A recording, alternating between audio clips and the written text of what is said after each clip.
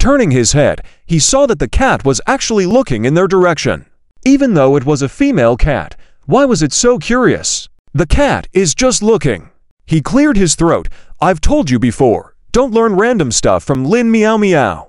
Liang Jiru pouted, wriggling out of his arms, and went to the balcony to pick up the cat. The cat seemed to never resist, gazing blankly at whoever carried it. What name should we give it? Have you decided? Chen Lu asked. Liang Jiru shook her head. I've been talking to you about this for so long, and you still haven't decided. I want to think about it together with you. Chen Lu shrugged helplessly. I'm bad at naming, don't forget. I didn't even name my company myself. Liang Jiru leaned in Chen Lu's arms, facing the cat. After pondering for a while, she suddenly said, let's call it Qian Duoduo. And just call it Duo Duo on a regular day. Chen Lu couldn't help but chuckle, little money fan. Naming by this girl was really strange. Either it's Zimu or Qian Duoduo. All belonged to the type that felt awkward at first, but eventually found it fun. It's auspicious. Isn't your new game going to be in public testing tomorrow? Liang Jiru pouted and lifted the cat high again. Do you like this name? Meow. So obedient. This cat really likes to snuggle in people's arms. Liang Jiru giggled, completely ignoring the fact that she also constantly snuggled into Chen Lu's arms. Chen Lu looked at the girl in his arms and then at the girl cuddling the cat, couldn't help but say softly, do you think we can be considered a family of three? I feel quite alike. Why yes. The term made Liang Jiru blush and her heart skip a beat, feeling an electric sensation from her ears to her chest, causing her heart to tremble. While Liang Jiru went to wash an apple, she returned to see Chen Lu going over the rules with Duo Duo. No peeing anywhere. No breaking things in the house. Chen Lu's initial requests were quite reasonable, but when he mentioned not allowing the cat to lay on Liang Jiru's lap, she didn't let him continue. Moments later, as Chen Lu repeated the name of the kitten, suddenly he exclaimed in horror, you're not going to name our future child something like wealth and prosperity, right? Of course not. I've thought of names that sound nice. Liang Jiru muttered under her breath, discontented. Chen Lu's eyes widened slightly. You already have a name for the child. I said the cat's name. The cat's name. Liang Jiru hurriedly waved her hands to explain, avoiding eye contact with Chen Lu completely. Planning the name for a child before even getting married? Isn't that what Meow Meow calls a silly girl? But she just likes Chen Lu. The thought made her ears instantly feel hot. Chen Lu slightly raised the corner of his mouth as he thought, when did this silly girl learn to be stubborn? Without delay, he mischievously leaned in, lightly nibbling on the girl's rosy earlobe. Liang Jiru felt like she was being electrocuted in Chen Lu's embrace, trembling a few times and losing all strength to resist in an instant, only able to shake her head gently in resistance. But with her earlobe being licked, she couldn't muster the strength to push Chen Lu away. Unable to push him away, meant enduring the earlobe licking, like many people tickled by friends, creating a weird closed loop.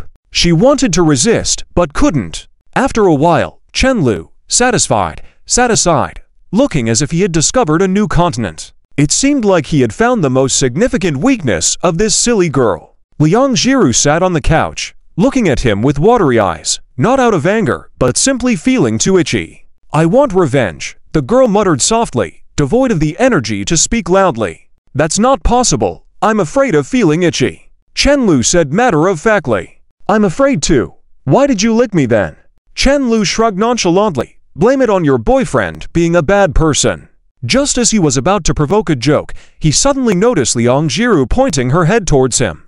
After a hysterical wail, Chen Lu lay on the couch like a dead fish, staring blankly at the ceiling. Liang Jiru sat beside him, gently massaging his chest. Why is your head so hard? I feel like even Guo Jing can't break it. Chen Lu muttered in disbelief. Hearing this, Liang Jiru pursed her lips, feeling somewhat embarrassed. I know. I'm sorry. It's okay. It's my own fault. Chen Lu realized he deserved the bump but pleaded, next time, can you give me a heads up before bumping into me, so I can prepare a bit? Someone with less willpower would have been knocked away by you just now. The girl remained silent, her movements becoming gentler. She found it strange. She was clearly holding back while bumping into Chen Lu. So why did he feel so much pain? After several pleas to stop, Liang Jiru finally stopped massaging him, lying on him like a soft pillow. Chen Lu involuntarily closed his eyes, burying his face in the girl's neck, inhaling her unique fragrance. "Is your company having a hard time lately?" After a while, Liang Jiru suddenly asked, staring directly at Chen Lu with worrying in her eyes. Her voice was so soft, as if she had gathered the courage to ask after a long time. Soon, tears sparkled in the girl's eyes. "Not really. But there have been rumors at school these days saying your company is struggling financially, selling computers and furniture. Some employees are even delivering food at night to keep the company afloat, their dark circles resembling pandas. There are even claims that you were seen on the rooftop multiple times." Chen Lu was puzzled by how this information had spread, or surprised it went so far. Would the next rumor be that his company had closed down again? Before he could explain, Liang Jiru propped herself up, counting on her fingers. "I can earn 4,000 to 5,000 a month by painting. I can cover the fixed 1,000 expenses and give you the rest. I can figure out ways to earn money for my mom's living expenses when not painting, maybe take up a part-time job. There are always more solutions than challenges. If you need money, we can mortgage the house. It's no trouble. I can just rent another place. Nothing to worrying about." She had a habit of rambling, breaking down her thoughts into parts, counting on her fingers as she processed each part in her mind, leaving Chen Lu speechless. Most importantly, the way she held back her tears and spoke so firmly despite looking on the verge of tears was particularly endearing. After expressing all this, she took out her bank card. "I still have more than 10,000 in my account, although it may not be much help. You can have it. The password is your birthday. I'm sorry, your girlfriend is useless, can't help much." The girl said with a teary voice, "I'll work hard to support you. Please don't do anything extreme." "Okay. I don't need anything. I just want you to be well." "Stop, stop, stop." Chen Lu couldn't hold back anymore. What was all this about? Although he was utterly perplexed, seeing the girl's moist eyes made him unexpectedly moved. He couldn't fathom how long she had kept these words before saying them. "Didn't you know that video was just an act? How could you believe it?" He said softly, "I have over 2 million sitting in my account that I can't spend. We don't need to buy houses or cars. You don't need clothes or bags. This money has been untouched for so long. I didn't know how much money you have, and you've never discussed company matters with me. So I wouldn't worry. And today you've been sitting still and staring at one spot, indicating something is bothering you. So I believed it," she said. "Don't listen to the rumors. And what's bothering me is just, never mind, it's not a big deal." He hesitated to mention he had been trying to figure out how to keep Liang Jiru here without her realizing it was New Year's Eve. Chen Lu hugged the girl, wiping her teary eyes with a tissue. He thought he was just trying to blackmail the school a little. How did it escalate to bankruptcy? Complaining aside, he couldn't help but kiss the girl on the forehead. It turned out this silly girl was far stronger and loved him more than he had imagined. Rumors stop at the wise. Can't you ask your good friend about it? He chuckled softly. Liang Jiru buried her face in Chen Lu's neck, mumbling, "It's Meow Meow spreading the tail that you were seen on the rooftop multiple times." Chen Lu's eyebrow twitched along with the corners of his mouth. As the calendar is about to flip to a new year, Hang City experienced a heavy snowfall in the evening. Clearly visible snowflakes fell freely from the sky, dancing like willow catkins as they were blown by the cold wind. Occasionally, a few snowflakes drifted onto the window, only to gradually disappear. Looking out from the window, all was white, and the entire world looked much cleaner. "You have a cold, don't stand on the balcony." Chen Lu was watching the snow when Liang Jiru said to him. The girl walked over, touched Chen Lu's forehead with her hand, and sighed in relief. "Luckily you don't have a fever." "Why am I not running a fever?" Chen Lu couldn't understand. Liang Jiru realized she couldn't figure out why Chen Lu said that and handed him the cup in her hand, saying, "Drink some hot water." Seeing Chen Lu obediently taking a few sips, she tied her hair back into a ponytail and said, "What do you want to eat? I'll cook for you before I leave. Your boyfriend has a cold. Why don't you stay tonight to take care of me? We can celebrate the new year together," Chen Lu shamelessly suggested. Liang Jiru lowered her eyes and her voice became muffled. "When I was leaving, my mom specifically told me she was cooking tonight and wanted me to go back early." Chen Lu nodded lightly, not saying much more. Aunt Zhao's instructions may not necessarily have other meanings, but since it was like this, he couldn't find any more excuses to ask Liang Jiru to stay. As a fleeting sense of loneliness flashed through Chen Lu's heart, he picked up the car keys on the coffee table and softly said, "All right, I'll send you back later." Liang Jiru firmly shook her head. "You have a bad cold, don't go out." Chen Lu knew how stubborn Liang Jiru could be at times, so he obediently wrapped himself in a blanket and sat on the sofa. "Then don't cook, it's getting dark outside, and with such heavy snow, I'm worried if you leave till late," Liang Jiru whispered. "But your cold is quite severe, just look, even your eyelids are drooping. How could I let you cook alone?" Liang Jiru mumbled with reason. As her words dwindled, her confidence quickly vanished because she didn't understand why Chen Lu suddenly became so solemn. Chen Lu pulled the girl into his arms, gently pinched her cheek, and said softly, "Then I'll send you."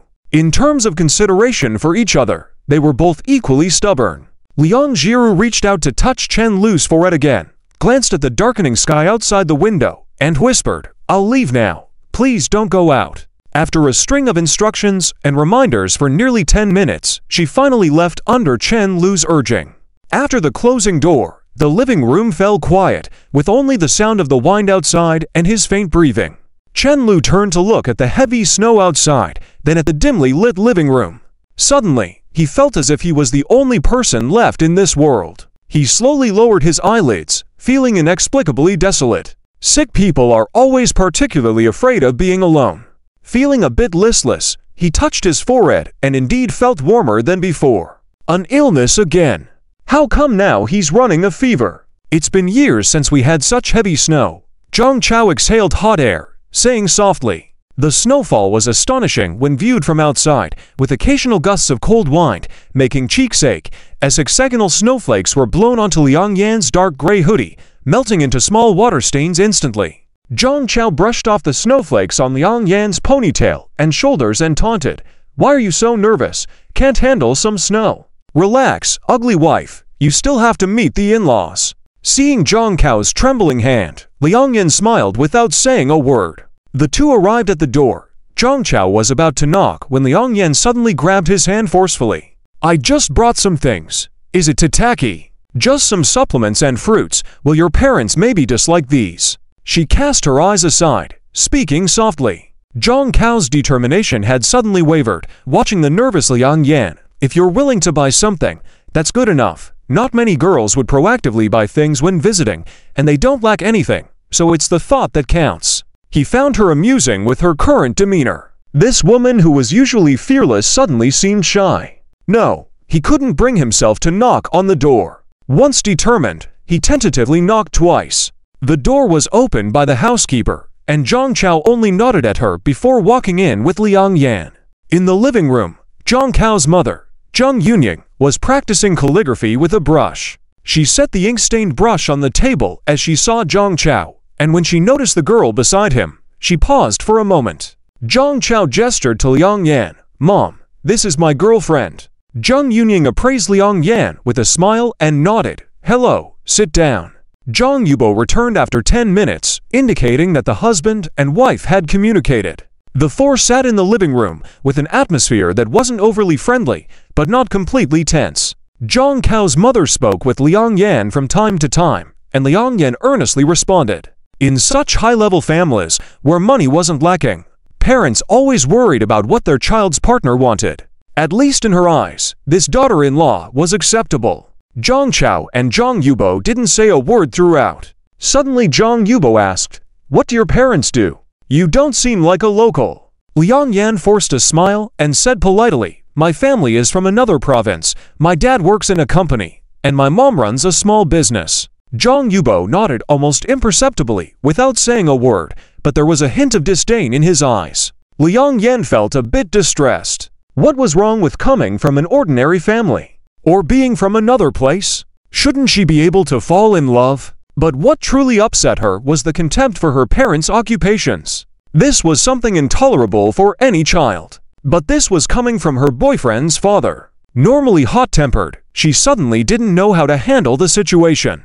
"Can you stop snooping into my background?" Zhang Chao's voice turned cold. "We are all just ordinary people. Who are you to judge?" Zheng Yunying quickly intervened. Liang Yan has actually won several lawsuits. "Zhang Chao, how is your company doing?" I've already earned millions by myself. The new game is launching tomorrow, which will yield a profit of at least a few million, Zhang Chao said truthfully. With the situation between you and Chen Lu going so well, Zhang Cao's mother instinctively praised. This inadvertently irked Zhang Yubo. He snorted and said, "Doing well. Lacks direction." "What do you mean by having direction? Do I need to do things your way to be considered successful?" Zhang Chao couldn't hold back his frustration. "What is success to you? Must I please you to be considered successful? Is this called being delusional?" Zhang Yubo stood up indignantly. "You have everything laid out for you, yet you don't act on it. Is this considered having direction? You are just stubborn." Liang Yan and Zheng Yunying were stunned. The Meet the Parents visit had taken an unexpected turn. Zhang Yubo silenced the entire room.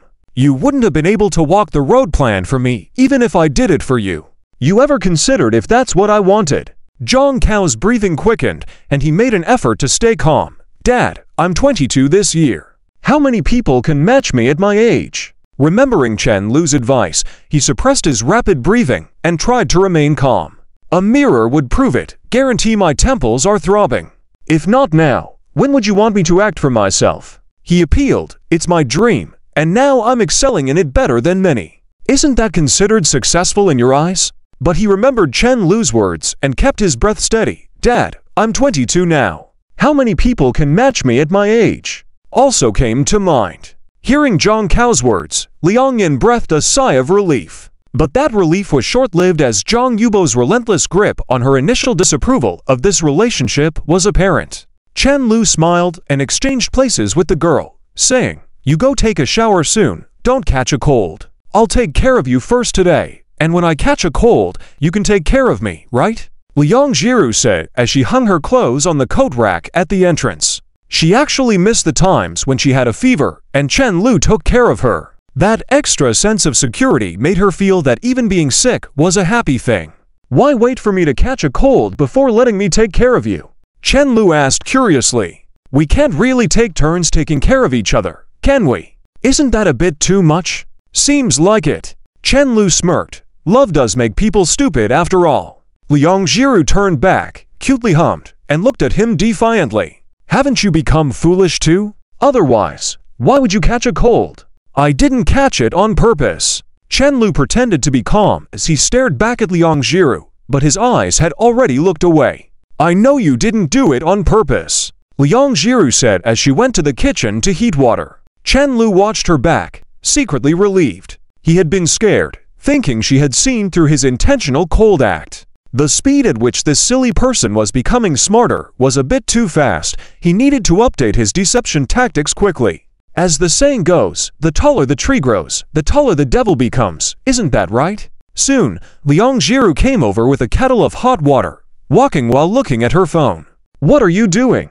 Be careful not to drop it." Chen Lu, wrapped in a blanket, sat on the couch, softly reminded her. Replying to my mom's message, she asked if I had arrived. Liang Jiru put away her phone, poured hot water for Chen Lu, and playfully plopped onto the couch. "I'm almost becoming an expert liar." The girl lay on the couch, her slender legs slightly kicking up and down, then buried her face in a cushion and stayed still. Chen Lu reached out to poke Liang Jiru's head, but she remained unresponsive like a dried fish. Clearly, she was deeply engulfed in guilt and unable to free herself. "Good kids turning bad will always go through a process," he softly said, "but you progress quickly. Probably won't take long before you dare to secretly get a certificate with Auntie. Keep up the good work. Please don't say that anymore. I beg you, please stop." Liang Jiru quickly begged, rolling back and forth on the couch as if she had heard a spell like the Monkey King, then continued to lie down. However, Chen Lu noticed a blush creeping through the girl's hair as she tried to wriggle her way out of the situation. Unable to contain his amusement, he reached out to help tidy her slightly disheveled hair. After a while, Liang Jiru finally finished her internal struggle, sat up from the couch, and reached out to touch Chen Lu's forehead. Then she was startled. "Are you running a fever?" She stood up in a panic, rummaging through drawers frantically. "It's all my fault. I forgot about this. Of course, if I have a fever, I'll definitely take medicine." "Who do you think I am, dumb like you?" Chen Lu pulled the girl, who was anxious and flustered, back into his arms, rubbing his cheek against hers. Soon, the girl's face also became warm. He couldn't help but remark, "Are you turning into a steam engine? Your face is as warm as mine." Liang Jiru pouted without saying a word, lightly tapped the back of his head with her knuckles in protest. Was she trying to embarrass him? "It's a bit cold." Chen Lu suddenly shivered. "Why isn't there underfloor heating here?" "Probably because you have a fever. I don't usually hear you complain about the cold," Liang Jiru said as she turned around, draped the blanket over herself, and hugged Chen Lu towards her. After a while, the two emerged from the blanket. "Feeling warmer?" The girl hugged Chen Lu tightly beneath her, asking softly. "Much warmer. You're like a little heater." "Does your mouth taste bitter? I'll go prepare some fruits for you later." "I want imported fruits." Liang Jiru pondered for a moment, and then bit his shoulder playfully. "Even when you're sick," the girl softly scolded, feeling slightly relieved. At least it meant Chen Lu wasn't in much discomfort. This guy, although he looked listless and spoke with weariness, didn't forget to take advantage of her. She suddenly felt she might end up being played by Chen Lu as a rogue for life. Although the bite didn't hurt or itch, out of politeness, Chen Lu made a stifled sound. He turned to look at the dark night outside, then at Liang Jiru nestled against his chest, smiling contentedly. All his loneliness and solitude were swept away. "Have you eaten?" Chen Lu asked. Liang Jiru shook her head gently. "No, I just got home not long ago. Let's cook hot pot ourselves." Chen Lu suddenly remembered he had stocked up on hot pot ingredients. As he was about to get up, the girl pinned him down again. "Hold me a little longer." "Sure." Chen Lu closed his eyes, patting the girl's back, thinking, if anyone were sick, they might assume it's you, not me. After nearly 20 minutes, Liang Jiru finally let go of Chen Lu and went to the kitchen to wash the vegetables. With his head feeling warm, Chen Lu had no mood to check his phone and wandered around the house. Yawning, he walked to the balcony to see what the stray cat was up to. When he arrived, Duo was still lying on the balcony railing, gazing quietly at the night outside. It seemed like Duo hadn't warmed up to the two of them yet, spending all her time on the balcony except for eating and going to the bathroom. "I'm glad I picked you up, otherwise, in this heavy snow, I don't know where you would have ended up," Chen Lu said in relief. With such terrible weather, competing for territory with other stray cats, she might have frozen to death outside. "Meow." Duo seemed to understand his words, rubbing his hand that was patting her head gently, and meowed softly. Then she turned and continued to stare motionless outside, her upright pupils looking deep. Such an aloof cat. Chen Lu chuckled and flicked her on the head before heading to the kitchen. He had another cat at home who was anything but aloof. Seeing Liang Jiru washing the vegetables, he slowly approached her from behind, reached out to scratch her chin with his finger. Feeling ticklish, the girl pulled back her neck, then squinted and rubbed her cheek against his hand. Chen Lu chuckled. As expected, Liang Jiru was a cat. "You go lie down, I'll take care of it." "Just a fever. You make it sound like I'm on my deathbed," Chen Lu whispered. There was no need for him to fake helplessness when Liang Jiru was around. Although he felt a bit uncomfortable, it didn't really hinder him from doing anything. He opened the kitchen cabinet, took out his long-stored hot pot ingredients, and suddenly saw the bag that Lin Mao's parents had brought when they visited. "Can you handle spice?" he asked with a smile. "Whatever you want to eat, I'm fine with. But just go easy on the chilies. I'm afraid your stomach might ache." Chen Lu decided to give it a try. If he didn't take risks, what was the point of living? Soon, to set a table full of vegetables and meat. Eating hot pot at home and eating out were two completely different experiences. The restaurant's hot pot always seemed tastier, but eating at home felt more cozy, each with its own charm. Looking at the layer of chili flakes floating on top of the pot, Chen Lu swallowed his saliva and suddenly regretted his decision. Could he handle it? He's a little tempted to replace and cook a new bag, but he's too embarrassed to say it. "This looks very spicy. Can you handle it?" He pretended to be worried, pointing at the bright red bottom of the pot. "If you can't handle it, we'll change it." "I can handle it." "Are you sure?" "Maybe it's because of meow meow. I can handle this kind of spicy." Chen Lu stopped talking, feeling that his dignity as a man had been insulted. This silly and stubborn still talked back. "You'll change it yourself later," Chen Lu thought in his heart. After a while, seeing Liang Jiru's little mouth turning red from the spiciness, Looking cute, but still behaving as if nothing was wrong, he poured a cup of hot water and put the just picked up meat slices in it. Liang Jiru didn't say anything, but when helping Chen Lu pick up the food, she no longer put it in his bowl, but directly dipped it in his water cup. Outside, the snow was raging, but inside the living room was warm and cozy. Aside from the bubbling hot pot, the only sound was the soft whispers of the two chatting, warm and comfortable. Chen Lu looked at the time. It was only a little after 8 o'clock at night. It's 8 o'clock now. Finishing dinner is just in time to get ready for the New Year's Eve. His tongue was already numb, and he was having trouble speaking clearly. If you're not feeling well, you can go to bed early. We can celebrate another time, Liang Jiru said earnestly. In fact, she was very conflicted in her heart. After all, no girl disliked having a sense of ceremony. She was both looking forward to it and worried that Chen Lu would be uncomfortable. After weighing in her heart for less than 2 seconds, she made up her mind to advise Chen Lu to rest early. Although it was the first New Year's they spent together since they met, there would be many more in the future. There's no rush for now. It's okay. Sleeping at midnight is considered early for me. Seems like you stay up late often, Liang Jiru said absent-mindedly. Her body clock was different from Chen Lu's, waking up early and getting sleepy early too. Latest around 11 at night, she would be extremely tired. You seem to have a regular schedule. How many young people nowadays don't stay up late? Chen Lu placed the can of Coke he had just picked up on the table, then continued, this year was busy with graduation. Last year at this time I was still staying up all night in the internet cafe with my roommates. We used to play until 7 or 8 in the morning, then go out for breakfast before going back to the dorm to catch up on sleep. However, each time, just as the group of friends were chatting animatedly at the beginning, losing multiple times later made everyone silent, to the point where they wouldn't even share a table for breakfast. Back then, when he thought he was invincible after killing a few opponents in the game, but then seeing on the scoreboard that Li Xinian or Zhang Chao had fed someone to become even stronger, it was truly infuriating.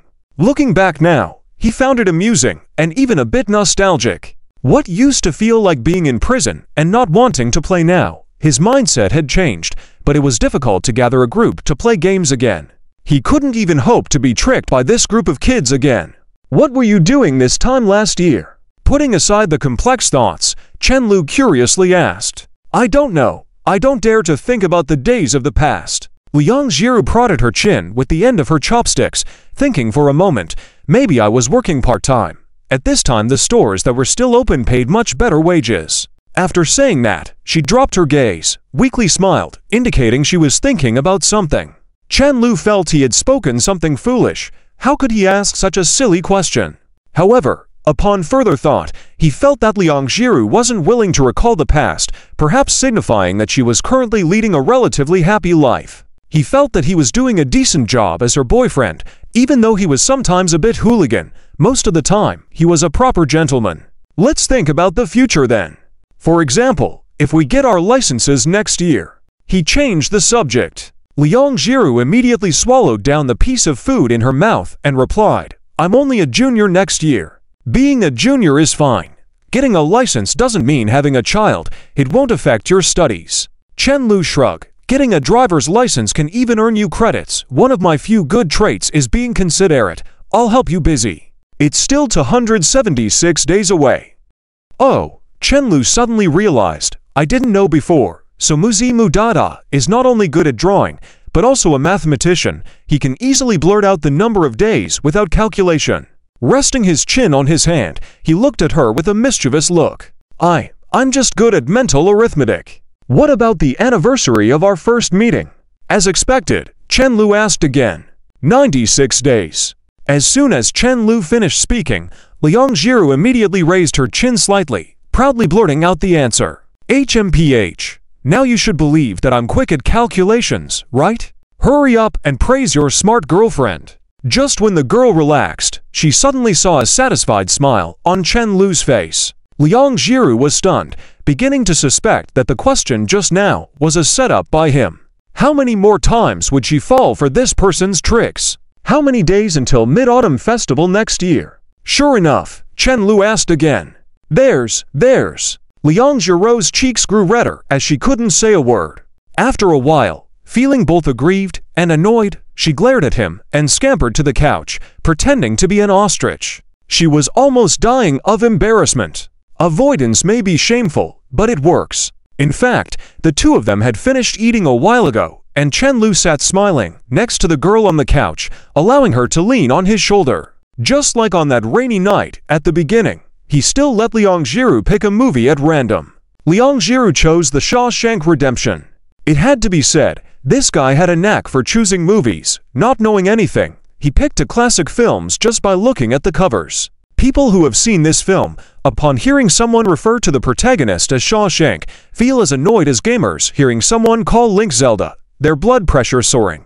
Coincidentally, Chen Lu belonged to both of these groups, often getting irritated by either moviegoers or gamers teasing him endlessly. However, it must be said that this movie was truly a timeless classic. As time passed second by second, when Andy started giving tax advice to the prison guards, Liang Jiru suddenly said, "You're just like the main character. You look honest on the surface, but your heart is full of all sorts of thoughts." She yawned and said, looking at the time, it was just past 10 o'clock at night. It's still a long time. Suddenly time feels like it's moving slow. Because you're anticipating midnight. That's why time feels slow. Put that thought aside, and it'll go faster. No wonder I always feel like each day passes so slowly. Sleepily murmured Liang Jiru, squinting her eyes, leaning on Chen Lu's shoulder, her eyelids already struggling to stay open. Chen Lu blinked. How does that relate to anything that happens every day? This girl's thinking was too unconventional. He stood up and went to the balcony, bringing Dodo along. You're a part of our family now. You can't be hiding on the balcony alone. Dodo was still the same as when it first arrived. As soon as he put it on the couch, it jumped down on its own. Turning back and glancing at Chen Lu, hearing him say sternly, "Don't leave," Dodo was startled and obediently lay back on the couch. Chen Lu stared at it with a dumbfounded expression, thinking it was completely reasonable to call Dodo by its name. It was the same as being stubborn with it. Liang Jiru found it familiar, unable to resist a slight smile. "You used to scare me like that." The girl squinted her eyes, speaking muddledly, but with a happy smile on her face. "I was so scared back then." Liang Jiru bumped her head against Chen Lu's shoulder, adjusting to a more comfortable position. "But I still want to stay with you." "Is that so? If you're tired, go to sleep. I'll wake you up closer to the time." Chen Lu whispered, looking out the window, Liang Jiru curling up in his arms, vividly remembering the girl who wouldn't budge unless prompted, the girl who now lay in his arms. No. If you're tired, then sleep. Just let me know when it's time," she said, though she quickly fell silent. Outside, the snow had lessened, covering the ground in thick layers, occasional snowflakes falling onto the windowsill, blending into the cozy atmosphere. In the living room, Chen Lu and Liang Jiru fell asleep on the couch, covered by the same blanket, with Dodo napping on top of them, all three sleeping peacefully. This year, the two of them and a cat spent the time together. As they slept soundly, the clock on the wall struck 12. The calendar quietly turned a new page. Chapter 247 Happy New Year, with the moon setting and the stars sinking. As a faint light of dawn emerged on the horizon, the stars in the night sky gradually dimmed. The cold wind crept in from outside the window, slipping through the cracks of the blanket, making it feel chilly. Chen Lu opened his eyes in a half-awake state and glanced at the time. It was already 6 o'clock in the morning. It's the beginning of a new year, he sighed in his heart. Last night, when he saw Liang Jiru sleeping, he had planned to wake her up when it was almost time, but he unexpectedly fell asleep due to drowsiness. He wondered if this silly girl would be upset. Sensing the cold, he thought of getting up to carry Liang Jiru to the bedroom, only to realize that he was being tightly hugged. The girl in his arms lazily resembled a cat, resting her head on his shoulder, revealing her fair and beautiful neck and collarbone. Just as he moved, Liang Jiru hugged him back and then pinned him down again. It was then that Chen Lu noticed Liang Jiru was half awake and staring at him. Feeling his forehead, she seemed relieved that his temperature had not risen again. "Did I wake you up?" "I've been awake for a while." Liang Jiru yawned softly, still in a daze. "You've been awake for a while. Why are you still here? Aren't you cold?" Liang Jiru snuggled closer to him, like a soft white rabbit clinging tightly to him.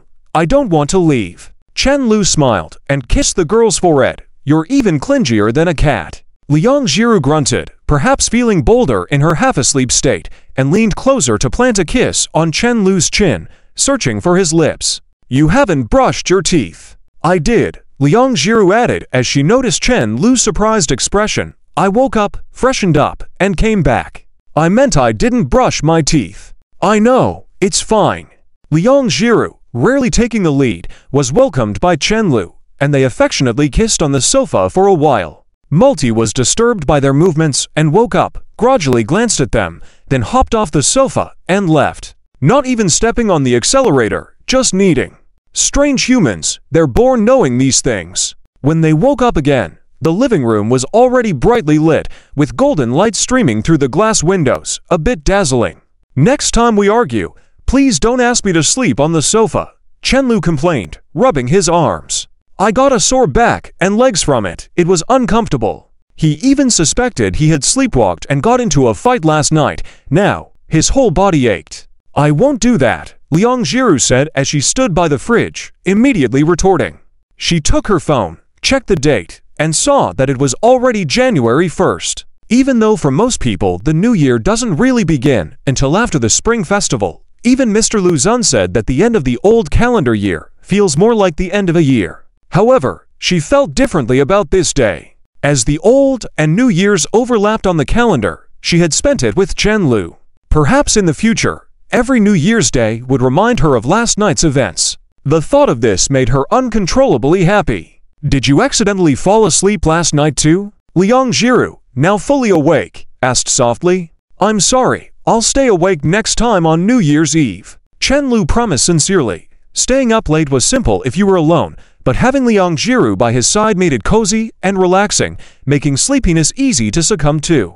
Liang Jiru pursed her lips, a touch of smile playing on her face. "It's fine. I think it's nice this way." Chen Lu brushed his teeth and washed his face, then played with the cat before breakfast was ready. Liang Jiru had prepared breakfast meticulously, fearing that he wouldn't eat properly. "Are you going back to the company later?" Liang Jiru took off her apron, untied her hair, and let her long hair cascade down. She tied the hairband around her wrist and sat next to Chen Lu. Today was New Year's Day, coincidentally the day of Chen Lu's company's new game's public testing. Chen Lu shook his head slowly. "No, I'll wait to see the first day's revenue. I'll spend New Year's Day with you." Generally, the revenue of the first day wouldn't determine if a game could survive, but it would indicate the upper limit of a game. However, this wasn't reason enough for him to go to the office since the revenue wouldn't increase just because he was watching. He had played all his cards, and now it was a waiting game. Looking at his phone, he checked the trending topics. The video of his acting had dropped in ranks, but next to it was the news of their new game's public testing, which had just climbed up the rankings. This was an unexpected joy for Chen Lu. Whether it was suing someone for stealing data or fighting a lawsuit with the Lin Group, it had indirectly advertised the new game. "This person has been waiting for half a year," Liang Jiru commented as she saw the post Chen Lu was looking at. "Is this person a fan of your company? That's an exaggeration. His acting is so bad." "It's obvious he's a paid promoter for our company," Chen Lu remarked, smiling faintly while eating his perfectly seasoned omelet. "On the internet, we're all blind believers. Never trust everything you see online," he added. Nowadays, news constantly twists and turns, even though the internet is more advanced. Information received often feels clouded, making it hard to ascertain the truth. After being misled numerous times, he had learned to take everything with a grain of salt. His emotions no longer swayed easily. "Can't trust what you say either," Liang Jiru murmured softly, elevating Chen Lu's curiosity. Chen Lu blinked in confusion, retorting, "Why shouldn't you trust what I say?" Liang Jiru looked away, a subtle tint of pink spreading across her cheek, discreetly checking to ensure her shirt was buttoned properly. "When you first woke up, you kept saying that you'd get up immediately if I just poked you.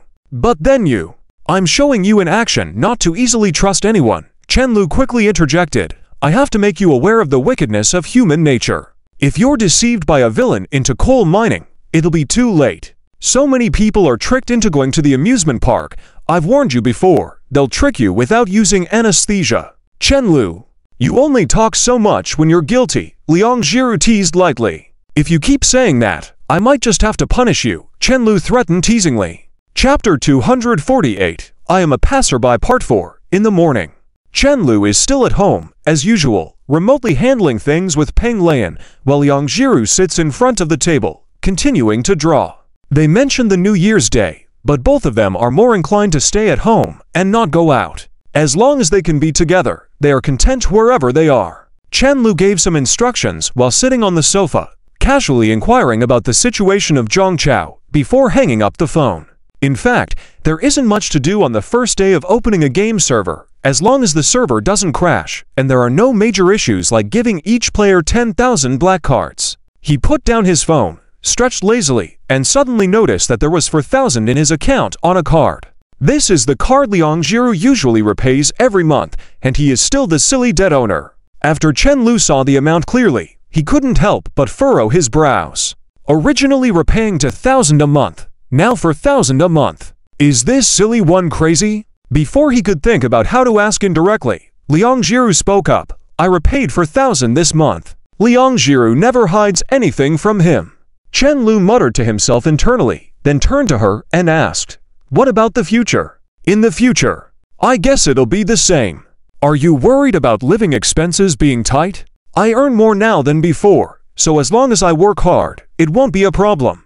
Liang Jiru replied seriously. Seeing Chen Lu's lack of expression and response, her voice gradually became smaller and timid. I did want to discuss something with you earlier, but I saw you were busy, so I put it off. If you think next month's repayment amount is too much, you can always ask for less. Please don't be mad at me. Chen Lu looked at the nervous girl, and after a moment of deliberation, he silently nodded. Since the day she explained the situation to him after the exhibition, he had no need to stop her. It would be better if she could resolve her concerns sooner. The only thing he worried about was Liang Jiru pushing herself too hard. When he was a sophomore, he used to cry and beg Wang Zhao for more living expenses every mid or end of the month. Spending 4,000 in a month is not something that the vast majority of university students can afford, let alone when Liang Jiru still has to support herself and Aunt Z. Moreover, starting from very early on, all his clothes were bought by Liang Jiru. No, not just his clothes. Liang Jiru had long turned him into a dependent, buying all kinds of daily necessities for him as well. When Chen Lu came to his senses, he realized that Liang Jiru was hugging him tightly. What's wrong?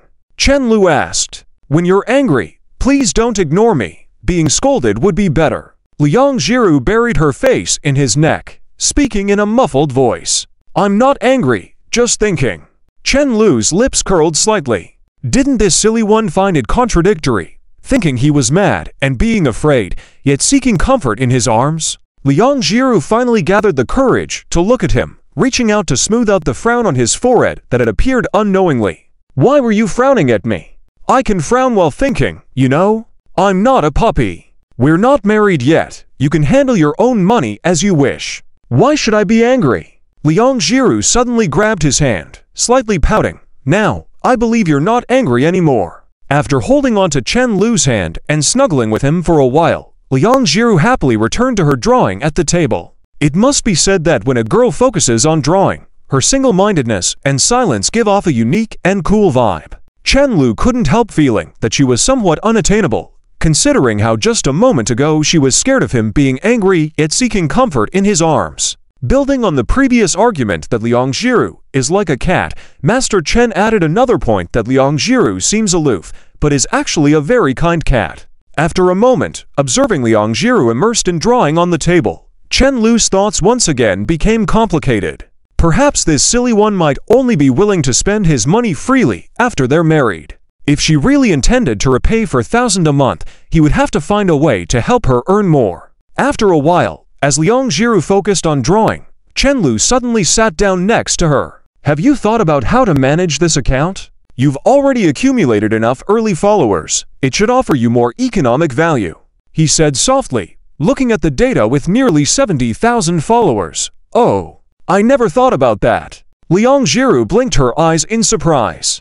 I've always believed that as long as my art improves, more people will like it. Start thinking now. Although I will always be by your side helping you, you should have the ability to handle things on your own, Chen Lu encouraged. After some thoughtful consideration, Liang Jiru tentatively suggested, what if I post fan art of your new game character on the opening day? But time is running short now. Chen Lu kissed her on the cheek firmly. My girlfriend is really smart, but there's a faster way. It was clear that this silly one was quick on the uptake. What is it? I've got a bunch of activation codes for you. Try drawing a few dynamically. I've made these codes exclusive to you, apart from top streamers. This approach might be a bit whimsical, but harmless. After all, he was the boss, right? What are they for? Liang Jiru asked curiously. To redeem limited skins. When you input the corresponding code, you can receive the skins in your mailbox. The original pixel style had been abandoned, and now in the game-regenerated cells,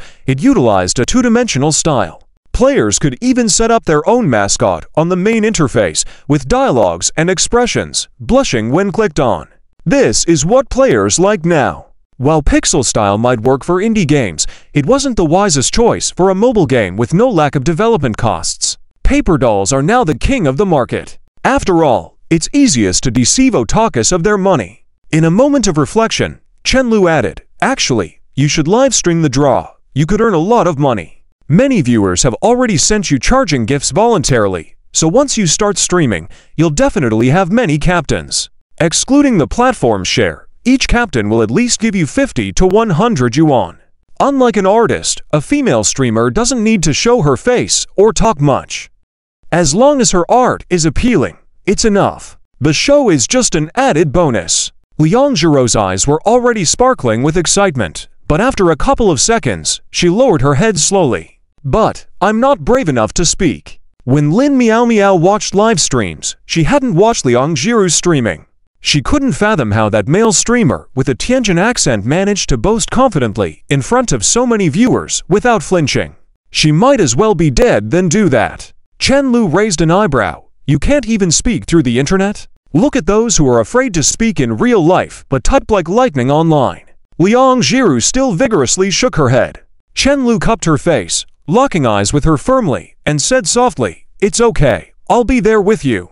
You just focus on drawing. I'll take care of the comments. Will you give me bonus points?" "No. Should I speak for you or give you bonus points?" Liang Jiru puffed up her cheeks, "Okay." Chen Lu was efficient, and within minutes, he set up the streaming software and OBS, then used the limited activation code gimmick as the stream title. The Musumu account's live stream suddenly went live. The girl timidly moved aside, sitting far away from the screen, and asked Chen Lu in a low voice, "They can't see me, right?" "No. This computer doesn't even have a camera installed. If they could see you, it'd be a miracle." Liang Jiru felt slightly reassured after hearing this and scooted closer to Chen Lu. Thanks to the fan base she had accumulated earlier, there were already viewers within a few seconds of starting the live stream. The screen was already filled with a few scattered barrages. "Oh my! What am I seeing? Wasn't Musumu a girl? Why do I hear what sounds like a boy speaking? Musumu has social anxiety. I'm her boyfriend, also her mouthpiece." Chen Lu suddenly recalled something and chuckled, "You can also call me a passerby." As soon as he said that, the small livestream room, which was broadcasting for the first time, erupted with a barrage of comments that it shouldn't have had. Chapter 249. Whether it's a story or an accident, it seems that Chen Lu still remembers the initial comic exhibition. Standing by Liang Jiru's side, no one thought that he was Liang Jiru's boyfriend. Instead, they called him a stranger. Today is considered a big revenge. Several barrage comments floated on the screen. "My dream was shattered just as it began.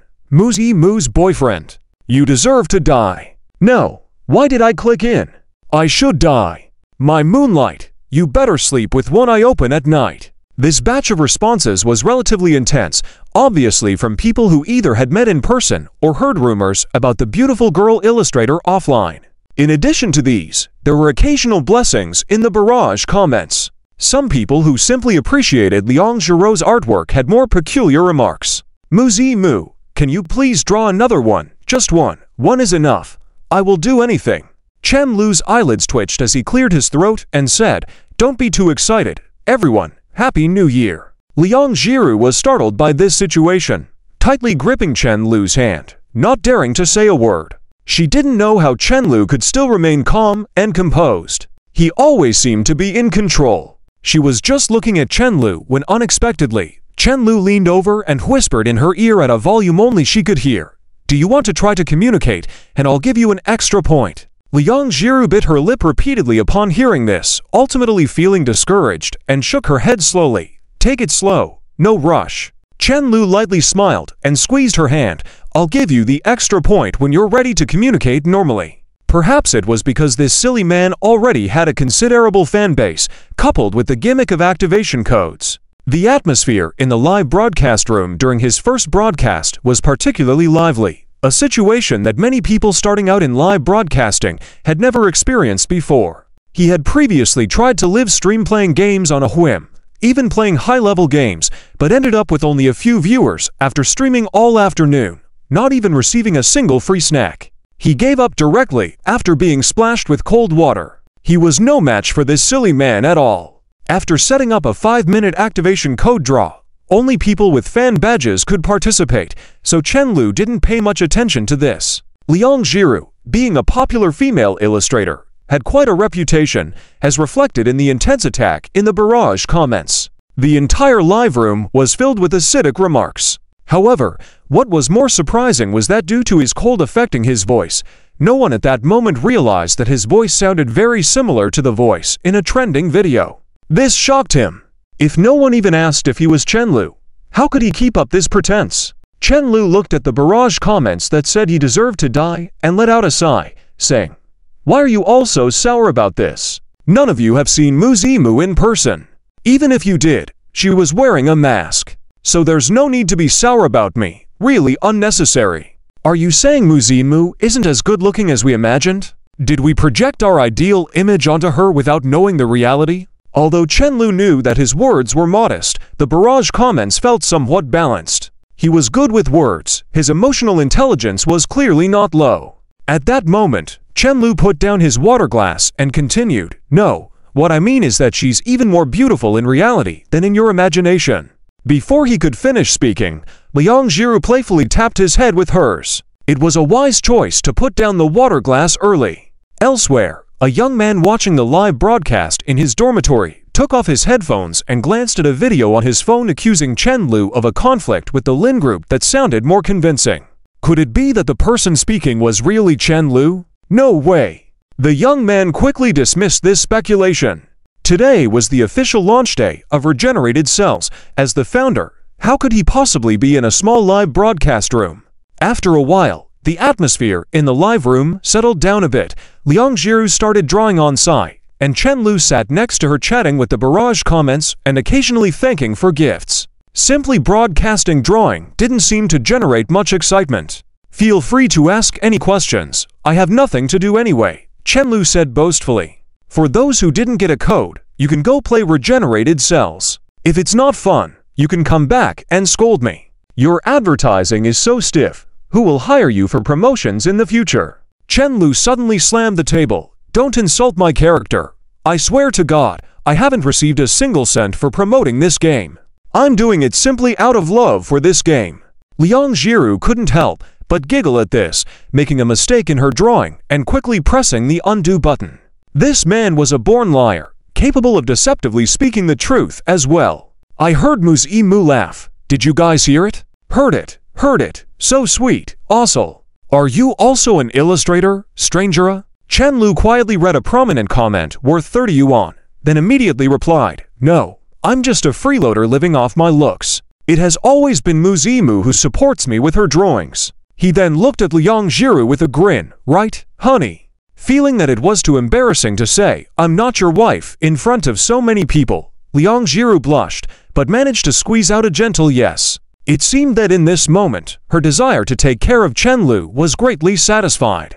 A few question marks floated in the barrage comments, then rapidly multiplied, eventually engulfing any Chinese characters. Single online friends, knowing that Chen Lu had such a good-looking girlfriend, was one thing, but now hearing that he was also a freeloader, their reactions could be imagined. As Liang Jiru drew Tosaka Rin halfway on the screen, the live room had become increasingly lively. Those who wanted to see her draw were quietly watching, occasionally gifting and commenting.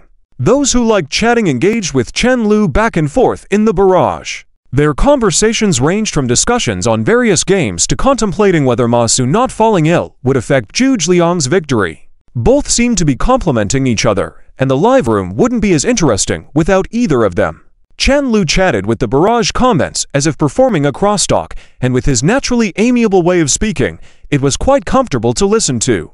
Liang Jiru put down her pen, glanced at the man beside her, and couldn't help but smile subtly. She then bowed her head and continued drawing intently. She suddenly felt that every day now was so interesting.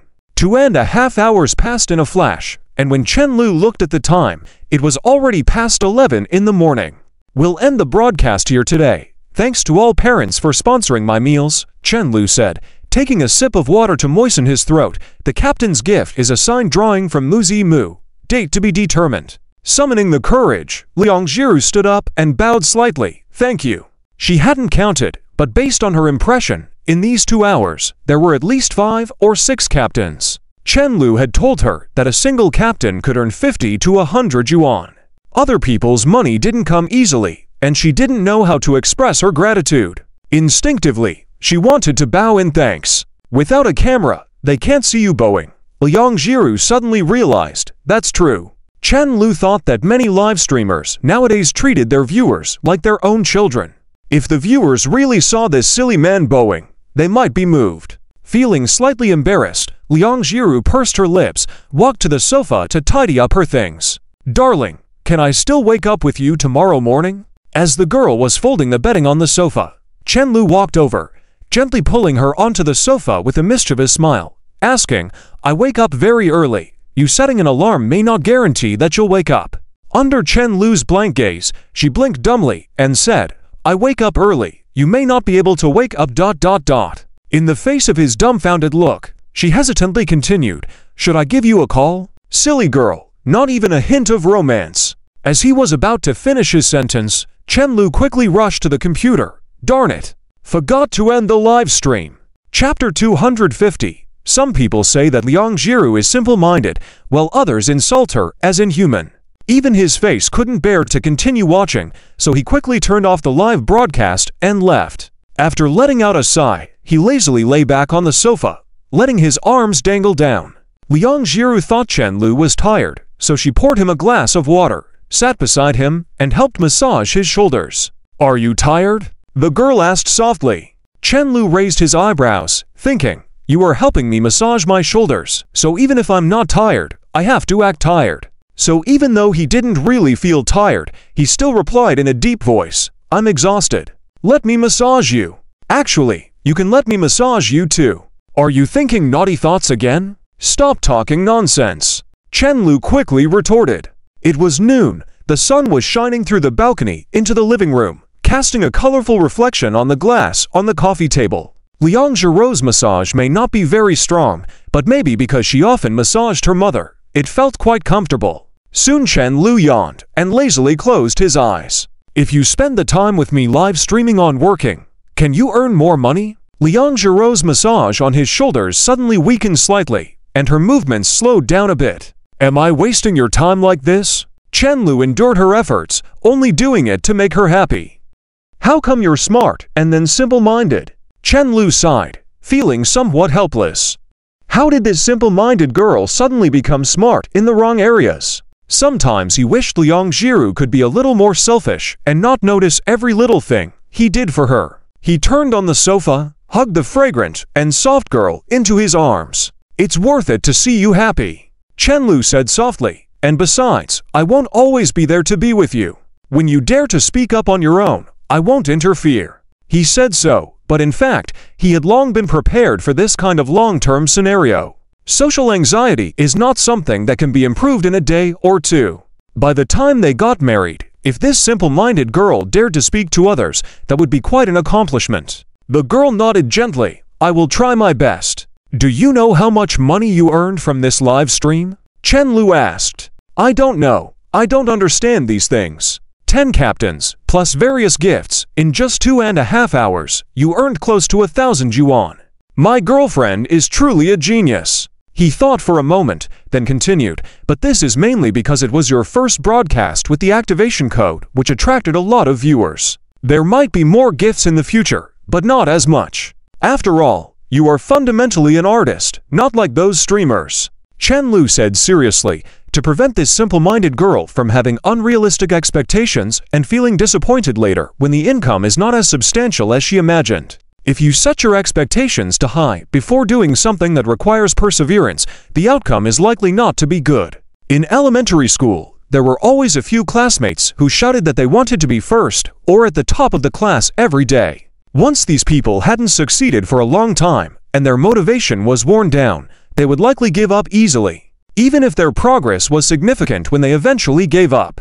Chen Lu thought Liang Jiru might be a bit upset, but to his surprise, she seemed like she had hit the jackpot, turning to him with a blink in her eyes. Will there be more in the future? Yes, there will be, Chen Lu said somewhat helplessly, finding her focus a bit strange. He poked Liang Jiru's head. I thought you might be upset when you heard that. Liang Jiru obediently lay in Chen Lu's arms, letting him play with her hair. No, because with or without gifts, I still have to draw. So now it's just drawing with the added bonus of making some extra money. Even earning a few more dollars is considered extra income. You can even buy yourself a bottle of Coke. You are optimistic. Chen Lu couldn't help but laugh. This simple-minded attitude was much better than most people's. After lounging on the sofa for a while, they realized they had not even had lunch.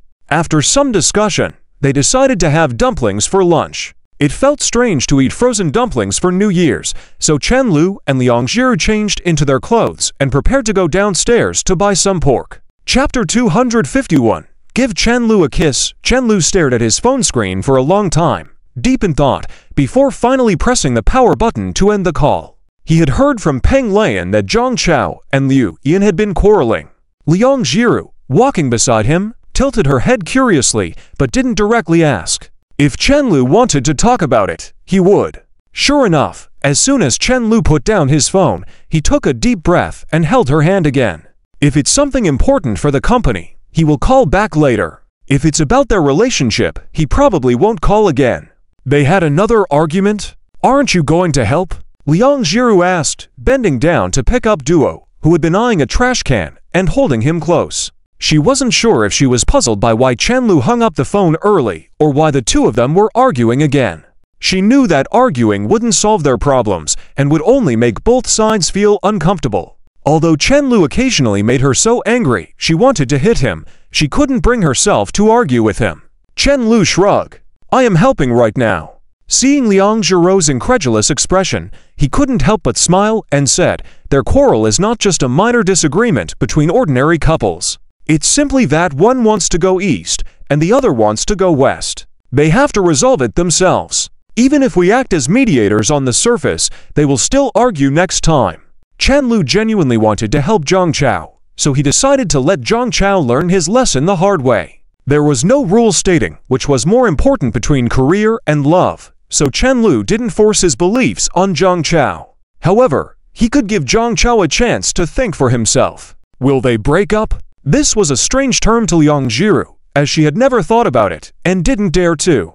Even saying it out loud felt awkward for her. Their relationship isn't that superficial. They won't break up suddenly. If they can't resolve it by themselves, then I will find a way to help. Maybe I'll need your help too. They chatted as they walked towards the supermarket entrance. Chen Lu held the door open for Liang Jiru and casually asked, by the way, what do you think of Liu Yan?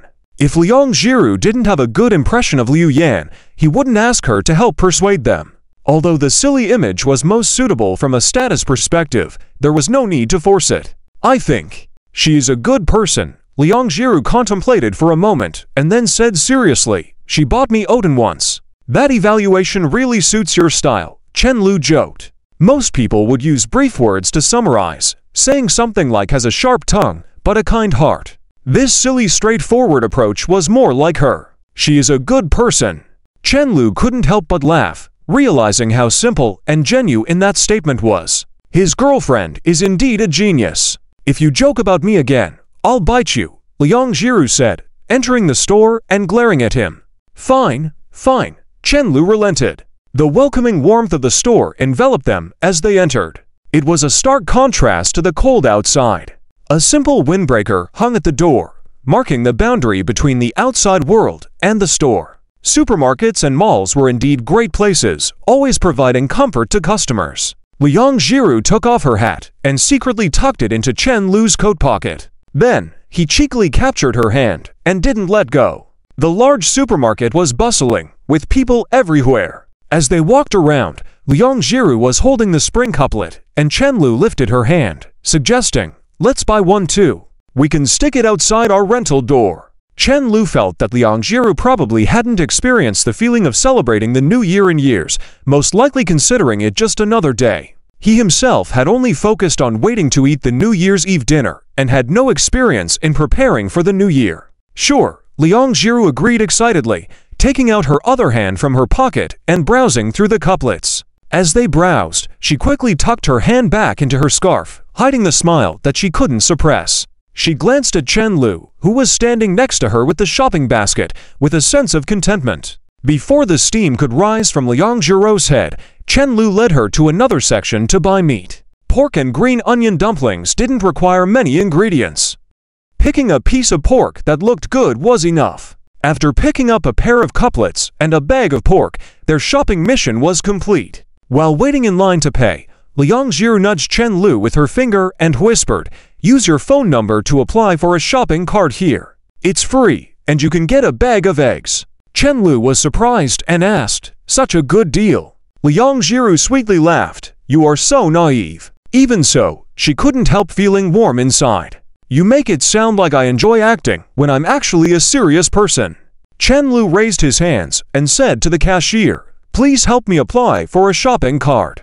"Is the offer over? Your colleague told me yesterday that I could come today to get it. You can call and ask if you don't believe me." 2 minutes later, Chenlu left the store with a bag of eggs in one hand and Liang Jiru in the other, carrying the bag of pork. Since there was only a small amount of items, he wouldn't let Liang Jiru help with it. Holding the spring couplet, Liang Jiru suddenly turned around to look at him. "With the eggs in our fridge at home, we can enjoy these until the new year." Seeing Chenlu's sharp gaze, Liang Jiru realized how odd her statement sounded just now. She quickly turned away, not saying a word. Chenlu took a few steps forward, leaning close to her ear and teasing, "What's wrong, wife? It's okay to say our home." Liang Jiru felt weak in the legs, whether from Chenlu's warm breath on her ear or from the term wife. She couldn't stand steadily. "Why are you acting so casual? Didn't you keep talking about wanting to marry me?" Chenlu held the girl's arm, preventing her from walking away, and continued, "Just say it, call me husband quickly." Influenced by the domestic atmosphere surrounding them, similar to that of a young couple, Liang Jiru stood straight, tiptoed, lightly kissed Chenlu's Adam's apple, then hugged his neck, whispering softly in his ear, "Husband, give me a kiss." Chapter 252. Sometimes there is no need to deceive Chenlu. After a long time without a response, Liang Jiru still saw his Adam's apple move slightly. A moment later, Chenlu squatted in front of Duodwo and reached out to pat its head. "Duodwo, don't run around. Watch over the meat and eggs, and when we get back, I'll reward you with some cat treats." "Meow." Duodwo rubbed its head against his palm, obediently responding. Although Liang Jiru didn't know what would happen next, she still subconsciously took 2 steps back. It was only then that she realized her wrist had been grabbed by Chenlu. She had never regretted anything so much in her life before. Unfortunately, no matter how she struggled, she couldn't escape the fate of being dragged by Chenlu into the alleyway. It turned out that the one dragging you into the alley might not necessarily be a bad person. It could also be your boyfriend. Likewise, a guy's wandering hands during a kiss wouldn't restrain themselves just because the girl was dressed warmly. Liang Jiru wiped the corners of her mouth with the back of her hand, with a flushed face, walking out of the alley, picking up the couplet from the ground and holding it close to her chest. Duodwo was quite clever. Seeing the couplet swaying in the wind, it simply lay down on top of it. "Progress, this time you even voluntarily stuck out your tongue," Chenlu joked as he picked up the eggs, resulting in a more intense kiss between them. "You stuck out first," Chenlu tilted his head. "Is that important?" "It is important." Liang Jiru averted her gaze, feeling guilty that she had initiated it this time. Now, her lips were swollen, so she had no reason to blame Chenlu. The more the girl thought, the hotter her cheeks burned. Even the cold wind on her face didn't feel as cold anymore. She was afraid that Chenlu would continue teasing her, so she pretended to be angry, picked up Duodwo, and left. Otherwise, Duodwo, who was pretending to be angry, took a few steps and still sneakily looked back to see if Chen Lu was following. If Chen Lu slowed down, she slowed down as well. If he purposely stopped, she immediately slowed down pace. Foolish and unable to act angry properly, Chen Lu restrained his laughter, feeling quite pleased as he followed behind. Kissing was similar to being in love.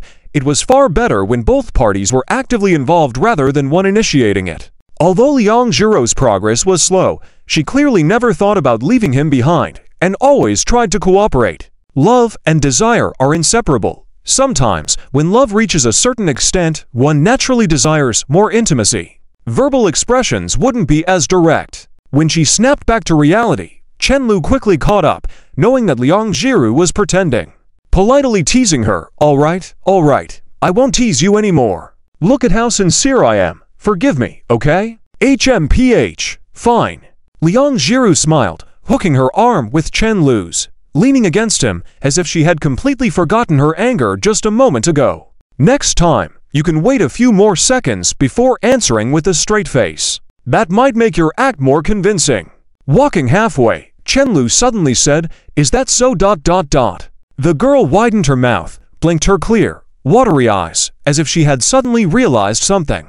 Back at home, Liang Zhirou took off her down jacket and helped Chen Lu remove his coat as well before hanging them on the hanger. Why did I have the idea to take Duoduo for a walk? It wore me out. Chen Lu couldn't help but groan as he stumbled onto the sofa and lay there motionless like a dead fish. We didn't go that far yet. Liang Zhirou glanced at the time and was startled to see it was already past midnight. You can rest first, I'll go prepare the filling.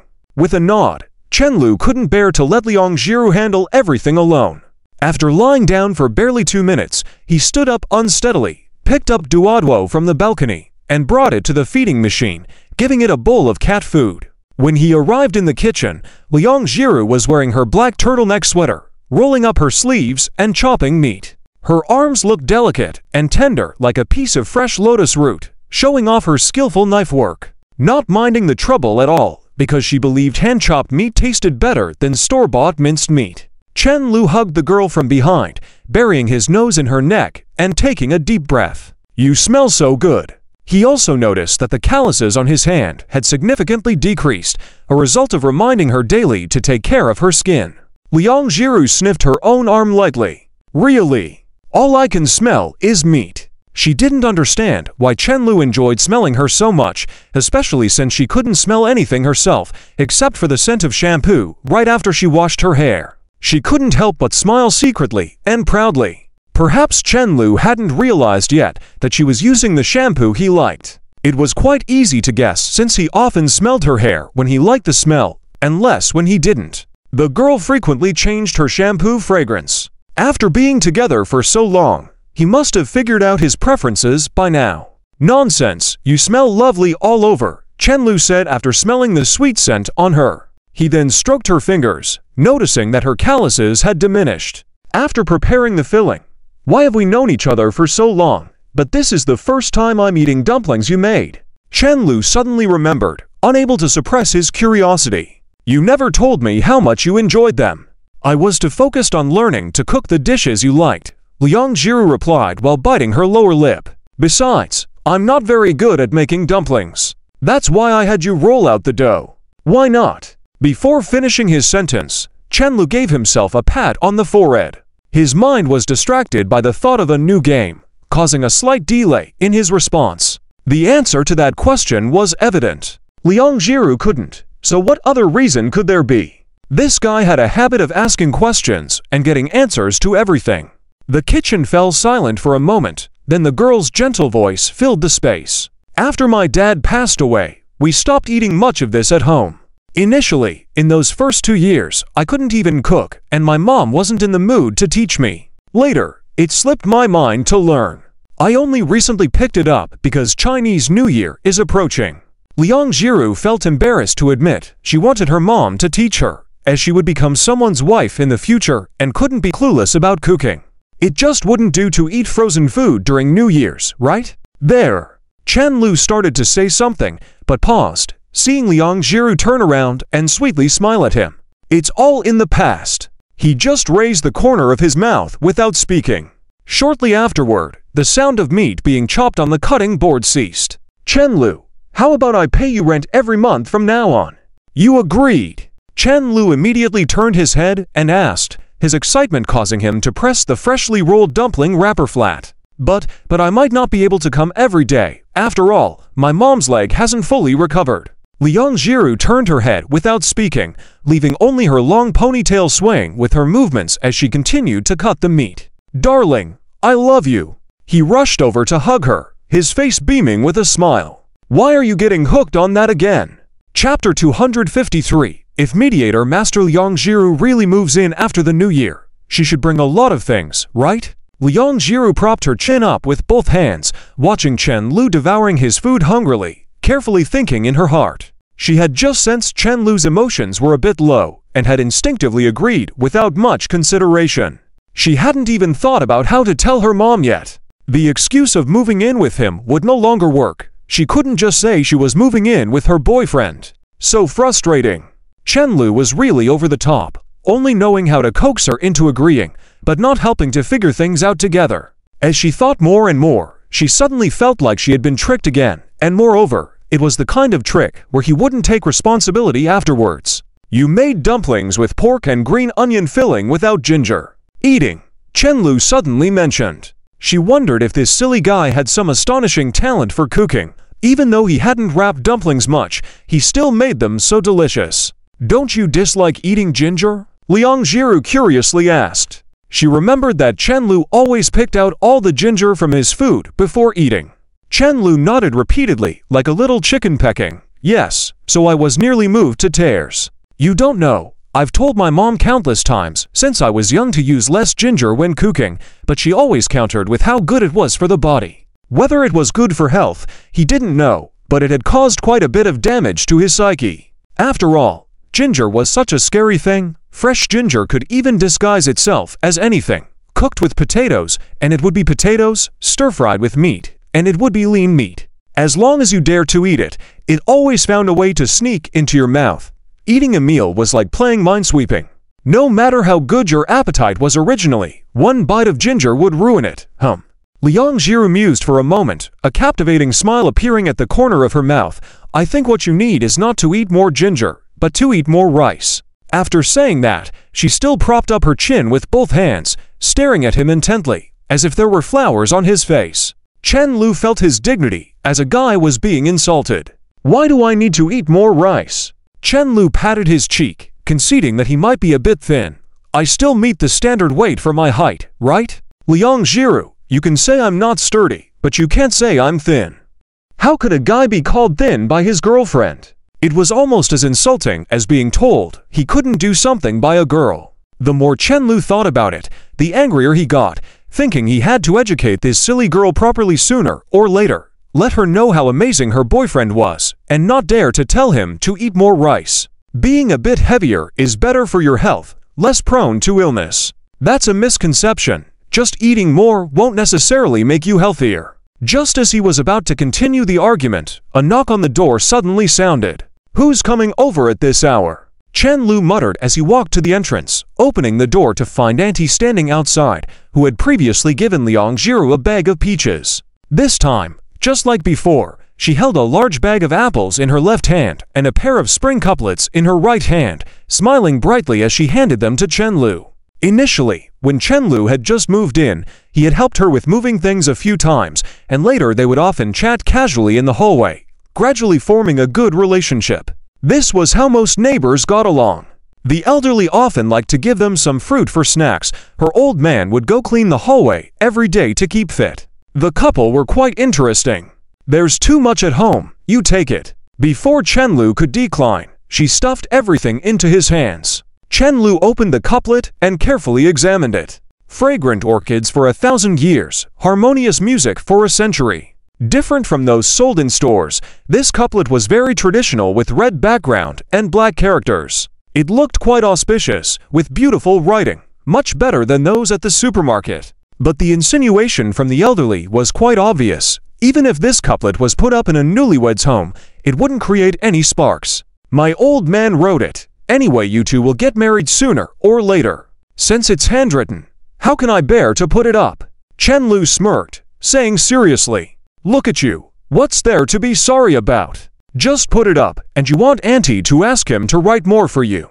After all, besides writing, this old man doesn't do much formal work every day." Auntie waved her hand dismissively and headed downstairs. "You've graduated. You should hurry and settle the big things once your relationship is stable." Her voice lowered a bit, as if whispering, "A girl as good as Jiru is hard to come by these days. You brat don't know how to hurry up. Can a girlfriend be just like a daughter-in-law? Soon, soon." Chen Lu smiled in agreement, not daring to tell her that he and Liang Jiru were not even old enough to get a marriage certificate. After Auntie disappeared from sight, he gently closed the door, then returned to the dining table, thinking, do the elderly always like to rush marriage? Auntie brought a pair of spring couplets. Unfortunately, they can't be put up. He shrugged, continuing to eat his food quietly. Liang Jiru, hearing this, curiously picked up the couplet, then quickly put it away, as if nothing had happened. Was this a spring couplet? Wasn't it usually written to bless a couple with a happy and long-lasting marriage? After a while, she imitated Chen Lu's usual manner and cleared her throat, gently saying, "Since we have an extra one, I'll take the one we bought at the supermarket back home. We didn't get one yet." Chen Lu looked up. "Their door is much larger over there. Isn't it strange to put such a small couplet there?" Their house was probably older than his, so it had one of those old-style doors, much smaller than the doors in Regal Estate. That's why they had picked the smallest couplet at the supermarket, suitable for this side of the neighborhood. "No, please don't think about it anymore. You're not allowed to think about it." Liang Jiru hurriedly stuffed a dumpling into Chen Lu's mouth, not giving him a chance to continue. 2 seconds later, Chen Lu realized what Liang Jiru was thinking and bit his lip to hold back his laughter. How did his girlfriend manage to be so cute when she acted all proud? Despite saying they would spend New Year's together, Chen Lu ended up spending the whole day at home with Liang Jiru. He only returned to the company the next morning. As he pushed the door open, he saw a group of people sitting at their desks looking gloomy, not uttering a word. He clapped his hands to get their attention, then casually said, "Is the first day's revenue not good?" "It's okay. I have a plan." Lin Miao Miao, being braver, pointed to Zhang Cao's office and spoke first. "No, the game situation is better than we expected. It's just that Big Brother Zhang is in a bad mood, so we didn't dare to speak." Chen Lu nodded understandingly, thinking that maybe his temper was just a bit too good, as it didn't have much of an effect when he was angry. Stepping into Zhang Cao's office, he saw the latter sitting in the boss's chair, staring blankly at the computer screen. The ash from his cigarette had fallen onto his hand, but he seemed unaware. "Still not reconciled?" Chen Lu asked. Zhang Cao finally came to his senses, shaking his head slowly, picking up a lighter from the desk only to realize that his cigarette had been burning all along. Without saying a word, Chen Lu pulled out the most comfortable chair and sat across from Zhang Cao, taking the report from the table to review their game's first-day revenue.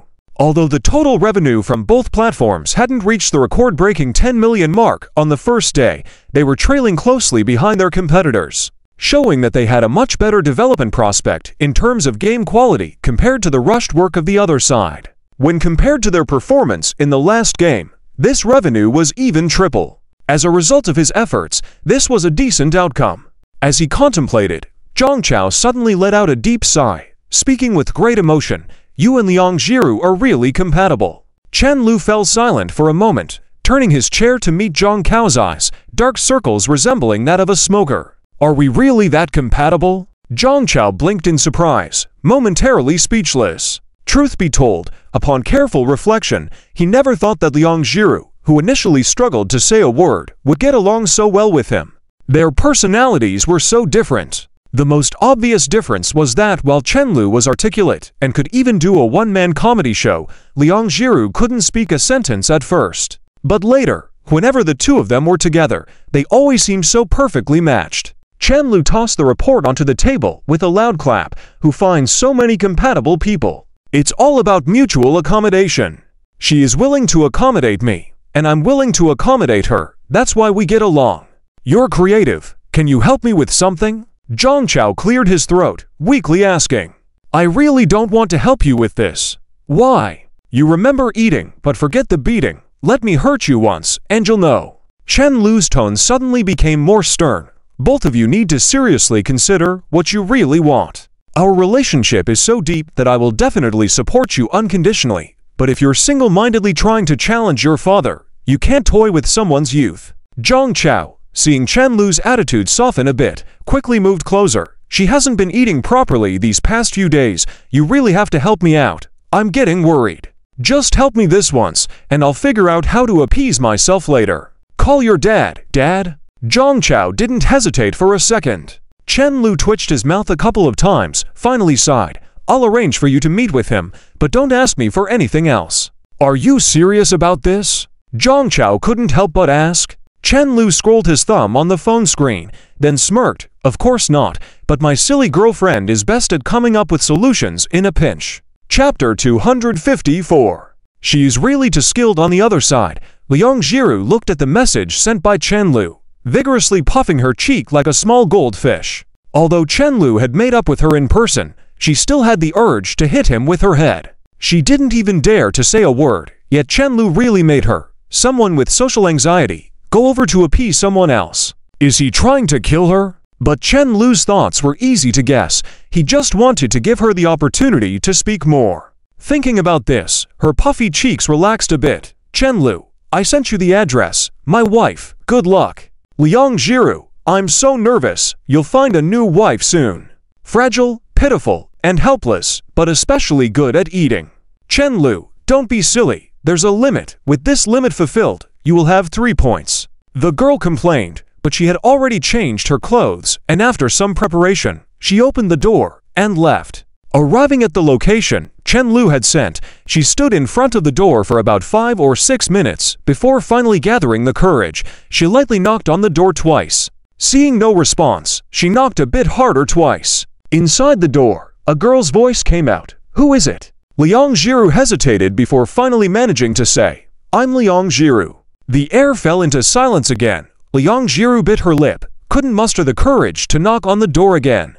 They weren't close to begin with. She guessed she probably didn't want to deal with her. Just as Liang Jiru was about to flee on the spot, the door slowly opened. Liu Yan opened the door and saw Liang Jiru slowly going down the stairs in sections, already halfway down.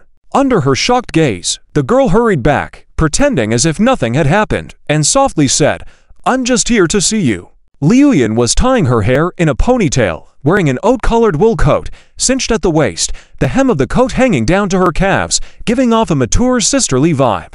She found herself taken aback. Not willing to ruin Liang Jiru's mood, Liu Yan stepped aside. Come in, it's cold outside. Two grown men actually let a pitiful girl like this to come for a visit. TSK. How despicable. In her mind, Liu Yan suddenly felt that she and Liang Jiru were on the same side. Little did she know that even this thought was part of Chen Lu's plan. After Liang Jiru entered and glanced around, she realized this place was not like their old community. It was at least a third larger, with more luxurious decorations and furniture, evident from the almost wall-sized TV. Yet, she couldn't shake off the feeling that this place lacked a bit of warmth compared to their side. Although the TV would be perfect for watching movies, she still preferred the feeling of being snuggled up with Chen Lu while reading on a laptop. Seeing a suitcase next to the sofa, Liang Jiru was slightly surprised, but after a moment, she pursed her lips and pretended not to have seen anything. Seeing the well-behaved Liang Jiru sitting on the couch, Liu Yan couldn't help but ask, Did Chen Lu send you here? Feeling the need to start the conversation herself, she didn't want to repeat the situation like last time, feeling embarrassed. At the end of the day, she had always been trying to take away this girl's lifelong happiness. Liang Jiru sensed some guilt in Liu Yan's expression, tilting her head curiously before reassuring her, It's okay. Not many people are willing to be friends with me. Just be happy. She remembered Chen Lu's instructions and continued, Shall we eat first? Chen Lu always says I cook delicious meals. Want to try? I can also accompany you out to eat. Since he started it, you can't let yourself suffer further. You should eat more. Spend his money. This was probably the most evil way of revenge Liang Jiru could think of. I wanted to talk to you for a long time these past 2 days. If I really force him to let go of those things for me, I will regret it for the rest of my life. Pointing at the suitcase next to the couch, Liu Yan sniffed, controlling her tears, forcing out a stiff and awkward smile. I won't hold him back anymore. Liang Jiru wanted to say more, but she had already said all the rehearsed words and didn't know how to continue persuading. Instead, she nervously leaned closer to Liu Yan, watching her teary eyes, whispered, "If you want to cry, then cry. I won't go anywhere, I'll stay here with you." Although she was not good at comforting people, she could easily tell if someone wanted to cry, as she often found herself holding back tears. The kitchen was soon filled with the aroma of food, the sound of casual chit-chat, and laughter. Liu Yan and Liang Jiru sat at the table, talking, laughing, and slowly building a genuine connection. The warm atmosphere was a stark contrast to the loneliness and sadness that had been lingering. Liang Jiru realized that sometimes the most valuable support one could offer was a simple presence, a listening ear, and a reassuring smile. In that moment, she understood that being there for someone in their time of need was more impactful than words could ever be. Chapter 255. He had too many cards to see the numbers gradually rising on the elevator screen. Zhang Chao suddenly said, "Don't you think the idea of as long as I can be with you, it's fine is too unrealistic?" Chen Lu turned his head without speaking, quietly waiting for him to continue. Zhang Chao seemed to be reminiscing about something, then suddenly smirked. "Life is actually very materialistic. I have a childhood friend. If his family were a bit wealthier, the three of us could have had a great time during university." Chen Lu was stunned for a moment. Could it be? Exactly as you think. This world never speaks of love and peace. Without money, you can't do anything. There was a post about a wife dying after lacking 100,000 for treatment. You must have seen it. This is reality. You also gave money to your girlfriend's mom for treatment. You can't possibly not understand. Zhang Chao breathed a sigh of relief. So whether it's about making money or realizing dreams to show up my dad, I can't let go of either of these things. Women and children can be naive, but men cannot. Though saying this may not be very auspicious, hospitals are not charitable institutions. They won't treat you for free just because you're pitiful. Isn't Liang Jiru's family pitiful enough? Her mother was only able to get treatment because Chen Lu earned money. She had worked herself to exhaustion before. Who cared for her then? More money leads to a better life. Even the most beautiful love needs a certain material foundation. Companionship and emotions can't solve any problems. If Chen Lu had no abilities and was a poor fellow, what could change for him after meeting Liang Jiru? Tender gestures in that situation would hold no value. Nevertheless, Zhang Chao only thought these things in his mind and didn't say them out loud. After a pause, Chen Lu said in a deep voice, "Doing what you want and spending more time with Liu Yan aren't mutually exclusive." Chen Lu viewed the situation with Liu Yan as a runaway from home, not actually lacking money, the main reason being the pursuit of dreams. "Chen Lu, not everyone is as smart as you," Zhang Chao said earnestly. "Though you may not be as good at socializing as me, there are problems you easily solve that I would need a long time to learn. I simply don't have that much time." "I know," Chen Lu nodded. "So the biggest problem between you and Liu Yan is a lack of mutual understanding. Try to adapt without breaking up." With that, the elevator stopped at the 16th floor. Chen Lu adjusted his pocket and stepped out of the elevator. Zhang Chao held back a multitude of questions and followed him to the door. Chen Lu knocked twice on the door and cleared his throat, saying, "Take out." "Why are you here?" Liu Yan apparently recognized his voice. "I'm here to take my wife home." Chen Lu put on a smug face and chuckled. Liu Yan opened the door and upon seeing Zhang Chao, her expression turned cold. However, she didn't close the door and motioned for Zhang Chao with a casual nod. Zhang Chao blinked in confusion, quietly giving Chen Lu a thumbs up. More accurately, he did it for his girlfriend, Liang Jiru.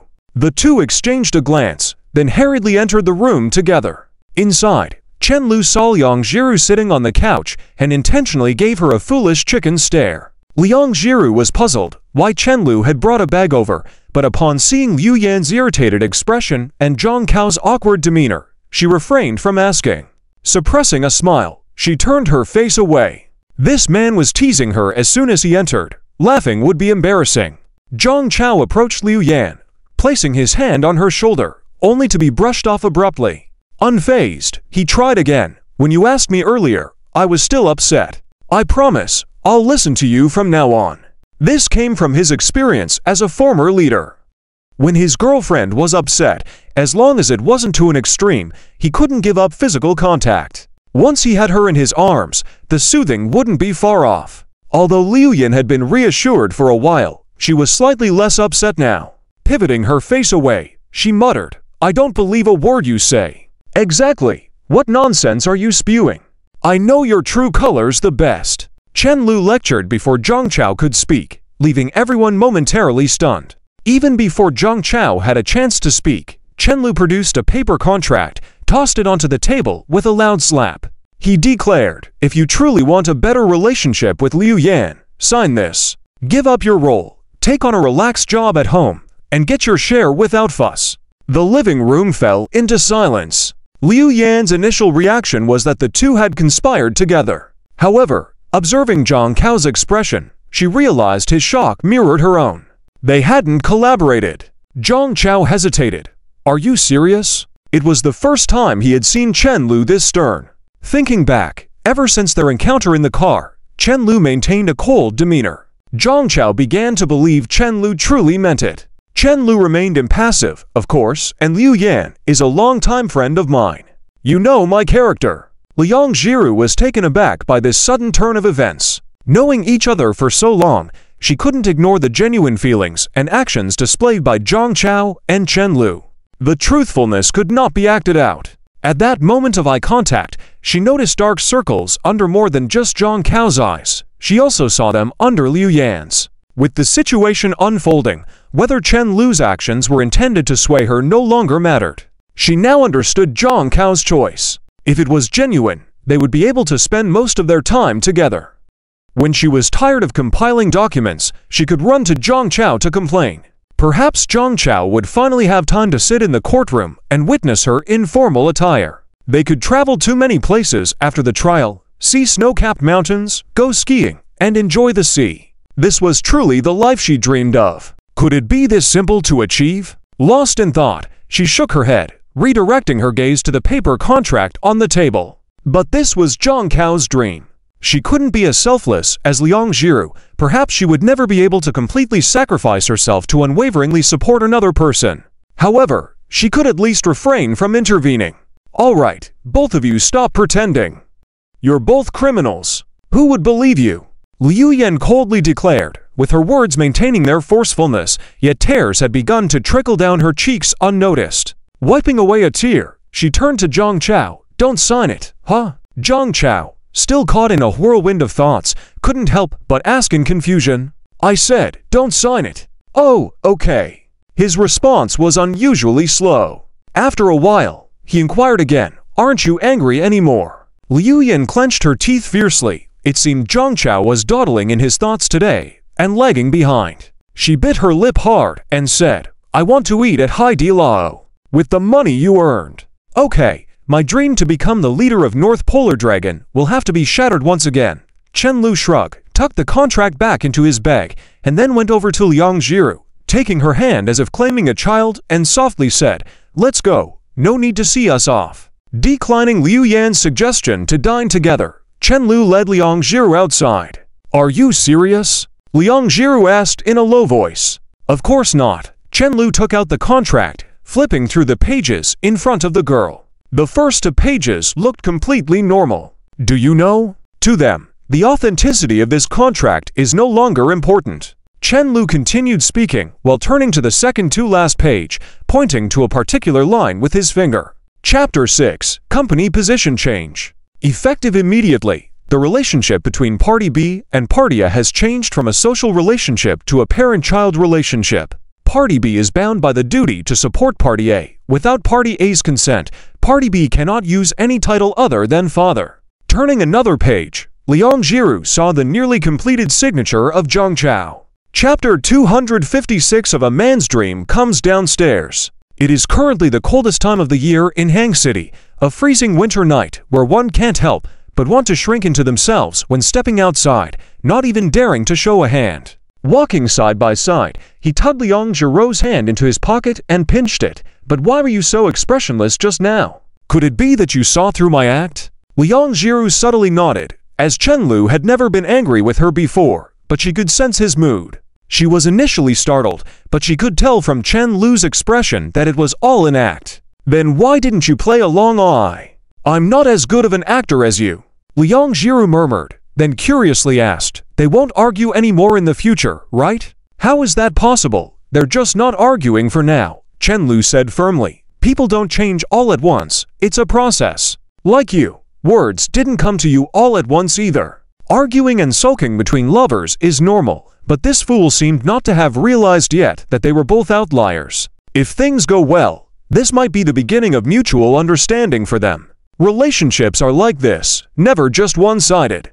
Everyone gives a part, enjoys a part, and in the end, the scale must remain balanced for longevity. Then you can't be so good to me in the future. Liang Jiru held Chen Lu's hand, intertwining their fingers, saying seriously, feeling their scales were unbalanced. It's you who can't be so good to me anymore, Chen Lu corrected her. This topic was one where neither could convince the other, so they decided not to bring it up again. Their TV is so big. Liang Jiru extended her hands to show, speaking with breath visible in the cold. Sometimes, she would suddenly express her thoughts and observations to Chen Lu like a child, adorable. Chen Lu remembered and agreed. Do you want one? Though it might not fit in our rented place, you could get one at your home. I don't want one. I've never seen one that big. Movies can be watched on computers and phones. We don't need to spend that much money on it. Chen Lu teased, you're good at living life. They kept chatting, leading to when Liu Yan said she'd call Liang Jiru. Chen Lu froze at the mention of it, suddenly feeling afraid. Initially, Lin Miao Miao was coaching Liang Jiru on self-defense tips, but what if Liu Yan added some martial arts training ... What would become of him? Liang Jiru, unaware of Chen Lu's reason for freezing, stood watching him, marveling. You're really talented. I felt that way since we first met. You always understand everyone's thoughts so clearly. Otherwise, how could you have resolved those who bullied me and our landlord? She felt Chen Lu had a natural talent. After all, he managed to persuade her every day. If she were a criminal, she'd probably confess voluntarily to Chen Lu. Maybe even agree to marry him after getting out of prison. Liang Jiru shook her head. That's too far-fetched. No good writing this kind of nonsense. Chen Lu shrugged. But that's not the case for you. You had no clue how hard I worked to make you like me. Liang Jiru was straightforward and often countered him directly. The fool had surpassed him numerous times since they met. Chen Lu gestured for her to continue speaking. Chen Lu bent his head down as Liang Jiru beckoned, putting her hands near her mouth as if whispering, have you considered this possibility? When you were trying so hard to make me like you, I already had feelings for you. After her words, she touched his cheek with her finger to hide her bashful smile. Their actions, initially taken under the guise of friendship, revealed more as they both began to fall for each other. So, I spent much effort trying to take advantage of you with lame excuses, all for the sake of making you like me. Chen Lu couldn't believe he didn't see it back then.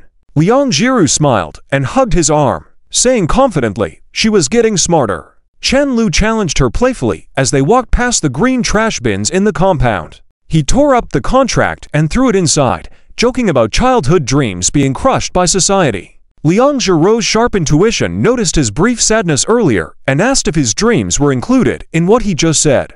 Chen Lu's eyes showed a moment of loneliness, but then he held her face, tilting it slightly, and whispered, no, my dream is to marry you. Chapter 257.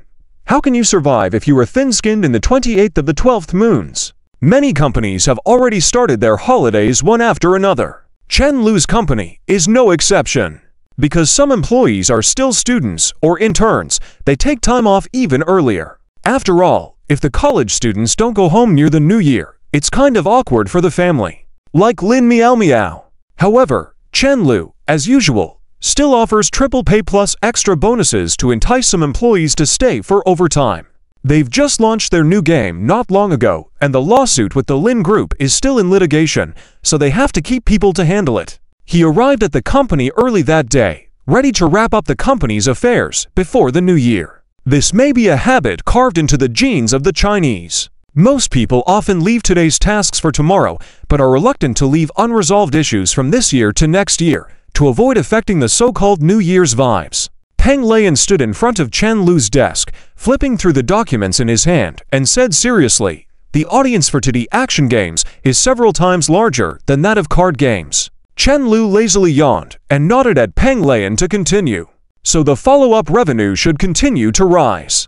Even the most conservative estimate would at least triple the profit of the previous game. We can start preparing to separate from the WeChat platform next year. Peng Lei seemed more excited than his boss. To go further, we need to apply for our own game license and make a game that can market the IP. Otherwise, we will end up like before, where they only know about Tower of Slaughter but not about our Polaris. Chen Lu pondered for a moment upon hearing this and sighed suddenly. What's wrong, Boss Lu? Nothing, just worrying about how to spend so much money. Chen Lu rubbed his forehead and couldn't help but smile. His girlfriend is still happy eating free eggs every day. Even if he makes millions more immediately, she probably won't have a concept of it. But at least there's money for the wedding now. Next year, he can buy a villa or a big apartment in a well-located area. Buy anything, ask her what she likes, and save it for the wedding. Wedding. The age will be just right next year. Isn't that a coincidence? As he thought about it, Chen Lu inexplicably began to grin. The smile had long disappeared from Peng Lei's face as he said in silence, "If you don't want the money, you can donate it to those in need, like me." He realized that reporting to Chen Lu about work doesn't bring the same joy as reporting to Zhang Chao. Chen Lu only cares if things are going according to his expectations, and whether he earns more or less, his expression remains the same.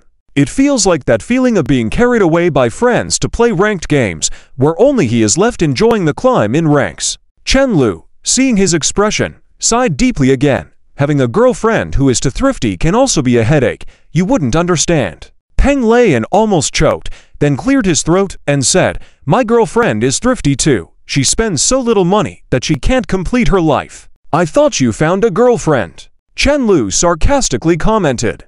Just as he finished, the office door was slowly pushed open. Zhang Chao walked in, picked up the cup on the desk, drank it all in one go, and then spoke with a weary face, "Bro, things aren't going well with Professor Yin. He hasn't helped us and hasn't accepted the gifts either." Chen Lu suddenly felt that something was wrong and quickly asked, "What did you give him?" "You told me to give him something he likes and finds useful, so I got a few bottles of Fashion Mutai." "Did Yan Yan beat you, stupid? Do you think building relationships with these middle-aged people is common practice?" Chen Lu thought Zhang Cao's skills in social relations were off balance. He was good at dealing with unruly people like Zhang Chao, but not so much with serious people. Instead of thinking, would a figure like Professor Yin really be swayed by a few bottles of Fashion Mutai? Forget about the Mutai. Even things hundreds of times more extravagant would have been attempted to be gifted. Compared to those people, their advantage was not there, but in being able to call Professor Yin teacher. This title was not something that could be bought with money. Chen Lu spoke out, "It's best to try to resolve this. I'll handle it." "Have you made up with my daughter-in-law?" Zhang Chao asked. "We can say that we have." Zhang Chao waved Peng Lei out, and then, as Chen Lu watched in confusion, rolled up his sleeves. There was a purple bruise on his arm that was quite noticeable. "She said she would only hit me once," Zhang Chao said, unable to resist touching it. Chen Lu thought to himself that he had seen the video earlier where Yan Yan kicked wooden boards, but this time, it was Zhang Chao receiving the kicks. Zhang Cao's status in the family was already indisputable, and now he just needed to prevent Liang Jiru from learning a thing or two. After speaking, he looked down and carefully began to look through Professor Yin's information. However, it was clear that detailed investigation would not be possible, but information about his experiences and relationships could still be easily obtained. The more famous the person, the easier it was to investigate such superficial gossip. Discovering that Professor Yin was quite an interesting character. His wife was his student in his early years and unfortunately passed away in her 40s. Since then, Professor Yin had never thought of remarrying and had been living alone till now. Because his late wife was buried in Hangzhou, even after retiring and being inactive in the legal circle, he never left the city. His children outside the city seemed to have no way of persuading him to come out. It's true that he's a devoted person. Just as Chen Lu was deeply engrossed in reading, Zhang Chao suddenly knocked on the table. "I can handle things with the court myself. I need to go now," Zhang Chao said as he got up. Just as he was about to open the door, he suddenly noticed Chen Lu grinning at him sinisterly. With shivers running down his neck, Zhang Chao took 2 steps back and asked, "What do you want?" Chen Lu gestured as if pinching something in the air. "You got Mutai, right? You bought it. Give me a bottle. It's almost the new year, so my dad will enjoy it." Chen Lu didn't really like drinking spirits, so when Chen Guanglin and Mo Wenbin were drinking Mu Tai, he didn't join them. Now, he was suddenly curious about what made this drink so expensive. With his current status, he couldn't just buy some expensive spirit to taste it. He now had it, so why not enjoy it and make his dad happy for the new year? It was a win-win situation. Zhang Chao, feeling the pain. Cursed, you're a real pain. Chen Lu couldn't delay this matter, and before lunchtime arrived, he arrived at Professor Yin's door with some things. However, he only brought 2 bags of fruits, totaling less than 100 yuan. A gray-haired old man with a somewhat indifferent expression opened the door, furrowing his brows upon seeing him. Who are you? My name is Chen Lu, a law student from our school's law department, and I attended your public lectures before. Chen Lu said with a light smile, but underneath it all, he was nervous. He had never imagined that the term aloof could be used for an old man. The man looked like someone not easy to talk to. Oh, I see. What can I do for you? Professor Yin continued to ask, but had already shifted to make way. I'm here to consult on some legal issues. I was told that you are very knowledgeable and helpful. People with such academic stature couldn't be fools, and Professor Yin obviously knew what Chen Lu was up to. But he pretended not to know anything, and merely nodded gently. Please have a seat, let me get some fruits for you. While the old man went to the kitchen, Chen Lu sat obediently on the sofa and glanced around discreetly. Professor Yin's house was a 3-bedroom apartment. The couch, coffee table, and TV cabinet were all made of wood. The TV was covered with a milky white dust cover with floral patterns on it, something Chen Lu hadn't seen in over 10 years. The overall appearance made it clear that it was the dwelling of an elderly person. Besides the sofa was a large bookshelf filled with various law books. Some of them were authored by Professor Yin himself. As for various awards from different countries, he didn't see any. Chen's father loved to flaunt a few, but it seemed the old man had decided to ditch the idea. Damn, while the daily grind of work might seem exhausting, thinking carefully, studying these things might be even more tiresome. Chen Lu felt goosebumps at the thought of the endless legal provisions he no longer had to memorize. Luckily, he had moved on from that. By early afternoon, Professor Yin looked at the time and was shocked. It was the first time since his retirement that he had been so focused on teaching someone. He patted Chen Lu's shoulder and said, "Let's pause here for now. It's already past lunchtime. I'm really sorry, Professor Yin, for not even letting you have lunch. It's okay. I'm happy to teach a student like you. Copyright law is complex after you go back. I'm really good at cooking. Would you like to taste it?" Chapter 258 Happy New Year. The old man was actually an academic figure with a thin skin. Chen Lu was not sure if the old man was still waiting for him to ask for help before politely turning him down. Anyway, Chen Lu kept avoiding asking for help, persistently bothering the old man until New Year's Eve. After all, he only went to listen to the old man's lectures, and then Professor Yin felt bad about turning him away. So the two of them spent their days attending classes and eating meals together. Gradually, they started talking about life. As usual, he only left the old man's house in the evening carrying a garbage bag and then drove away. Chen Lu was busy these days, shuttling between work and taking care of the old man, and then he had to return to his rental house to accompany Liang Jiru. Upon returning to his rental house, he suddenly realized it was New Year's Eve and immediately turned back to his family. On his way home, he looked at his chat history with his mother and found that Wang Zhao had not called him at all today. She had been reminding him to come home a few days ago, but today, on New Year's Eve, there was no sign of her. Could she possibly be upset? Chen Lu swallowed and unconsciously slowed down his car. When he arrived home, he knocked on the door for a long time and received no response. He used his key to open the door and found the house empty. "Mom, Dad. Chen Mo. I bought you a ticket for Su Song's concert." Still no response. The house was spotless, with a new couplet pasted on the door, but there was no one around. Where were the people on New Year's Day? Chen Lu muttered to himself in his heart and then called Wang Zhao on his phone. She answered immediately, "Mom, where are you guys on New Year's Day?" he asked anxiously. Wang Zhao changed the voice message to a video call, showing herself wearing sunglasses, her long hair gently blowing in the wind outside the car window. "We are on our way to your grandpa's house." Chen Lu restrained the throbbing in his temples and asked, "Should I drive over now?" It would take at least 7 or 8 hours to drive from Hangcheng to their place. He had already missed the New Year's celebration. We are almost there. If you come over now, you won't even make it in time for the New Year's Eve dinner. You're a mature kid now. You should learn to find a place to spend the New Year on your own. Wang Zhao said with a yawn. Chen Lu, darling, is there anything else you want to say? Chen Lu raised his voice a few decibels. Dad, are you not feeling guilty about annoying mom like this? In response, Wang Zhao leaned over and pecked Chen Guanglin's face lightly, smiling as she asked, Dear, are you feeling guilty? Chen Guanglin glanced sideways and gestured with 2 fingers without saying a word. After hanging up the phone, Chen Lu slumped on the couch feeling powerless. It felt like he was dreaming. After some time, he calmed his anger and understood the situation.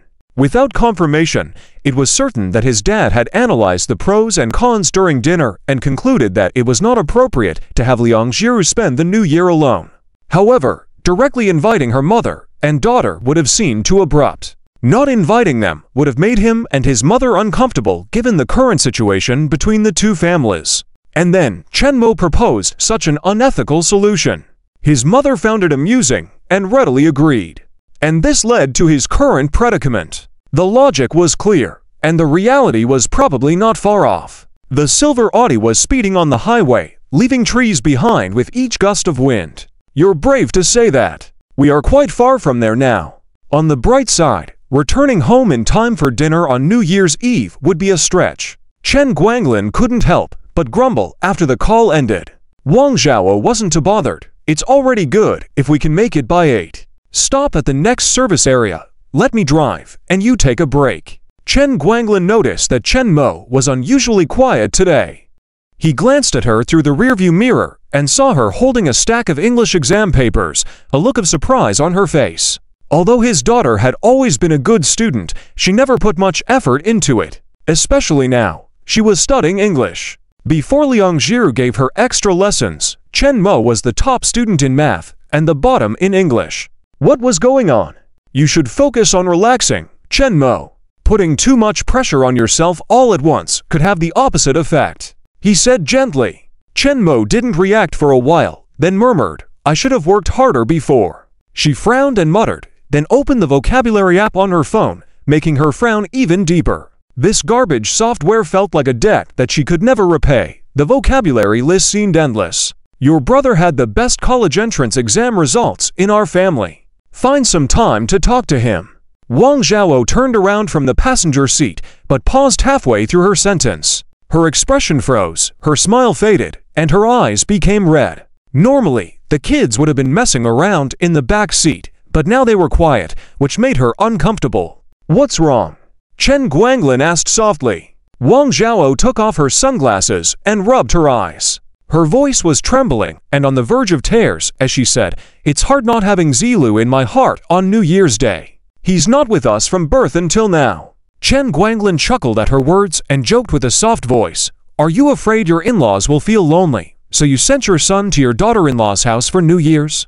Otherwise, why would a generous person like her care? Traditional people wouldn't care about their in-laws. They would rather have their daughter-in-law celebrate at their home.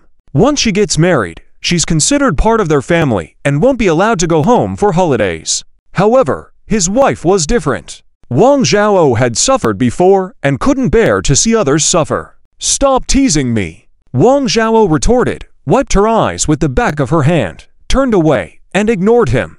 After a while, seeing Wang Zhao still not talking, Chen Guanglin gently comforted her. After Zilu goes there, no one will care why he went. They will remember that he went to celebrate the New Year with them. Zilu must be worried about how to spend the New Year, and you've helped him in that regard. This time, he had added some fuel to the fire, and if it didn't work out, Chen Mo wouldn't be his real son. Wang Zhao sniffled and muttered, I didn't think that much. She just didn't want Liang Zhiru and Zi Xinfang to spend the New Year alone. Human relationships and all that mess didn't matter to her. Chen Guanglin nodded slightly, glanced at the sign indicating the service area, but continued driving forward. I just wanted you to see things positively. A person has to break away from their parents twice in their life. The second time is when they leave home for good. When a child grows up, they will eventually form their own families. Enabling our children to reach this stage is part of our mission. When Zemo gets married, I will resign and travel with you." After taking a deep breath, he continued, "Children must leave their nest eventually." Meanwhile, Chen Lu grimaced and reluctantly knocked on Liang Jiro's door. "Who is it?" came Liang Jiro's soft voice from inside the house. "It's me." Chen Lu almost blurted out "your husband," but stopped himself in time. This was the main stage of the show, and he didn't want to cause a scene. The door opened immediately. Liang Jiru stood there, looking puzzled and surprised, her face showing a mix of emotions. She had just made a wish, and now it seemed to have come true so quickly. Seeing Liang Jiru's bewildered expression, Chen Lu dryly laughed. "Happy New Year." Liang Jiru resisted the urge to continue asking questions, leading Chen Lu into the house and proactively hanging up his coat. Chen Lu felt a bit awkward. During past Chinese New Year celebrations at his home, this time would always be lively and festive, with a hint of the Spring Festival atmosphere. Liang Jiru's home was different. In summary, everything was no different from usual. How they spent their days was how they would spend today. Under normal circumstances, this was fine, but now, with the neighbors all happily gathered and occasional laughter echoing in the vicinity, juxtaposed against the festive atmosphere, their home felt even lonelier and emptier, leaving a lump in one's heart. Chen Lu couldn't help but wonder how Liang Jiru had spent these years. Seeing other homes lively and bustling, this simpleton must have been envious. Suddenly, Chen Lu felt fortunate to have come here himself. Zi Zunfang, with a slightly worn face, smiled faintly. "Xiao Lu, how come you're here? And, is there food for me to eat?" "Whenever you come, there's always food," Zi Zunfang replied straightforwardly, though a hint of doubt remained in her eyes. "But on New Year's, why did you come here? Are your parents okay with it?" Chen Lu sighed dishearteningly. "They're fine with it. I only came here because I had nowhere else to go." "Did you have a fight with your parents?" "No fight. I was just busy today and didn't have time to go with them to my grandfather's." Chen Lu shrugged. "They had left without telling me. Maybe they don't want me as their son anymore. I'll just stay here with you. Stop trying to fool me, Aunt." Zi Zunfang laughed, stood up from the sofa holding onto something. "Go wash your hands. If you're hungry, eat with Jiru first. Aunt will make a couple more dishes for you." Chen Lu hurried over to let Zi Zunfang continue sitting, saying helplessly, "I'm not some honored guest. Can you really make more dishes for me? Things are different now. Every time I came before, I brought something for you. Now, I come empty-handed, and you still treat me so kindly." He couldn't bear this treatment. He wasn't exaggerated enough to ask for help lighting a cigarette like Vincent did with his mother-in-law. After a brief moment, Chen Lu was genuinely surprised when he sat down at the dining table. It was surprisingly simple. Being simple felt a bit strange, considering the 2 dishes and soup on the table were more than enough for them. Most of the preparation was similar to what Liang Jiru usually made for him, lacking the Chinese New Year atmosphere. Once it was confirmed that Chen Lu didn't have a fight with his family, Liang Jiru was genuinely happy, no longer as quiet as before. Zi Zunfang returned to the kitchen, insistent on finishing the final dish herself. At the dining table, only she and Chen Lu were left sitting. "If you had told me earlier, I would have made more of your favorite dishes," Liang Jiru whispered in Chen Lu's ear. "It's okay, I'll eat whatever you make. But today, it was my mom who cooked." Chen Lu cleared his throat. "And I love it all." Liang Jiru glanced at the kitchen before leaning her head on Chen Lu's shoulder with a soft hum, finding comfort in the tranquil atmosphere. She felt grateful for having this moment of happiness at the end of the year. Seeing Liang Jiru's content expression, Chen Lu couldn't resist teasing her, whispering, "Remember to dress up nicely tomorrow. My grandfather might come over to see you." Liang Jiru was startled, nearly standing up at the thought, and nervously watched him. "Really? Are you serious?" "Just kidding." Chen Lu laughed. Then, in an unexpected move, she leapt into his arms and remained still. Chen Lu couldn't believe she could be angry and then cuddle up to him at the same time. He was completely charmed by her actions. "Are you mad?" Chen Lu inquired after a while. Sometimes he found himself strange. He could withstand physical pain, but felt incomplete without Liang Jiru's affectionate gestures. I am annoyed," Liang Jiru muttered like a cat, rubbing her head against his chest, her face buried within.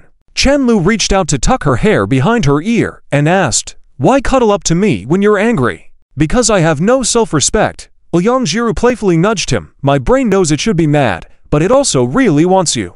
These past days, Chenlu had been extremely busy, reducing the time they spent together. Watch my mom. Let me know when she's coming. Liang Jiru was reminded of her feminine virtues by Chenlu, who playfully teased her about not expressing anger properly. Oh, if I get mad again, you might not be able to hold me like this later, Liang Jiru whispered softly, holding him tighter. Chenlu suddenly had the impulse to take her home right then and there. As the Spring Festival Gala started, dishes and a soup were arranged on the table. They had steamed fish, sweet and sour spare ribs, spicy stir-fried pork, and Coca-Cola chicken wings, specially made for Chenlu. The soup was a common tomato and egg soup with scallions and eggs floating on top, looking and smelling appetizing. While simple, this home-cooked meal symbolized much more than food. It symbolized the presence of loved ones. Before starting to eat, Chenlu made a point of turning on the TV. He didn't usually watch the Spring Festival Gala, but without the broadcast as background noise, he felt something was missing during the Lunar New Year dinner. The warmth inside the house, the familiar introduction on the TV, the distant sound of firecrackers outside. Suddenly the dining table exuded a festive atmosphere. The three of them sat at the table, chatting and laughing. Liang Jiru was quiet, occasionally exchanging whispers with Chenlu. It was not a lively scene, but it felt warm and cozy. Zi Zunfang watched the two children with a smile, genuinely happy as it had been years since she had such a lively New Year celebration. As they almost finished their meal, Chenlu became restless, occasionally sneaking his hand under the table to touch Liang Jiru's hand. Every time he did so, it startled her, causing her to shiver. Frustrated, Liang Jiru decided to teach him a lesson and firmly grabbed his hand the next time he reached out. This time, it was Chenlu who was taken aback. Internally gloating, caught doing wrong. Huh? Just as she thought this, Chenlu firmly held onto her hand, interlocking their fingers, making Liang Jiru blush, unable to free herself, feeling his fingers entwined with hers. Liang Jiru's cheeks flushed as she struggled to break free, but Chenlu did not intend to let go so easily. Why are you so forward, Chenlu? My mom is right across from us, she pleaded with her eyes. Chenlu innocently blinked his eyes, as if suggesting his hand had a mind of its own. Exhausted from resisting, Liang Jiru gave up struggling, looking away pretending nothing had happened. Mom, don't laugh. Look down. Someone's picking on your daughter. After a while, Chenlu had satisfied his teasing, finally releasing her hand. Liang Jiru immediately retracted her hand, now sweaty from the ordeal. Come, Xiaolu, Jiru, I wish you both a prosperous year ahead. Zi Zunfang raised her glass. May all your wishes come true. May all your wishes come true, Chenlu pondered as he quietly glanced at Liang Jiru beside him. This year, his wish was to be the pillar in Liang Jiru's world, to shield her from the storms. Wasn't he already grown up? Chenlu internally criticized his father and then smiled slightly. He raised his glass, touching it to the glasses held by the two beside him. Here's to a better year ahead. Chenlu's faint smile lingered on his face, foreseeing that the next year would likely be the most vital year of his life. After dinner, spending a while on the sofa chatting, Chenlu finally bid them farewell. Zi Zunfang was surprised that he found this year's Spring Festival Gala uninteresting. I should head back home, he said softly. Zi Zunfang showed some concern. If your parents won't be coming back. Are you going to sleep alone on New Year's evening? She felt a pang of sympathy towards Chenlu, who had been invited for dinner yet would be lonely once he returned home. Chenlu, however, carefreely smiled at her. It's fine, I'm an adult now. Besides, it's already late, and by the time I get home and shower, it'll be bedtime.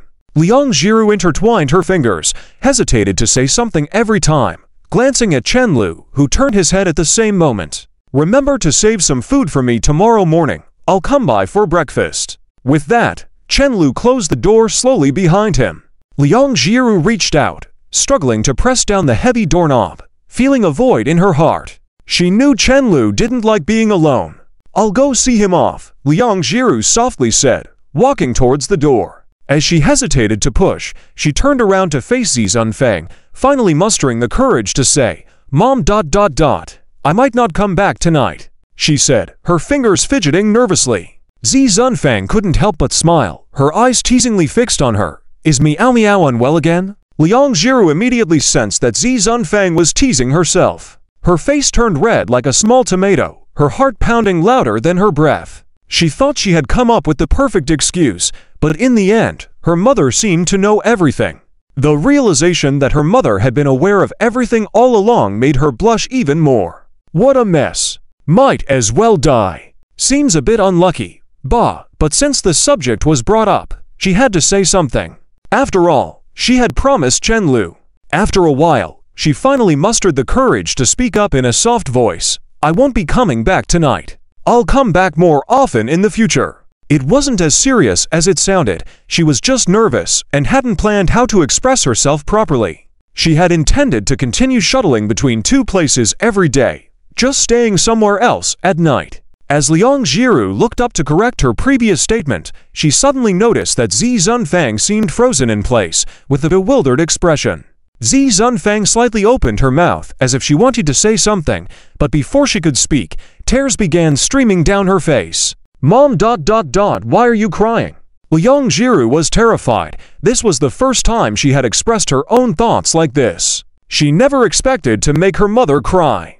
Feeling unsure, she approached her mother and apologized repeatedly, her voice starting to waver. I know I was wrong. Please don't be mad at me. Zi Zunfang wiped away her tears, taking Liang Jiru's hand and placing it in hers. My child, do you know? I suddenly realize my daughter has truly grown up. She then reassured her daughter about leaving home and becoming an adult. Zi Zunfang's eyes filled with tears, her face radiating a mix of happiness and sorrow. Mom's useless. I haven't done anything right, but at least I've fulfilled your father's wish.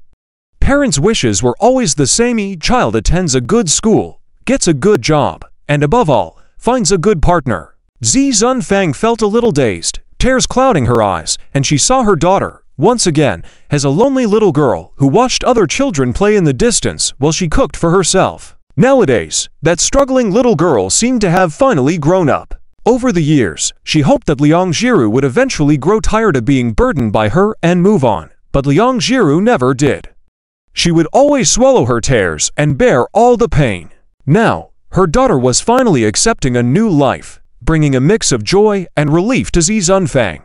After emotionally pushing Liang Jiru out the door, Zi Zunfang sat on the floor, separate from the surroundings. The pain, like static on a TV screen, intensified on her knees, challenging her composure. Despite the pain, she had to endure those few steps. Zi Zunfang, finally feeling relieved, assured Liang Jiru that she was fine and it was time for her daughter to have her own life. She urged her daughter not to worry and leave, acknowledging that it was what Liang Jiru needed at this point. Later, Liang Jiru found herself standing in front of the unit door, letting go of her tangled thoughts and focusing on the smiling young man before her. Chen Lu stood there, his smile warm as he greeted her. Liang Jiru approached him, and he gently brushed away the stray hair blowing into her face, asking with concern if there was something she wanted to talk about. Liang Jiru hesitated, unable to hold back tears, feeling unable to hide anything from him, but also too nervous to express her feelings. They exchanged a few words, and Liang Jiru finally confessed that she wanted to go home with him.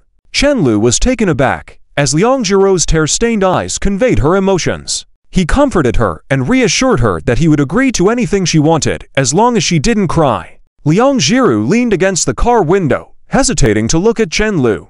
Eventually, she turned to him, rested her head on his shoulder, and meekly said, I want to go home with you. Chen Lu was taken aback once more. Chen Lu stood there, unable to recover for a while. Is this also given so blatantly? After reason regained control, he blinked his eyes and asked again, does Auntie know? Liang Ziro nodded gently. I told her when I went out just now. To be honest, Chen Lu was a bit touched. Liang Ziro could proactively mention such a thing. One can only imagine the intense inner struggle she must have gone through. And it was all because she knew he didn't like being alone, so she came specially to accompany him. We slept through New Year's Eve last time, and this time we just counted down to the new year together. And tomorrow morning I'll bring you back, Chen Lu said with a smile. And about living together in the future. Liang Ziro looked out at the streetlights, murmuring softly. She didn't know what she was thinking, it just suddenly came out. Now thinking about it, wasn't this jumping into the tiger's den willingly? Although there was still no clear concept, but this was cohabitation. Wouldn't she be teased by Chen Lu every day from now on? Now, she was more worried about how to tell her mother about this matter, turning it into worrying about what to do in the future. Life is so difficult. The corner of Chen Lu's mouth suddenly stopped, his gaze becoming somewhat startled. Auntie agreed too? Liang Ziro lowered her head, softly affirming, and her flushed ears revealed her embarrassment. Chen Lu didn't say anything more, but smiled and took Liang Ziru's hand, gently caressing the back of her hand with his thumb. Just like when he tried to coax Liang Ziro before, the progress this time was much faster than he had expected. Without thinking, it was clear that this was not just heaven helping him, it was the result of Liang Ziru's active cooperation. Such a shy demeanor, but with such courage. Chen Lu's mouth corner raised slightly. Liang Ziro really liked him more than he had imagined. After a quiet moment, the sound of the engine starting suddenly echoed in the car. Is there anything you need to bring? Chen Lu's brain was still a bit short-circuited. Liang Ziro tilted her head, thought for a moment in her heart, the things we need are all there. If there's anything missing later, we can come back and get it. Just after she finished speaking, she suddenly paused, feeling that something was amiss. It just didn't seem right. They were moving in together, so why did she not need to bring anything? Liang Ziro suddenly realized why she didn't feel as resistant as she had imagined. Her first reaction to cohabitation was just sleeping together at night. She couldn't help but glance at Chen Lu. Could it be that this man had planned it all early on? From luring her to take a nap there in the first place, to napping together every afternoon, gradually she had adapted to the feeling of living under the same roof with Chen Lu. And now they were about to live together. Upon careful consideration, everything had progressed very naturally, not abruptly at all. Suddenly, Liang Ziro felt like a frog in boiling water. Then I'll take you back home, Chen Lu said. Liang Ziro wanted to ask if Chen Lu had planned this step earlier, but her mouth seemed to have a mind of its own, and before she could think, she hurriedly responded, "Okay." Chen Lu drove through the night. It was New Year's Eve, and most people were at home celebrating, so there were very few cars on the road, and it didn't have the usual bustling atmosphere.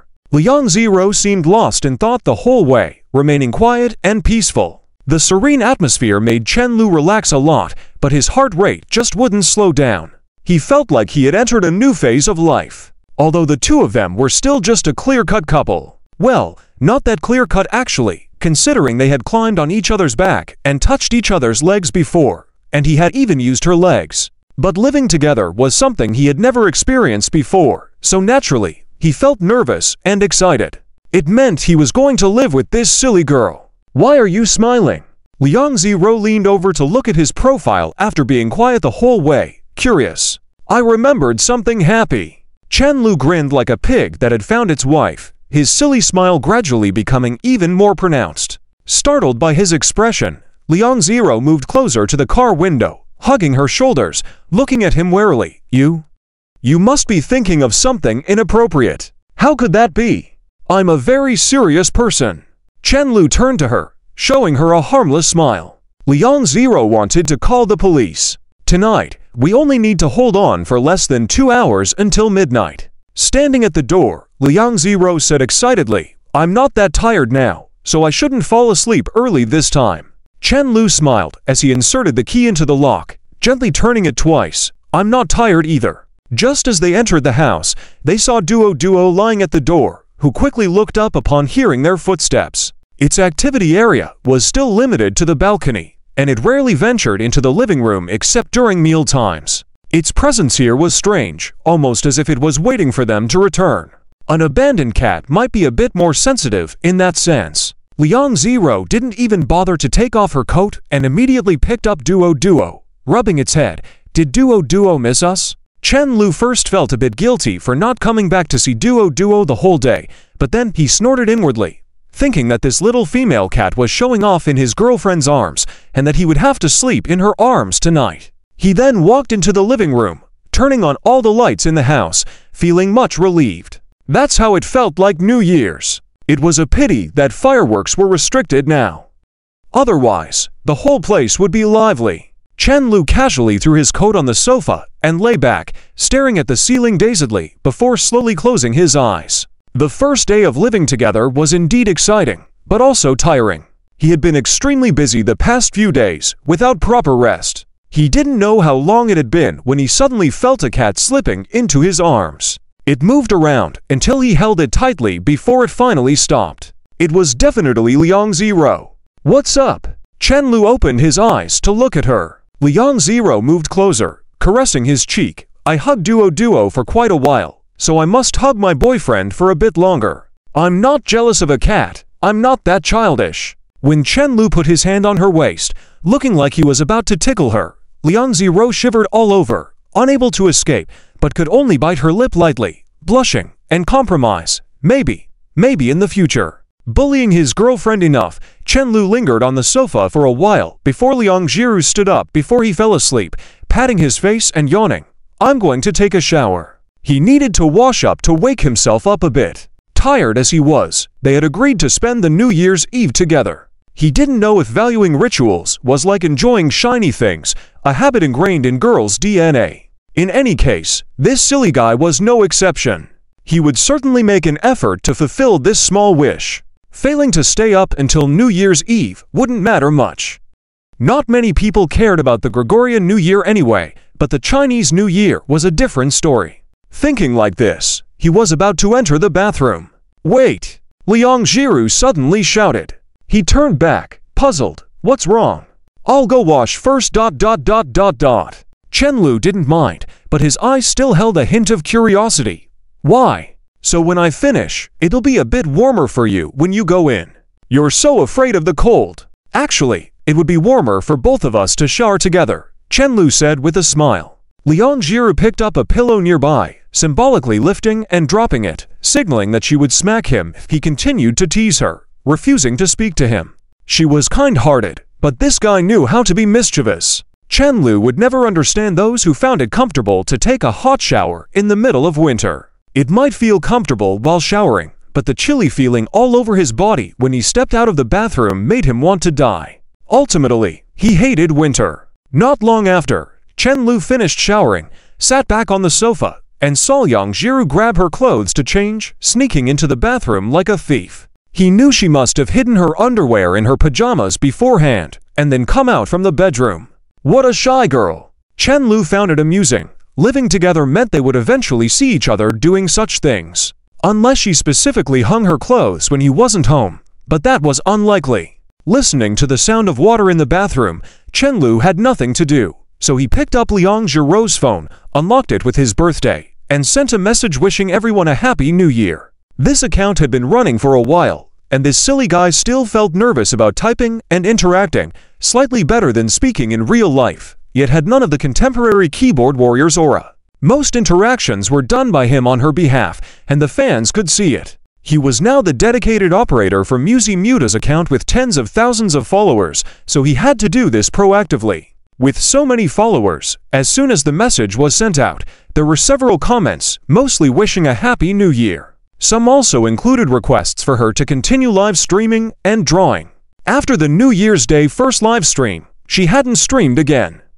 Partly because he had been busy and she wouldn't do it by herself while he wasn't there. The other reason was, he was a bit afraid to face the barrage of messages. The live streaming accident had spread among Liang Zhirou's fan community, and some still shared his words under these updates. Chen Lu knew the comments during the next live stream session would be predictable. After playing on the phone for a while, and with Liang Zhiru still not out, Chen Lu walked to the balcony, hugging Duo in his arms, watching the night outside with the cat in his lap. The surrounding lights were on, unusual from the usual days.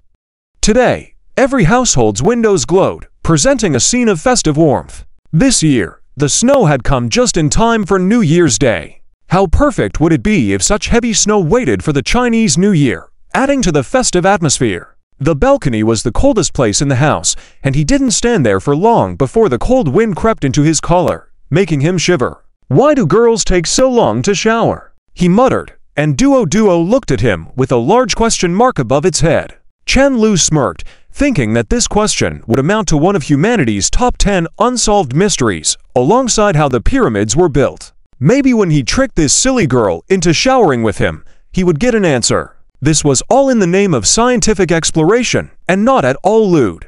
Just as he teased Duo, Liang Jiru appeared without him noticing she had finished showering, quietly walking up behind him and hugging him. "What are you thinking about? You look so focused," Liang Jiru asked softly. Due to just having showered, she was slightly damp, her arms around Chen Lu's waist still dripping a few water droplets, and she carried the fresh scent of shampoo. Clearing his throat, Chen Lu said, "I am contemplating how to solve humanity's mysteries." "Liang Jiru, you just showered, don't stand near the window. You might catch a cold," Chen Lu reminded her, leading her back to the sofa to sit down. He reached out to lightly run his hand through Liang Jiru's hair, moving slowly to the tips as he smiled and said, "Let me blow-dry your hair for you." Liang Jiru looked happily at him, rubbing her head against his chin. "Really? Come on, what's the big deal? I'll do this for you daily from now on," Chen Lu said as he picked up the hairdryer, only for his phone in his pocket to ring. It was Zhang Chao calling. "Damn, you won't believe it when I tell you," Zhang Chao opened with a boast. "Guess where I am right now?" "Where?" Zhang Chao and his girlfriend, Liu Yan, had plans to visit her family during the Spring Festival, and judging from the situation, he probably ended up staying there for the New Year. There seemed to be unresolved issues with his family back home. It was unlikely to be resolved anytime soon. "Why so unresponsive?" Zhang Chao was puzzled. Chen Lu continued to comb Liang Jiru's hair with a wooden comb. "Due to some uncontrollable circumstances, I also spent the New Year at my girlfriend's place. We just got back to where we live." He deliberately emphasized the last words. Liang Jiru subtly lifted the corners of her mouth upon hearing this, her legs swinging back and forth a few times as she waited for Chen Lu to continue blow-drying her hair. "You are progressing quite swiftly," Zhang Chao couldn't help but sarcastically remark. Frustrated, he had wanted to boast about how smoothly his visit to Liu Yan's family went, but it seemed Chen Lu managed to worm his way into staying there instead. He had to persuade Liu Yan until the last minute before graduation to agree to let him stay with her, but for Chen Lu, it seemed so straightforward. Wasn't this blatant favoritism? "What's with the sneaky behavior by the window?" A female voice appeared over the phone, followed by the sound of a sliding door being closed. As the door opened for a brief moment, Chen Lu heard the noise of toasting glasses. It seemed lively at Liu Yan's place, preserving the tradition of celebrating the New Year with a big family gathering. "I'm on the phone with Chen Lu," Zhang Chao whispered. "And this guy is together with his girlfriend too." "Great, then quickly wish Liang Jiru a happy new year for me," Liu Yan whispered back.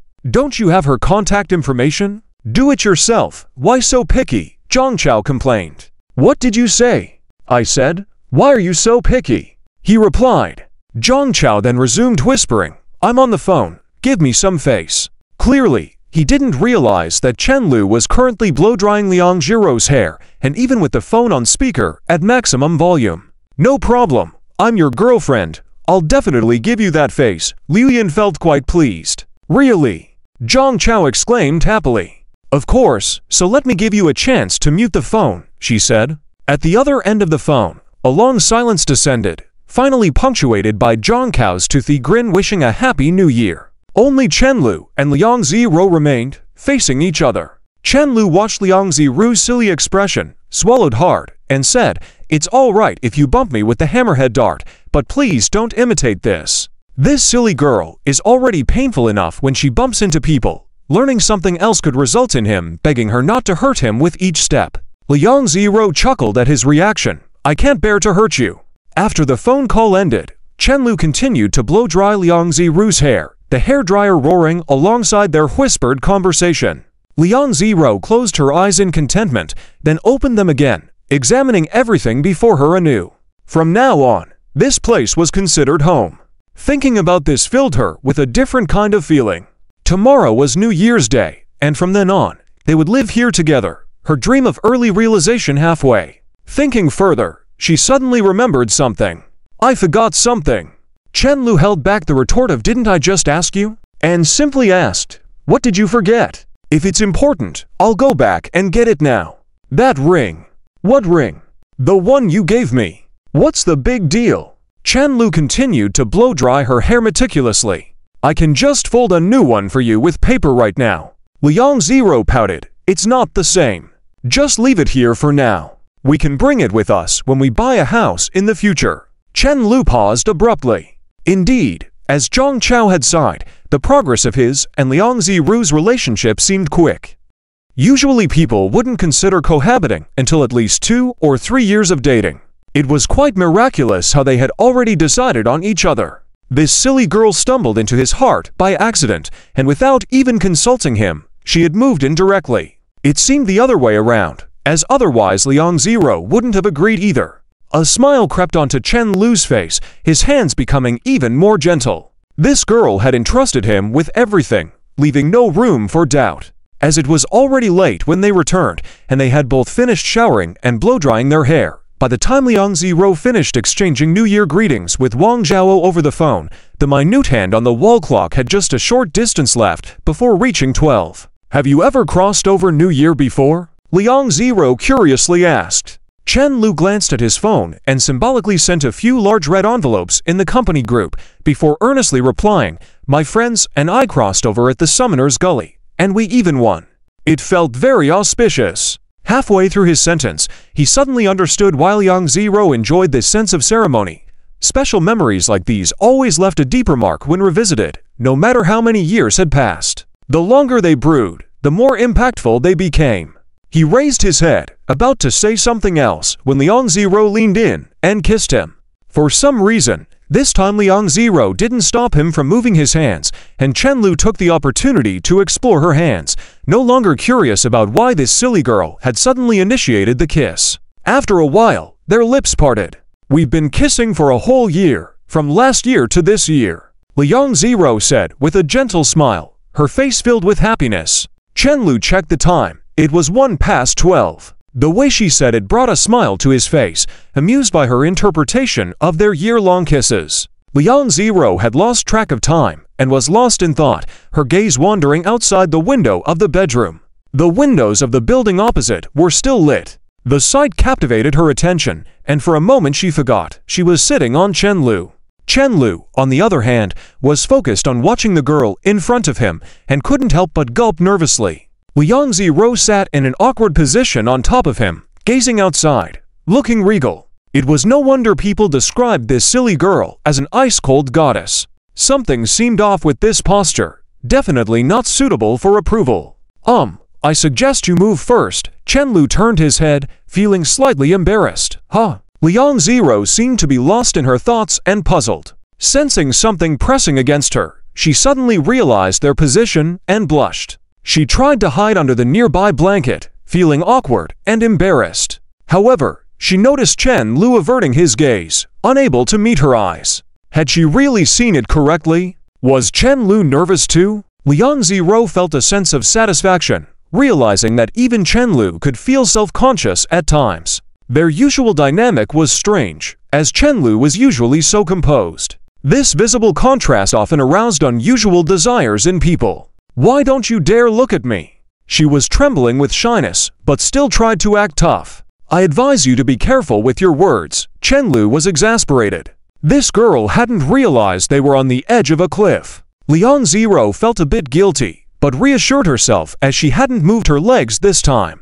After consoling herself, she slowly leaned down and gently held Chen Lu's face, forcing him to make eye contact. "Tell me, who's smarter, you or me?" she asked. You're smarter. Go down quickly," Chen Lu replied, urging her. Satisfied, Liang Ziru mimicked Chen Lu's usual teasing behavior by blowing warm air into his ear. It seemed like she was about to take charge in the new year. She triumphantly lay back on the bed, about to retreat, when Chen Lu suddenly held her wrist. I was wrong.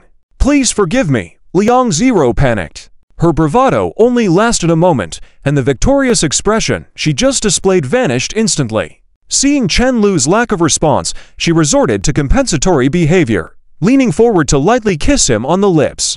"Can we just forget everything that happened?" she asked. "You want to run without taking responsibility. Also, that sounded like something a dishonest woman would say, you know?" Chen Lu couldn't believe that the mastermind of boiling frogs could be taken advantage of by a simple trick. He refused to be laughed at. "How should I take responsibility?" Liang Ziru felt upset, realizing she had gone from being in control to being taken advantage of. "Or, You could help me out." Liang Zero shook her head, looking innocent, her beautiful eyes clear and bright even in the darkness. With her wrists held down, she couldn't move and had no place to hide, but she didn't dare to look at Chen Lu. Instead, she buried her face in his chest. "Does it really feel uncomfortable?" Liang Zero was brave and decided. But after Chen Lu started to explain the harms of pretending to be a coy maiden, she interjected, resolute this time, "Is it really that uncomfortable?" This made Chen Lu's conscience twinge, as he realized Liang Zero had almost been overwhelmed by his teasing. Prioritizing her discomfort, he suggested, "Yes, it's uncomfortable for a bit, but not that serious. I was just trying to take advantage of you." Liang Zero fell silent for a while. After some time, the room filled with the rustling sounds of night, and in the dim light, Chen Lu could only see Liang Zero lifting her head and slowly leaning over him, adjusting her position, as if recalling the previous night's events. Her cheek pressed against his neck, her breath warm against his skin, heating up in the darkness like glowing embers. I'm so embarrassed, please don't speak." Liang Zero, with a hint of tears in her voice, couldn't stand him anymore. Determined, she kissed him again, not giving him a chance to speak. Taking a quick breath while Liang Zero caught her breath, Chen Lu suggested, "This is strange, why don't we use our hands instead?" "But I don't know how." Chen Lu suddenly flipped over and pushed Liang Zero down. "I'll teach you. If you really don't want to, forget it." Liang Zero shook her head slowly, "I'll give it a try." Chen Lu remained silent, quietly feeling the timid little hand, slowly wandering on his abdomen. Actually, Chen Lu was just as nervous to death. After all, apart from the previous accident, he only had experience with satisfying himself. Asking Liang Zero to help him just now was purely a spur-of-the-moment slip of the tongue, and he never thought Liang Zero would agree. It can be said that just a few seconds ago he never expected things to develop this way. Now, the sound of his heartbeat was drowning out his slightly rapid breathing. After a while, he suggested, "How about turning on the nightlight? If you turn on the lights, I'll jump out the window right away." Liang Zero muttered in a small, aggrieved voice. Hesitating for a long time, she still blushed as she reached out with her delicate hand and lightly grasped his. "You, just pretend it's a dream, that none of this really happened, okay?" The girl buried her face in Chen Lu's neck, tightly closed her eyes, and her voice trembled slightly. This silly girl seemed like she would reveal the fact that she was an ostrich in her past life if she got too nervous. If it's just a dream, why not be bolder? Chen Lu suddenly realized. Before he could finish his sentence, his shoulder blade was bitten hard. Since things had come to this point, Liang Zero would definitely not give Chen Lu a chance to speak again. She gritted her teeth and continued to move closer, kissing Chen Lu's lips, and the dim bedroom fell into complete silence. It's unknown how long passed, but with a startled exclamation from the girl, the two finally parted their lips that seemed glued together. In the light outside the window, the almost invisible thread between their lips slowly stretched and suddenly broke. "Kiss me again," Chen Lu said softly, looking at Liang Zero's dazed eyes. "You go wash up first." "Okay."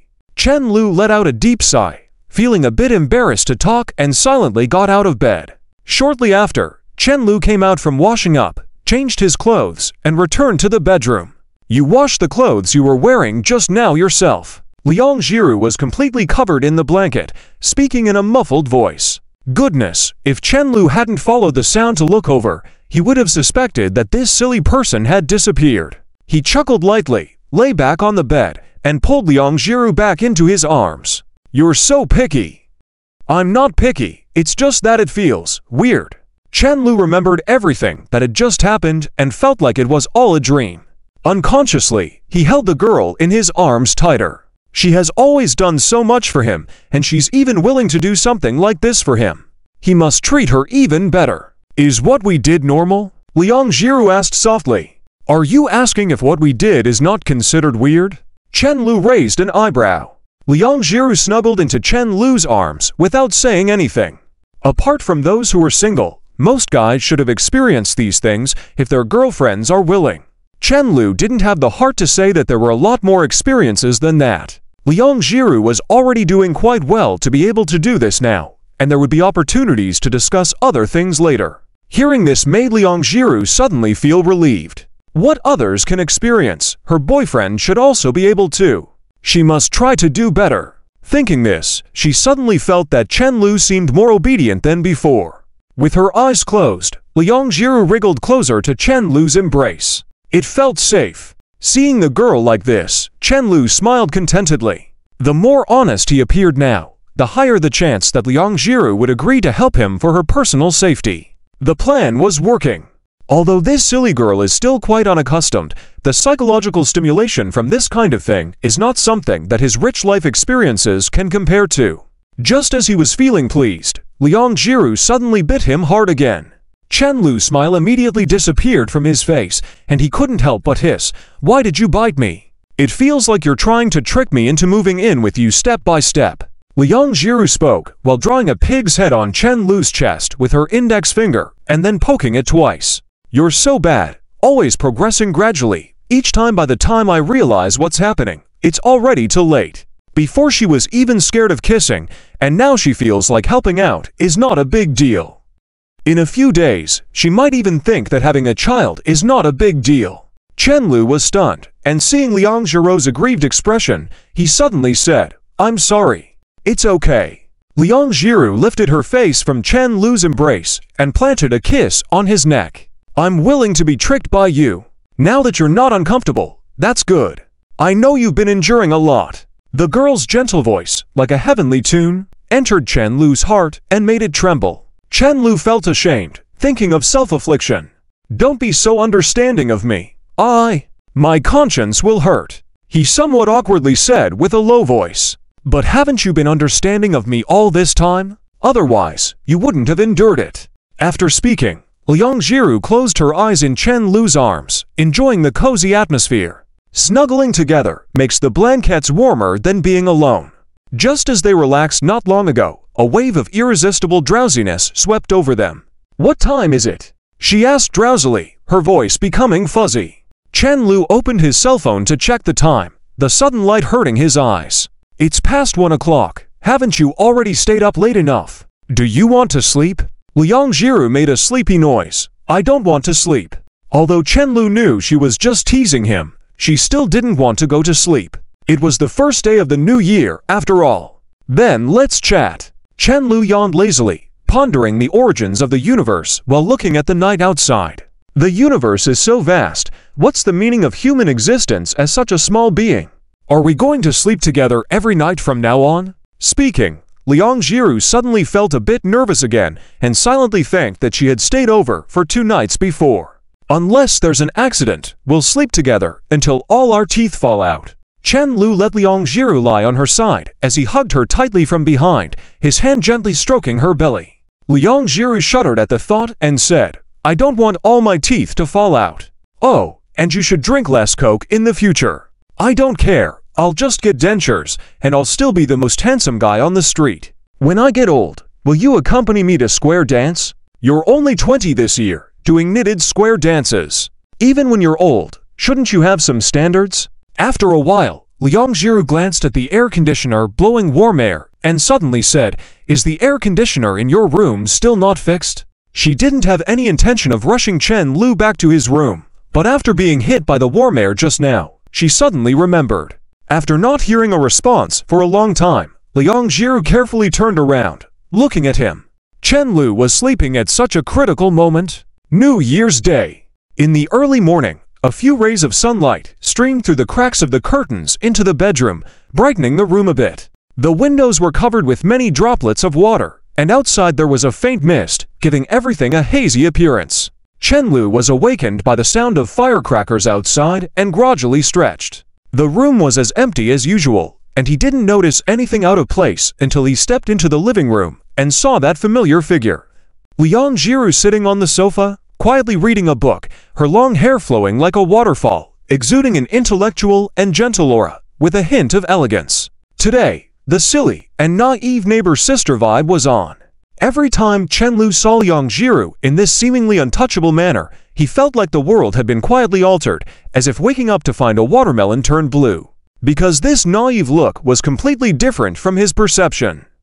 "Do you know why meteors can accurately hit meteorite craters every time?" he asked as he leaned over. Startled by his sudden question, Liang Jiru blinked her clear and bright eyes at him.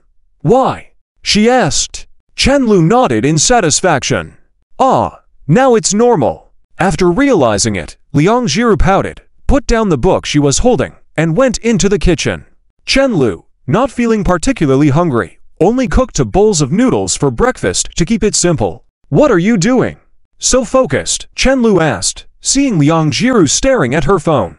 Snatching red packets in the artist group on this petty site, she replied. You dare to speak in the group? Chen Lu asked incredulously. I don't chat, I just say thank you after everyone snatches and slip in a thank you. No one will notice me. After thinking for a moment, Liang Jiru added, as long as I don't have bad luck and grab the biggest one.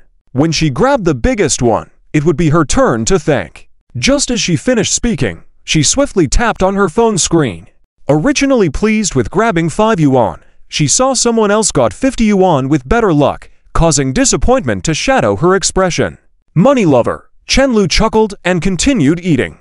Liang Jiru put away her phone and pointed out a piece of noodle stuck at the corner of Chen Lu's mouth. Where? Liang Jiru pointed to her own mouth corner. Chen Lu directly wiped it away with the back of his hand. It's not there. Liang Jiru insisted, it's right here. Chen Lu stared at her perplexed, and then Liang Jiru leaned forward and kissed the corner of his mouth. Gone now, she said with a slight smile. Chen Lu was stunned for a while before regaining his senses in Liang Jiru's questioning eyes. He felt his defenses had been breached by this naive girl on the first day of the new year. Chen Lu suddenly felt a bit flustered. Could this inauspicious start signify a whole year of being outsmarted by this silly frog? After breakfast, Chen Lu returned from the balcony where he had hung the clothes to find Liang Jiru sitting at the table drawing. You just rested for a few days and you're already drawing again.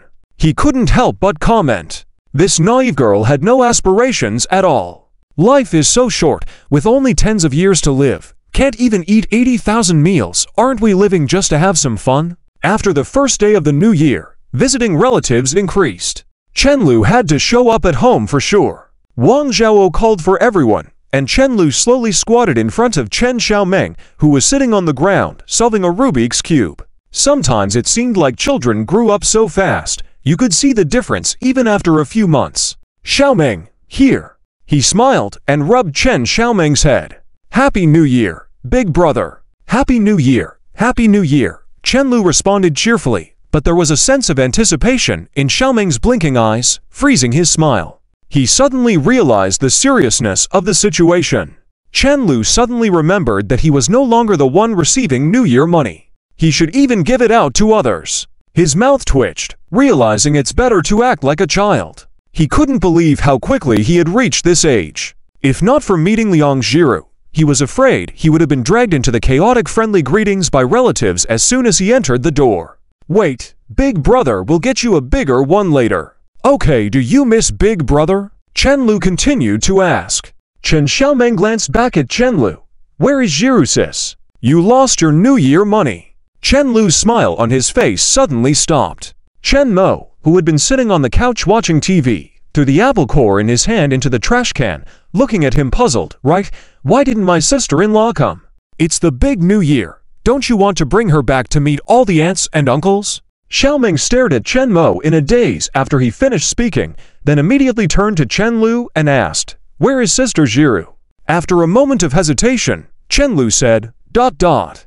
Your sister-in-law is suffering from social anxiety. There have been too many relatives coming and going these days, so I didn't call her to come over for now. He had only planned to show his face at home and then run over to Grandpa Yin's. If he brought Liang Jiru here, she would be left alone, which might be worse for her. Also, these relatives were so nosy, they would probably ask her so many questions that Liang Jiru would be too nervous to say a word, just sitting on the couch trembling in fear. Thinking about it was pitiful. After speaking, he patted Chen Xiaomeng's forehead hard.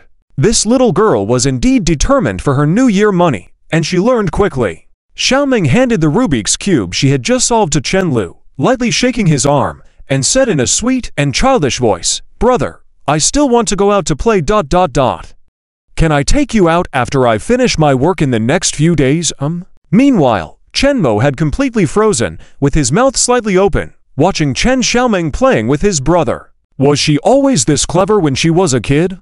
What would this child be like when she grows up? And the way she sweetly called him brother was too affectionate.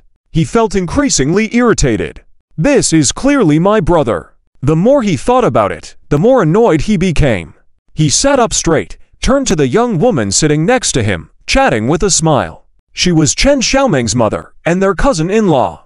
After all, Chen Xiaomeng had just entered 2nd grade, and this cousin-in-law was not much older than them, so they still had some common ground. She called out, but there was no response. Chen Mo was a bit speechless. It seemed like every Chinese New Year, the adults like to gather and chat, and it's impossible for the children to interrupt them without calling out a few times. Sister-in-law, she called out loudly. The woman she called out to came out of her daze about a recent divorce from someone's child, looking at her with curiosity, and asked, "What's up? Has Xiaomeng finished her winter holiday homework?" "No, she hasn't even started. Experts say 2nd graders have the most terrifying winter vacations. Aren't you putting Xiaomeng at a disadvantage from the start?" Chen Mo squeezed out an expression of great disbelief. "They say if you fall behind one step, you'll never catch up. You're being too generous." The cousin-in-law was taken aback, scratching her head. "Then what should I do? I'm not very good at teaching children." She had always thought as long as the child didn't misbehave, everything would be fine, and she hadn't considered matters of learning. Chen Mo patted her chest. "I'll pick out some suitable exercises for her online and send them to you." "Thank you, Xiao Mo. I'll send you a big red envelope on WeChat when I get home." "No trouble at all. We're family. It's what we should do." Chen Mo watched Xiaomeng playing with his brother with a hint of pride on his lips. After the earliest batch of relatives had left, the family finally had time to sit down and chat. "You came over early in the morning without saying you were hungry.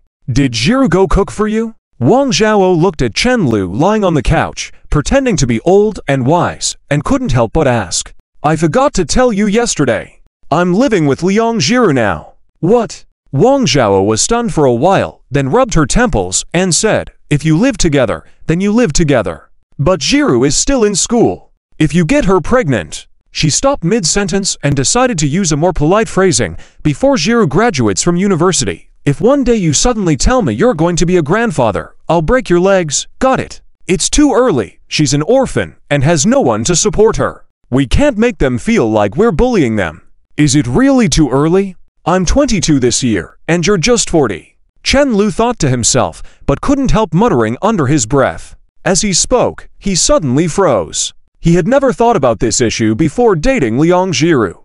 Chen Lu turned his head, looking shocked at Wang Zhao. "You and my dad got together pretty early too, didn't you mention me?" After speaking, he leaned curiously towards Wang Zhao. "By the way, I've always wondered, what year did you graduate? What does it matter to you when I graduated?" Wang Zhao pushed Chen Lu away unkindly and reached for something nearby. If Chen Lu continued, she would let him experience the motherly love he hadn't experienced in years. "Do you want to keep talking back to me when I can't defeat you?" Chen Guanglin coughed a few times on the side. If this little old lady kept going, she might accidentally reveal the fact that she had gotten pregnant with Chen Lu before finishing university. Chen Lu saw his mom's actions and quickly shrank back, standing up, and said, "It's none of my business. It's none of my business. It's not good to scold children on New Year's Day. I'll go to Grandpa Yin's to show my face first and come back for dinner in the evening." Within a few seconds, he opened the door and slipped out. The lively living room suddenly quieted down. "If Xiaolu guesses, he'll definitely make fun of you." Chen Guanglin suddenly laughed. "Do you still have the nerve to say that? It's all because you insisted back then. I didn't even have a few years of my prime youth before I had to have a child with you." Chen Guanglin's jaw almost dropped to the floor. "It was me." Wang Zhao showed a very incredulous expression. "I'm sorry, it's all my fault for being impulsive at the time, tarnishing your purity." Chen Guanglin immediately changed his tone.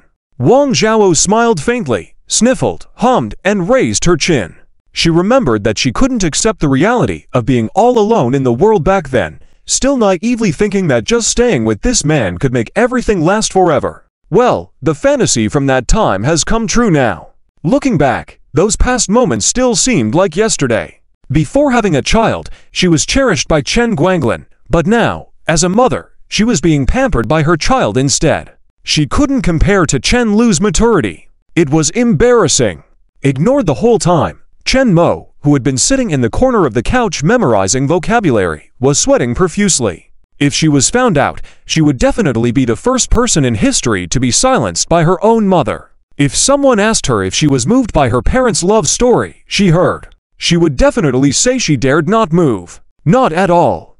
Chen Lu drove straight to Professor Yin's house as soon as he stepped out the door. It was during the spring festival period, and he had no intention of staying for long, but he had to show his face. After all, regardless of whether the old professor was willing to help, it wouldn't be a bad thing to establish a connection with someone of this level. The door opened after just 2 knocks. Professor Yin still had that cold expression on his face. When he saw Chen Lu, he paused for a moment, then nodded silently and turned back to the living room.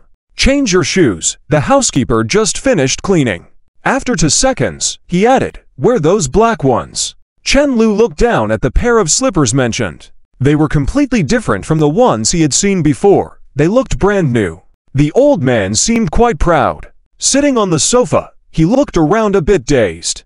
Contrary to Chen Lu's imagination, Professor Yin's house was surprisingly quiet, with only him there during the new year. It was strange. Shouldn't someone of this level have a continuous stream of visitors during the new year? At the very least, Professor Yin was already at that age where he should be living with multiple generations under one roof. "Don't look, I've driven everyone away," Professor Yin said impatiently, interrupting him. "Where are your children?"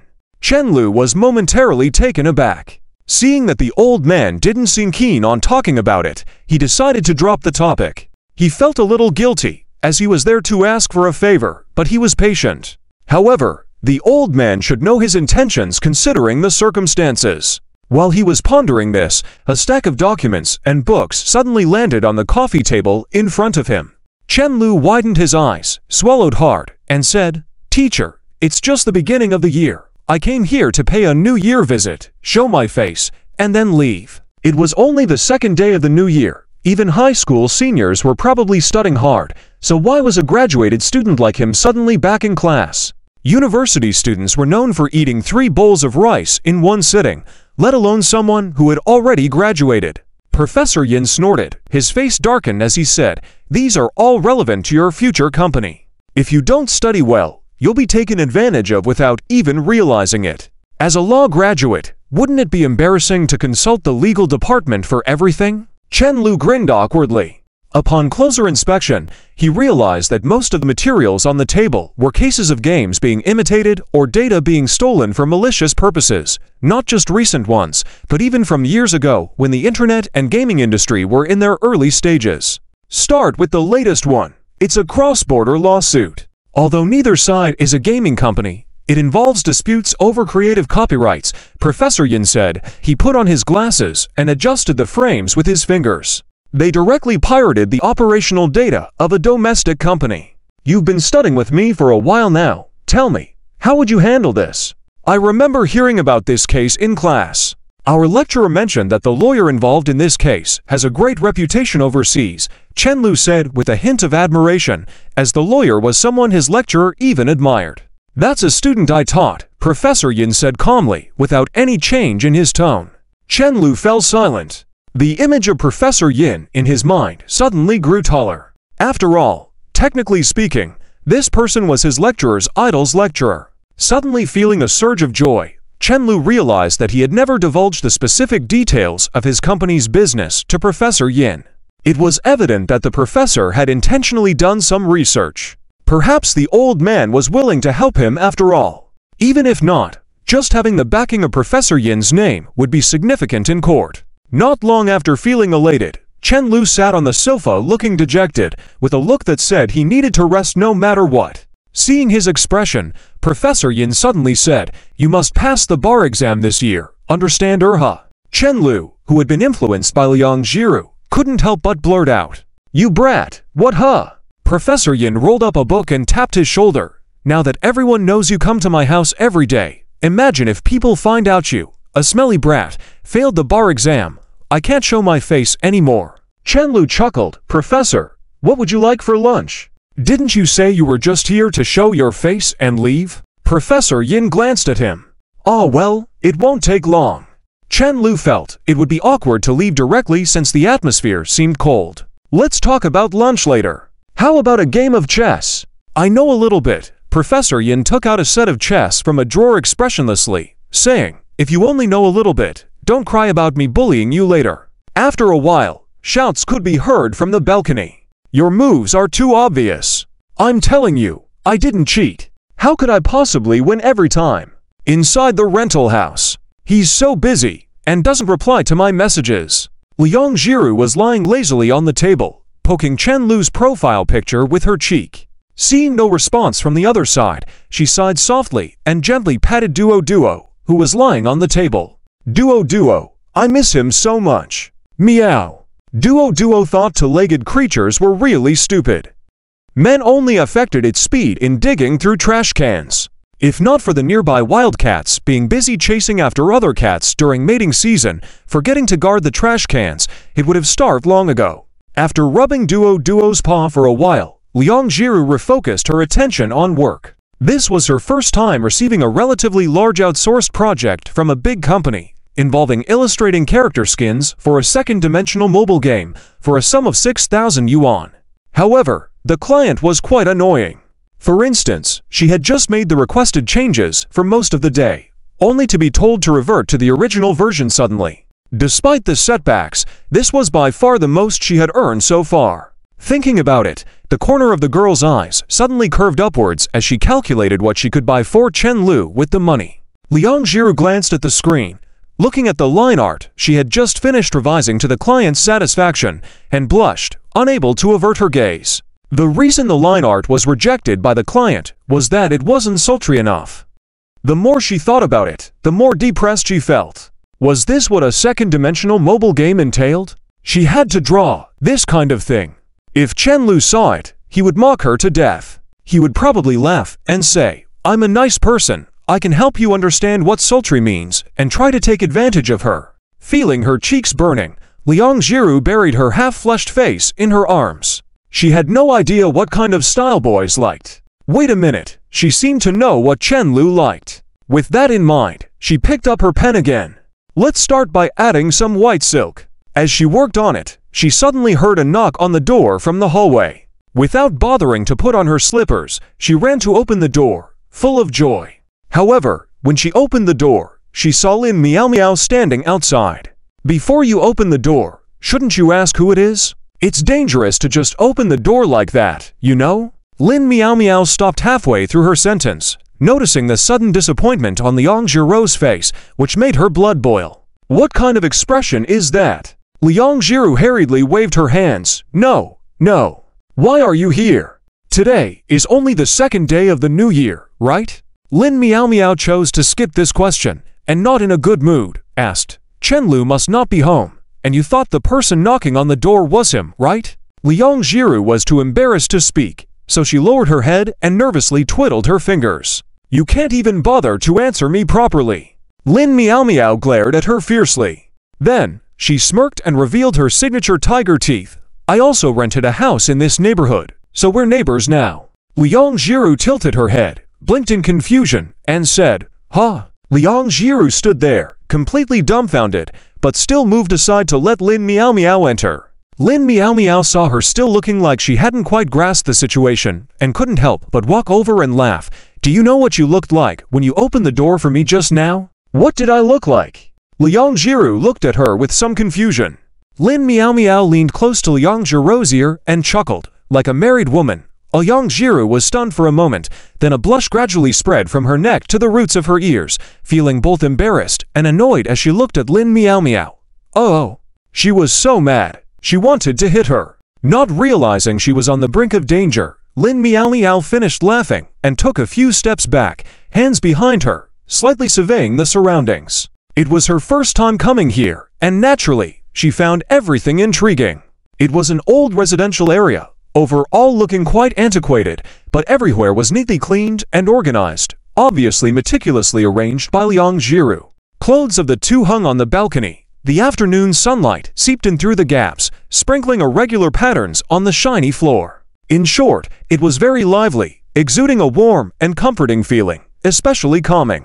Did your previous rental expire? Liang Jiru carefully handed Lin Miao Miao a cup of warm water, asking softly. Lin Miao Miao patted her almost non-existent chest triumphantly. Not yet, but it doesn't matter. With my monthly salary being so high, I'm not lacking in money. Impressive, Liang Jiru almost admiringly replied.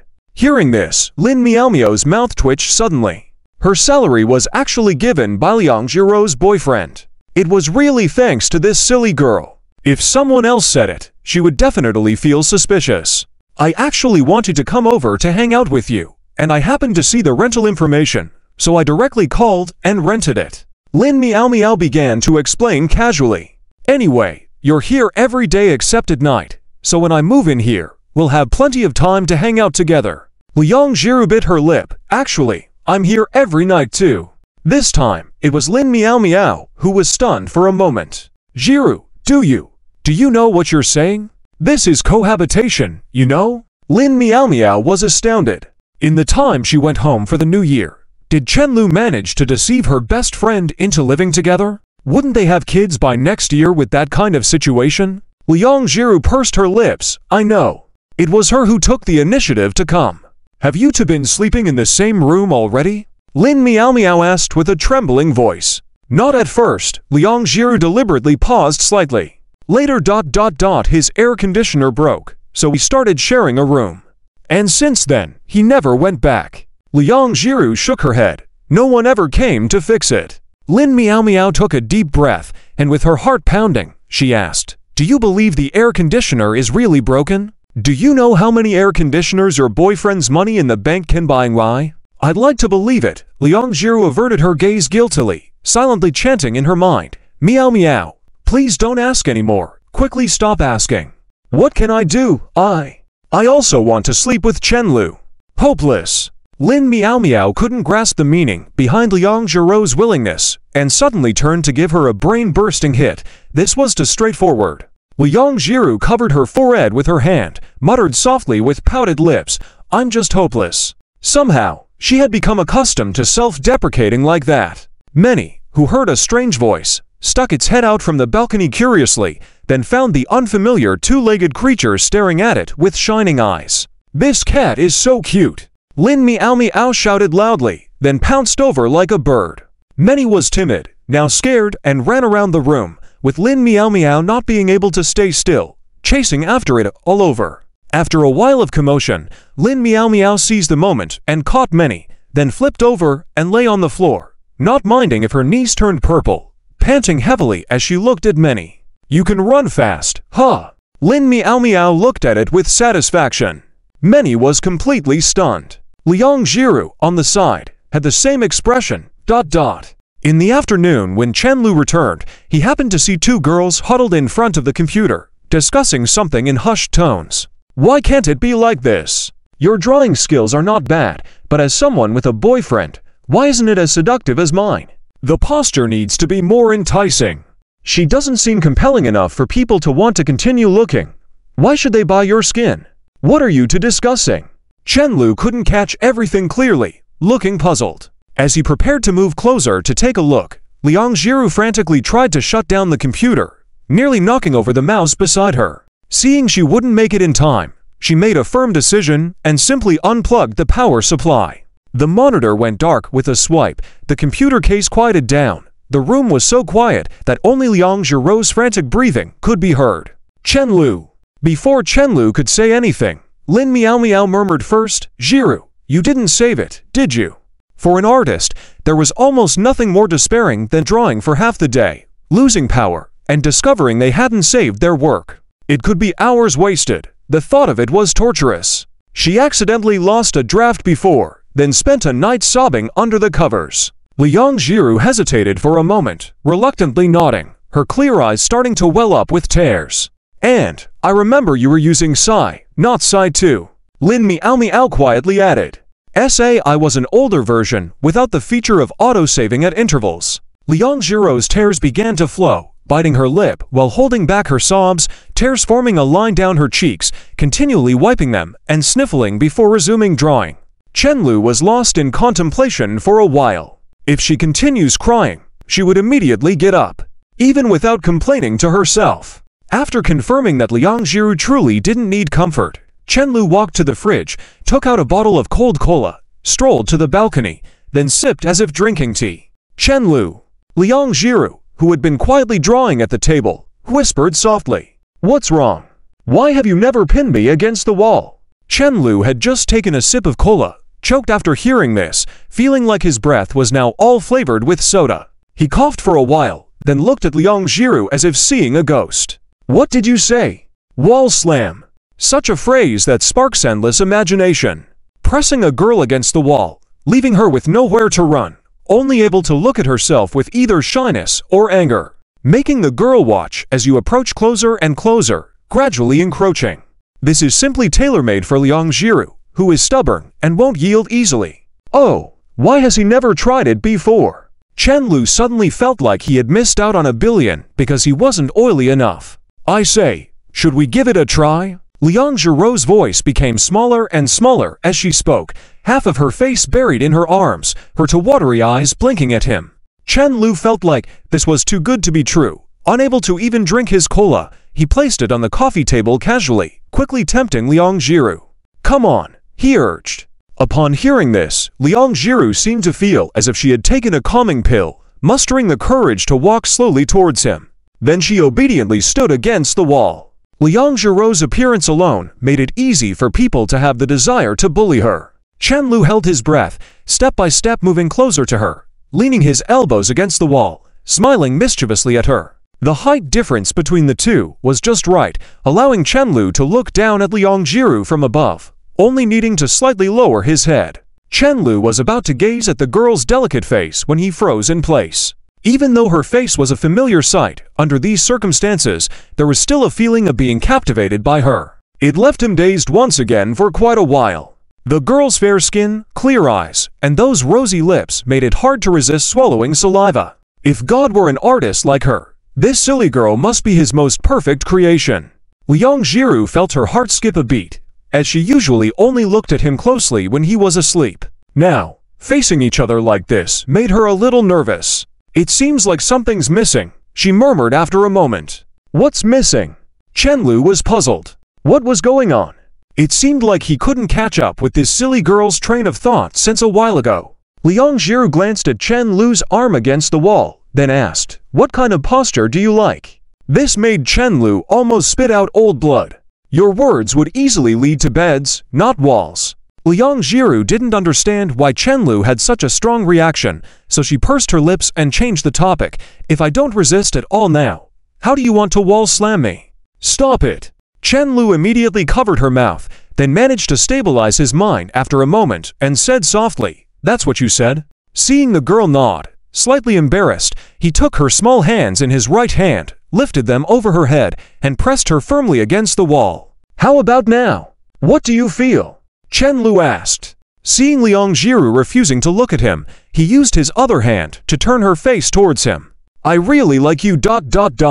Looking up at him with a dazed expression, Liang Jiru's face flushed. Chenlu was usually gentle and always treated her with a soft approach, but now he coldly pressed her against the wall. If Chenlu had always been harsh with her, she would probably have burst into tears now. But at this moment, this sudden change in demeanor, she found herself kind of liking it. Chenlu chuckled at Liang Jiru's silly appearance, but said nothing.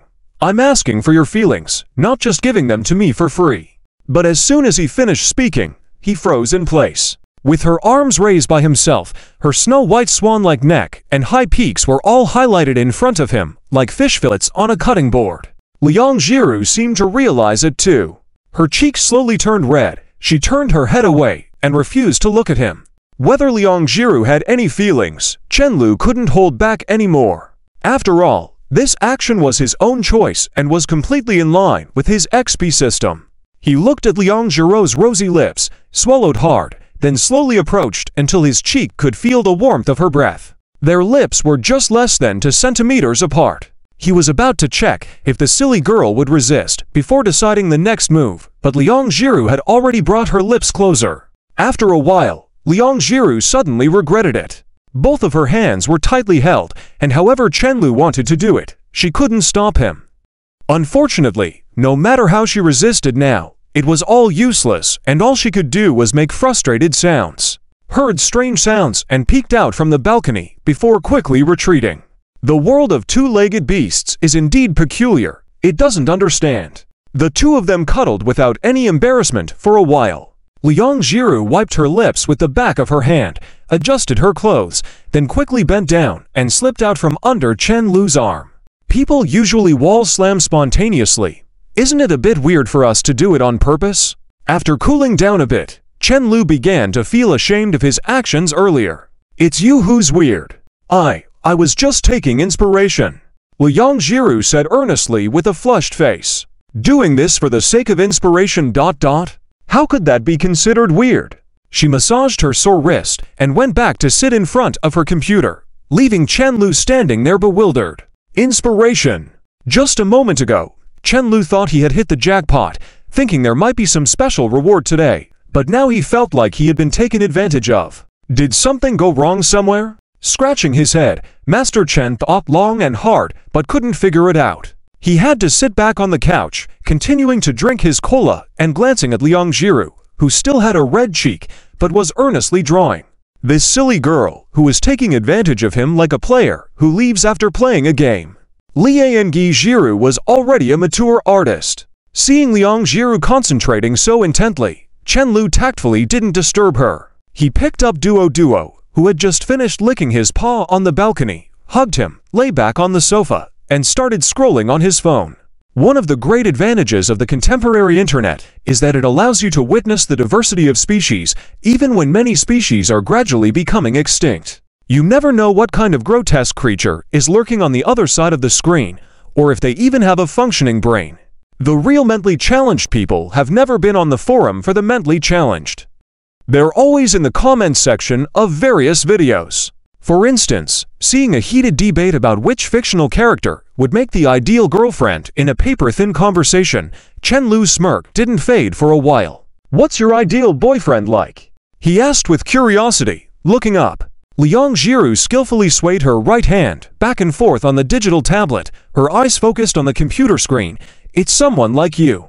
Chen Lu grinned. "Be serious. I don't know where the passing grade is. How am I supposed to improve?" When she looked at him, her head tilted with a puzzled expression.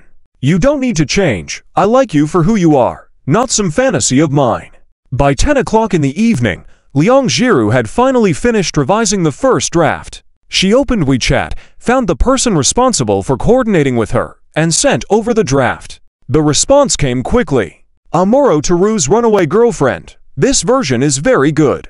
Let's go with this artwork." Liang Jiru breathed a sigh of relief, her hands still somewhat unskilled as she typed on the computer keyboard. "Wouldn't stop wood, all right? Amuro Teru's runaway girlfriend. I see you have a lot of illustrations for Arctic Star games on your homepage. Their company is making anime mobile games now. Why haven't they contacted you for work?" Liang Jiru glanced up at Chen Lu, who seemed to be asleep on the sofa, and replied, "Because we're too familiar." Seeing this response, the girl on the other side of the screen imagined countless possibilities, but never thought that Wouldn't Stop Wood was the founder of Arctic Star. After a while, Liang Jiru saw another message pop up in the computer's taskbar. "Amuro Teru's runaway girlfriend. Wouldn't Stop Wood seems quite aloof. No wonder your fans call you the goddess of social anxiety." "I really do have social anxiety." Leaving this sentence behind, Liang Jiru didn't reply further. She still needed to cover her boyfriend with a blanket, so she didn't have time for chatting. Liang Jiru walked with a thin quilt in her arms, squeezing her neck with force to hear a clicking sound. Even a slight movement felt like forcibly breaking her own bones, causing her to grimace in pain. This was the result of Chen Lu occasionally massaging her midway. Chen Lu had fallen asleep, but his phone was still ringing, muttering about some law articles, but she didn't remember anything. The sound seemed related to legal matters. She just locked the phone and heard Chen Lu mutter softly, "Why did you turn it off for me?" "Because you were asleep. I was listening to something." Liang Jiru smiled slightly, not buying his excuse. She gently covered the blanket over him, saying softly, "I'm going to take a shower. Do you want to go back to sleep?" "I'll wait for you," Chen Lu said before falling silent again. Just as she was about to get up, the phone rang. It was from a somewhat prestigious company, something she hadn't mentioned, but they were now sending her a down payment. Turning off the notification, she looked at her phone's wallpaper, a photo taken when they were not yet together, holding hands in a movie theater. Her mouth unconsciously curved into a smile. The girl's gaze was gentle like water. Before, she had worked tirelessly to save up money for Chenlu, and now, the income from illustrating a character for a mobile game could almost buy half of a good camera. It was unbelievable how much had changed in almost a year. Chenlu had been subtly influencing her, from distributing flyers, working as a waiter in a hot pot restaurant, to teaching, and now drawing and earning 6,000 for a commercial draft. She was slowly getting exposed to income levels she never dared to dream of before. Liang Jiru pondered for a while and suddenly felt exhausted, collapsing against Chenlu. But the goal of supporting Chenlu financially still seemed far away. She pressed her cheek against him, poking Chenlu's forehead. Despite being only 2 years apart, why was he so capable? She still hadn't paid off her mother's surgery money, needed to save for her dowry, and also had to contribute to buying a house. Marriage was a partnership. She couldn't rely solely on Chenlu, right? Liang Jiru snuggled closer to Chenlu, sighing softly. Making money was hard. Living was tiring. When Chenlu woke up again, Liang Jiru was blow-drying her hair. He yawned and took the hairdryer, helping her as if in a trance. "I want to buy an electric scooter," Liang Jiru said suddenly while looking at Chenlu in the mirror. "How much?" "I'll buy it for you," Chenlu offered. "I'll buy it myself. I can get it once the payment for this artwork comes in," Liang Jiru said after some thought. "Sometimes I need to go to my mom's place. It would be more convenient to travel back and forth. Besides, the subway was far from her mom's place, walking which took over 10 minutes. She couldn't always rely on Chenlu for rides, especially when he wouldn't always be available." Chenlu nodded quietly. "Why don't you use this winter break to get your driver's license? I was planning to get a new car, and you can drive this one when the payment comes in." Liang Jiru pouted. "I'm clumsy. How could I drive? The money I earn might not even cover the repair costs. I think your concern should be passing the driving test, not repairing." "Can you even pass the second part?" Chenlu chuckled. "There was a Tsinghu female anchor who took 6 tries to pass the second part," he added with a smile, tickling her ribs. "You didn't try to kiss me when I was asleep, did you?" "I'm not you." Playfully teasing each other, they turned off the living room light, bringing the jovial atmosphere to the bedroom. As soon as Chenlu lay down, Liang Jiru whispered, "Do you have plans for tomorrow? If you do, I'll wake you up when I get up." "Speaking of that, why do you always wake up so early?" Chenlu turned to her, looking a bit miffed. "Other couples cuddle for a while in bed after waking up, but every time I wake up, I'm all alone." This biological clock seemed unchangeable. Whether he slept at what time, he always woke up a few minutes before the alarm clock, unwavering. Every time he got up, Liang Jiru was already drawing or studying. This made him feel like a slacker. Of course, that was just a secondary reason. "You're so mean, Chenlu," Liang Jiru said, unknowingly already burrowed into his blanket. "You used to play games with me every day. Now you trick me into lying in with you." Chenlu shrugged. "These are things a normal college girl should be doing." "I am not abnormal. You're overdoing it." Chenlu didn't argue, just held her in his arms as she laid quietly with her eyes closed, like recharging herself. Having spent over 10 hours drawing on the computer, she was really tired. As expected, by the time Chenlu spoke again, she had already fallen asleep. Chenlu held the girl in his arms, gazing at the night outside, pondering how to remove the burden from Liang Jiru's shoulders. What were 20-year-old girls doing in other schools? Why should his girlfriend live like this? Unfortunately, as he was about to fall asleep, he hadn't figured out a good solution. Maybe he should leave it to time. "It's okay," Liang Jiru mumbled sleepily. Chenlu suddenly woke up, curious about what his silly girlfriend was murmuring about. Sleep talking. Chenlu found it amusing and leaned in to record it, planning to show her later. "Mom ... everything will be okay ... Liang Jiru continued mumbling, and tears soaked a section of Chenlu's pajama collar. His smile froze on his face. It was as if plunged into ice-cold water. His heart palpitated. After a long while, he took a deep breath, pulled the girl curled up in his arms. How much longer would his girlfriend be tormented by these messy past events? Chenlu didn't know when he fell asleep. In his dream, a dangerous wanderer was battling Godzilla, and just as the fight was heating up, he suddenly woke up. Gradually opening his eyes, the room was already bright with daylight, accompanied by the faint sounds of birds chirping. The sunlight outside pierced through, causing him to squint. Just as he was about to sit up, he realized his arm was being weighed down. Looking down, he saw Liang Jiru still asleep in his embrace. From this angle, he could see her beautiful clavicle. The girl was snuggled obediently against his shoulder, her long hair scattered across the bed, sleeping in a somewhat messy manner. Her chest rose and fell with each even breath, looking very adorable. Although Liang Jiru had spent a few nights here before, this was the first time Chen Lu had seen her like this. To wake up and see such a pretty girl sleeping so defenselessly in his arms, it felt more surreal than battling dangerous wanderers. Chen Lu suddenly doubted if he was dreaming now. He used to brush off the idea he saw online that waking up together was more romantic than sleeping together, but now he was a believer. The warmth of waking up to his beloved right in front of him was truly indescribable. However, he was surprised to find Liang Jiru still dozing beside him. Chen Lu felt a bit intrigued and moved closer to observe his girlfriend's sleeping face. He felt a sense of pride that he had woken up before Liang Jiru this time. But then he noticed her delicate, fluttering eyelashes twitch twice. She was pretending to sleep. "Have you been awake for long?" he whispered. With her eyes tightly shut, she did not respond. "Can I kiss you? I haven't brushed my teeth." Liang Jiru.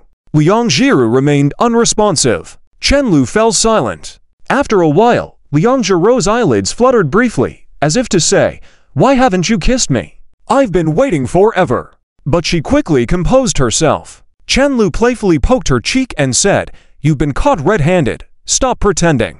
"Well, I truly fell asleep." Liang Jiru whined like a child for a moment, before muttering softly, "I happened to wake up. We have no quarrel or enmity. Why do you treat me like a fool?" With a loud hum, Liang Jiru pushed herself up to get out of bed, but Chen Lu wrapped himself and the blanket around her, preventing her from leaving.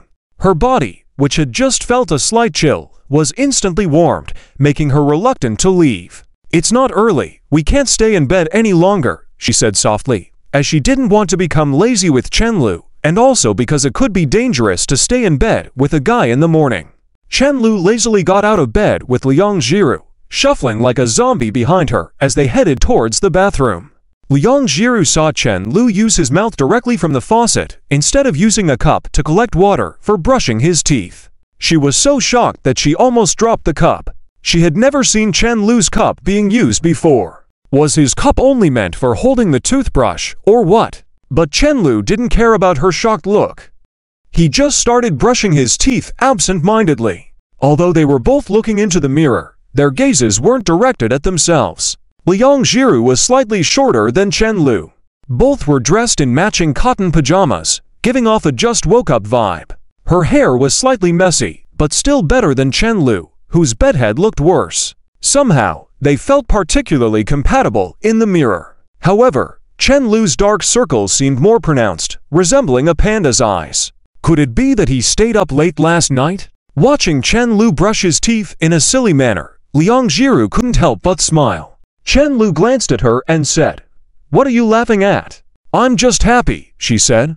No wonder Chen Lu would complain. She had never felt this kind of happiness when waking up alone before. Living together felt different. To start a new day this way made her feel motivated throughout the day. Seeing Liang Jiru's silly smile, Chen Lu couldn't help but chuckle as well. Smiles were contagious. When someone laughs silly enough, it can easily make others want to laugh too. He took a few sips of water and then rinsed away the toothpaste bubbles, wiping some onto Liang Jiru's face with his index finger. Liang Jiru had various bottles and jars from Liu Yan. Maybe there was facial cleanser there, but she never used it. Chen Lu quickly washed his face, probably not as thoroughly as she would. Without waiting for her, he left the bathroom. Washing her face in such cold weather was a form of torture. Chen Lu finally looked at the clock on the wall and was shocked to see it was already past 9:40. Even if they were slow in getting ready, he should have been up by at least 9. Did they sleep so late last night that they woke up at this hour? Suddenly, a thought hit Chen Lu, and he turned back to observe Liang Jiru preparing herself. He became slightly dazed and fixed his gaze on her. Could Liang Jiru have pretended to sleep past 9 just because he casually mentioned getting up together? Liang Jiru always woke up unfailingly at 6 a.m., as reliable as an alarm clock. Chen Lu opened his mouth, but ended up not saying anything. There was no need to ask any more. They were late rising today, so breakfast was minimal, just a few eggs cooked quickly. Chen Lu suggested buying some instant noodles to have on hand, but Liang Jiru vetoed the idea. After breakfast, Liang Jiru resumed her daily routine, sitting at the computer desk and preparing to paint. As she reached for her paintbrush, Chen Lu suddenly held her right hand. "Today, we're not doing anything. We're going out," he declared in a serious tone. "You can go out with me alone, or invite Chen Mo Xiaoming or Lin Miao Miao." Liang Jiru blinked. "Are you saying I might get bullied if I stay at home with you?" Silence enveloped the room for a moment. "Why aren't you saying anything?" she asked curiously. "I've said my piece. What else should I say? You should have said, 'Darling, come here and let me hug you.' I won't bully you after that," Liang Jiru lectured him with a serious tone. Chen Lu carried Liang Jiru to the sofa. Just as they were deciding where to go, they received a voice message from Lin Miao Miao.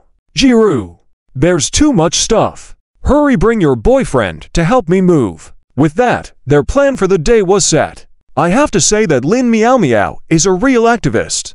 I saw someone renting out a place when passing by your house, so I rented it. Is not something an ordinary person would say, let alone actually do. Immaturity varies with age. Elementary school students might only cry for wanting to sit with their best friend, but she took it a step further and moved in next door to Liang Jiru without hesitation.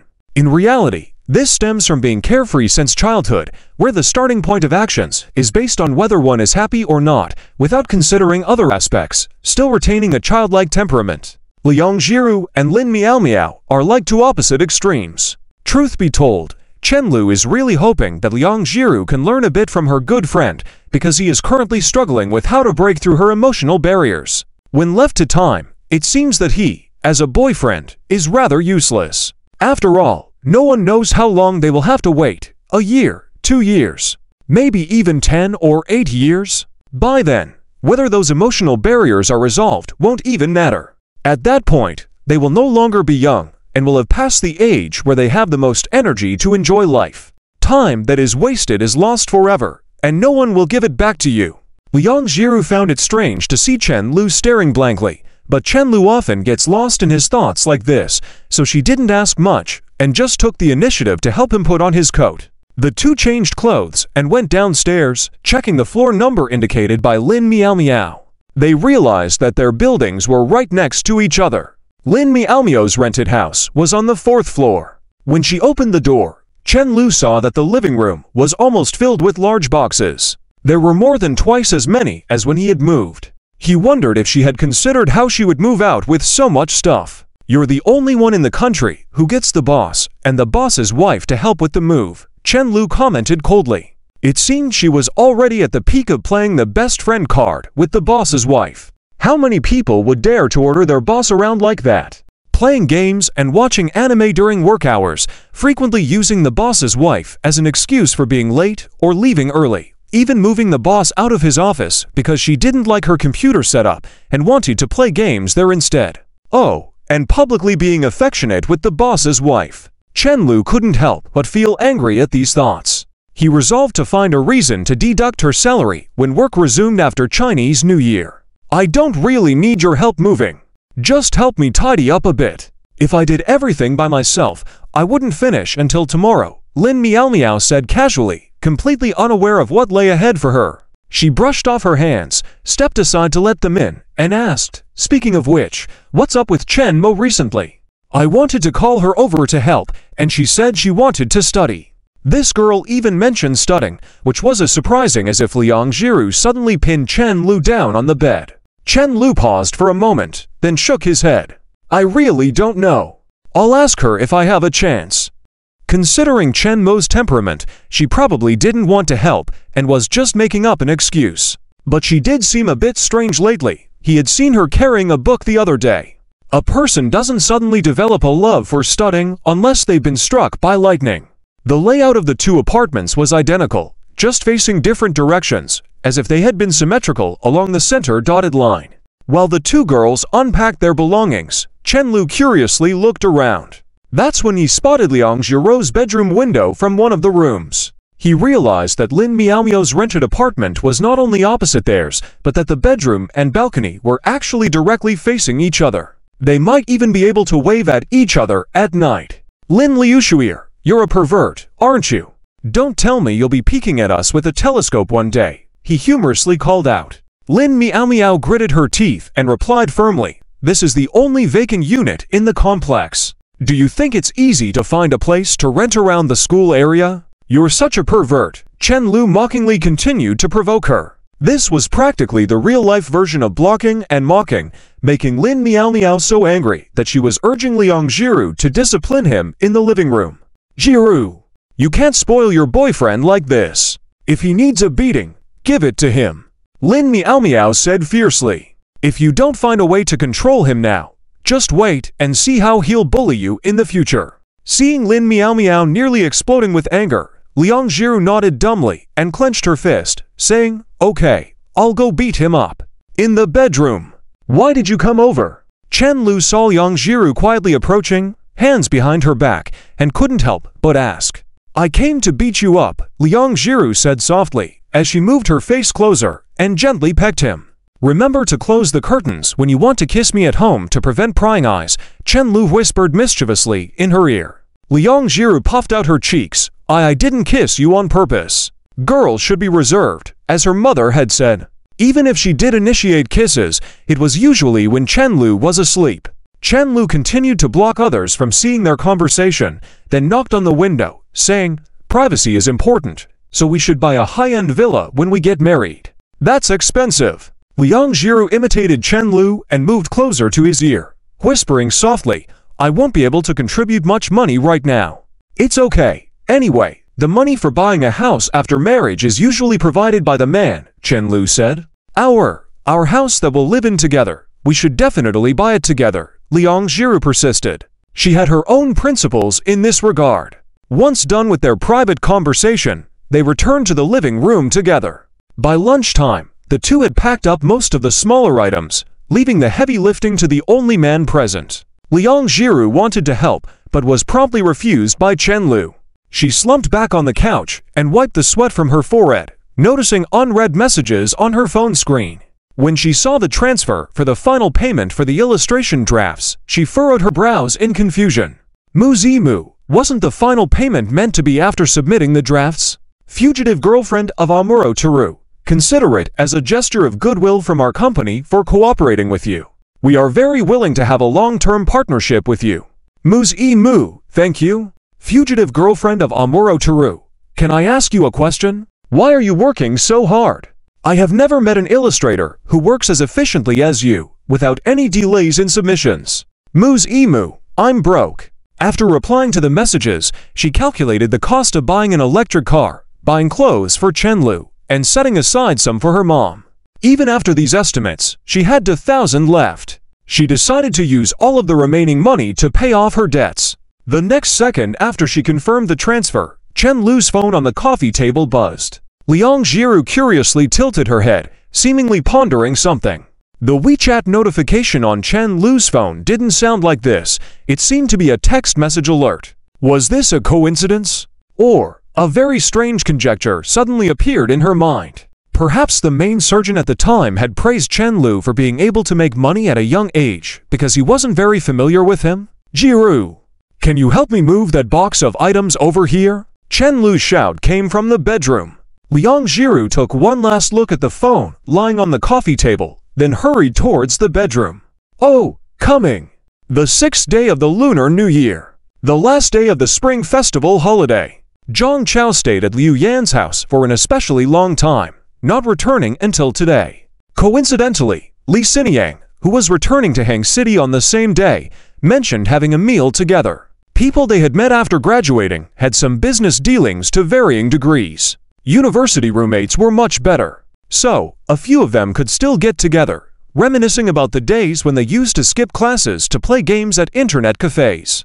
The place they chose to eat was a street food stall near the school, right next to the river and a bridge with good food and scenery. That evening, Chen Lu came here alone, walking slowly by the river, gazing at the sparkling river surface, wondering where he had thrown away the broken parts of his cell phone. As he walked, he wrapped his coat around himself again. It was nice to eat by the river, but it was too cold in winter. "Are you Jay? Over here?"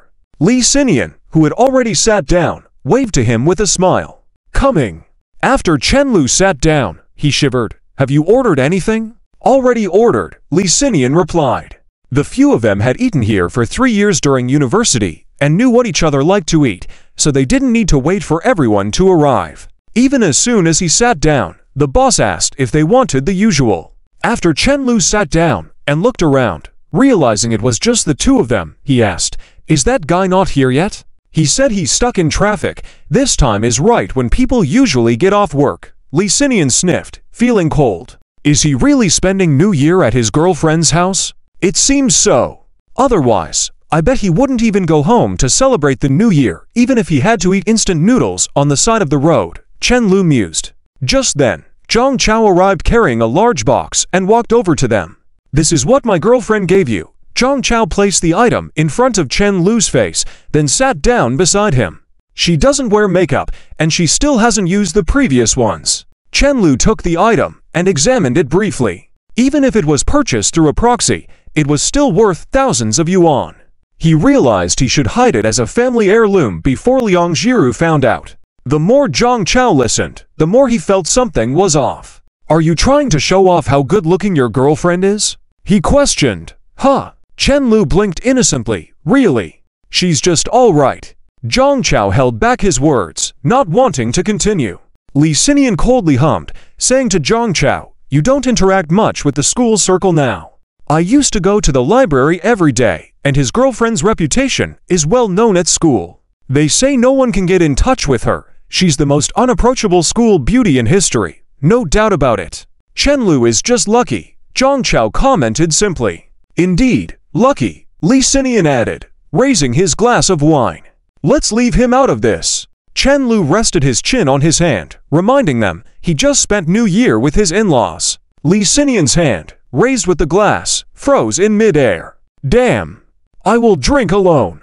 "Stop kidding around." A few of them chuckled as they finished their first glass and began eating skewers with lowered heads. "Oh right. How did your civil service exam go?" After a while, Zhang Chao suddenly asked. Lee Sinian pushed his glasses up with a bitter expression. "I didn't pass. It's okay. Even if we fail in one area of life, we can succeed in another." "How about that Chin Wenxi?" Chen Lu reminded casually. "Ah, Chin Wenxi. How has she been lately?" "I unfriended her." Lee Sinian spoke after a moment of silence, then sighed with a self-deprecating smile. "I've spent so much time and money on her, didn't pass the exam, and in the end, I didn't gain anything." Zhang Chao was getting annoyed with Lee Sinian's self-pitying talk. Chen Lu didn't say a word all this time. He quietly refilled Lee Sinian's glass. "It's fine. Wisdom comes with experience. I have a new outlook. I'll only invest in myself. If I become excellent enough, love will come eventually, right?" Lee Sinian raised his glass, his mood lifting. "The sun has grown up," Chen Lu said with a smile. 30, Lee Sinian cursed, laughing. "You guys seem pretty stable in your relationships, huh?" Zhang Chao glanced around before replying. "It's okay. Good enough. Just wait for my wedding invitation," Chen Lu said. Zhang Chao shot back. "You're too young. What are you acting so proud for? Your old man is probably older than you." "Bastard, who believes you?" Zhang Chao retorted, glaring at him with a firm gaze. "What are you betting on?" "Forget it, not betting with you." "Why?" Chen Lu pointed behind himself. "I feel like you're like an old general on the stage, covered in flags." There wasn't much else to talk about after the New Year. Since the last time they had dinner together, things had been relatively stable for a while. Chen Lu had very likely left his future mother-in-law with a good impression. This kind of experience was new to him, as he had never faced such hurdles. It seemed quite refreshing to hear Zhang Chao talk about his difficult and complicated encounters with his prospective mother-in-law. "In the end, my future father-in-law didn't say a word to me about not mistreating his daughter or anything like that," Zhang Chao summarized with a poker face, recounting the time when his future father-in-law silently smashed a brick in front of him while they were out for a walk. Chen Lu's eyes widened in surprise at this revelation, thinking back to the time he had broken his leg because of angering Liu Yan. It was his favorite episode.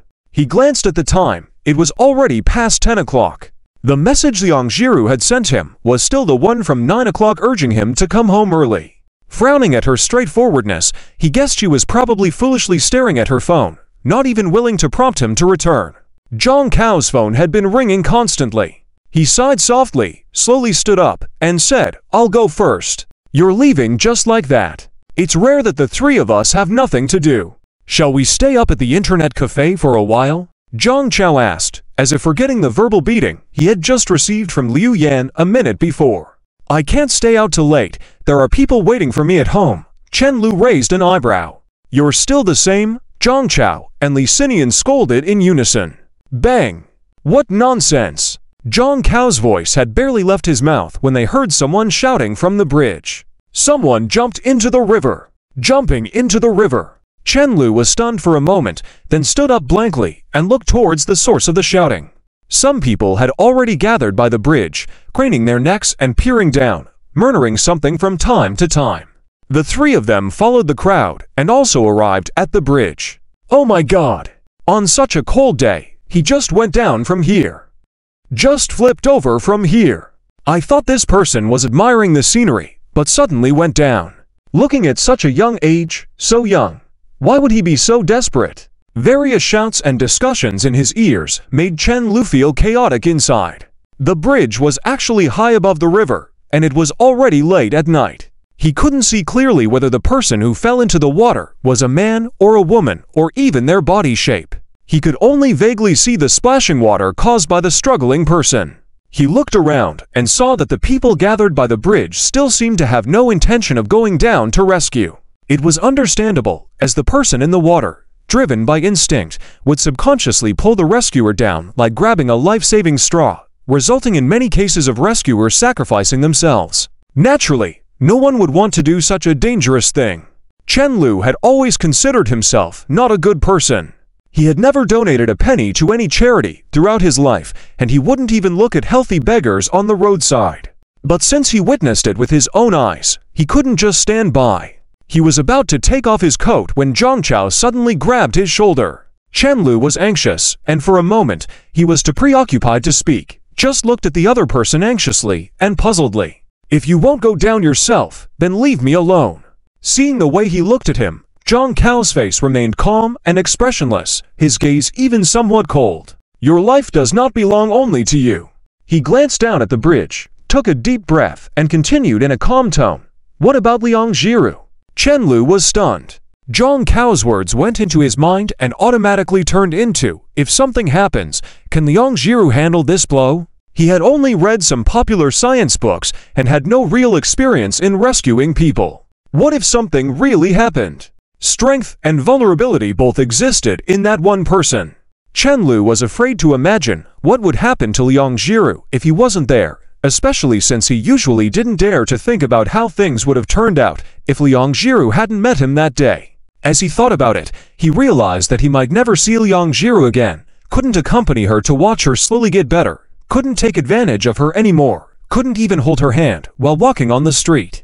He suddenly took 2 steps back and felt somewhat unfamiliar with his own mindset. So, he was afraid of death. Lost in thought, the discussions around him brought his mind back. He was about to speak, but Li Xinian patted his other shoulder. "It's okay, Lu Jie, I'll go," Li Xinian said, and then scanned the surroundings. Seeing that no one had gone down yet, he hung his glasses on Chen Lu's collar and smirked proudly. He didn't know where this smug attitude came from. Perhaps he was happy that he finally showed some power. Or maybe he thought that those 2 guys who bragged about having girlfriends every day ended up being scared when faced with a real situation were not as good as him.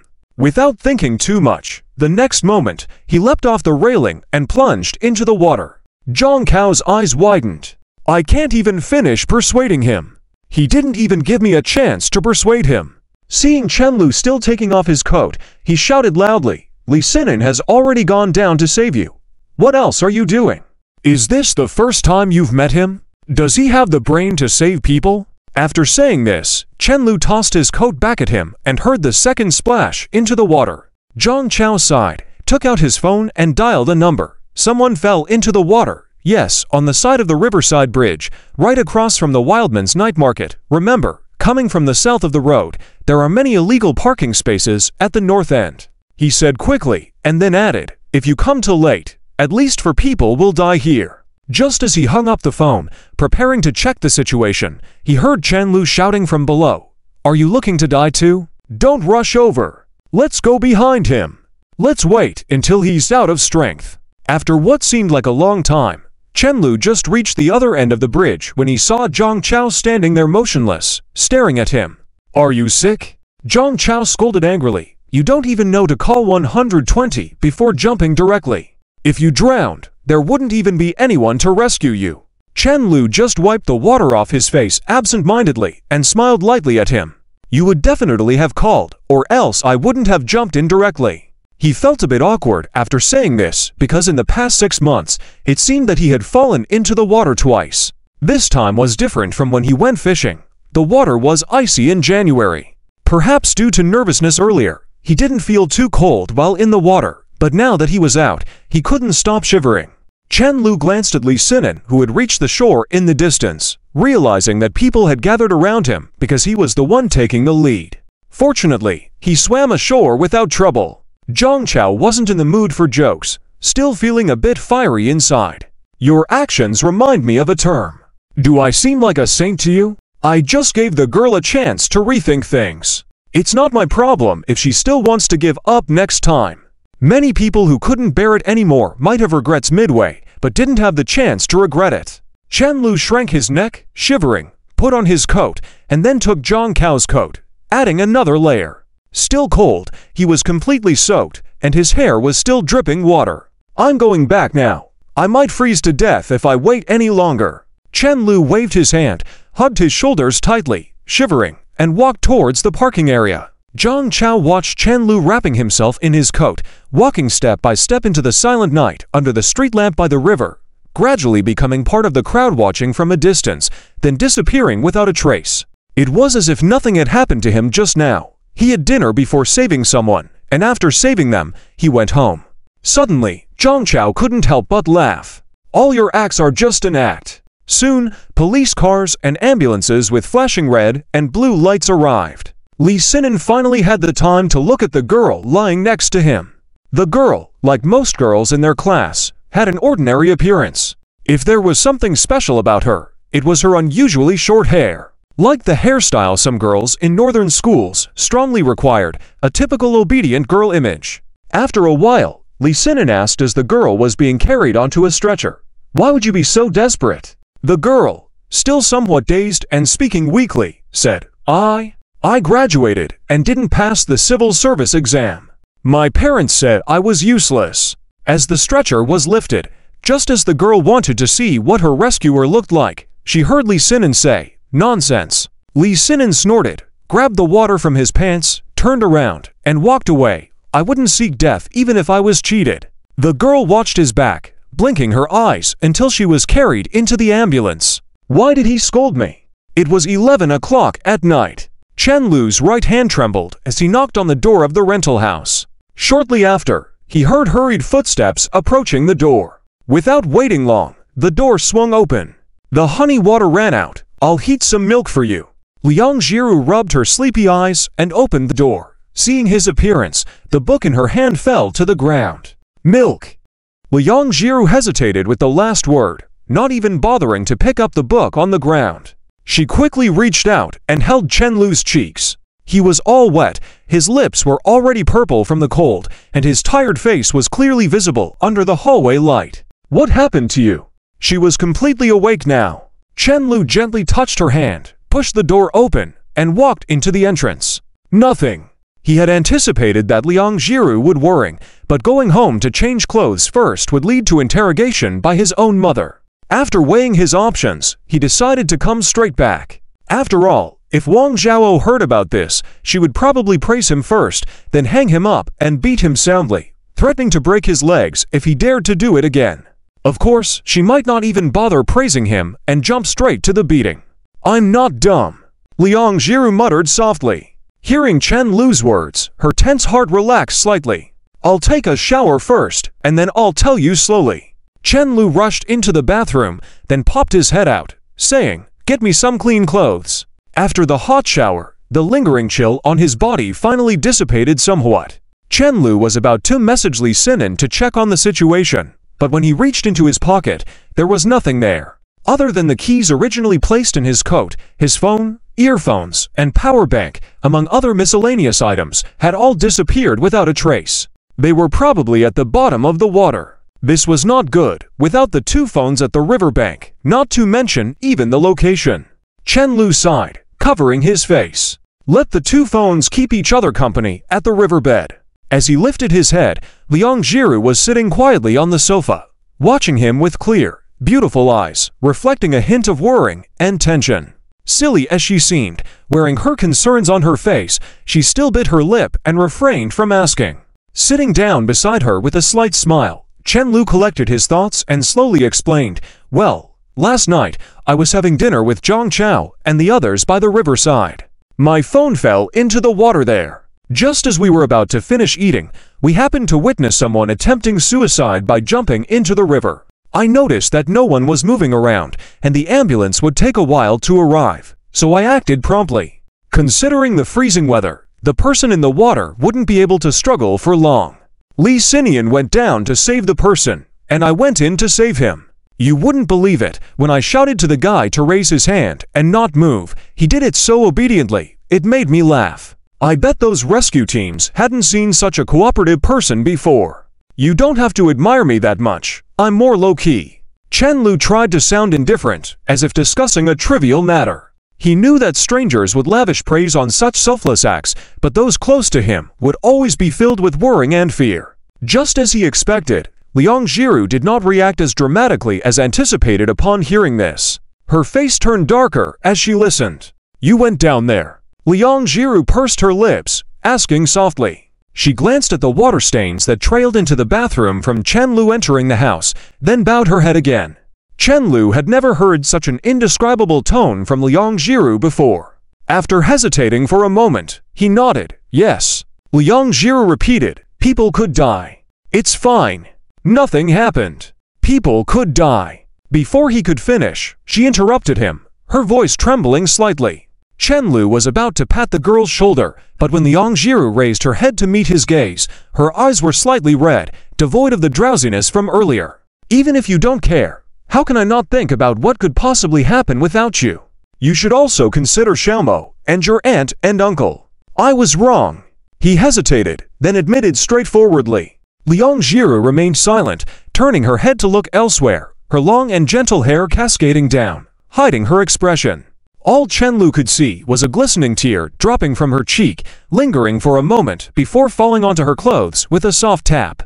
As the tear touched Liang Jiru's clothes, it stirred ripples in his heart, leaving him unable to calm himself for a long time.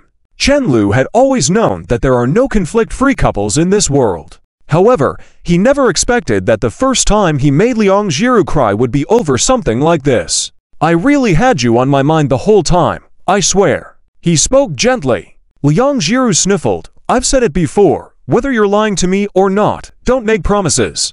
He was about to hold the girl's hand when Liang Jiru suddenly stood up, turned, and walked into the bedroom, slamming the door shut behind her. Chen Lu stood still for a moment before hurrying to the bedroom door. His emotions were complicated, and he found himself strangely happy that the usually naive Liang Jiru finally showed some anger. It might be an exaggerated reason for celebration, but it was a good sign. After taking a deep breath, he pressed the doorknob firmly. This was the first time he and Liang Jiru had a disagreement, and he had to handle it properly. The door was unlocked, so he gently pushed it open. The bedroom was dark, with Liang Jiru lying on her side in bed, wrapping herself in the blanket and occasionally wiping away tears with the back of her hand. Chen Lu approached her, embraced her, and saw that she didn't resist. He breathed a sigh of relief and whispered softly, "Don't be angry anymore, okay?" Being in the blanket with Liang Jiru seemed warmer compared to the icy river water. It felt like a fairyland. "I'm not angry," Liang Jiru murmured. Chen Lu smirked. "Who believes that?" That was quite a fast and common saying when girls were angry. "I've never lied to you." Liang Jiru wiped her tears with the back of her hand. I'm really not angry. Then why are you crying? Chen Lu asked in confusion. I'm upset with myself, the girl muttered in his embrace. I want to be mad at you for being reckless, but I can't bring myself to do it. Whenever I think of being angry, I remember how frozen you were when you came back. And I just can't be mad. Chen Lu stayed quiet for a while, then hugged Liang Jiru tighter. It's okay, your smart boyfriend is fine. I never do things without certainty. The night grew increasingly quiet. Only after the lights in the building across the window were turned off did the tears in the girl's embrace finally cease. Chen Lu. I'm actually quite selfish. Liang Jiru drew a piglet on Chen Lu's chest with her fingertip, as always. If possible, I hope you wouldn't even save me, like on our fishing trip. Reports of people being saved only to drown themselves were common every year. Even someone as out of touch as her could see that such actions were extremely dangerous. Chen Lu's eyebrows twitched in surprise. You call that selfish? Classmate Liang Jiru, are you planning to change the meaning of the word selfish? Chen Lu was speechless. Should we call the police next time? The girl ignored his words and softly asked, okay? Chen Lu nodded repeatedly. Right after he spoke, Liang Jiru leaned in and lightly kissed him on the lips, then continued to snuggle into his arms. Chen Lu sighed deeply, realizing that he hadn't used any of the tricks he had prepared in his mind. It seemed difficult for the two of them to have a real argument like other couples. Liang Jiru yawned quietly, rubbed her eyes tiredly, sighed again. I feel like you can't change. You're just this kind of person. Chen Lu leaned over and kissed her forehead. If I weren't this kind of person, I wouldn't have met you, right? Liang Jiru suddenly snapped out of her thoughts. Their meeting had started with Chen Lu meddling in her affairs. It seems like that's true. If Chen Lu hadn't been so kind-hearted, he wouldn't have come to comfort her when they were kids, she wouldn't have remembered him for so many years, and she wouldn't have ended up in Hang City as an adult. If Chen Lu hadn't interfered, that day he would have stood silently like others around. It would have been impossible for them to meet, let alone embrace each other like they were now, feeling each other's warmth and heartbeat. Thinking about it, she hugged Chen Lu tightly, afraid that he might run away. Thankfully, you are still as warm-hearted as ever. She suddenly felt guilty for slowing Chen Lu down with her overthinking. But she still didn't want Chen Lu to change in the future. Letting him down was one thing, but she couldn't bear to be without Chen Lu. Liang Jiru sniffed and hugged him tighter. It was the first time Chen Lu felt a bit breathless from Liang Jiru's tight hug, but under these special circumstances, he didn't dare to struggle. He simply whispered, in a way, you're like a reward, or a different kind of reward, sent to me by fate. After a series of nonsensical remarks and disagreements, both of them didn't feel like sleeping. They huddled together under the blanket, whispering as if sharing secrets. Why would that girl think of giving up? Liang Jiru asked softly. I don't know. But living is tough. Chen Lu gently stroked the long hair behind Liang Jiru. Not everyone is as strong as you. At least he wasn't. He had thought about it from her perspective, and maybe he could come up with smarter solutions than Liang Jiru. But he knew he couldn't stick with it. Even if he couldn't be as kind-hearted as Liang Jiru. Am I strong? Liang Jiru was puzzled. She had just finished crying moments before. Of course, Chen Lu suddenly remembered something. Have you ever thought of giving up on everything? I have. Liang Jiru buried her flushed cheeks into Chen Lu's chest. She not only thought about it, she used to think about it every day, but she couldn't. She had too many responsibilities. Well, Liang Jiru, now it's my turn to be angry, Chen Lu said. Startled, Liang Jiru turned around, with eyes misty from sleep, blinking at him. Why are you angry? Just the thought of not being able to meet you if you had given up makes me upset. Chen Lu raised an eyebrow playfully. Now the roles were reversed. Liang Jiru could attack, and he could defend. I'm sorry. Liang Jiru quickly admitted her mistake just as fast as Chen Lu.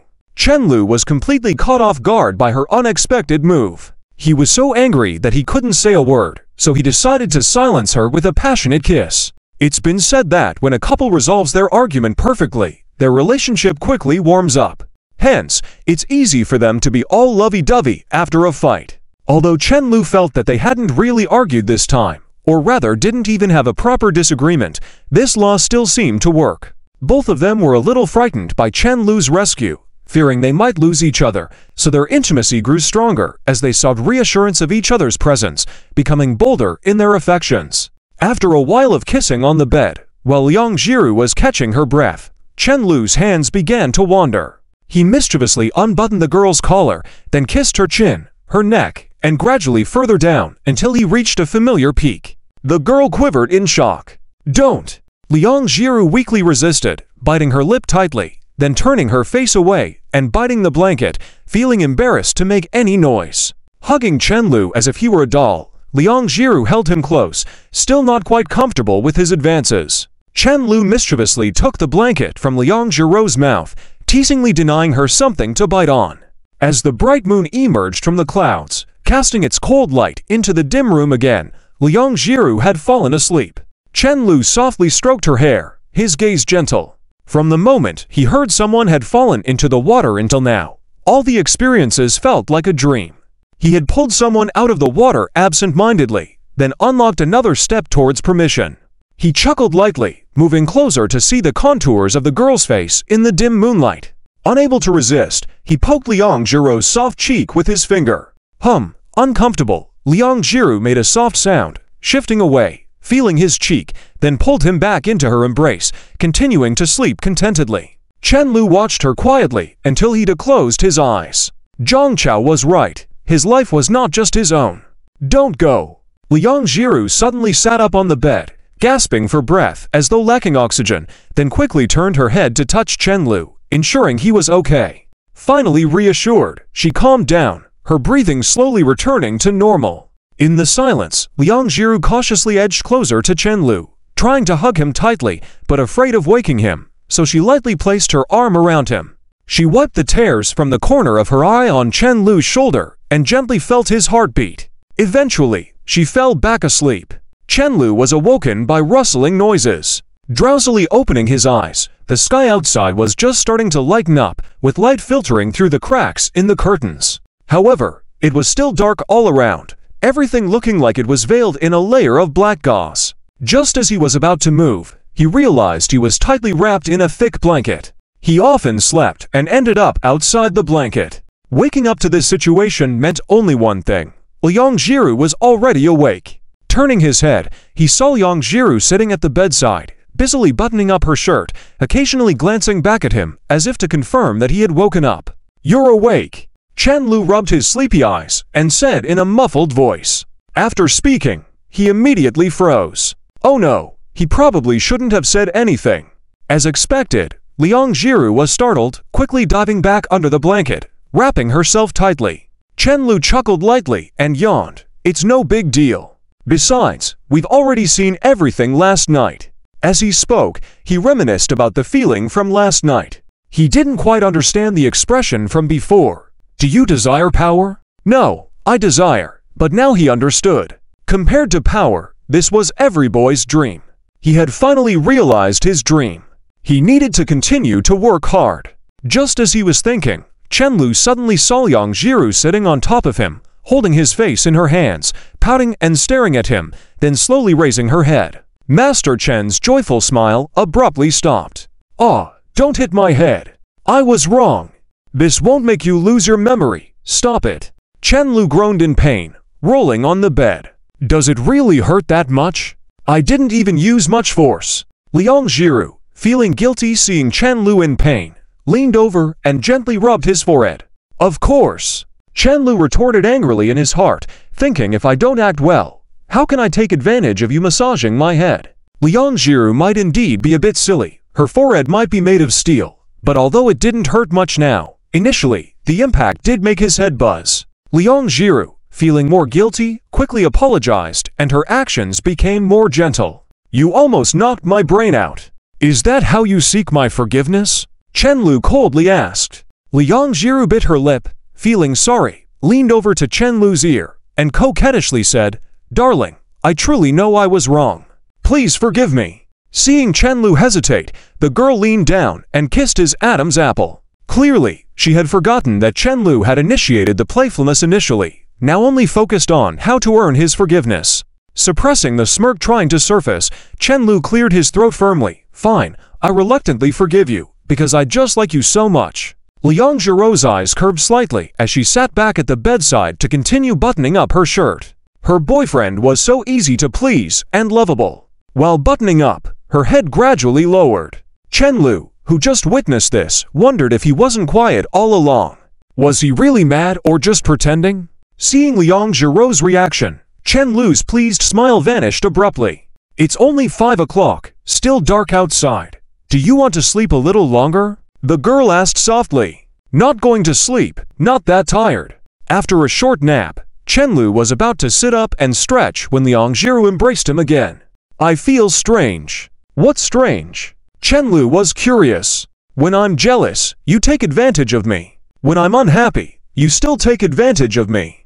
As Liang Jiro spoke, she couldn't help but lightly bite his shoulder, leaving a shallow mark. Chen Lu paused for a moment, as if this was indeed the case. He reached out and pinched Liang Jiro's cheek. You weren't really mad at me last night, were you? No. Liang Jiro shook her head naively, continuing to snuggle into Chen Lu's arms like a cat. Despite the biting cold outside, the two remained warm and cozy together. Chen Lu, observing Liang Jiro's behavior, finally believed that this silly girl never truly got mad at him. When you learn to get angry as easily as you learn to smile, it won't be me, but you taking advantage, he teased. But I don't want to learn. Why not? What if you don't want me anymore? Liang Jiro shyly said, her tone reminiscent of the early days of their relationship. How could I not want you? Where else would I find such a pretty girlfriend? Liang Jiro looked at him with a hint of sadness. You're just lusting after my body. Chen Lu snorted. You don't believe me when I say something else. The truth is, I like you so much that I can't live without you. But would you believe me if I said that? No one would. This served to purposes, complimenting her beauty and leading to the fact that was hard to believe, making it sound more perfect. This silly girl must be twice as happy when she hears praise after hearing she was being lusted after. Chen Lu was quite pleased with himself. How could a silly girl like her understand the word games of Master Chen? I believe you, Chen Lu. He sat up in confusion and surprise. Wait, how can you believe a statement that sounds so fake on the surface? Because I think the same way as you do. Liang Jiro laughed joyously, seemingly elated by Chen Lu's words. Chen Lu remained motionless, like a statue, except his eyes blinked continuously. Hungry, let's eat. Chen Lu stood up, walked out without looking back, exuding a mix of frustration and reluctance. The once formidable frogmaster. How did he suddenly become less successful after the new year? Countless defeats were one thing, but being taken down by a silly girl was a complete defeat. The more he thought, the more annoyed he became. Sitting on the couch, he analyzed his failures, feeling his heart still racing. Thankfully, he reacted quickly, or Liang Jiro would have noticed. Humans tend to get lazy in winter, reluctant to go to school, work, or even prepare to leave the warm bed for the bathroom. However, this law seemingly didn't apply to Liang Jiro. She woke up early every day, without complaint, finding various ways to cook breakfast for Chen Lu. Despite being almost entirely accommodating to Chen Lu, she had one non-negotiable rule. Chen Lu had to eat well and take care of his stomach. There was no room for negotiation in this matter. So Chen Lu had always been tactful never to joke around this issue. Liang Jiro cooked sincerely, and if he was free, he helped. If he was busy, he ate obediently. For breakfast, it was duck blood vermicelli soup, which might not be everyone's favorite normally, but was exceptionally delicious served as a breakfast in winter, much like lamb offal soup or spicy soup. Although some people didn't like eating duck blood, like Liang Jiro, not loving it particularly, she didn't dislike it either. However, Chen Lu quite liked it.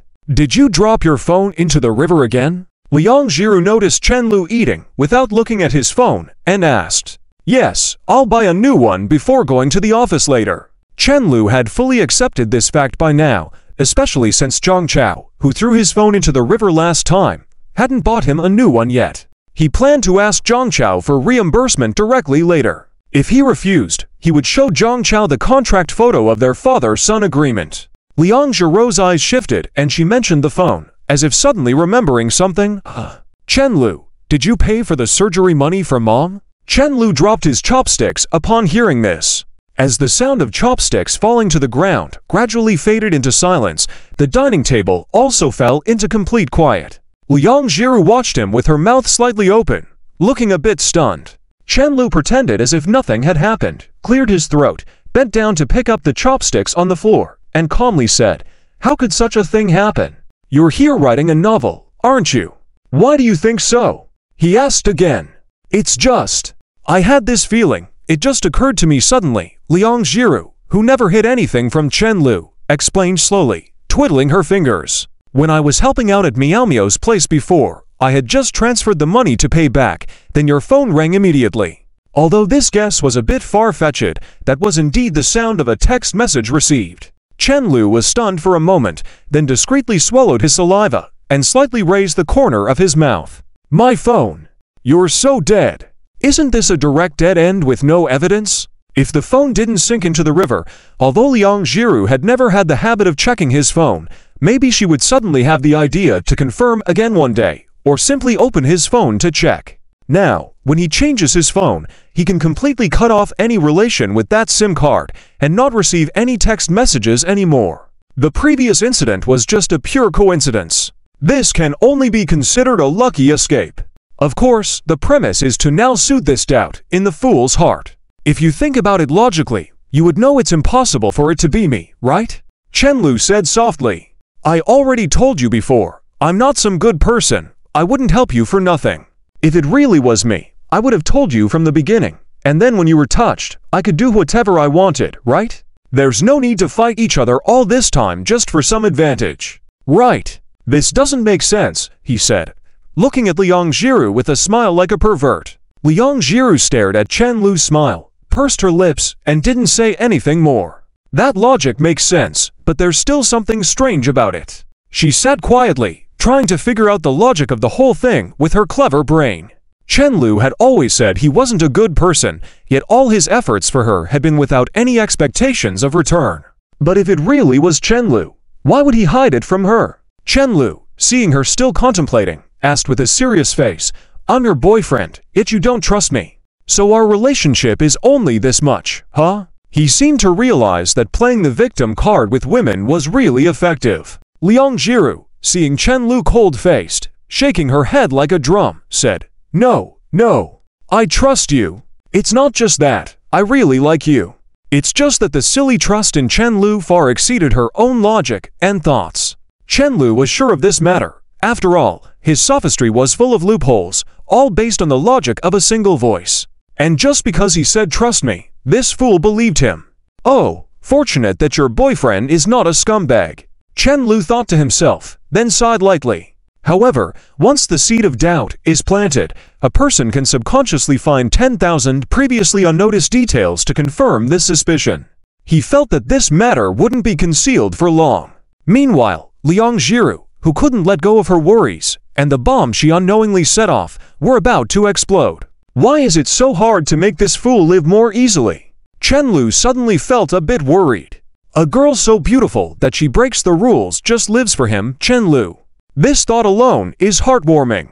Chen Lu swallowed his saliva and turned his gaze back to Liang Jiru, who was cleaning up the table and holding the digital tablet, looking like she wanted to go to the company with him. "You look so silly when you smile," Liang Jiru said softly. "You're the silly one," Chen Lu teased her, then walked to the entrance, put on his coat, and asked, "I have to go to the office now. Do you have any plans for today?" Although some people had started dealing with issues since the first day after the Chinese New Year, today was the first official working day after the holiday, and a meeting to review the tasks was important. If last year's year-end meeting was a culmination, this one was a fresh start. With some confrontations taking place before the lawsuit outcome, it was going to be tough for a while, and they needed to start off well. Draw, make money. Liang Jiru, having cleaned up the table, walked to the desk holding her digital tablet in her arms, seemingly wanting to go to the company with him. "Isn't the deadline for that commercial draft pretty loose? Why are you in such a hurry?" I'll start the next one after I finish this one." Chen Lu clicked his tongue. "Just had the new year. Take another day off." "No, today's off." "Not happening unless you call me husband," Chen Lu said teasingly. "No." Liang Jiru turned her face away, pouting. This guy always wanted to take advantage of her. "Then be honest and play for another day. Lin Miao Miao isn't working today. Go find her and play," Chen Lu said before giving her a peck in the air. "I'm off." Liang Jiru's hand hung in the air. her gaze following the door closing with a soft thud before slowly dropping down. She wanted a hug before that. Chen Lu arrived at the office around 7 in the morning. Although not everyone had arrived yet, quite a few were present. This was because the boss seemed to dislike working even more than the employees, which was a relief. Happy New Year, boss! When Chen Lu entered the office, he heard several girls from the artistic group calling out to him in unison. I didn't even get to fish for a few days before I have to work. How can I be happy? After grumbling about his displeasure, he pushed the door to enter Zhang Cao's office, leaving a few girls looking at each other. This isn't right. Should we have said that line? Seeing Chen Lu's expression, the group suddenly felt that working on the 7th day after the new year wasn't so bad after all, especially since the boss seemed to dislike work more than they did. Humans are indeed strange creatures. Inside the office, Zhang Cao was being pressed down on the table by Liu Yan, looking like she had him in a lock, growling, "I'm away just for a day, and you dare to come home so late. And you didn't even answer my calls." Liu Yan said angrily, then twisted his arm a bit. "You thought I couldn't reach you? You didn't expect that, right? I rushed back to Hangcheng overnight. Please tell me why. No excuses." "I'll give you 3 seconds." Chen Lu watched in astonishment, inching towards the wall and thinking of recording the scene, only to realize he didn't have his phone. "I really didn't come back late on purpose last night." Zhang Cao closed his eyes and groaned. "I wanted to go back, but someone jumped into the river. I was there watching them struggle for a while, and when I got back, I just lay down and fell asleep." "Can you come up with a more ridiculous story? Why didn't you say you were abducted by aliens too?" Zhang Cao realized Chen Lu was watching with glee and quickly said, "Ask Chen Lu." "He was there." Liu Yan raised her head to look at Chen Lu. Her expression slightly softened. "Chen Lu, is what he said true?" Chen Lu, looking clueless, exchanged glances with Zhang Cao, as if saying, "Why didn't you inform me of this excuse in advance?" Liu Yan seemed to understand something instantly. Zhang Cao's pupils and body kept trembling, his eyes filled with fear. "You good for nothing. Ah! Be gentle, be gentle. My arm is about to break. It's a pity that we can't record a video." Chen Lu can only wait until he enjoys himself then speak the truth. Zhang Cao finally feels relieved, like a messed up toy lying on the table, looking like a dead fish. "After all the trouble you caused me, shouldn't you apologize?" He pinched his shoulder and said, "How did I cause you trouble? It was you who told my dad bad things about me during Chinese New Year. Do you think it's because you didn't answer my phone calls? Should I apologize to you, and then we'll start over?" "It's okay." Zhang Cao quickly shut up. "You're sensible," Liu Yan coldly snorted. She handed a bag of unopened snacks to Zhang Cao and asked, "You didn't go down?" Zhang Cao shook his head. "I dare not. I'm afraid if something happens, I won't see you again." "That's right. If you dare to go down, I'll beat you." Liu Yan nodded slightly, seemingly satisfied with this answer. Chen Lu took a package of unopened snacks from Liu Yan's hands and curiously asked, "Is Lawyer Liu very free recently?" "Just after the new year. I don't have any cases on hand." Liu Yan sighed deeply. "You guys have your meeting. I won't disturb you. When you have time, take Liang Jiru out for a walk. Consider it a favor owed to you." Chen Lu suddenly said as Liu Yan was about to leave. "You owe favors too."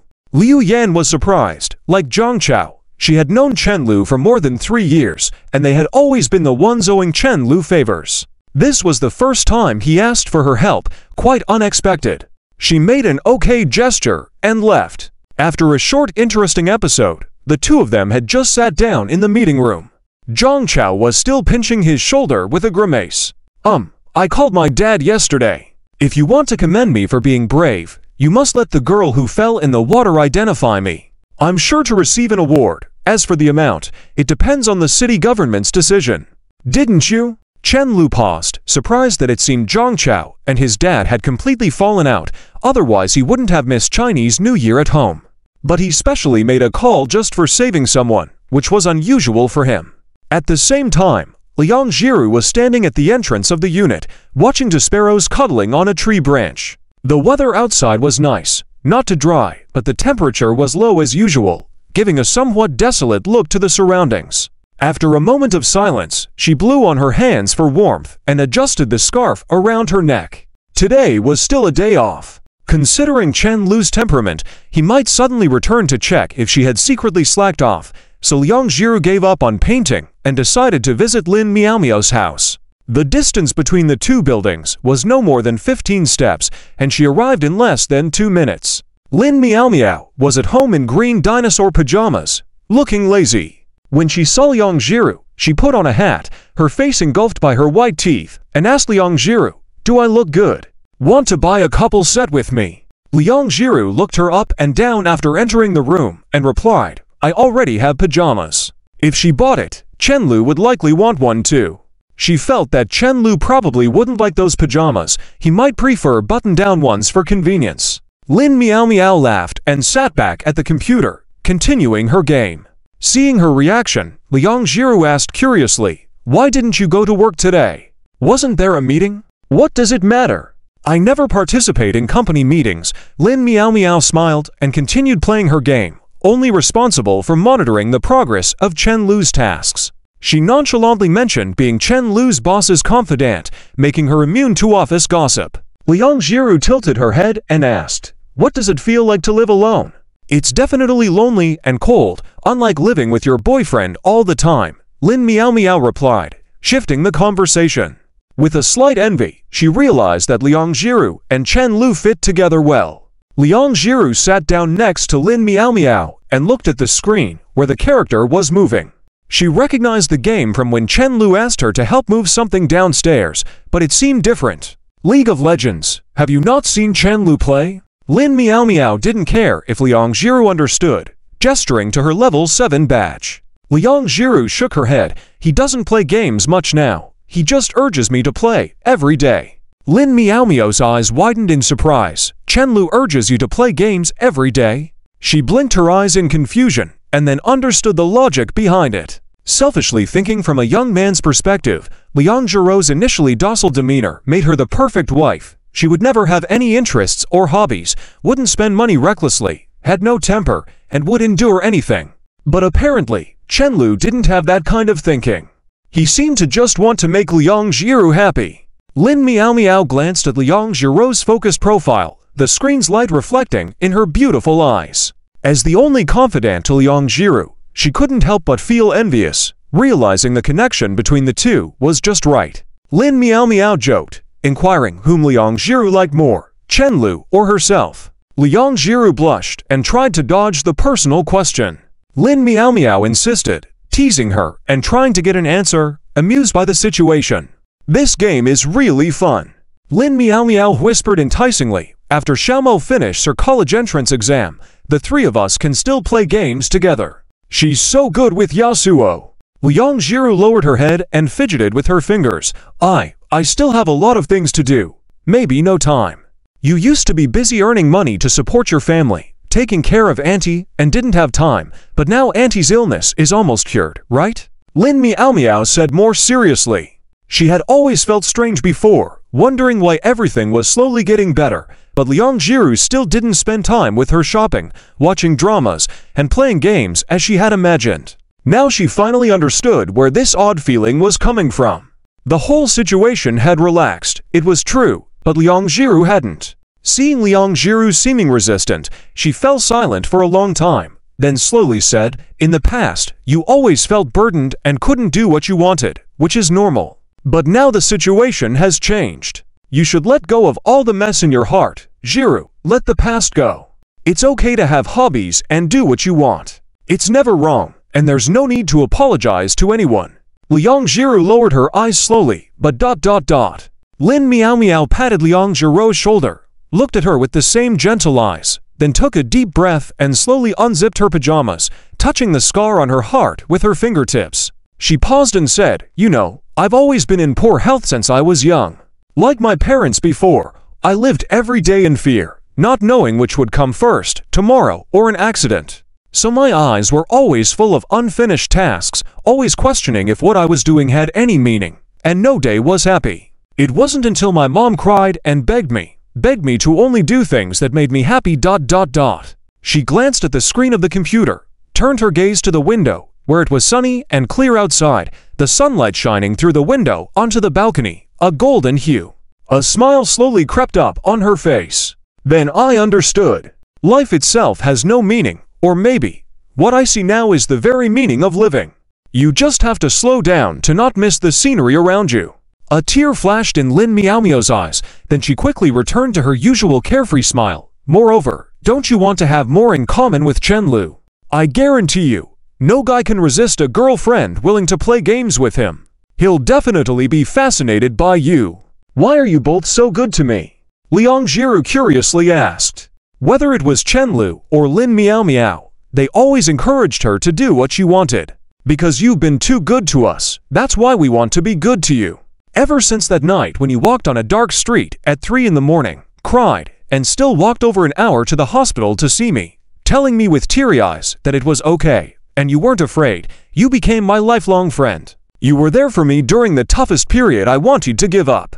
Lin Meow Meow reminisced, then smiled faintly at her. Even if you ask Chenlu, you'll get a similar response. Our kindness to you is reciprocation for your kindness and caring. You deserve it. So, be happy, Jiru. It's what you deserve more than anyone. Liang Jiru fell silent for a while upon hearing this, reaching out to touch the scar on Lin Meow Meow's body, hesitating before withdrawing her hand, softly saying, I'm glad you made it through. Yeah, I've already made it through the worst, and so have you, right? I've made it through as well. Liang Jiru found it somewhat inconceivable. The experiences from her past were not so simple for her to easily consider. Yes, we're both amazing, especially you. You've worked much harder than me. After Lin Meow Meow retreated into the bedroom, the living room fell quiet. Liang Jiru meticulously tidied up the messy tabletop, twirling her hair between her fingertips, lost in thought. After a moment, she took out her phone and opened her most familiar chat interface. Liang Jiru, have you bought your phone? Chenlu, bought it. I chose to be way ahead. Liang Jiru didn't understand the reference, but replied, Meow Meow told me to slow down and experience life, but I can't seem to slow down. What should I do? Chenlu, when you stop thinking about that question, you'll slow down. Hug. JPG Liang Jiru puffed her cheeks, then with a helpless expression, leaned on the table, feeling like Chenlu had said something, and yet nothing at all. Though she really didn't want to admit it, she didn't quite grasp what he meant. She couldn't possibly message Chenlu again, asking him to explain more clearly, as it would make her seem particularly foolish. She was certain that she'd be teased by him for the rest of her life. Let's go. We're going to your place. Just then, Lin Meow Meow appeared with a laptop, stepping out of the bedroom with a cheerful tone and waving to her. Her composed demeanor lasting no longer than 5 minutes. Aren't you going to change your clothes? Why bother changing clothes for such a short distance? Lin Meow Meow put on her hat. Let's play some games. Since Xiaomo is studying, we won't disturb her now. We can play by ourselves. Upon returning home, Liang Jiru immediately felt a sense of peace wash over her. It was strange, this rented place now felt like she belonged there. Seeing Lin Meow Meow, Dodo, who had been eating cat food in front of the automatic feeder, quickly hid on the balcony, not daring to show its head. Why the long face all of a sudden? Lin Meow Meow asked curiously, bending down to change her shoes and noticing Liang Jiru's solemn expression. Chenlu bullied me. Lin Meow Meow sighed softly. You're just too easy to bully. If you fought back a little, Chenlu wouldn't dare to bully you like that. Sometimes I use my head to bump into him. Liang Jiru said earnestly, looking confident. You use ... your head? Lin Meow Meow stared, amazed, tilting her head. How do you do it? Try it on me. She couldn't understand how this action could be intimidating. Wouldn't Liang Jiru have to shake her own brain before intimidating Chenlu? Liang Jiru looked embarrassed. Are you sure? Lin Meow Meow snorted, patting her forehead. Hurry up, let me experience it. Do I have to go hard? No need. Who do you think you're looking down on? After a loud wail, Lin Meow Meow lay on the floor, gazing blankly at the ceiling. Absent-mindedly, she bit her lip with her tiger teeth. The next moment, tears flowed from her eyes. Must have bumped her head. Ouch! Why is Liang Jiru acting as if nothing happened? Shouldn't we both feel the pain equally? We should both be in pain. Thinking about this, her gaze gradually became more vacant. Physics ceased to exist. Liang Jiru was startled and quickly squatted beside Lin Meow Meow, helping her up. I'm sorry. Are you okay? I'm fine. Lin Meow Meow shook her head. It's not your fault, I overestimated myself. Although she still felt like crying from the pain, the thought of Chen Lu having to live in this shadow for the next few decades made Lin Meow Meow suddenly feel the urge to laugh out loud. Damn it, that boss knows nothing but deducting my salary all the time. Jiru!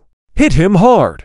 Feeling satisfied in her heart, she staggered to her feet, walked unsteadily to the computer desk, and fiddled with the black desktop computer. This is Chen Lu's, right? Liang Jiru nodded. He used it in high school. Now he lets me use it. Lin Meow Meow suddenly became excited, her eyes widening. She eagerly pressed the power button.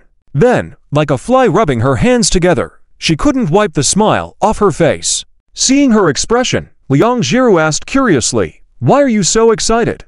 High school students. Chen Lu was in his adolescence at that time. Lin Meow Meow's tone became more agitated. There must be a lot of things in his computer that should not be seen.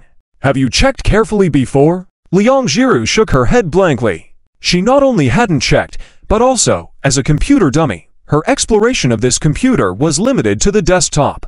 And even if there were some unsuitable materials, they were Chen Lu's privacy and shouldn't be peeked at. Unfortunately, she never saw Chen Lu in high school. She only knew him when they were kids. By the time they reunited, Chen Lu had already grown up. There was a blank space in between. Isn't it not good to do this? Chen Lu might get angry, Liang Jiru interrupted, lost in thought. What's wrong with that? You're his girlfriend. It's a moral high ground to seal these things. In the future, during an argument, you can ask him why he keeps other women in his computer even though you're together. How can he argue with you then? Lin Meow Meow smirked. After I find it, you can study it yourself. I'm not interested in your boyfriend's hobbies. Meow Meow, I don't argue with Chen Lu. I know. Just be quiet. As the computer started, Lin Meow Meow eagerly opened a wallpaper software on Steam and began filtering through it skillfully. Unfortunately, there was nothing. Lin Meow Meow rubbed her chin, sighed deeply, and said, "Something's not right." As she clicked on the computer folders, she saw a page full of photos, all of Liang Jiru. One couldn't deny Chen Lu was quite skilled in photography, and Liang Jiru was undeniably beautiful. Any of these photos could be used as wallpaper, but there were too many. Using Liang Jiru as a model. Is he a pervert? Did he take so many photos of you? Lin Meow Meow forgot her initial purpose, scanning through the photos. My hands are sore, but I haven't finished flipping through these. There are so many. Liang Jiru nodded. He's afraid of losing them, so he saved a copy on his phone, on his computer, and on this computer. Plus, he even has prints made for a photo album. He probably wants to document every day of you, Lin Meow Meow murmured. Though each adjacent photo didn't show much difference, over time, Liang Jiru's changes became apparent. Anyone could see she was getting happier. With a more confident expression, she even looked more attractive than before. Each little change in Liang Jiru was probably Chen Lu's effort to prove himself. This photo album was undoubtedly exclusive to Liang Jiru alone. But wasn't it also his accomplishment? Damn, that guy is truly romantic. Lin Meow Meow, halfway through, felt discontented. Actually, you can learn from him too, so you won't forget his present appearance. I won't forget. I may not remember the sunrise and sunset every day, but I remember his face every day. Lin Meow Meow fell silent. Then she searched through all the folders, but still found nothing. Was Chen Lu's way of hiding adult content more clever than hers? Or did he foresee this day? Let's play a game. Liang Jiru still felt uneasy about it. She didn't even check Chen Lu's phone usually. How could she look at something like this? Don't you want to understand your boyfriend's preferences? Lin Meow Meow pointed out, poking at her forehead. It's crucial to know your enemy to win every battle. If you don't research these, how would you know what Chen Lu likes? How can you surprise him? I do know. Liang Jiru mumbled, realizing that she had bought both black and white items at the start. You know. Lin Meow Meow was surprised. Have you two been playing games behind my back? Blushing under Lin Meow Meow's gaze, Liang Jiru quickly shook her head. I don't know. I really don't know. Lin Meow Meow sighed as if solving a math problem. She then opened the disk on the computer with the most memory used and continued her deft maneuvers. Viewing. Displayed hidden items. Liang Jiru was completely stunned. Did Meow Meow go too far with her skills? Every boy has different preferences in this regard. Don't you want your boyfriend to like you more? I do, Liang Jiru immediately responded without hesitation, but she still pursed her lips. But is it too much for us to do this? We're doing this for justice. How could it be too much? As they were going through the folders, Lin Meow Meow's phone suddenly rang. Hello Azia. What's up? Speak quickly. I'm busy now.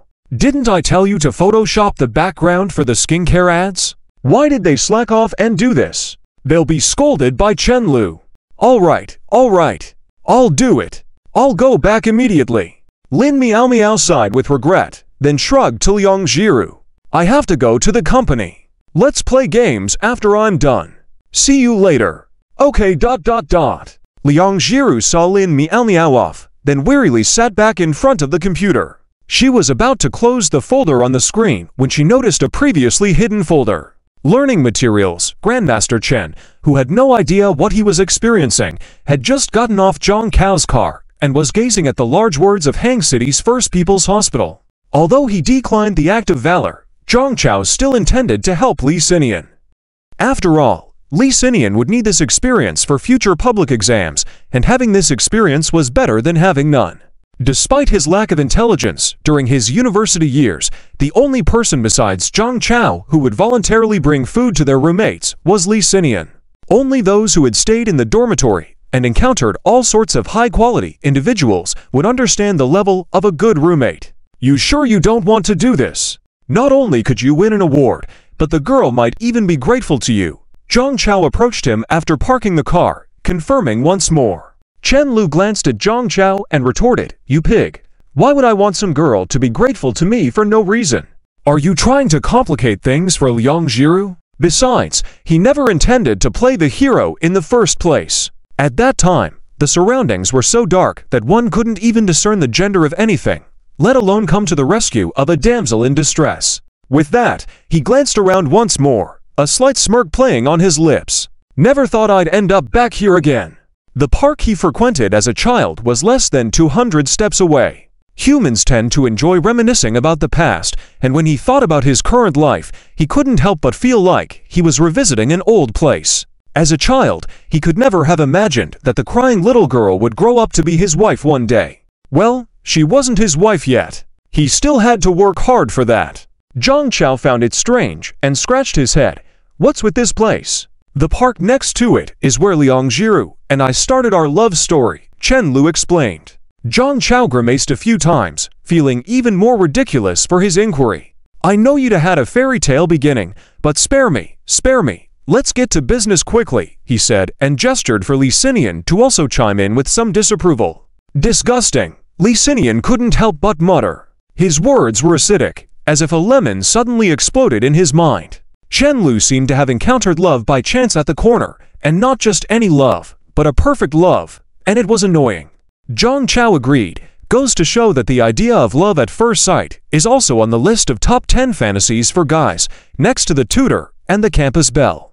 As for the rest, Li Xinian had no idea yet because he hadn't figured it out. Chen Lu snorted, shrank his neck against the cold wind, and entered the hospital ahead of the others. At the door of the ward, several staff from an unknown department were already waiting. Please come in. The leading man shook hands with Chen Lu, then gestured towards the door. Chen Lu nodded slightly and followed inside. As he entered, he saw a short-haired girl leaning against the hospital bed, expressionless as she gazed out the window. Other than seeming like a well-behaved girl, she appeared to be just an ordinary girl, not standing out in the crowd. She was perhaps 0.6 of Lin Meow Meow. Standing beside her was a middle-aged woman with permed large waves, nagging relentlessly to the girl. Why are you so stubborn?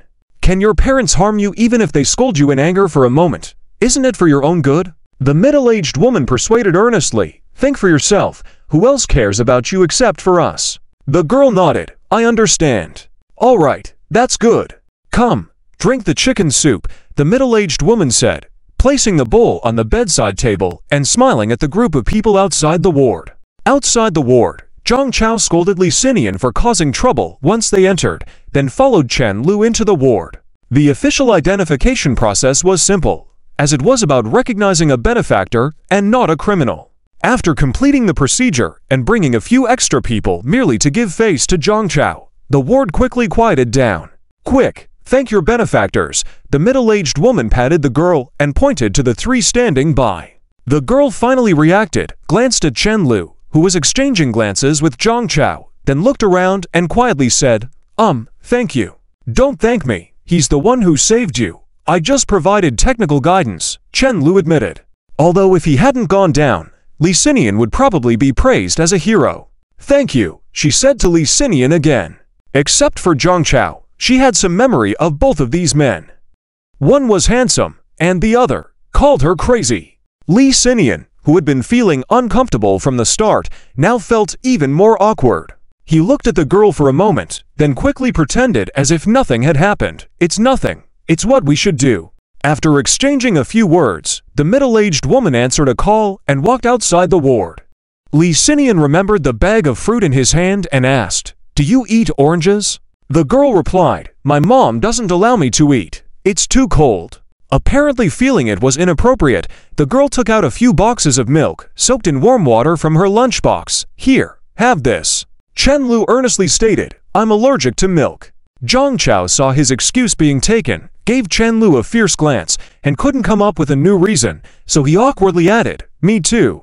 The two men made up an excuse to slip out of the room and whispered in front of the nurse's station.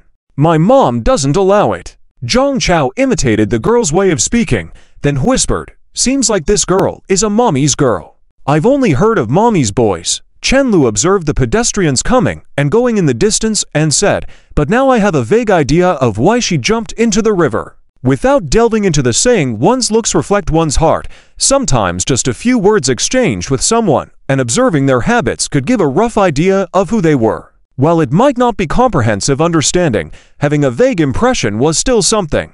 That parent was a typical parent, so the child was most likely a typical child. The phrase "it's for your own good" was incredibly deceptive, being able to deceive not just others, but even oneself. Essentially, it wasn't too different from saying, "I don't care what you think, I only care what I think," just another type of stubbornness. If he applied the same logic of "for your own good" to Liang Jiru, he'd probably never be able to untangle that knot of his simple-mindedness. If it weren't for Liang Jiru opening up and sharing all her hidden thoughts with him after they attended the comic convention, he wouldn't even have considered that aspect. And he still had the impression of providing a better life for Liang Jiru, shielding her from all pressures so she wouldn't have to face anything, even staying behind and doing nothing, implying that nothing needed to be confronted.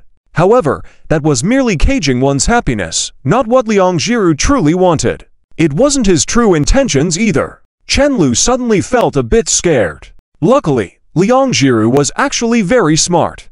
Unlike other girls, she always shared her thoughts with him voluntarily, rather than making him guess like some kind of love test. Guess right, and you have a spiritual connection. Guess wrong, and you lack enough love, not understanding her. The more Chen Lu thought about it, the more he felt like he had found a treasure. With this thought, he looked back at Zhang Chao and asked, "You were pushing for your driver's license last year. How come you still haven't got it?" Zhang Chao, who had just been glared at by a nurse from afar, sighed deeply and said, "It's tough. What's wrong?" Although Zhang Chao was fiercely threatened by his future father-in-law, overall the meeting with the parents went smoothly. Generally speaking, at this point, most couples start considering getting married. It's not a big deal, but after calming down, I realized that there are more things to consider. Zhang Chao touched his nose, looking a bit embarrassed. "Things are a bit tricky on my side. I feel like something is missing in the marriage. After all, a wedding is an experience you only have once in a lifetime, and I don't want to Oliuyan. It's a bit difficult. Yes, I'll think about what birthday gift to give first. I'm different from you. I always take one step at a time." Chen Lu pondered for a moment and suddenly felt a bit dazed. Just a year ago, they were still arguing over rankings, and now they were discussing marriage. "Put the stuff here." After a while, Zhang Chao turned to look at the other side of the hospital room. "Let's go. We haven't finished organizing the documents the court asked for." In fact, the company's policy towards the Lin Group was aggressive. Zhang Chao and Lin Miao Miao had always been the most radical, hoping for the other side's collapse. Chen Lu, Peng Lian, and another group of people were more conservative, feeling that the radicals were still too conservative. You go back first. I'll go see Professor Yin. Chen Lu shook his head. He hasn't said he'll help us yet. Why bother going? Zhang Chao looked disdainful. Given Chen Lu's diligence, that old man should have melted by now. But it seemed that Chen Lu could only make it to the entrance. That old man is really high and mighty. Chen Lu waved his hand without looking back. Whether he wants to help or not, the old man is always alone at home. We're nearby, I'll just go check on him. When Chen Lu returned home, it was close to dusk. The sky was already dark, and the cold wind blew on his face. The atmosphere was particularly quiet. In the summer, the group of children playing outside would still be around at this time, but now there was no one to be seen. Only the light in the living room was on. Liang Jiru was sitting extremely straight in front of the computer, occasionally looking down at the keyboard, but most of the time her eyes were fixed on the screen, her whole body tense. Duo's range of activities at home had expanded a bit. Now he occasionally climbed onto the table, just like now. What are you doing? You're so focused. Chen Lu approached Liang Jiru curiously. Liang Jiru was startled and pointed at the screen after patting her chest, playing a game. Chen Lu looked at the computer, and Liang Jiru had just finished watching the black and white TV Resurrection. He looked intently. This hero suits you well. Play the stone man to fight the bots. This silly girl must have been deceived by Lin Miao Miao. Deceived into playing the stone man, then Lin Miao Miao plays Yasuo. Are you mocking me? Liang Jiru felt that Chen Lu's tone sounded odd. No, Chen Lu stifled a laugh. Don't you usually bump into me all the time? This hero knocks people out with their ultimate ability. Seeing herself resurrected, Liang Jiru lowered her head to look at the keyboard again, before placing her fingers back on the corresponding keys. Then she looked at the screen. When I become strong one day, I can lead you to victory. The girl's tone was very serious, but she couldn't bring herself to make eye contact. I look forward to that. Chen Lu pulled a chair from the dining table and sat next to her, ready to watch his girlfriend compete against the bots. Do you know? When I first started playing, I only dared to do matchmaking after reaching level 30 against bots. I'll wait until I become strong before playing against real people. Liang Jiru remained focused as usual. Can't be a burden to others. Do you know how touching that statement is to other players? Chen Lu raised an eyebrow, moving closer to Liang Jiru, putting his arm around her slender waist, taking in the unique fragrance on the girl. Liang Jiru was startled but didn't resist, allowing Chen Lu to see her game ID would stop wood. It's the same ID across the web. At this moment, a new message popped up in the chat box at the bottom left. Opponent 5 Pigs Limitless Sword Saint. I'm almost dead from the tower hits. You have healing skills, why didn't you use them? Like watching a show. Wood stopped with Molten Giant. Sorry, it's my first day playing. The chat box fell silent for a moment. Opponent 5 Pigs Limitless Sword Saint. No problem, take your time, good luck. I played a bit recklessly just now, my bad. Chen Lu couldn't help laughing. I bet this person will have to wake up in the middle of the night tonight to slap themselves. Players who apologize on the national server are rarer than giant pandas. Chen Lu couldn't tell if it was his illusion, but although Liang Jiru hadn't killed many enemies, her last hitting was pretty stable. It seemed like she hadn't reached this level back when she started playing. The game was no longer as popular as before. When he started playing, it was the hype of the moment, with everyone in the internet cafes playing League of Legends.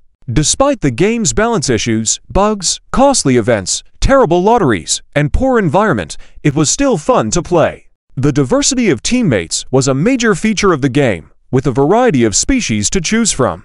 After finishing a game against the bots, Liang Jiru sat on the chair and sighed deeply. Why are you so down? Chen Lu noticed Liang Jiru looking at him again, and said suddenly. Her expression was odd.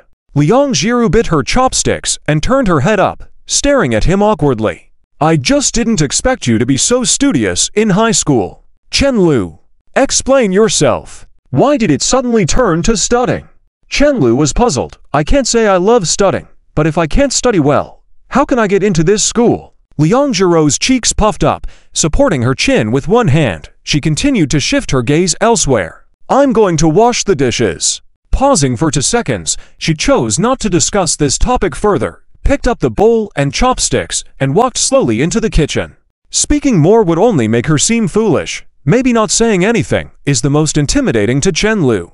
After all, she wasn't as intelligent as Chen-Lu, and she couldn't argue with him. But as long as she doesn't give Chen-Lu a chance to argue back, then Chen-Lu won't have the means to argue, right? Plan successful. Chen-Lu, who had been sitting at the dining table all along, suddenly felt a chill run through his body, making him fidgety. He involuntarily took a deep breath and looked towards the computer on the desk. Could it be that this fool saw something on the computer she shouldn't have? No, he had pretty much deleted everything before, and what was left was all hidden.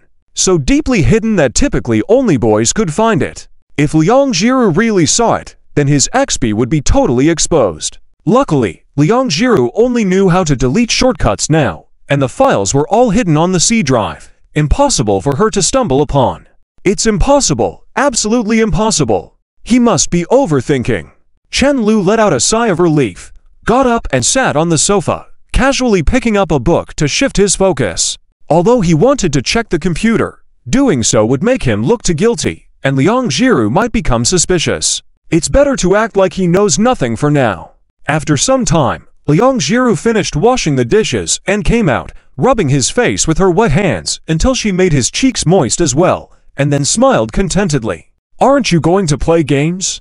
Chen-Lu reluctantly pouted and asked. I feel like playing games would be a waste of time spent with you. Liang Jiru played with his face, as if she had found something fun, pinching and shaping him into various ridiculous expressions. Chen-Lu felt silly being teased like this by a fool. He decided to coldly say, Liang Jiru, your behavior now is very dangerous. Don't blame me for not warning you. Liang Jiru, hearing this, reacted like a startled deer and quickly ran away, grabbing a pillow and holding it in front of herself, looking at him warily. She seemed on the verge of calling for help. You're making me look like a thug about to commit a crime. You are. After a moment of hesitation, Chen-Lu pointed at the computer. Before he could say anything, Liang Jiru rushed over and covered his mouth with her hand, her face red, pleading, Don't say it, don't say it. Chen-Lu blinked blankly, and then his pupils began to tremble. He no longer needed to find a way to test Liang Jiru. If someone asked him how he would bid farewell to this world if he were to die in 10 seconds, he would definitely say that he would format all his computers and phones. But now, he had lost that innocence. All his XP was completely exposed to his girlfriend. You really saw it. This is okay. Is this fool a computer genius? Chen Daoshi, who was usually calm, internally spewed out 1,000 complaints. He couldn't understand how Liang Jiru managed to do it. After the pink flush on Liang Jiru's face slightly faded, she let out a sigh. Without giving Chen-Lu a chance to speak, she covered his mouth and drew closer. You, don't say anything. Chen-Lu looked down, gesturing that he couldn't speak even if he wanted to.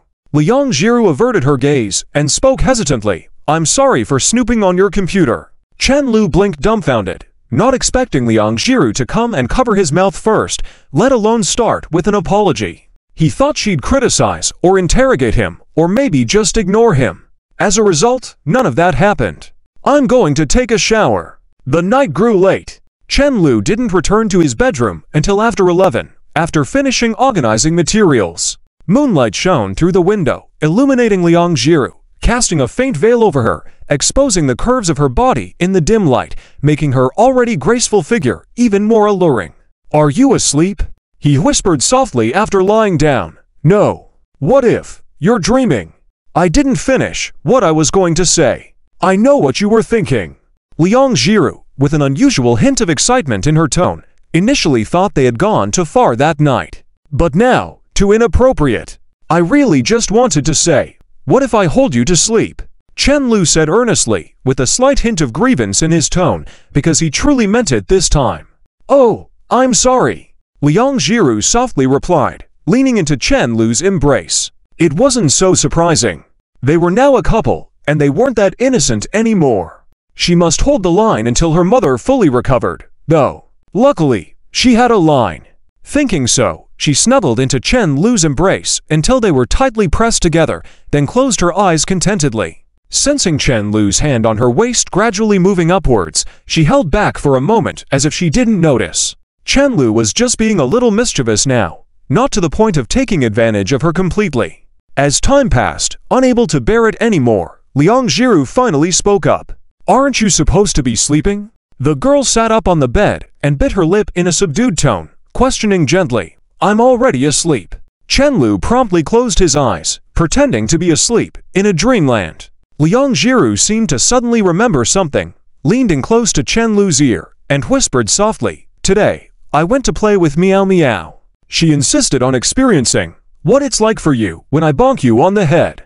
I didn't hit hard, but she ended up with a big bump on her forehead. Good night, Chenlu said before lying still like a mummy. Liang Jiru hadn't reacted at first, but she was eventually amused by his antics, her eyes curved with a sweet smile. She eased back onto the bed beside Chenlu, bringing his hand behind her back. I didn't really say you couldn't. But, could you lay down earlier next time? I'm really sleepy. After a while, Chenlu opened his eyes again in the darkness, hearing the gentle sound of the girl's breath beside him, feeling his conscience ache, as if it had been cut with a knife. Now he really couldn't fall asleep. In the following 2 days, Chenlu accompanied Liang Jiru to browse through electric car styles online for 2 days. In the end, they decided to buy one in a physical store. This thing wasn't cheap, and Liang Jiru felt more at ease buying one in person. In the evening, as the sky darkened and the streetlights turned on, the two of them finished arranging their clothes and chatted as they walked down the stairs. On the first floor, they happened to run into Auntie, who had given them Spring Festival couplets during the Lunar New Year, returning home with her 20-something-year-old son.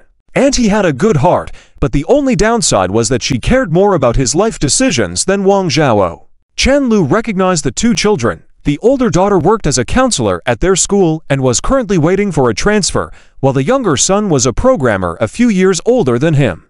Auntie is back? Chenlu greeted with a smile. He had somehow started behaving more like an adult, but not sure when that change had occurred.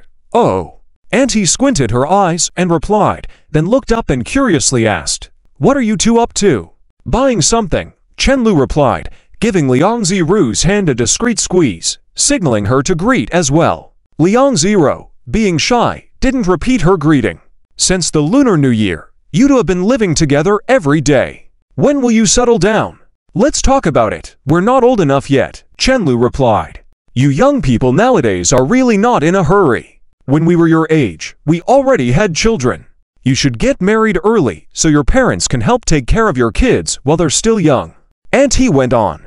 Chenlu smirked and gestured toward Liang Jiru, whose face had turned red from embarrassment. You go ahead, I'll catch up later. All right. Before Chenlu could take a step, Liang Jiru dashed outside the hallway. It turns out he's much younger than me, not even old enough to get married. The eyeglass-wearing young man muttered as he walked slowly down the hallway. He and Chenlu had a casual greeting relationship whenever they met, and their impression of each other was still acceptable. However, the young man had thought Chenlu was around his age until now. Apart from his appearance, there wasn't much innocence about him. Many young adults who had just entered society, including himself who had just graduated, tended to appear somewhat naive in their eyes, making them easy targets for manipulation. But not Chenlu. How dare you say that? How dare you? And he got angrier as she continued to speak, repeatedly slapping him on the back. At his age, he found such a beautiful girlfriend. How many years have you been dating through arranged meetings? Either you look down on others, or they look down on you.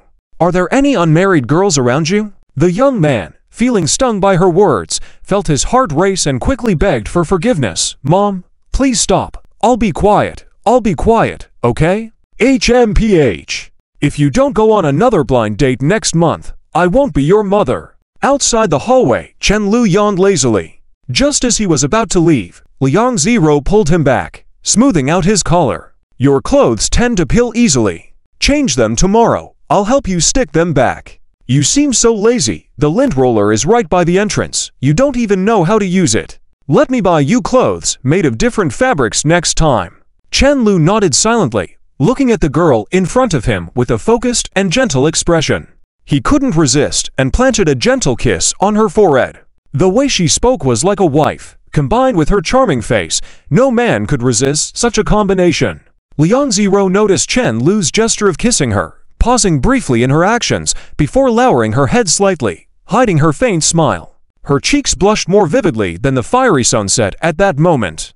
Apparently, she vaguely sensed why Chen Lu suddenly felt the urge to kiss her. The place they were heading to was not more than 2 kilometers away, and they had no plans to drive. Holding hands, they strolled out of the residential area gate, entering the gradually darkening night under the streetlights. The evening breeze felt slightly chilly on their faces, and the vibrant crimson fireball clouds spanned the horizon, appearing endless. It hadn't reached the peak rush hour yet, only a few cyclists passing by occasionally, creating a peaceful and quiet atmosphere. It felt as if their minds were particularly calm.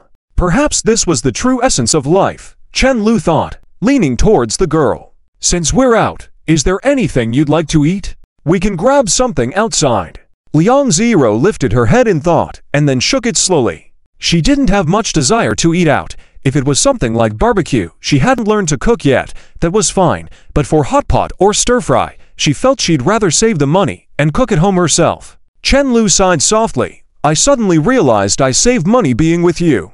He couldn't understand why so many people said relationships were costly. He had saved up quite a bit, even after investing in his company. He still had around 300,000 or so left in his account and hadn't spent a penny. When it came to clothing, he hated shopping for himself, and for a long time, Liang Zero had been the one buying clothes for him.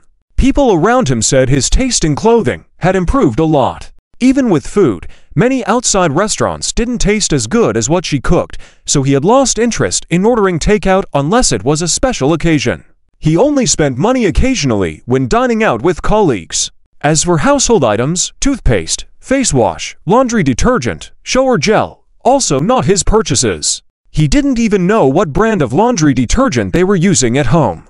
Gas expenses aside, he had no other expenditures. Finally, when it came to gifts for their relationship, Liang Zero hardly ever asked for anything. She didn't wear makeup daily, so he saved money on cosmetics, and she never demanded gifts. Except for a bunch of flowers he genuinely bought, the rest were origami creations, and this simple act made him happy. Since meeting Liang Zero, he seemed to have only spent money on that one bouquet of real flowers, while the rest were paper folds, and he was delighted about it. These thoughts left Chen Lu stunned in place, his pupils trembling in disbelief. Liang Zero had jokingly mentioned being his sponsor before, but now it seemed not so far-fetched. What are you thinking? Why that expression? You look silly. While Chen Lu was lost in thought, Liang Zero couldn't help but lightly poke his cheek. He stowed away his dumbfounded expression, gazing intently at Liang Zero's delicate face. I feel like I've earned money for nothing. What does that mean? Liang Zero blinked her clear eyes curiously at him. It feels like even if I earn money, I can't spend it. Chen Lu forcefully tapped Liang Zero's forehead. Quick, tell me. How much money have you spent behind my back? Liang Zero held her head and pouted. I didn't. Chen Lu scratched his head rarely, looking puzzled. You've seen it before. Zhang Cao's house could buy 10 electric cars just with the price of that TV.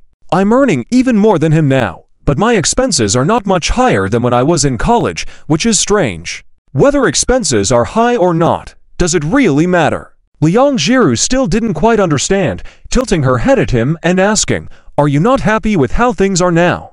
Of course I'm happy. Chen Lu paused for a moment, feeling like he was enjoying life more every day, as if money had nothing to do with it. If you can't spend it all, then earn less. Don't work so hard. Since you said you wanted to start a business, you've had dark circles under your eyes all the time. Liang Zero walked next to Chen Lu slowly, lowering her head and fidgeting with her fingers.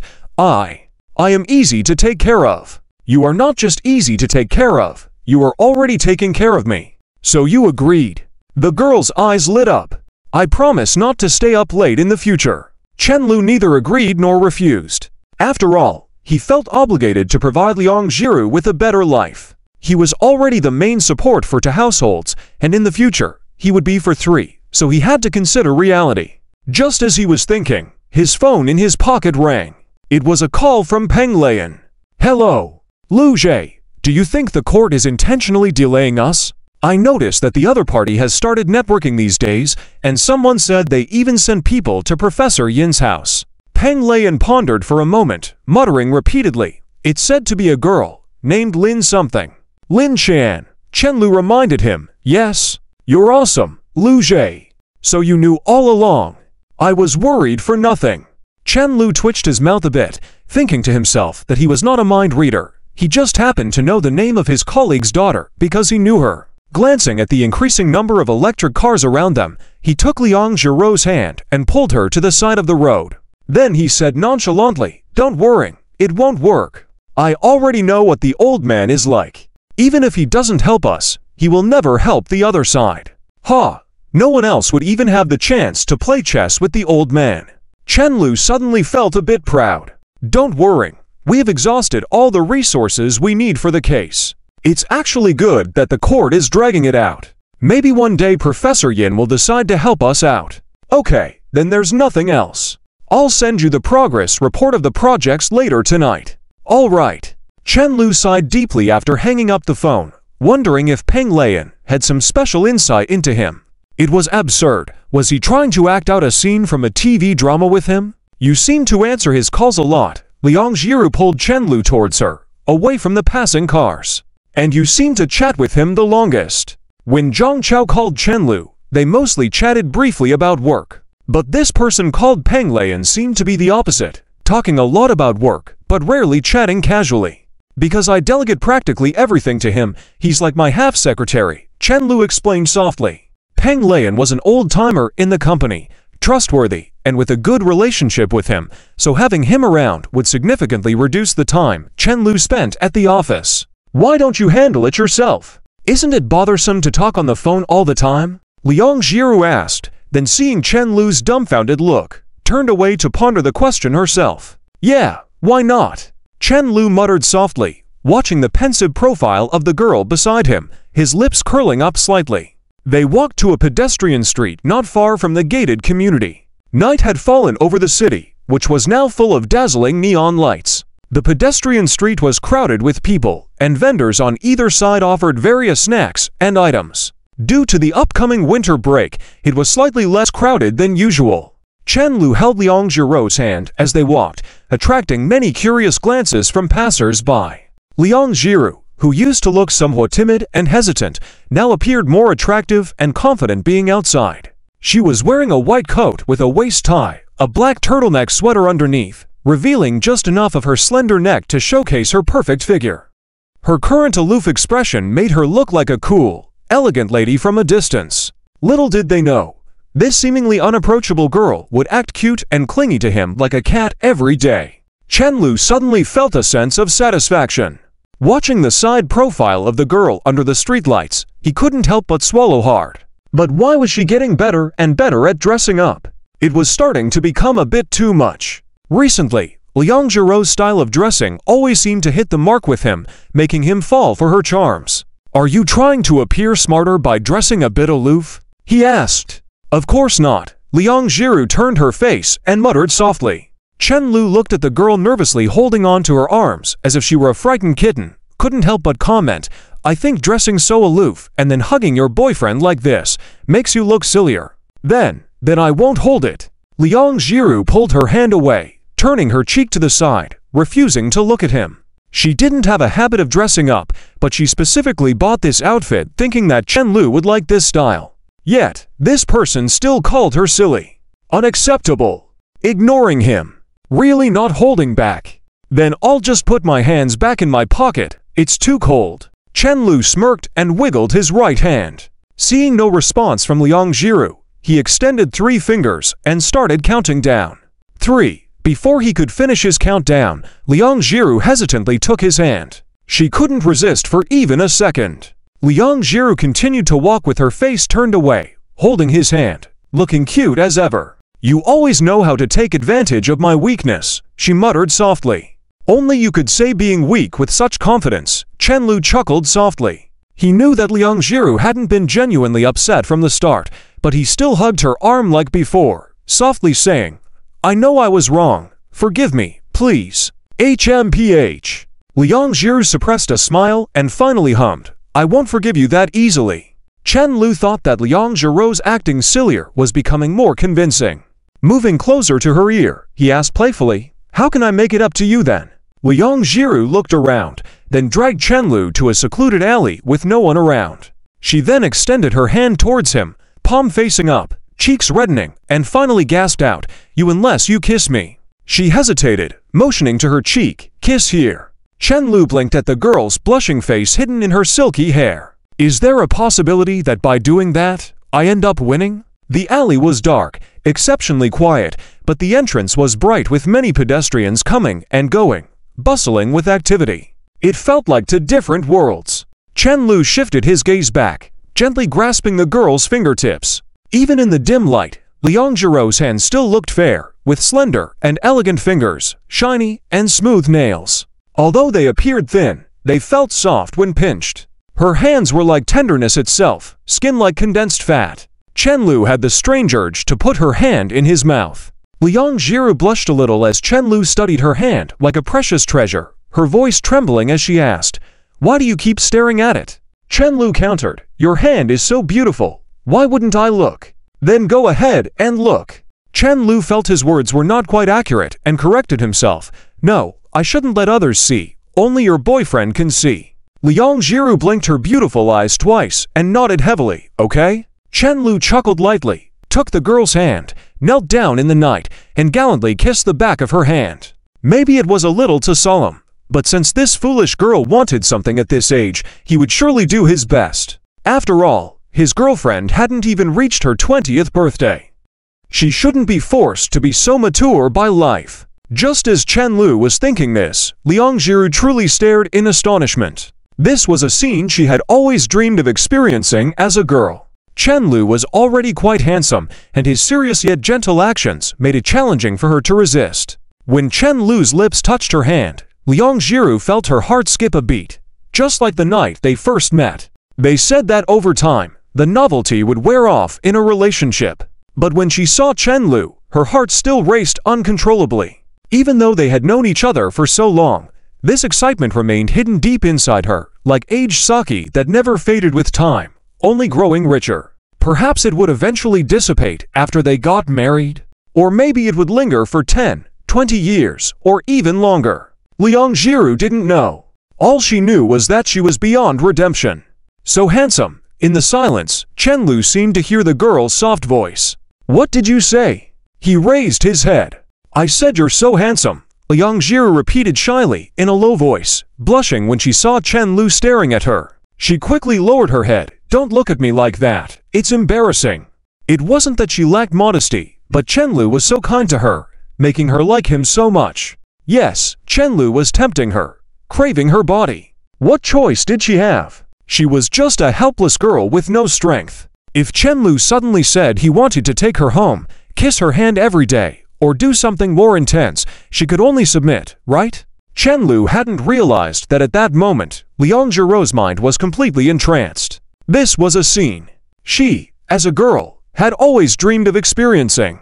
When Chen Lu said that, it was the first time she had ever complimented him directly. Just as he was about to get up, he saw the girl extending her other hand. "What's wrong?" "This hand is jealous. It wants." All right. Just like before, Chen Lu pressed a kiss on the back of her other hand. Then he stood up, pressing the blushing girl against the wall, whispering in her ear, "I think your lips must be jealous too."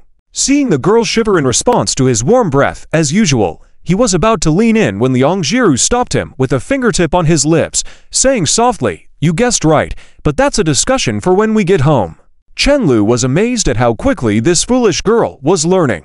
Chen Lu sheepishly smirked, about to say something more when he noticed another young couple on the other end of the alley, tightly embracing and kissing in the darkness. Were they trying to outdo each other in being extreme? He couldn't help but joke to himself, relieved that he had only kissed her hand. Just as he finished joking, he heard Liang Jiro whisper urgently, let's go.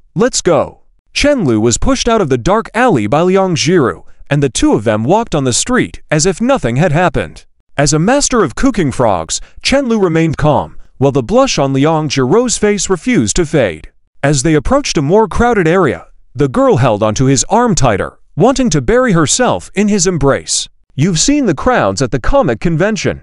Why are you scared of these people?" She leaned in and softly asked, "Are you going to treat me to dinner?" The girl patted her chest. "I have plenty of money now. You can order freely." Chen Lu couldn't help but chuckle. "They are just junk food. Why don't we buy some groceries and you can cook for me?" When the two arrived, the specialty store was still open. Probably because of its prime location, it still had quite a few customers at this time. Holding hands, they walked in, where various styles of electric cars were neatly lined up in rows, a dazzling array of them. Liang Jiru was stunned, her small mouth slightly agape. She looked around, and then only after a moment did she react and awkwardly pursed her lips. Coming towards them was a middle-aged man, smiling as he looked at them, and proceeded to introduce the various styles to them. It had to be said that nowadays electric cars come in all shapes and sizes, tall, short, fat, thin. Some were particularly sleek, small in size, but the larger ones looked similar to motorcycles. Liang Jiru immediately took a liking to a smaller one. This one is priced at 2,299, but if you buy now, it's 2,200 for you, the man, with keen eyes, quickly introduced. Liang Jiru quietly listened as he rattled off a bunch of advantages, then turned to Chen Lu seeking his opinion. "What do you think?" "It's okay, as long as you like it," Chen Lu shrugged. The couple exchanged glances. Liang Jiru puffed her cheeks, turned back, and continued to carefully inspect the electric cars in front of her. After 2 seconds, she walked back to Chen Road, took his hand, and nervously asked, "Are there any freebies?" The man paused. "Yes, you'll get a helmet and an air pump. They come as a set." Chen Lu also looked surprised. He was curious about why Liang Jiru suddenly came over to hold his hand, but now he understood. He was like a good luck charm, activating his powers as soon as they held hands. "Could you please give us an extra helmet? We are a couple," Liang Jiru negotiated, holding Chen Lu's hand a little tighter, causing his hand to feel her sweat. "Sir, your business is doing so well, and your fortune seems prosperous. Surely you can spare an extra helmet or two."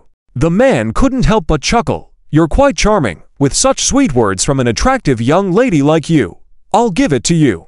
You can pick one you like later." He chuckled, then glanced at the celebrity endorsing their products on the advertisement board, suddenly feeling that the celebrity wasn't as good-looking as before. This fellow was really lucky. Chen Lu glanced at Liang Jiru, noticing her visible nervousness. Both of them held each other tightly, leaning their weight on him. He lightly squeezed Liang Jiru's hand, praising her for doing well. How come she was usually so silly, but when it came to bargaining she was so clever? Liang Jiru might need help picking other items. He waved over the salesperson and told her to assist Liang Jiru further. Chen Lu scanned the prices of other electric cars around, deciding not to join them. Instead of buying the most expensive electric car, he knew how to make his girlfriend happier. "Sir, is that all you give away? We heard that others who bought electric cars got an air fryer as a freebie," he mentioned, making a deliberate foolish look in front of Liang Jiru. Perhaps in Liang Jiru's eyes, this middle-aged man was already considered a kind person. If that was the case, then she still had misconceptions about the world of adults. After all, it was because she chose the cheapest one here that the man suggested her to look around more. The middle-aged man twitched his mouth a few times. "Are you here to bargain with me? You seem to be well off by the way you dress." Chen Lu patted his pocket. "I'm just a recent college graduate. Where would I have extra money? This electric car is for fetching my girlfriend." Without waiting for the man to speak, Chen Lu leaned closer and discreetly suggested, glancing around at other customers before whispering, "There's a store at Wanda Plaza selling for only $18.99. It seems much cheaper, but that's too far, so we came here. Give us some more stuff, and we can help boost your sales. It's a win-win." Chen Lu pressed on. "You just graduated?" "Yes," Chen Lu nodded repeatedly. "I just graduated, and my girlfriend is still in school." "Are you in business?" "Impossible. I'm just an intern, a wage earner." The man lit a cigarette. "All right. I also have air fryers." Liang Jiru was picking out an electric car with the salesperson, while Chen Lu engaged the middle-aged man in conversation ranging from the fluctuating prices of pork to international affairs, boasting and bargaining. With two men together, there were too many topics to talk about. By the end, Liang Jiru made the payment. Seeing the girl reluctantly taking out her phone to make payment, the middle-aged man was puzzled, turning his gaze towards Chen Lu. "Why aren't you paying since you've been negotiating the whole time?" Chen Lu helplessly spread his hands. The financial power is in her hands. Upon hearing this, the middle-aged man's questioning expression gradually disappeared, replaced quickly by sympathy and empathy. Although his girlfriend was beautiful, she seemed to be very authoritative at such a young age, which was quite pitiful. He sighed deeply, as if reminiscing about something from the past, then he smirked again. "Since you're young, and we seem to get along well, I'll give you a discount. I'll match what they're selling at Wanda." His voice was low, only audible to Chen Lu. "Thank you, sir. I'll speak to my boss when I return and have him source from you for the year-end bonus." The middle-aged man chuckled, smoke rings emanating from his mouth. The young lad had a gift of gab. Chen Lu, however, was unaware of the pitying look the middle-aged man gave, and when he saw Liang Jiru walking out with the salesperson, he bid farewell and followed her out. As they left, Liang Jiru was carefully examining her new purchase, admiring it with curiosity. She deliberated, scrutinizing each detail with fascination. Liang Jiru chose a small electric car in green and white, with a fresh appearance. Due to her meticulous nature, dirt resistance was not a concern for her in selecting this model. "Do you like it?" "I love it." Liang Jiru hopped on the car, patting the back seat lightly. "Get on, I'll drive you home." It was one of her dreams to ride a bike with Chen Lu. "Wait a moment, let me post this on my WeChat moments." Chen Lu took out his phone to capture a photo, but Liang Jiru quickly moved aside. Smirking, Chen Lu thought of a witty caption. "After toiling in entrepreneurship for so long, I've finally earned my first luxurious car through hard work." Fist pump. JPG, with a photo of the electric car attached. Zhang Chao swiftly replied, "Chen, can I have the honor of seeing and riding along with you in your car? It's the best car I've ever seen." Chen Guanglin, ambitious. Praise. JPG. Before other replies came in, Chen Lu smiled, closed WeChat, and glanced at the date on his phone, reminding him it was Lantern Festival today. He raised his head and suggested, "It's the 15th day of the first lunar month today. Shall we go to my place for dinner?" He skipped family dinner on New Year's Eve, but it was necessary to go home today. Besides, he needed to check on Chen Mo's situation. Liang Jiru lightly tapped her chin. "Should I buy some gifts to bring along? I haven't visited after the new year." Yes, unlike before, Chen Lu didn't refuse this time, surprising Liang Jiru. Without thinking too much, she decided to allocate part of her illustration fee for this purpose. Initially, Chen Lu wanted to ride the new bike, but he lost in rock paper scissors, so he let Liang Jiru try it first. He was about to sit on the back seat but caught a glimpse of Liang Jiru's slight smile. "What are you smiling about?" he asked after sitting down. Liang Jiru looked at the bright streetlights and passing vehicles on the road. Her eyes sparkled with a light sheen, and she sighed deeply. "I just feel special." She smiled again, her sweet and lovely dimples faintly showing. "I can slowly achieve what I want through my efforts and provide a better life for the person I care about." As dusk fell and the city lit up, Liang Jiru rode her newly acquired electric bike leisurely along the road, constantly being overtaken by others on bikes. However, she was unhurried, maintaining a smile on her face. Chen Lu lazily sat behind her, his hands embracing her slender waist, silently watching the girl's back. Her waist-length hair cascaded from the edge of her milky white helmet, accentuating her perfect figure and back exquisitely. The evening breeze occasionally lifted strands of her black hair gently, making it flutter like silk behind her. The girl hummed the song unprecedentedly. Although her voice was soft, Chen Lu recognized it as one of his most sung songs to Liang Jiru. There's nothing wrong with it. The tone was cheerful. "You seem to be in a really good mood now," Chen Lu remarked with a smile. "Yes, I feel really happy riding with you like this," Liang Jiru cheerfully responded. "Childish, riding a newly bought electric bike feels so novel." Chen Lu huffed. "It's my turn to ride now." He too wanted to experience it, not content with just being a passenger. Tomorrow he had to go for a checkup, finally finishing coding these 2 chapters. Seeking support from the parents beneath for the gift of a free throw as well. "It was my first time in my life, and I feel quite embarrassed. The encouragement from readers through their words has been valuable to me. Although I couldn't respond to all, I truly appreciate them all, keeping them in my heart. Recently, my health hasn't been good, and typing has been tough. I can guarantee that in my current state, 8 out of 10 authors wouldn't be able to persevere. However, I won't stop. The story exists, and I must finish it." Chen Lu patted Liang Jiru's shoulder, prompting her to stop the car. He got out of the car and walked to Liang Jiru's side, rubbing his hands with curiosity in his eyes. "It's my turn to ride now." "You even snatch your own girlfriend's electric bike," Liang Jiru said with a hint of grievance. Chen Lu shifted his gaze and cleared his throat. "Nonsense, I'm just worried about you." He reached out and lightly touched the girl's cheek, finding it cold. Look at you sitting in front, blocking all the cold wind. It must be freezing. Although his hand was also cold, after a while of being touched by him, Liang Jiro's cheek gradually warmed up a bit. How magical! Liang Jiro's nose turned slightly red from the cold, but she still smiled sweetly at him. Now you won't be so cold, right? Chen Lu was at a loss for words, forgetting his original intention of wanting to ride the bike. You've blocked the wind for me for a while, let me take over. But you're more sensitive to the cold than I am. Liang Jiru knew very well that Chen Lu was one of the most cold-sensitive people she had ever met, complaining every day after winter started. Hurry up, if you make me sit in the back again, I can't guarantee that my hands won't end up on your waist. Chen Lu reached out and teased the air. You're shameless. Liang Jiru was startled and quickly moved away, looking at him with puffed-up cheeks. Constantly talking about hiking at home is one thing, but being so frivolous outside is different. Rogue. Chen Lu raised her chin. Hurry up and get on. Other girls have boyfriends to take care of them. Don't you want your boyfriend to bring you around? I want to. Upon hearing this, Liang Jiro's chaotic emotions instantly cleared away, obediently sitting in the back seat, her face full of contentment. Chen Lu turned back to look at Liang Jiru, who was smiling faintly, and blinked stupidly. Liang Jiru must have been a goldfish in her past life, with only 7-second memory. Did you lose weight again? He couldn't help but ask. If Liang Jiru hadn't suddenly hugged his waist just now, he wouldn't have noticed that this silly girl had already sat down. And when driving, sometimes he wouldn't even detect someone sitting in the passenger seat. No, I gained 2 pounds over the new year. Liang Jiru secretly pinched her own cheek.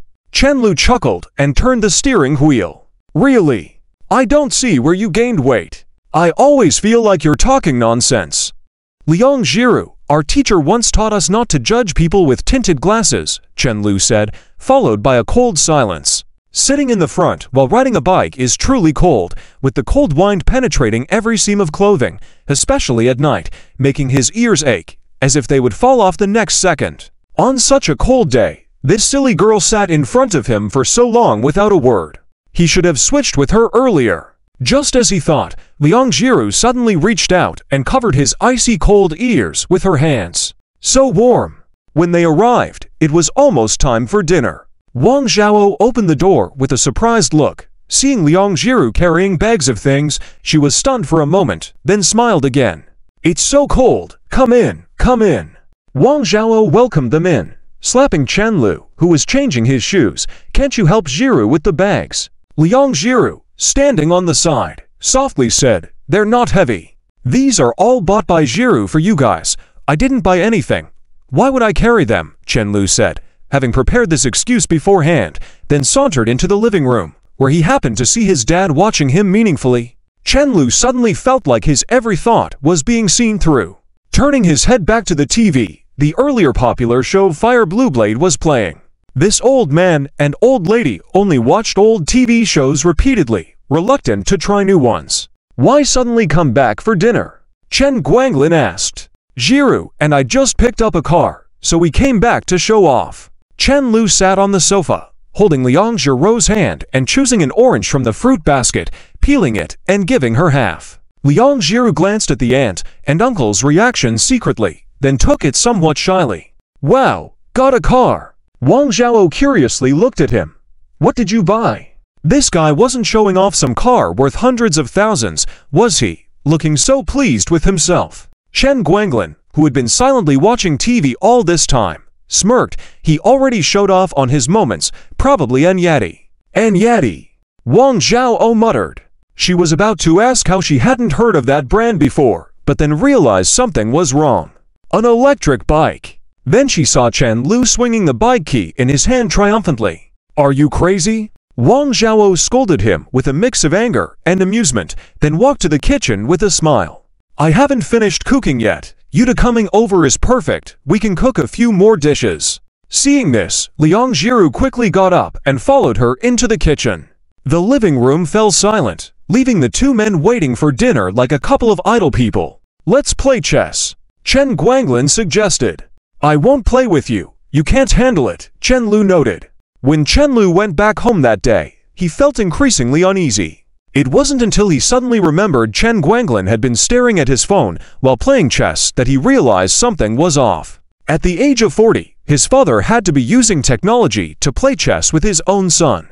Was that reasonable? If you don't do something, your mom will make you peel garlic later, Chen Guanglin hinted with his lips. The father and son placed their phones on the coffee table and earnestly started playing chess. Chen Lu looked up at Chen Mo's bedroom door, which was tightly closed, and asked, "Where's Chen Mo?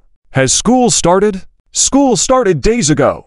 Chen Guanglin sighed slightly, looking troubled. "Your girl's suddenly liking to study, and you're not happy. It's the sudden liking to study that's worrying. When have you two ever liked studying?" Chen Lu nodded in agreement and whispered, "Could she have fallen for some top student?" "That's impossible. I asked beforehand.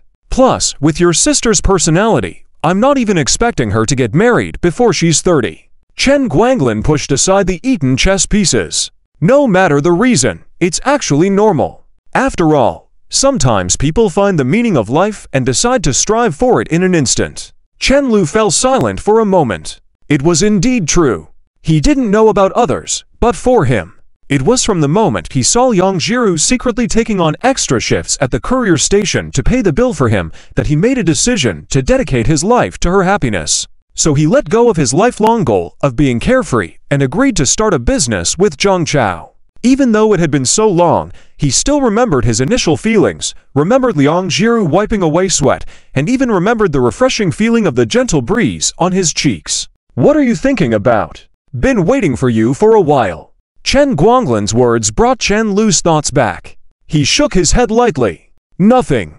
Heard you've been going to Professor Yin's house all the time recently." Chen Lu was suddenly stunned, looking at his father in disbelief. "You know about that? Politics and law are intertwined. I find it hard not to know." Chen Guanglin nonchalantly took the chess piece from him with a straight face. It's hard to get him to agree. "I know." Chen Lu didn't deny it. Initially, he did go to seek help from the old man, but now he didn't expect any help from him anymore. He just casually dropped by when he had nothing else to do, considering how lonely the old man seemed. Chen Guanglin nodded slightly, "But if you ever get the chance, remember to make life difficult for Lin Jingming." Chen Lu noticed Chen Guanglin's lips twitch slightly and felt curious. "How come you seem to hate him more than I do, the victim? Your Uncle Mo is still in his 40s and alone. He bears half of the responsibility. Could it be that he's a homewrecker?" Chen Lu stared blankly. "How could such a big secret only be revealed to me at 22? Isn't it past its expiration date?" Chen Guanglin squinted as if recalling something he had buried for many years. "Back then, although your Uncle Mo and your aunt didn't have a good relationship, it wasn't at the point of no return. At that time, he was on the rise, and Lin Jingming happened to be investing over here. Later, as Lin Jingming invested more in real estate projects and your Uncle Mo was valued by the leaders, naturally he became busier and climbed the ranks quickly due to his exceptional abilities. Perhaps Lin Jingming didn't expect that your Uncle Mo could rise to the top through his own abilities.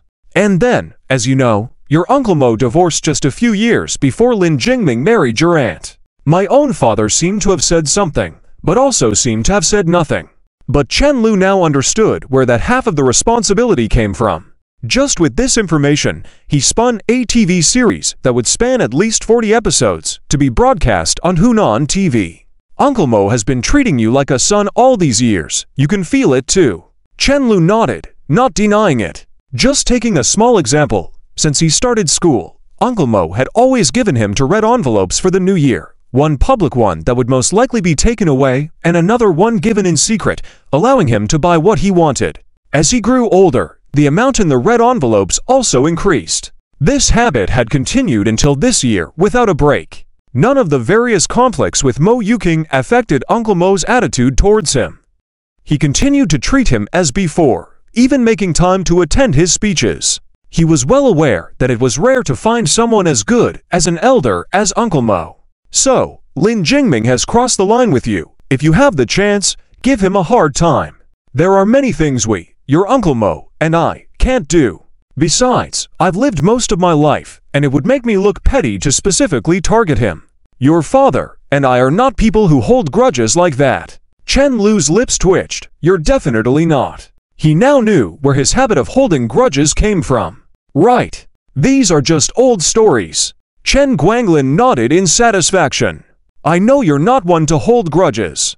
Do what you can. Even if their company's funding is disrupted, they are involved in illegal theft of your company's data, possibly bribery, tax evasion. We can't bring them down to ruin them completely. He clapped his hands and spread them out, saying seriously, our Chen family is an honest one.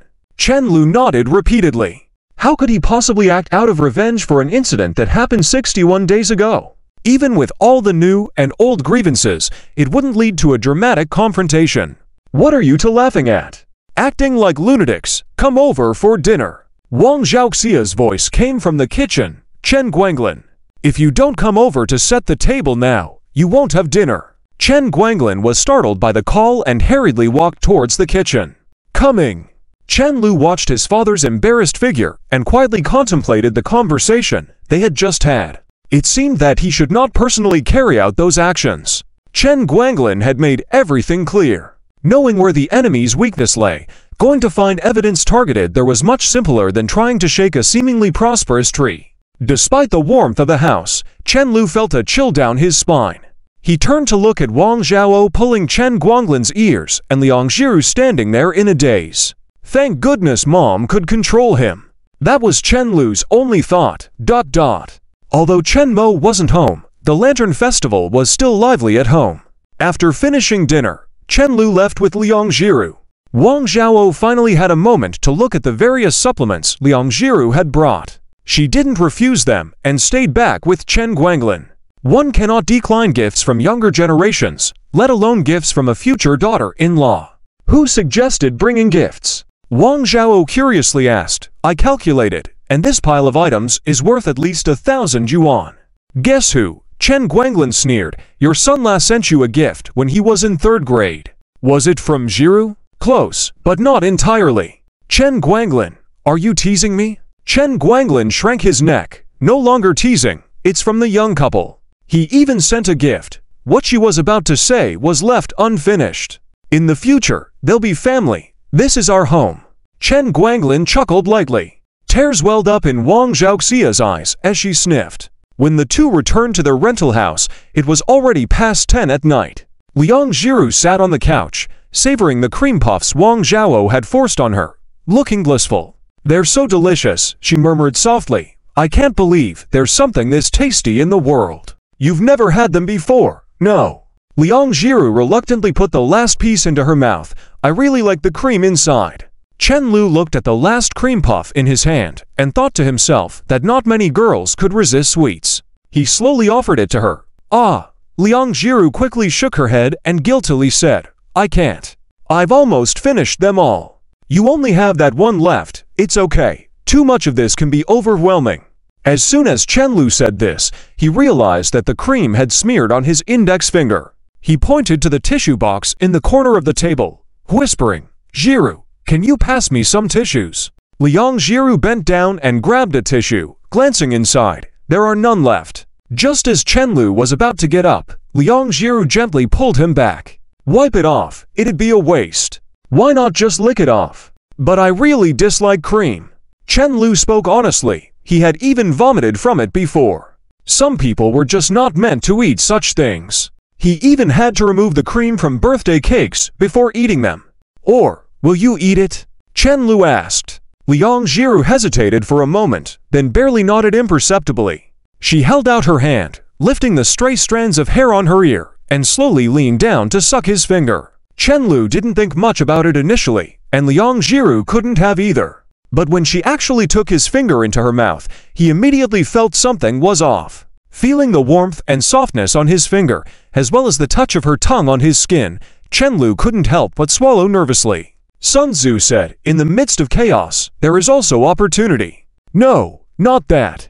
In the spring of the 4th year of King Li, also not that. Chen couldn't recall what was the first sentence of Teng Wang Pavilion Ode that he used to stabilize his mind every day. His mind went blank, and all his attention was focused on the sensation of his finger being gently enveloped. Suddenly, you dislike something this delicious. Liang Zhiru licked her lips and muttered softly. Seeing the white cream at the corner of Liang Zhiru's mouth, Chen Lu shook his head vigorously, then quickly got up and said, I'm going to take a shower. He needed to calm down. Things were getting out of hand. Liang Jiru looked puzzled as she watched him, noticing something was off, causing her face to blush. Knowledge truly was cursed. She was now imagining scenarios that hadn't crossed her mind just a few days ago. Are you going to take care of it yourself again? No? And what do you mean again? Chen Lu quickly retorted. How can you accuse me with no basis? If you're feeling uncomfortable, I can help you. Liang Jiru's voice trailed off, holding her knees close to her chest, burying her head without saying another word. She realized that Chen Lu's study materials didn't affect her mentality much. If anything, it just shattered the perfect image she had of him, but she was quite happy about it. After all, Chen Lu was just a bit smarter than other boys his age in some aspects, but just like the rest in others. Always trying to take advantage of her at night, constantly worried about waking her due to being too overbearing, thinking she would be scared even after she was asleep. She was also human. How could she not have sleepless nights sometimes? Chen Lu could be really cute at times. Although Liang Jiru still felt embarrassed, she couldn't help but notice the way Chen Lu was being looked at, his expression gradually becoming more meaningful. Chen Lu's face burned as he quickly said, I have a moral line I won't cross. Liang Jiru was so kind to him, with a soft personality, always looking like she could be easily taken advantage of. Is he continuing to ask her for help for the sake of benefiting himself? Wouldn't that make him seem like a pervert? He was clearly a righteous man. I have always been upright and honest, and I will never do anything against your wishes. I can endure until you agree, and even then, I can endure being pushed down by you. The dignified Master Chen continued speaking. I have professional ethics. Chen Lu, brimming with righteousness, patted his chest, then turned and went into the bathroom to shower. Silly Chen Lu, Liang Jiru muttered to herself. When she thought of Chen Lu enduring wanting to kiss her that time, Liang Jiru's mouth curled up in a slight smile. She was really lucky. As the night grew darker, Chen Lu stared at the cold night outside, unable to fall asleep. He turned to look at the rise and fall of the girl's chest as she breathed rhythmically. Softly he asked, Are you asleep? No, if you can't sleep, I can chat with you. Chen Lu moved closer to Liang Jiru, seeking her company, and said, Well, actually, my moral line is quite flexible. Chapter 291, selected from the bottom line, made Zhang Jiru visibly stunned after hearing it. It took her seconds to realize what Chen Lu meant. She used her index finger to poke Chen Lu's cheek as he leaned closer to her, not allowing him to come too close. With a gentle voice, she couldn't help but feel both angry and amused as she said, Aren't you, Chen, a person of integrity and morality? You just spoke so heroically. It's as if you're actively seeking to help solve things. The girl's eyes remained bright in the darkness. Chen Lu stared at her attentively for a moment, then turned away. A person's bottom line is constantly lowering, which is an inevitable phenomenon brought about by the development of the times. That's why my bottom line is flexible. But mine is not, Zhang Jiru said firmly. She had always been someone with principles, even towards others, even towards Chen Lu. She also had her limits. Compared to others, her bottom line with Chen Lu was just slightly less firm, just a little bit. Was she really someone who could be tempted by Chen Lu? Chen Lu ignored her words and gently nibbled on her outstretched finger, whispering softly, Jiru, I like you. I like you enough to do anything for you. I also. Zhang Jiru's breathing became somewhat rushed, feeling embarrassed as she turned her face towards the night outside the window. Then, Chen Lu slipped his hand into the opening of the girl's shirt, teasing her slender waist. Suddenly snapped out of her reverie, Zhang Jiru quickly shook her head. Not now. When can we? Just wait a bit longer. Feeling guilty all of a sudden, Zhang Jiru looked at him apologetically. After a while, Zhang Jiru came back from washing her hands, standing by the bed to button up her shirt. She first gave Chen Lu a sulking glance, then like a cat, she voluntarily snuggled into his embrace. You're like a child, grown up, and still. The girl muttered softly. You're insulting me. Chen Lu felt that his experiences of raising Zhang Jiru could be compiled into a book titled Discussing the Broken Window Effect, specializing in Zhang Jiru, or maybe my 26-year-old crossed-out, 20-year-old innocent girlfriend. He had never planned to explore the so-called harmony of life, but whenever he mentioned more serious matters, this innocent girl was immediately willing to compromise. He chuckled at the thought and whispered to the girl in his arms, How about you write a book? Zhang Jiru blinked in confusion. What book? I've already thought of a title for you. Call it Bottom Line. Seeing Zhang Jiru slowly sit up in the night, Chen Lu realized that he couldn't run away anymore. After a few screams, Chen Lu sprawled on the bed, feeling like the ceiling was spinning. I can also help you with that, he said after hearing that even girls have their needs. Else why would there be the trope come, follow me inside? I don't need it, Zhang Jiru said blushing. On February 13th, half a month passed by, and there was still no news from the court. However, Chen Lu didn't sit idly. While he kept going to see Professor Yin, he also started contacting other reputable professors and seniors in the industry. He even had Zhang Chao specially check the details of the Lin Group, as Zhang's identity and connections could come in handy. On the Lantern Festival night, Chen Guanglin listed a multitude of terrifying accusations. What's even scarier was that all of them seemed true. For a company, when such problems are exposed, it often signals its impending downfall. Regular employees may not have a sense of belonging to the company, but if the other party really faces bankruptcy, Chen Lu wouldn't mind welcoming the homeless people in the branch as well. Then there would be no worries about the company's next steps for expansion. But that was for later. There was no hurry to resolve it now. Zhang Jiru was going back to school in 2 days, so she stayed at Yunyan for 2 days until today when she returned. That morning, Chen Lu sat at his computer, reading Zhang Jiru's message, I'm almost home, quietly sinking into contemplation. This world is constantly changing, from the merging galaxies to the atoms around, and the cells inside. Nothing remains unchanged. Naturally, this includes people. Zhang Jiru had changed a lot over the past year. Initially, she couldn't even smile, but now she would sweetly smile at him from time to time. Even just nestling in his arms, she would show a satisfied smile like a little cat. Sometimes she would even pick up his jokes. Although still socially anxious, she could now communicate normally while holding his hand and negotiate better than him. The two went from being strangers to living together every day. Chen Lu was happy because it showed he was doing a good job as her boyfriend. However, recently this innocent girl was acting really strange. If Zhang Jiru's fear of ghosts those days resembled his childhood after watching a horror film, then these recent days mirrored his feeling when he first opened the door to a new world. For example, the learning materials still surviving on his computer and the new headphones on the table. Chen Lu rubbed his chin, grabbed the mouse, and his gaze roamed around the screen. There was no browsing history of any folders in recent days. That was strange. Even if Zhang Jiru didn't go through those things again, she would frequently open various draft folders while drawing. But there was nothing. It was a basic operation for any guy, but it was completely unreasonable for Zhang Jiru. She just couldn't. Could it be that someone was guiding her? Chen Lu's pupils dilated, as if suddenly finding a key piece of information that he had been neglecting all along. It was as if he had found the final piece of the puzzle, and suddenly the whole event's context became clear. No wonder the silly Zhang Jiru could find the deeply hidden learning materials only now. The damn Lin Miao Miao. How could he forget the company's fastest driver? The next moment, he picked up the phone on the table and made a call. Lei Yun, is the finance department working today? He asked in a cold tone. The sound of keys stopped on the other side. Let me check. Yes, they're here. Chen Lu gritted his teeth, deduct all of Lin Miao Miao's performance bonuses for this month. What's the reason this time, Brother Lu? Is it about tardiness or leaving early? Finance has all the records of her previous misdeeds. Just let her pick a few at random.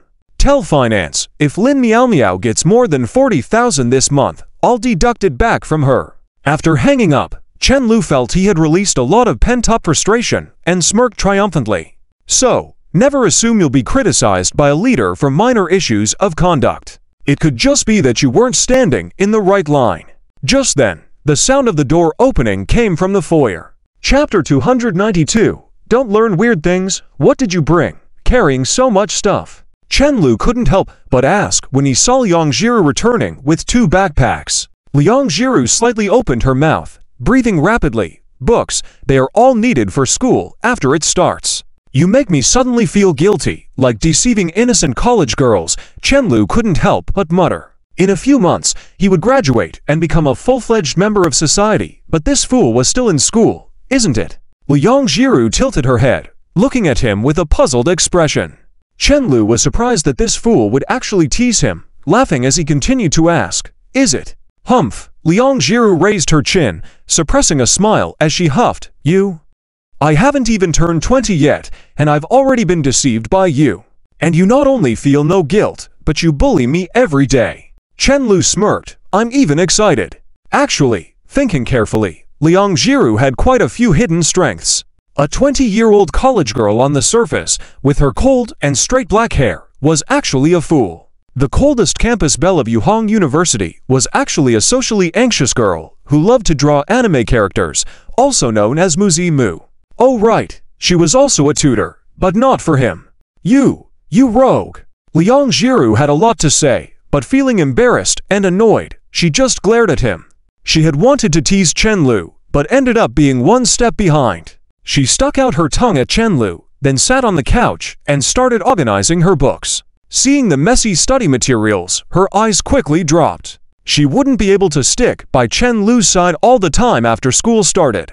She never thought she would hate going to class and resist the start of a school day. She really had become a naughty child. "Mom, I'm sorry. If we could save time in a bank, I would save the past 2 years and use them after graduation," she muttered softly while tidying her backpack. Chen Lu, who was playing a game, looked up at her. "You should be glad you haven't turned 20 yet, otherwise, my goal wouldn't be as simple as deceiving you." "What else do you want to deceive me about?" Liang Jiru took a few steps back, like a startled deer, hastily hugging her shoulders and scooting back until she was all the way inside the couch. "And your future decades," Chen Lu slowly got up, sitting on the couch to help her organize her books. "If you were older, I would definitely deceive you and make you my wife." "You big liar," Liang Jiru muttered softly, her head down. "You just bully me every day. I won't marry you." Chen Lu looked at the accounting books on the coffee table, chuckling. "You're already in danger. You have 127 days until your 20th birthday." "It's 237 days, Liang Jiru corrected seriously. Chen Lu said nothing. Seeing the playful look in Chen Lu's eyes, she realized he had deliberately said it wrong just to see if she would count the days. This time, Liang Jiru didn't even entertain the thought of head-butting Chen Lu. She just slumped on the couch, feeling drained. Sensing her cheeks warming up, she turned her side and buried her face. If she blushed, she would be mocked again.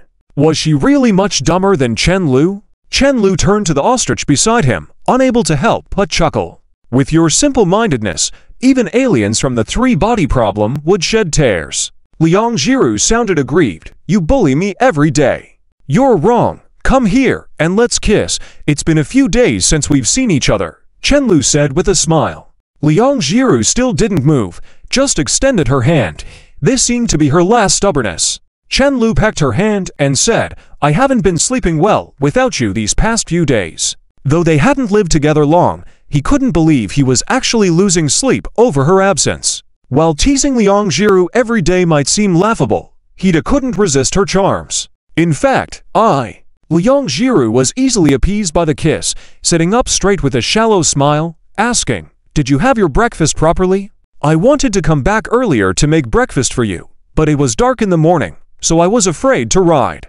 Chen Lu pinched the girl's face like jelly. "You can't be so easily swayed, Liang Jiru.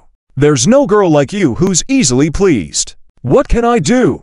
Liang Jiru confidently hugged him, placing her hands on his back. "Next time, come back and stay with me. I don't want to be apart from you for even a day." "All right." After a while, Liang Jiru, rejuvenated, gently pushed Chen Lu away, running happily back to her room to change clothes. Chen Lu blinked with a dazed expression.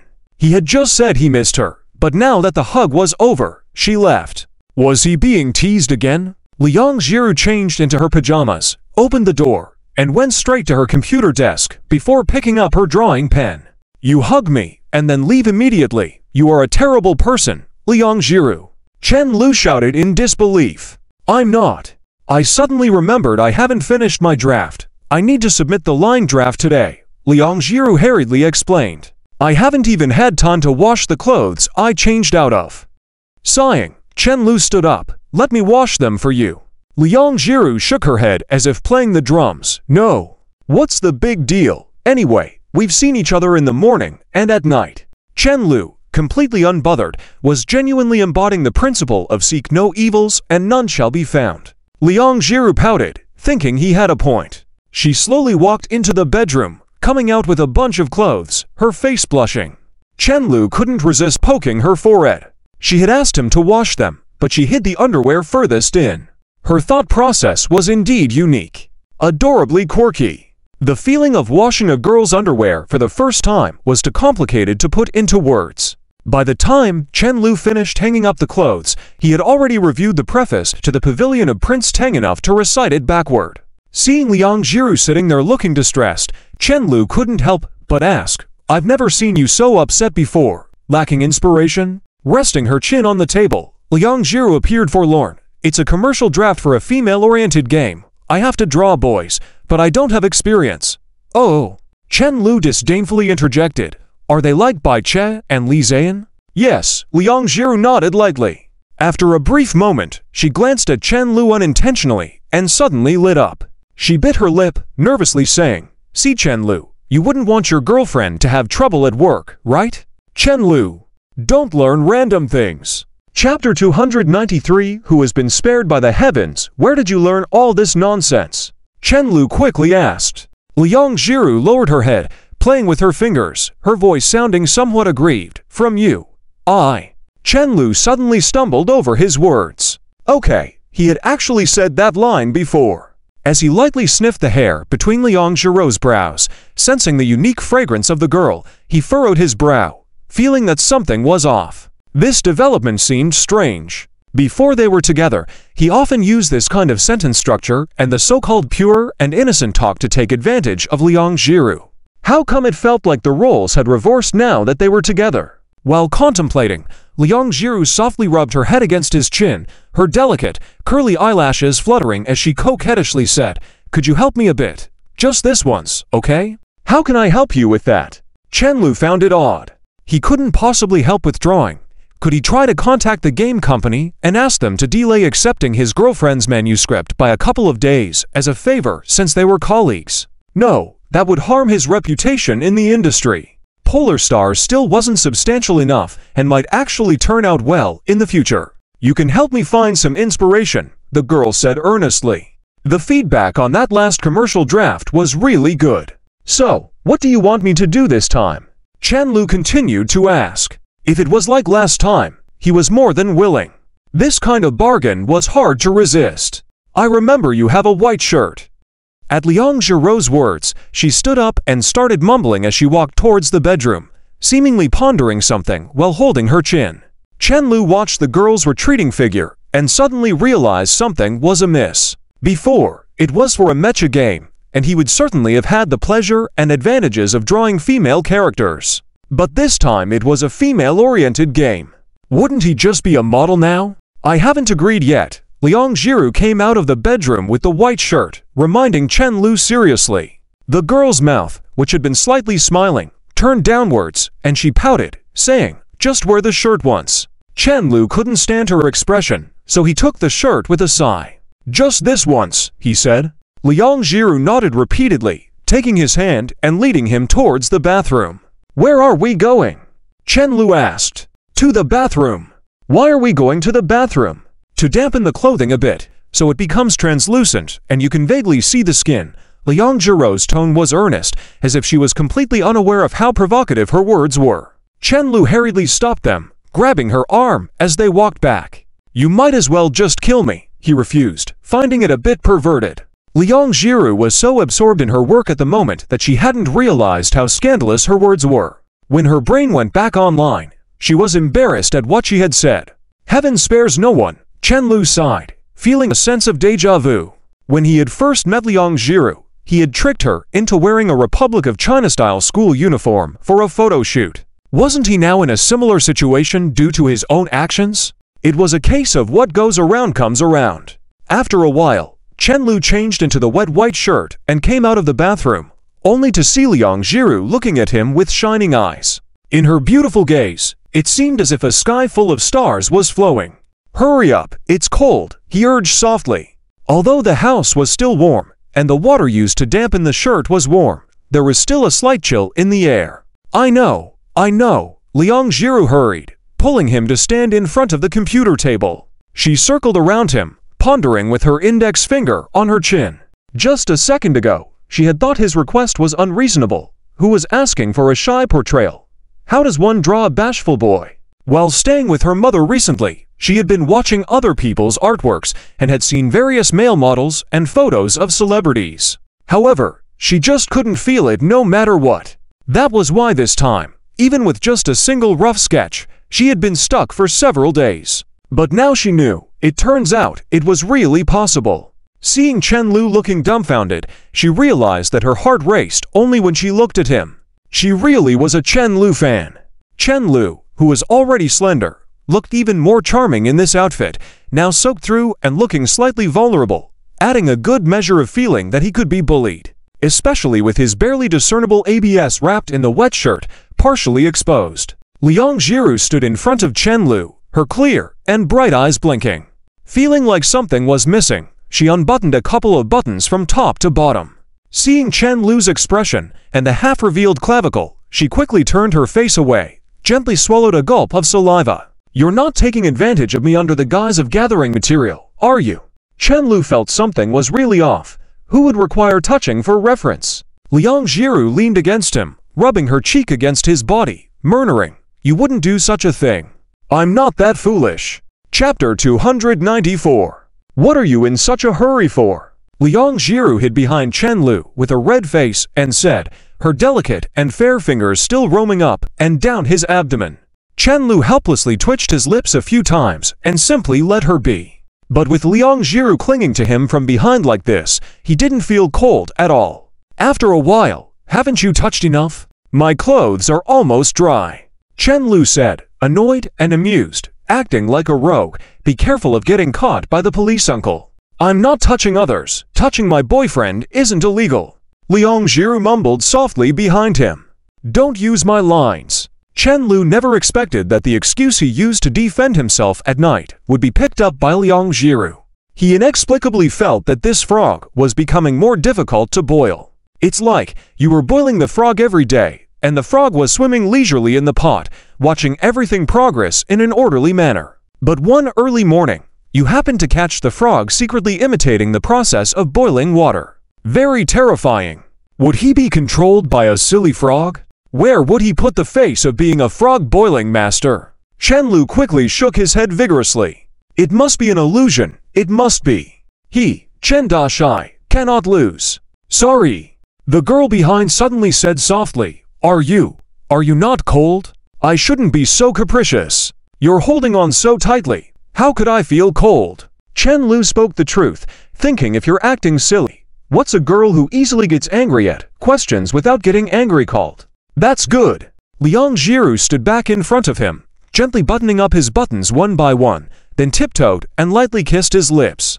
Chen Lu raised his eyebrows and pointed at his neck. When your boyfriend cooperates so well, shouldn't you reward him with a little red flower? Liang Jiru hesitated for a moment, then pursed her lips and moved in to gently kiss his neck. When she left a while later, there was already a strawberry on Chen Lu's neck. This silly girl couldn't even muster the strength to plant a simple strawberry properly. She softly nibbled on it for a while. The advantage of this was that it wasn't painful.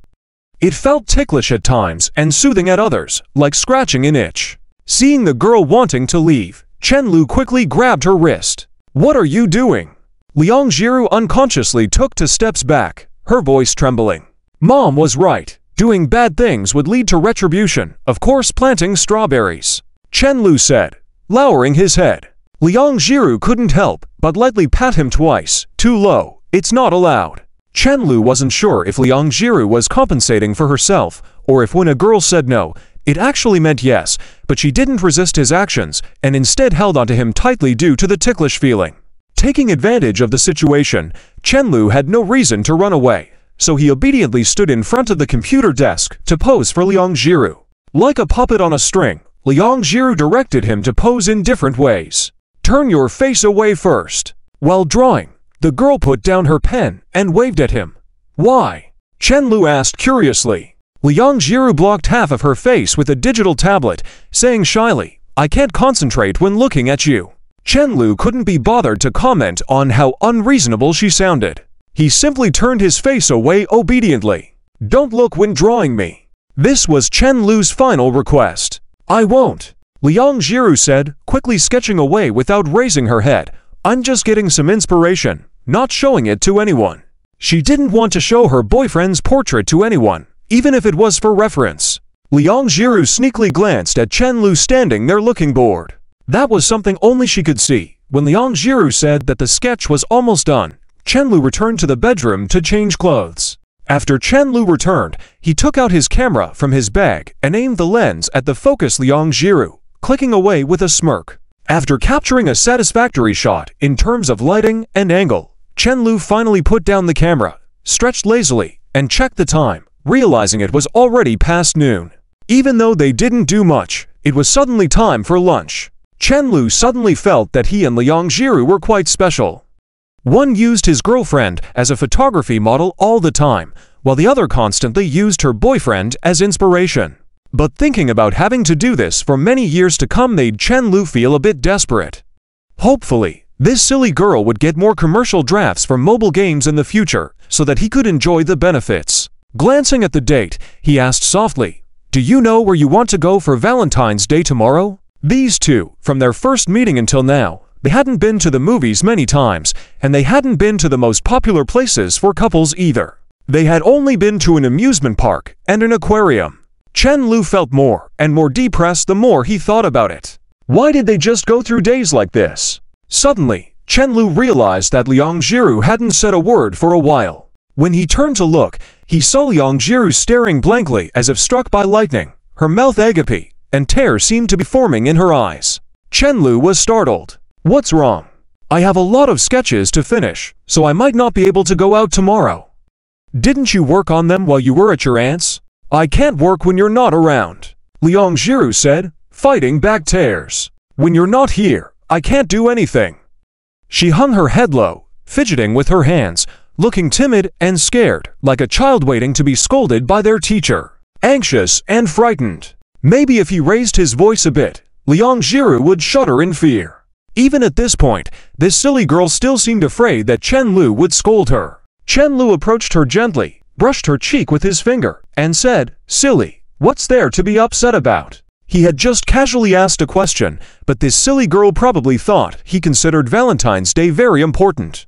How could there be so many Valentine's Days in the past? In the end, it was a trap of consumerism, where businesses sang praises of love while greedily taking advantage of people. He shouldn't have brought it up. It was just idle chatter. We're both home buddies. It doesn't matter if we don't go out. Chen Lu spoke softly. After he finished, he suddenly paused. But wasn't tomorrow Lily's birthday? Zhang Chao had been preparing her gift for half a month now. Did Lily ask you to celebrate her birthday with her? He curiously asked. Liang Jiru subtly nodded. She messaged me this morning and asked. I told her I'll reply later. After a pause, she rubbed her eyes with the back of her hand and sniffled, saying earnestly, I cancelled all the drawings except for this one. I'll go out with you tomorrow for Valentine's Day. Chen Lu quickly took her outstretched hand and looked puzzled. Why have you suddenly taken on so many commercial drafts? What was this silly girl in such a hurry for? Chapter 295. Who can run faster than time? I want to repay the money ... The girl's voice sounded timid, almost drowned out by the sound of the computer's fan. No need to rush, right? Chen Lu scratched his head. You're actually very impressive. For most university students who are still studying, not relying on their families and suddenly burdened with a debt of 100,000 is almost like the sky falling. Many job offers for college students were considered cabbage prices in the market. Liang Jiru had been able to advance quickly through her own talent and hard work that surpassed many others. The more he thought about it, the more puzzled he felt. Unconsciously, he frowned and asked seriously, You still haven't answered my question. Liang Jiru reached out her right hand and grabbed Chen Lu's sleeve, her eyes turning red. I said, don't be angry with me, okay? I'm scared. She squeezed his sleeve tightly, her hand trembling slightly, hesitating as if afraid he would break free or scold her. Seeing the sudden moisture in her eyes, Chen Lu realized that he had been frowning and quickly shook his head. I'm not angry, I thought about it. Don't worry, I promise, really.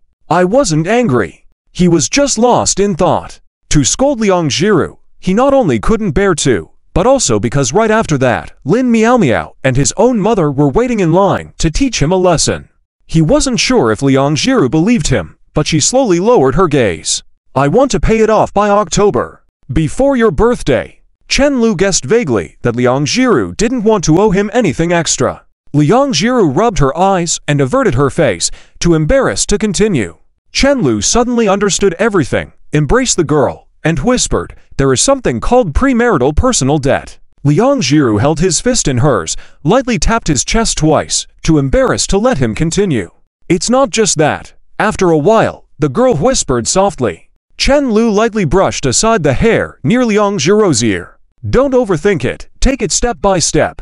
"But I can't take it slowly. Time has never waited for me. Chen Lu, if I could become useful sooner, my mother could recover more thoroughly, instead of experiencing pain after just standing for a while, having to stop after a few steps. During these days when I went back, my mother gritted her teeth, thinking that I could live well. In fact, I know everything." Liang Jiru's voice was gentle, with a hint of tearfulness, but also with her own persistence. "I always knew I couldn't cure my mother's illness earlier, and I haven't taken care of her these years. I know what you said before is right, all of that is in the past. I have been trying to let go slowly." Chen Lu looked at her with a puzzled expression. "If you're ready to let go, why do you still have to work so hard?" Liang Jiru paused for a moment, raised her beautiful face, looked at Chen Lu firmly, and then mustered the courage to reach out her hand to his cheek. The girl's gesture was gentle, and her eyes showed endless tenderness. In Chen Lu's eyes, her eyes were so beautiful that even when her eyes were red from crying, they appeared like a touch of makeup, making her watery eyes even more attractive. Her words and the tears on her face touched Chen Lu's heart. "But I'm already useless. If I continue to be useless in the future, how can I help you?" The girl spoke a long passage that she had never said before, then lowered her head deeply, her body trembling as she sobbed. Chen Lu remained silent for a long time, just hugging Liang Jiru tightly. He had many things to say, but every time he tried to speak, the words stuck in his throat, and in the end, he couldn't say anything.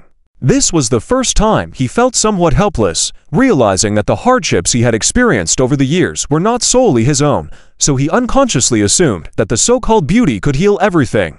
Resting his chin on the girl's head, Chen Lu wanted to sigh, but held back. He just quietly looked into the distance where Duo was peeking out from the balcony. Trying to smooth over the shadow and wounds of a dozen years in just 1 year was simply a fantasy. When Liang Jiru went to the kitchen to prepare lunch, Chen Lu found an excuse to go downstairs and asked his father for the contact information of the doctor who had performed the surgery on Aunt Z before. Perhaps because his father had given a heads up when providing the contact information, the call was quickly connected. Have you eaten? Are you busy at work?" Chen Lu tried to keep the conversation light. The man's voice sounded crisp. "I'm okay for now." "What's up, Zilu?" Chen Lu realized his father had indeed informed the doctor beforehand, so he got straight to the point. "It's not urgent, I just wanted to ask about Aunt Z. It's been a while since her operation. Why does she still experience leg pain after walking a few steps? It's inevitable to have some after effects. Actually, it's not considered an after effect because your aunt didn't walk for more than 10 years. Her legs were bound to lose some functionality.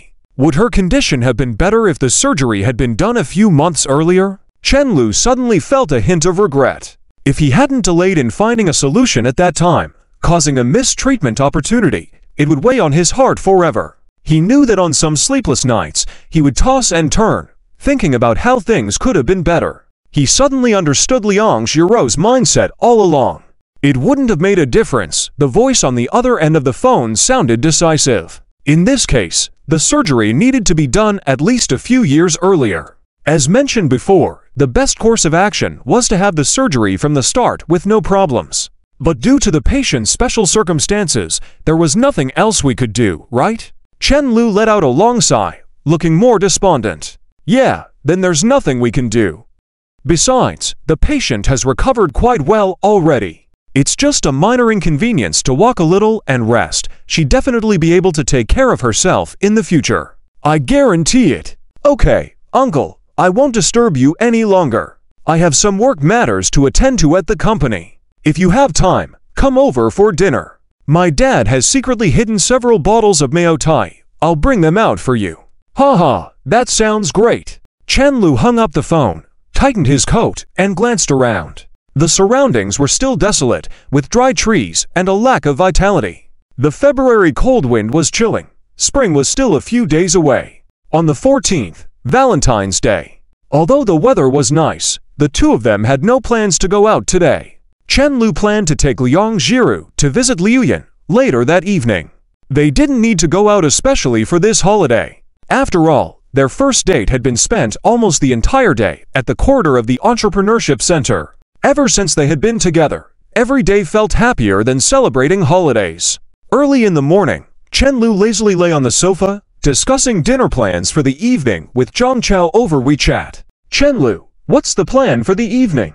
"Zhang Chao, you guys come later in the second half." Chen Lu was surprised, tapping the screen with a puzzled expression. "What kind of family is this, splitting birthdays into halves?" "Zhang Chao, it's a birthday celebration. We just invited some senior brothers and sisters who have graduated. After all, among us aspiring lawyers, Liu Yan is the only one.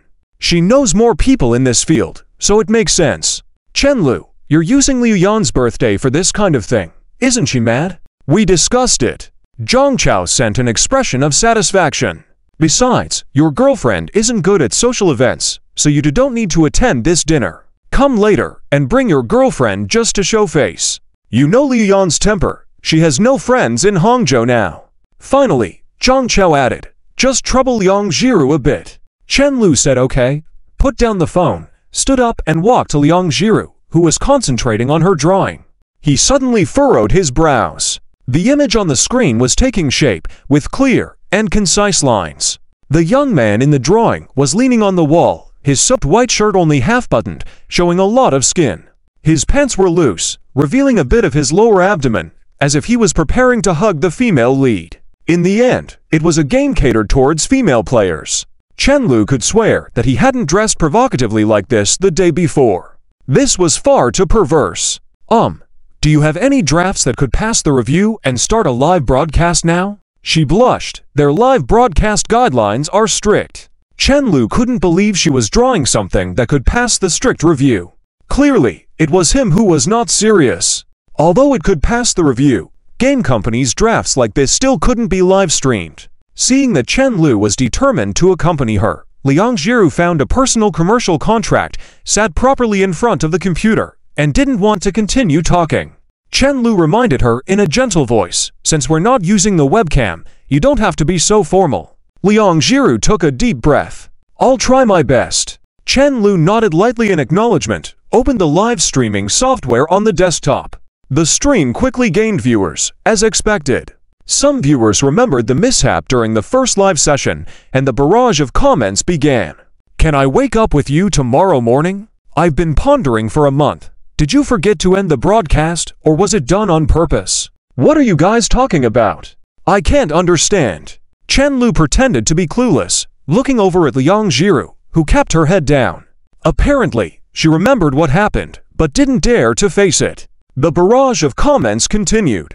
"Do you know how long you've disappeared from our lives? The commander joined in for the first broadcast, and I never expected my commander to expire by your second broadcast." Thanks to whoever renewed their commander subscription, Chen Lu didn't expect his followers to stick around, blinking as he continued, "We were going to broadcast right after the Lunar New Year. Did your family celebrate New Year for a month? I don't understand. I never went to school. One word from you, and I won't recognize it anymore." Chen Lu teased the audience. The audience had never seen such a shameless streamer. Despite the barrage, he played dumb and carefree, and soon there were no more messages. The atmosphere quickly returned to how it was during the first live stream, with Liang Jiru dedicated to drawing while Chen Lu chatted casually. The girl's mouth moved several times, but she couldn't bring herself to say anything, so she sighed silently and refocused on her drawing. She really felt useless. At almost the same time, Chen Lu poked her shoulder gently, showing her a photo of the two of them on a carousel at the amusement park, and whispered, "What is this spinning thing?" Liang Jiru tilted her head in confusion and softly answered, "A carousel." "A carousel? No, a carousel." The girl corrected him earnestly, as though she were teaching a child. Liang Jiru murmured to herself how foolish Chen Lu was, and that ended up being her reply. It seemed she was the smarter one after all. Just as she was in the middle of her thought, she suddenly paused, surprised by Chen Lu's kiss sound, and quickly turned to the screen. The barrage had exploded. "Am I also part of your play?" Sad GIF. "Please respect us, dear streamer. Thank you." Who the hell says that the birth rate in the country is low? Get out and take a look. Seeing Liang Jiru looking at him with flushed cheeks, Chen Lu was so scared that he stepped back a few paces, trembling as he swallowed hard.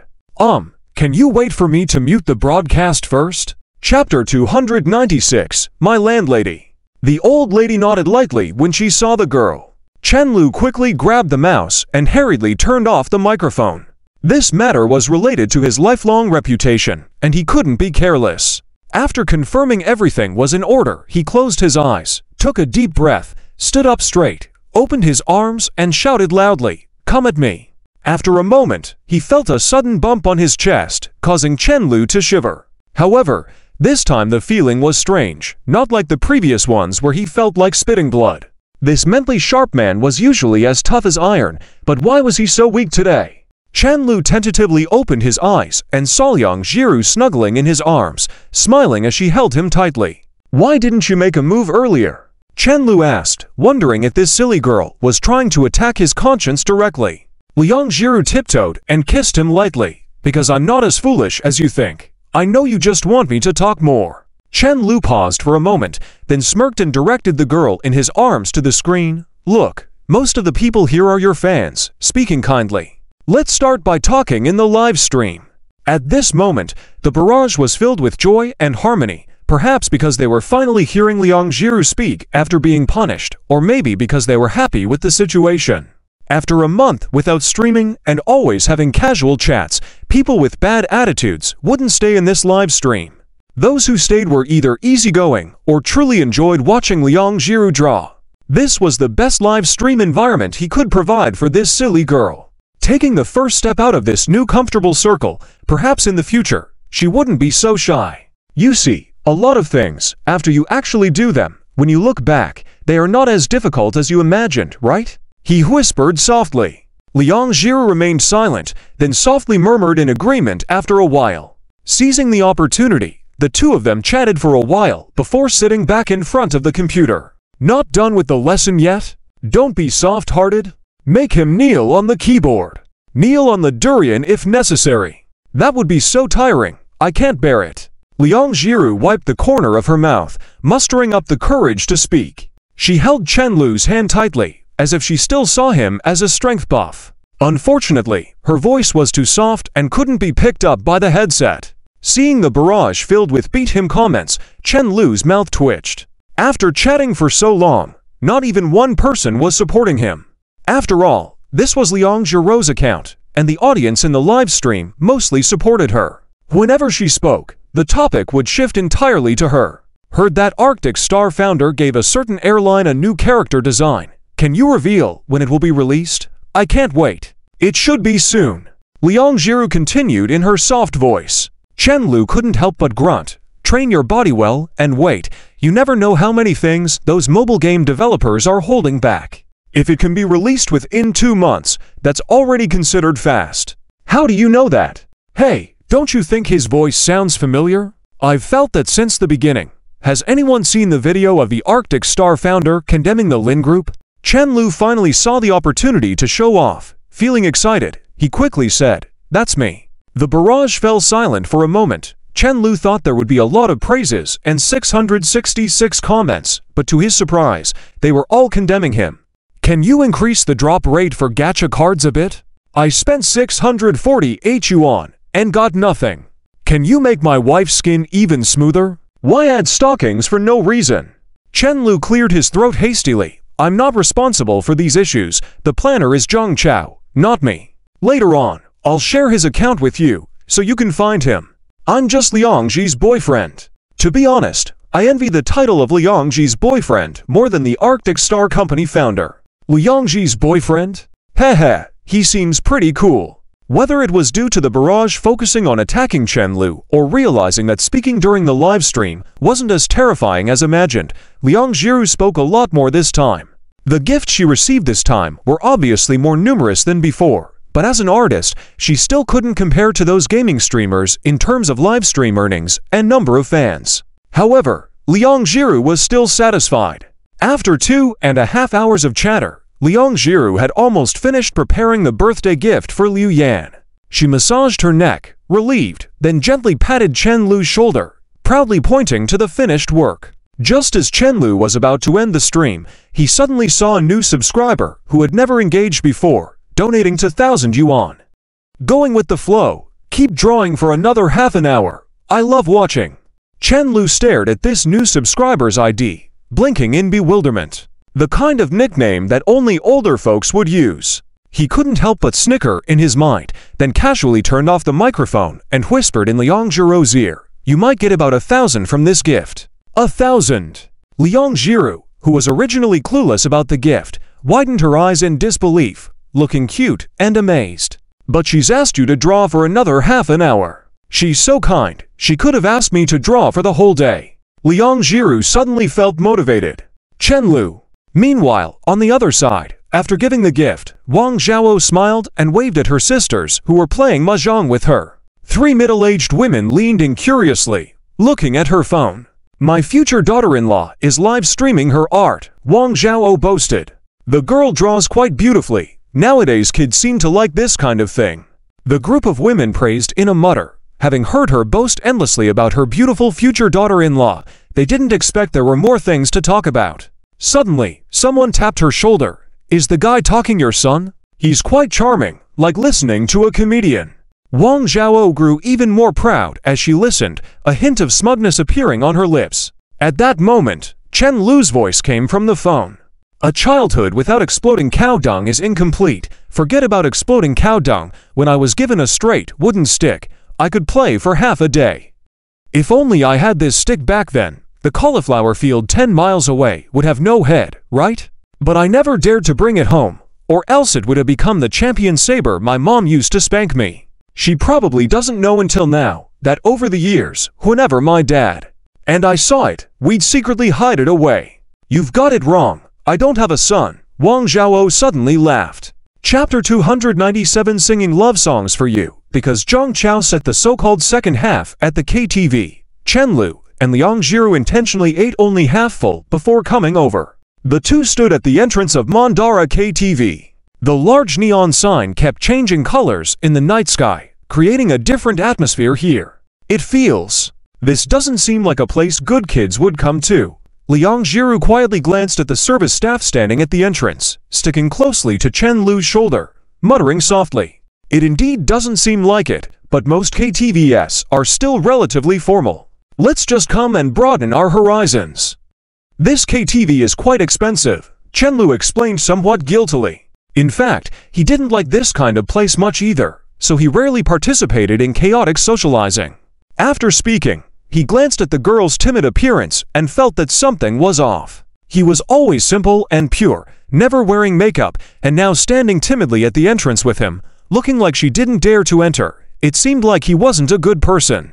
This was evident from the scrutiny of several passers-by. Even a boy who wanted to enter the door looked at them with a mix of pity and envy. Good mate, condemning the act of deceiving innocent girls, yet secretly wishing he was the one doing it, right? Seeing this, Chen Lu decisively played the villain to the end, intentionally hugging Liang Jiru's slender waist and pulling her close to him.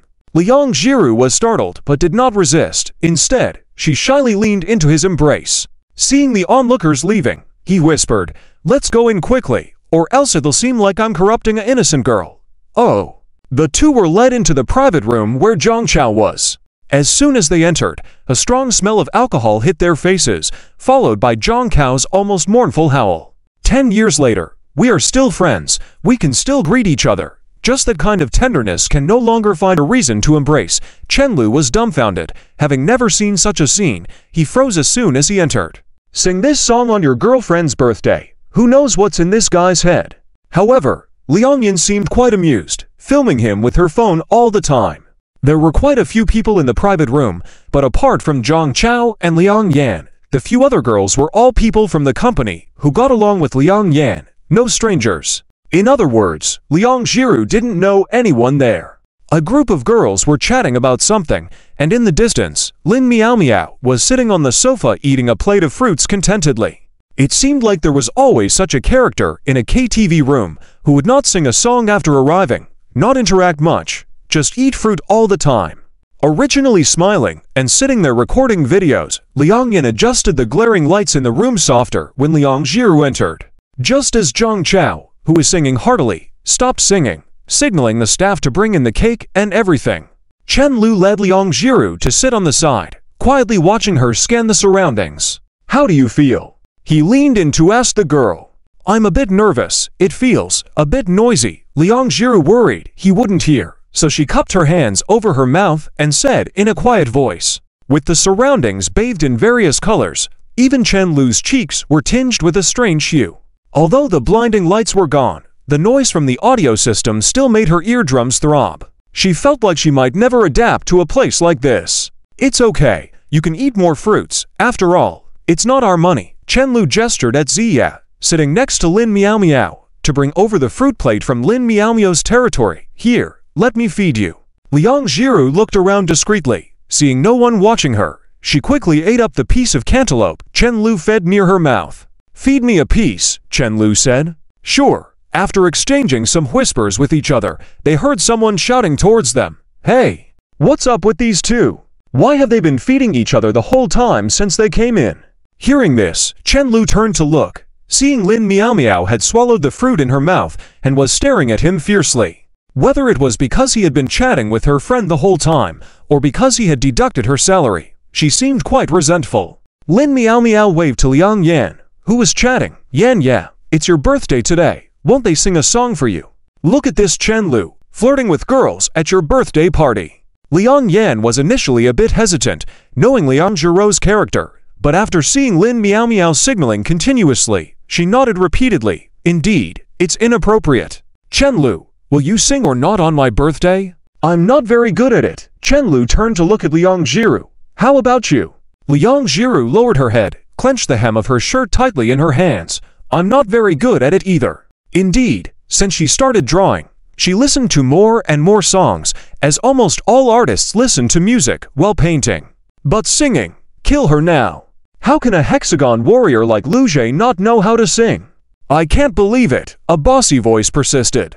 "Boss lady, give it a try. Your voice is so pleasant, singing should be no problem for you." Several girls joined in the teasing, and Lin Miao Miao directly handed the microphone to Liang Jiru.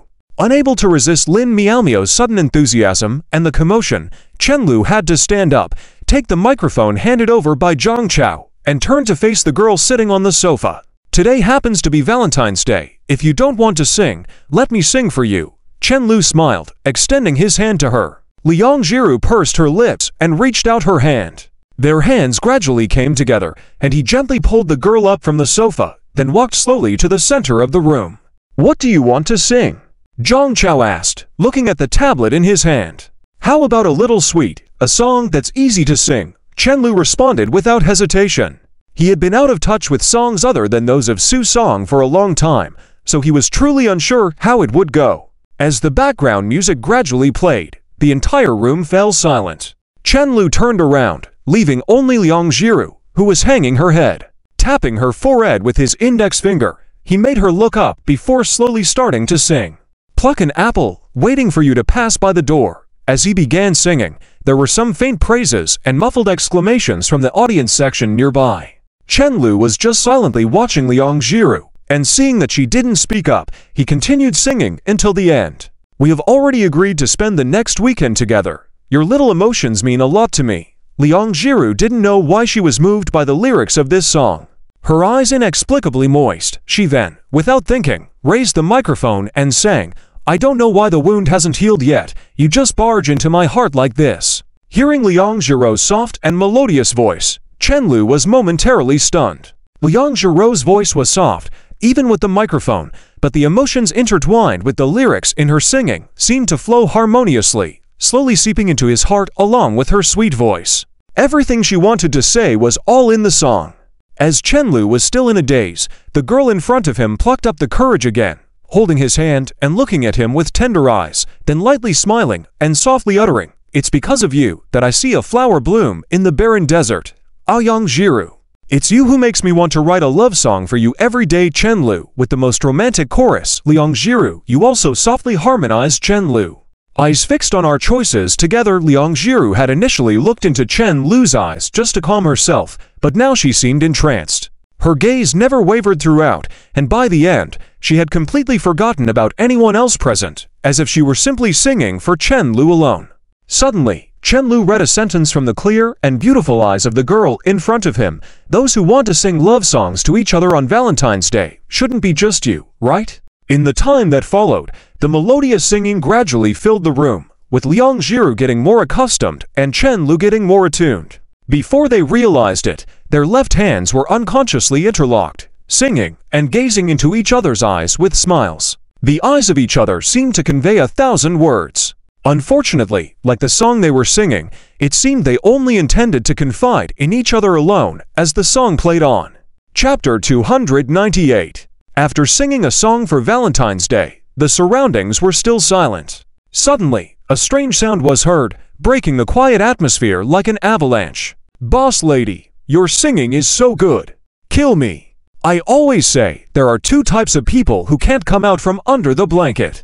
This is what you to mean by not very good at singing." Lin Miao Miao shouted loudly. "This is Silver Sai, right?" Seeing Liu Yan smiling at the corner of her mouth, Zhang Chao also cooperated by whistling.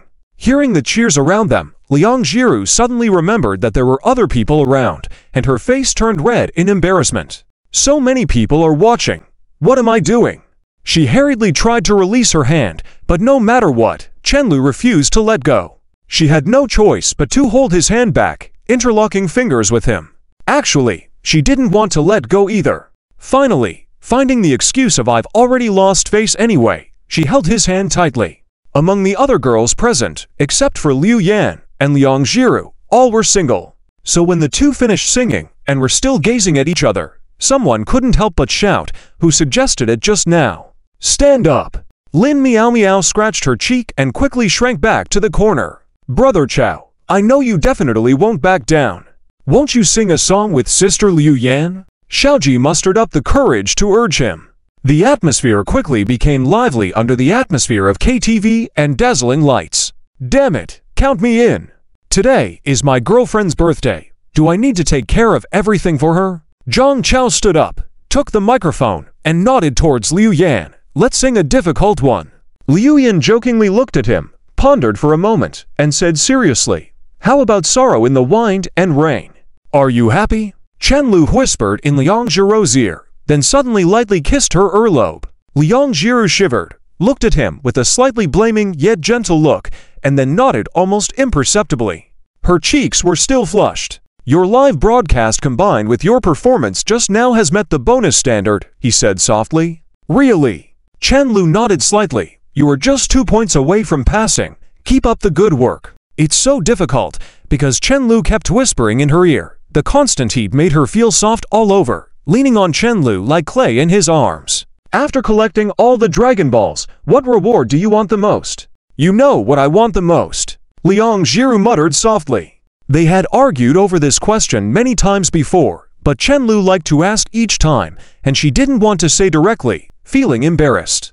Chenlu reached out and gently rubbed the girl's soft belly. "How could I know? I'm not a tapeworm in your stomach." Liang Jiru nuzzled into his arms like a cat and couldn't help but whine. "You're teasing me." After a while, when Liu Yan finished singing a song, she began to cut the cake. Lin Miao Miao called Liang Jiru over to chat, and Chenlu sat quietly alone. Zhang Chao suddenly sat down, sighed, and said, "What's wrong?" Chenlu asked disdainfully. "Actually, I'm starting to fear marriage." "You went from looking forward to marriage to worrying about it, and now fearing it. Isn't that quite a big change?" Zhang Chao just lit a cigarette. Realizing that there were only girls around, he sat in the corner before lighting up the cigarette. The tip of the cigarette turned bright red in the dim room. After all, the air in the KTV room wasn't particularly ventilated. He exhaled a long puff of smoke and slowly said, Maybe I didn't consider it enough before. Marriage is not a trivial matter. Chen Lu glanced at Liang Jiru, who was chatting with the girls with her head bowed. Seeing the girl's soft and gentle appearance, he couldn't help but smile slightly. Isn't she nice? Are you sure you're not just not done playing yet? You're still not old enough now. Not at that crucial point yet. You won't have as many worries. Zhang Chao said seriously, the responsibility represented by this thing is not simple. Your wife, children, and both sides of the family, a total of 3 families, it's too heavy. I feel like I'm not capable of handling it now. It dawned on Chen Lu, so you're worried about that. Zhang Chao nodded slightly, glanced at Liu Yan, and quickly retracted his gaze. In other words, maybe I'm just not ready yet. Wait for 2 more years, until you're 25, it's not too late by then. It seemed that he wasn't seeking any advice, just expressing his feelings. After speaking, he stood up and walked to the center. Come on, let's have another one. How can you drink so well? Lin Miao Miao glanced at her own half-empty bottle of wine, then looked at the bottle in front of Liu Yan, which was already empty, and had a look of disbelief. It's just for socializing, I've practiced. Liu Yan shrugs helplessly, it's just that your alcohol tolerance is too low. I just finished accommodating Zhang Chao here. I feel like you can drink more than him. Yeah, that's why I usually take the alcohol for this guy. Liang Jiru listened to the conversation between the two of them, blinked her watery eyes, lost in thought. Because Chen Lu had no authoritative demeanor in private and was one of the few guys present, he naturally became the target of being toasted. After a glass of beer, she saw Liang Jiru slowly approaching. It tastes so strong. Liang Jiru leaned in to take a light sniff, then wrinkled her brows and said, Stinky, she have to make him take a shower before getting into bed later. It's not that great to begin with. Can I have a drink? She whispered. Chen Lu paused. Are you sure? Girls shouldn't drink when they're out.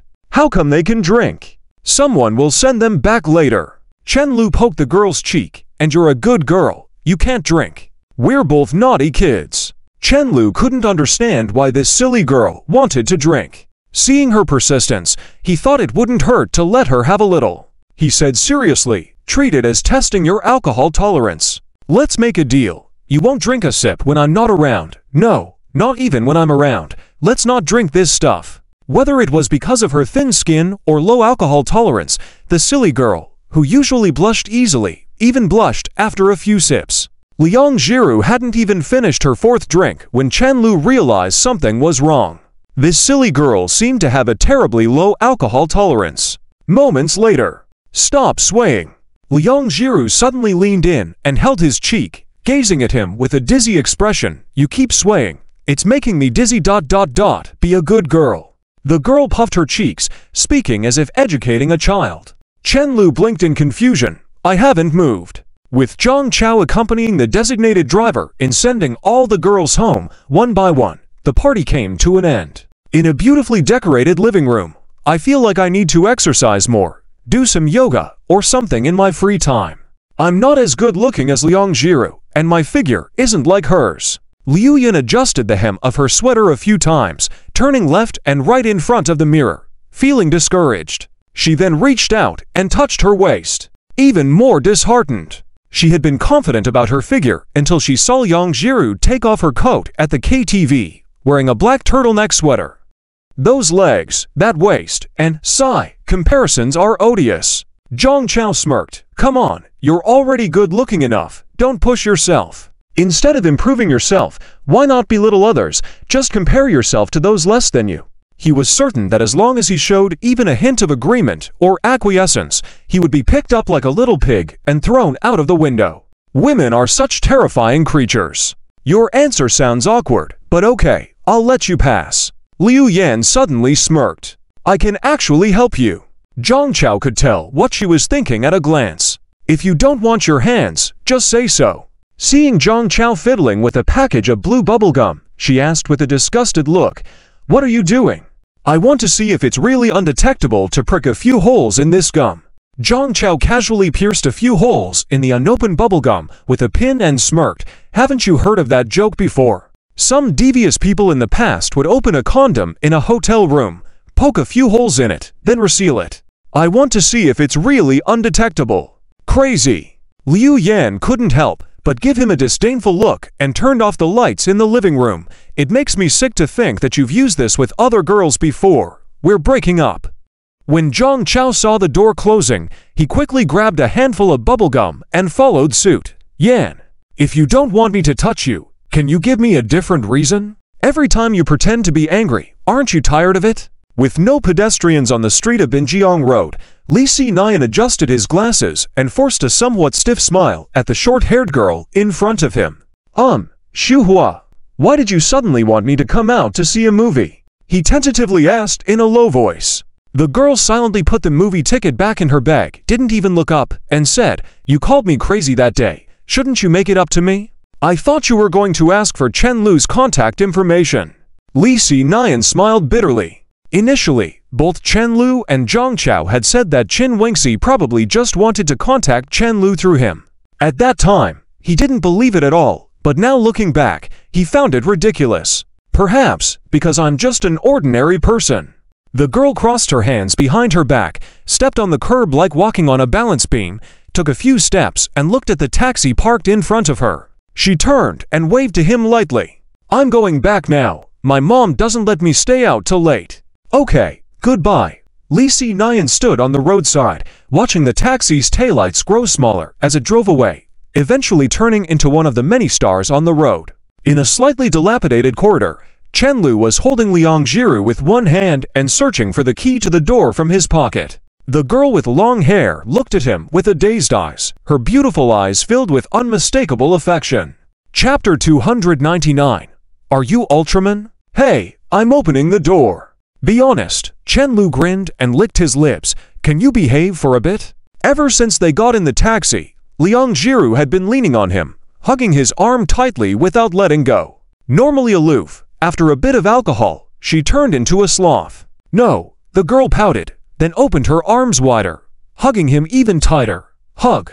I need to find the keys, otherwise we'll both end up sleeping on the streets. Then let's bring Duodwo with us. It'll be lonely at home by itself. Isn't it possible that I need to find the keys first before I can bring Duodwo out? Plus, once we're inside, why would we still need to sleep on the streets? Chen Lu looked at her with a mixture of exasperation and amusement. You're already silly, and even more so when you're drunk. Although Chen Lu knew Liang Jiru was clingy, this level of silliness was unprecedented. Normally very controlled, this time she had a bit of alcohol and immediately clung to him, not letting go. Even though it was only for beers, even if the glasses in the KTV were bigger, it probably didn't exceed 2 bottles. Chen Lu had always believed that there were indeed people who could get drunk after 3 drinks. He just didn't expect to actually meet one, and she turned out to be his girlfriend. After a while, Chen Lu finally found the keys and opened the door. He fumbled in the dark to carry Liang Jiru to bed before turning on the bedroom light. It flickered a couple of times before fully illuminating the room, casting a bright light that illuminated the whole room. Looking sideways, Liang Jiru was staring blankly at the ceiling, her long hair spilling on the bed like a flower. She was wearing a fitted black turtleneck sweater and jeans, lying on the bed with her legs naturally stretched out, her figure slender and charming. Coupled with her mesmerizing gaze, Chen Lu discreetly swallowed a gulp of saliva. Having helped Liang Jiru back home, and now carrying her to the bedroom, Chen Lu didn't have the mind to change clothes at the moment. He simply lay down next to her to rest for a while. Both of them had a faint smell of alcohol, and the slightly tipsy atmosphere quickly permeated the room, creating an ambiguous vibe. Chen Lu gazed at the girl with her crimson-side profile, propped his chin with one hand, raised an eyebrow, and said, "Let me interview you. What does it feel like to be drunk for the first time?" Not knowing what Liang Jiru's thoughts were, he knew he would never let this silly girl touch alcohol again in his lifetime.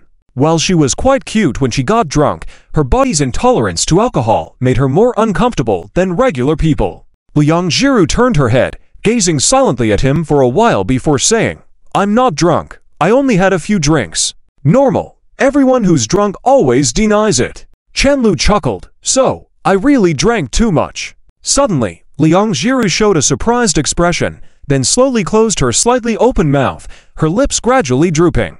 Chen Lu was taken aback by Liang Jiru's sudden change in expression and quickly asked, "What's wrong?"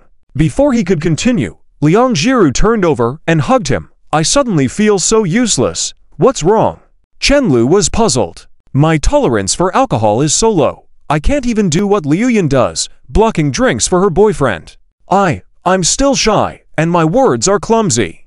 I can't accompany my boyfriend like she does. Liang Jiru murmured logically, then suddenly stopped, her eyes reddening. I'm sorry. Perhaps because she was drunk, Liang Jiru's emotions fluctuated greatly while speaking. Chen Lu gently held the girl's hand and said softly, "It's okay. Everyone has things they can't do. Not being good at socializing is not something to be ashamed of. Chen Lu, I'm not afraid of embarrassment or being laughed at by others. But when they greet me and I can't even say a word, it reflects poorly on you. That's what I fear the most." Liang Jiru murmured logically, then just said with red eyes, "I'm sorry." It seemed like Liang Jiru's emotions were particularly intense when she was drunk. Chen Lu was surprised for a moment, then reached out to gently tuck her stray hair behind her ear. "It's all right. Nobody is perfect. And you, as a girlfriend, are already perfect enough. If you had no flaws, I wouldn't even be worthy of you. And you're already the most perfect in my eyes. Truly." Chen Lu placed a gentle kiss on the back of her hand. "You're like the girlfriend of my dreams. I'm very happy." No wonder this silly girl suddenly wanted to drink earlier, then turned uncomfortable after drinking despite all his advice. It was because of this. He gazed at Liang Jiru, whose eyes were filled with loss and shame, his thoughts becoming more complex. Did this silly girl want to move him to tears single-handedly? What virtues did he, Chen, possess? Cry baby. Chen Lu pinched the girl's soft cheek, wiping away the single tear, feeling dizzy. Chen Lu suddenly smiled. "Let me make you some hot water. Make sure not to fall asleep, or you'll have a tough time tomorrow." Just as he was about to get up, he was suddenly pulled back with force. Turning around, he saw Liang Jiru tightly grabbing the hem of his shirt. "Don't go. I'm not going anywhere. I'll make you some hot water and come back.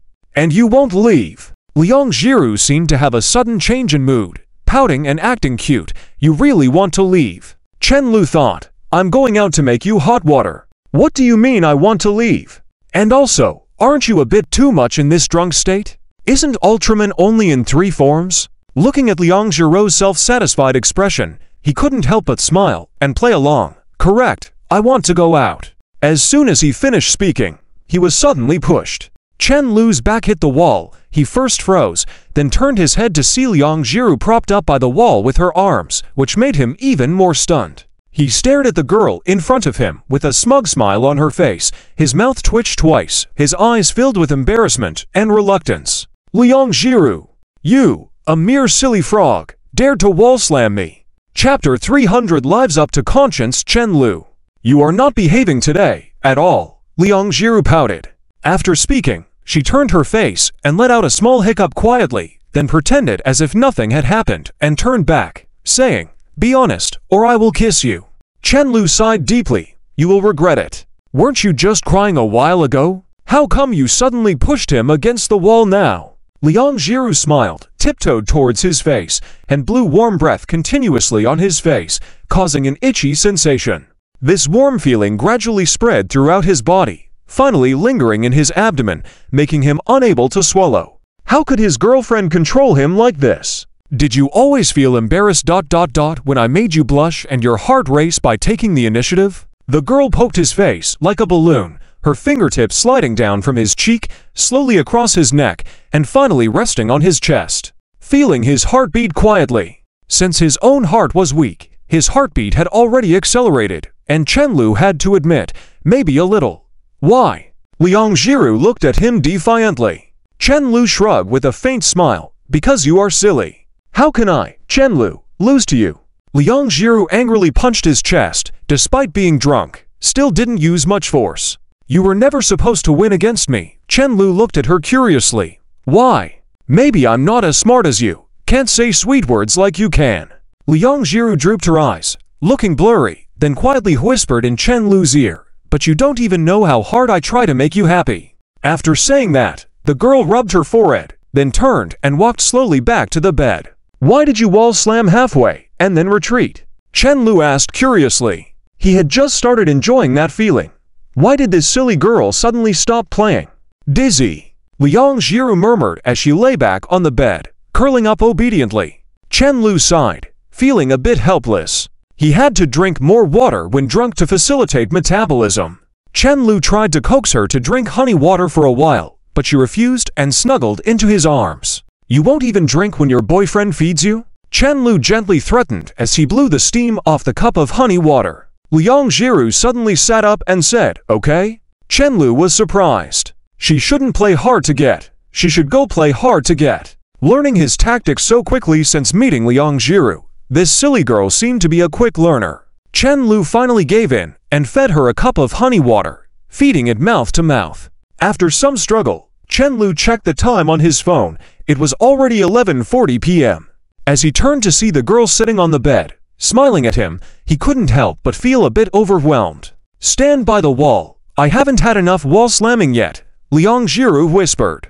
Chen Lu couldn't resist and walked up to the girl, pushing her down on the bed with her hands pinned above her head. "Do you know you're wrong?" Liang Jiru struggled slightly, but seeing her hands firmly pinned, she stopped moving. She just silently stared at Chen Lu, her gaze unreadable. After a while, she moved her head to gently kiss his Adam's apple. Chen Lu shivered at the unexpected tickling sensation, quickly placing his hand on her cheek. Looking at her round mouth formed into an O, he took a deep breath. He knew he couldn't disturb her anymore. With Liang Jiru in an almost irrational state, it was uncertain if he, the only one sober, could stop the situation. "I'll go wash up. You quickly change clothes and get ready to sleep," he said, getting up. When he returned after freshening up and changing into pajamas, Liang Jiru was already fast asleep. "Change clothes before sleeping." He gently shook Liang Jiru's shoulder. "I have a headache, don't want to move," Liang Jiru said gradually, turning over with her brows furrowed tightly. After some contemplation, Chen Lu asked, "Shall I help you change?" The girl shook her head again. "Don't want to move." "But you're still wearing jeans. Isn't it uncomfortable to sleep like that?" Chen Lu stopped trying to communicate. There was no use with the current Liang Jiru. Since he had seen her underwear while washing her clothes before, not changing pajamas was fine as long as she took off her coat. Chen Lu made up his mind, silently approaching the girl and gradually lifting her dress. But taking off the jeans turned out not to be as smooth. "Don't." As he reached for the zipper, Liang Jiru grabbed his hand sleepily. "Chen Lu, don't," the girl pleaded almost tearfully. "I didn't do anything." Chen Lu felt angrier the more he thought about it. He focused on being a gentleman, and only after repeating "I am a gentleman" many times, he finally managed to finish changing her clothes without further incident. However, as he turned off the bedroom light and lay down, Liang Jiru, who had been awakened by him, suddenly became energetic again, pulling him close. "Hug me," she said sweetly. Chen Lu was about to hug her back when he realized she wasn't wearing pajamas. He was about to move away when Liang Jiru wrapped her legs around him, holding him tightly. He couldn't resist giving her thigh a light touch, to which she didn't react. Was she doing this on purpose? "Where did you hide the box my mom gave?" he asked, looking at Liang Jiru, who was now embracing him tightly. With a white-knuckled grip on her skirt, her trembling voice said, "Although we must wait for that kind of thing. Other things are possible now." Chen Lu looked at her long, slender legs in the sailor outfit. "I might not have learned yet, but if you like, I'm willing to try," he said, fixing his gaze on her legs. This time, he had no cunning thoughts. His conscience told him he must quickly explain that he didn't like it and wasn't saving those scenes for a foot fetish. However, reason was thwarted by a club. Chapter 301.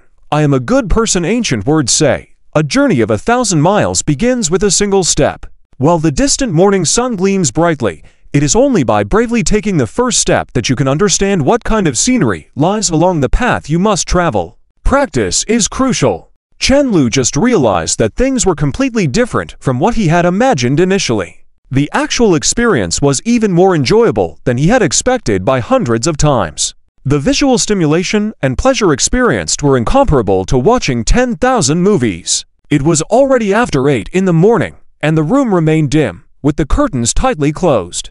Only a small night light by the bed cast a soft and ambiguous warm glow. Chen Lu squatted on the floor, sealing the white thigh-high socks in a black plastic bag, ready to take them downstairs to throw out with the trash. Then he got up to pull the curtains. The patience last night was well worth it, and today was destined to be a beautiful day. From today onwards, the stain of being a foot fetish could not be washed away for Chen Lu. Of course, he didn't want it to be washed away. "Don't pull." Just as his hand touched the curtain, he heard Liang Jiru shout. Curious, Chen Lu turned around. Liang Jiru was still in her sailor outfit, curled up in the bedding, and she said, "Because I did something indecent." Her voice muffled, she shrank into the sheets, with only some messy long hair scattered outside. She felt ashamed, as the previous night, she had acted like a mature woman, and now was acting shy. Chen Lu chuckled at Liang Jiru's words and jokingly asked, "Why don't you want to pull the curtains this time?" I did something shameful." Liang Jiru's voice was soft and ashamed. Hiding under the covers, she continued, "Otherwise, I wouldn't have done this to help you." Chen Lu retorted, "If I were really shameful, I would have taken advantage of you last night. But I've already been led astray by you." Liang Jiru blushed as she spoke. Reflecting on her actions, she realized that gradually to please Chen Lu, she had lowered her boundaries and done things that only naughty kids would do. Liang Jiru suddenly froze, realizing that she might have no boundaries left. How did she unknowingly end up in such a situation? "Liang Jiru, are you sure you didn't learn these things on your own?" Chen Lu raised an eyebrow teasingly. Although both of them were inexperienced, Liang Jiru clearly had prepared for this encounter with learned knowledge. Liang Jiru giggled before covering Chen Lu's mouth. "Don't talk. Stop thinking. Didn't we agree to treat it like a dream?" Chen Lu looked at the girl beneath him, his gaze dazed as he murmured, "I feel like I'm dreaming right now." Judging from his foolish reaction, it was apparent that Liang Jiru believed he enjoyed their intimacy and had studied in preparation. Chen Lu, recalling their experience, asked, "Wait, did you deliberately look at the study materials on my computer for my sake?" "Don't talk. Don't talk. Don't let you think." Liang Jiru covered his mouth. "We agreed to treat it like a dream. Remember?" Chen Lu realized something and said, "I can't believe I have a girlfriend like you in my life." Liang Jiru snuggled into his chest, saying, "For me, the best thing you did was falling in love with me." Chen Lu only held her in his arms silently, thinking, Liang Jiru always seemed grateful for his affection. How could he not feel grateful to her? Chen Lu didn't speak, but hugged the girl closely, whispering, "Let's rest a bit." "Okay." Liang Jiru nodded softly, gently stroking his hair. "You're so good now." "Shut up." Both snacked on some bread for breakfast. Chen Lu took a short nap, and then they watched Interstellar in bed again. Though he had seen it several times, watching it with Liang Jiru still captivated him. Nolan truly was a genius. Yet, he had to resist the urge to spoil the film for her, which was quite a challenge. Chen Lu finally got up around dinner time. Even though it was only the 14th of February yesterday, he felt like it was already Valentine's Day today. Liang Jiru was still lost in the movie's world, even as they prepared lunch. The movie touched her deeply, and she almost cried when Murphy was the same age as her father Cooper. Finished with lunch, which Liang Jiru had cooked, they both weren't very hungry. Liang Jiru had made a simple meal of some sautéed green peppers and potatoes, along with a vegetable stir-fry. Chen Lu found that Liang Jiru's home-cooked dishes were tastier than those from the restaurants in Hang City. Just as he swallowed a few bites, Liang Jiru sighed, catching his attention. He turned to look at her and asked, "Why the sigh?" "Because school starts tomorrow." Liang Jiru answered with a hint of sadness.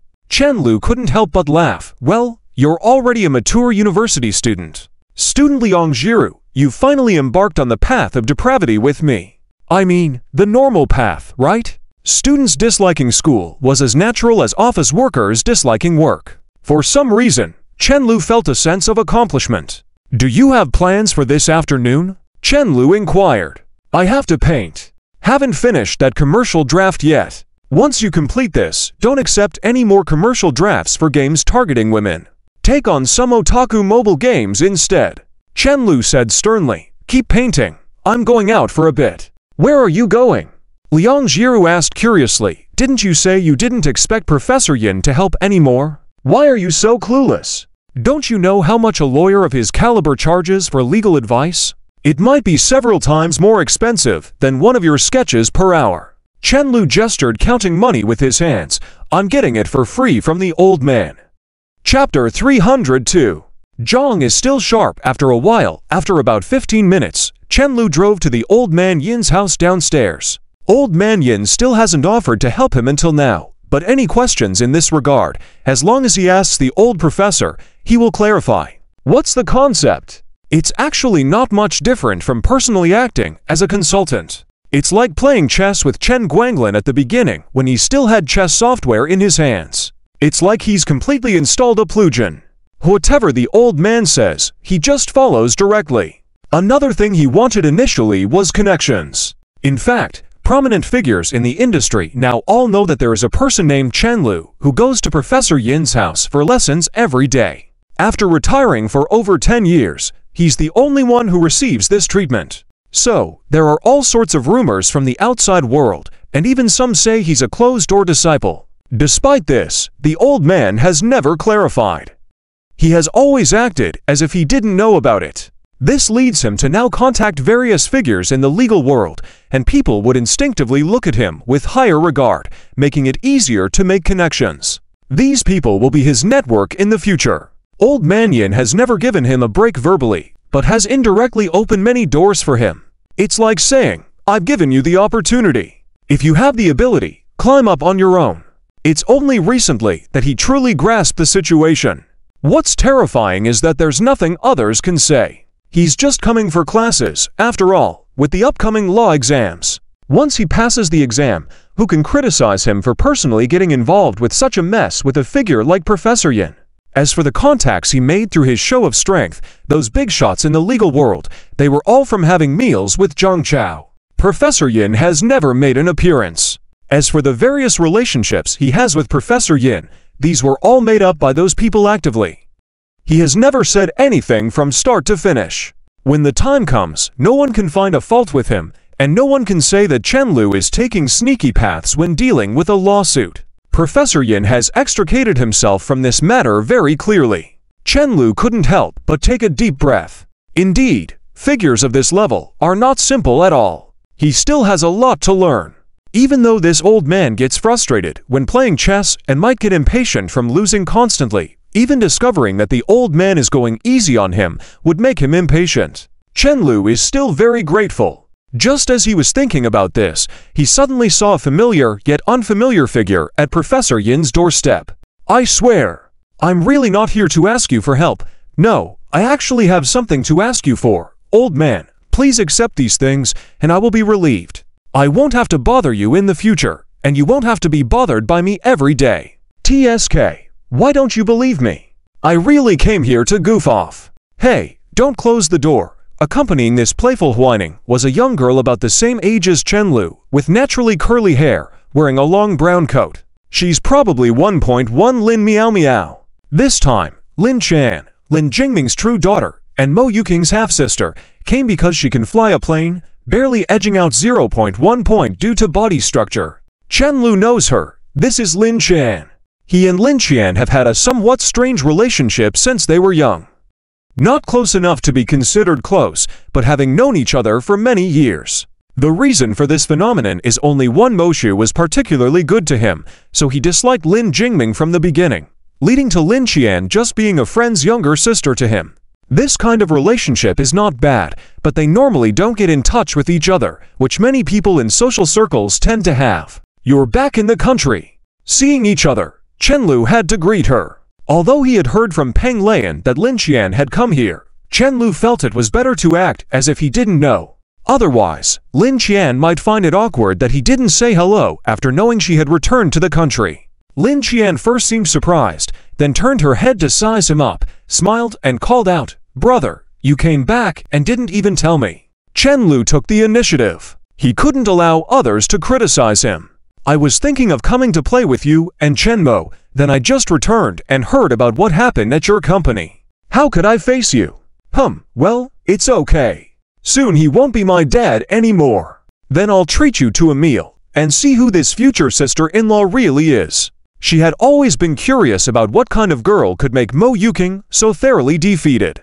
It was really unimaginable. Chen Lu blinked blankly. What's going on?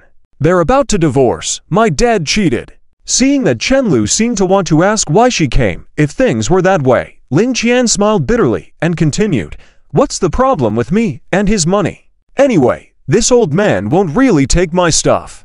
I'm here to put on a show and make an appearance. If things don't go smoothly here, I'm indirectly helping you as well. After pondering for a long time, Chen Lu didn't know what to say for a moment. Seeing this, Lin Qian smiled carelessly. Actually, it's fine. My mother isn't short of money. After they divorce, my sister and I will stick with my mother, traveling around the world. After chatting for a few moments, Lin Qian bid farewell shortly after. Halfway down the stairs, she turned back suddenly, with a serious look on her face as she stared at him. Brother, don't take any chances. He really wants your company to fail. The simplest way to fill one's own vacancies was never to raise capital or expand, but to directly merge and absorb the assets of competitors. The business world is like a battlefield, where it's a matter of survival. Chen Lu nodded. If I were to take chances, I wouldn't have ended up here. And this old man is really annoying. Be careful with him. Don't end up in his trap. Lin Qian pointed to the door, reminding him with disdain. Chen Lu neither agreed nor disagreed, just smiled and knocked on the door. Why are you still knocking?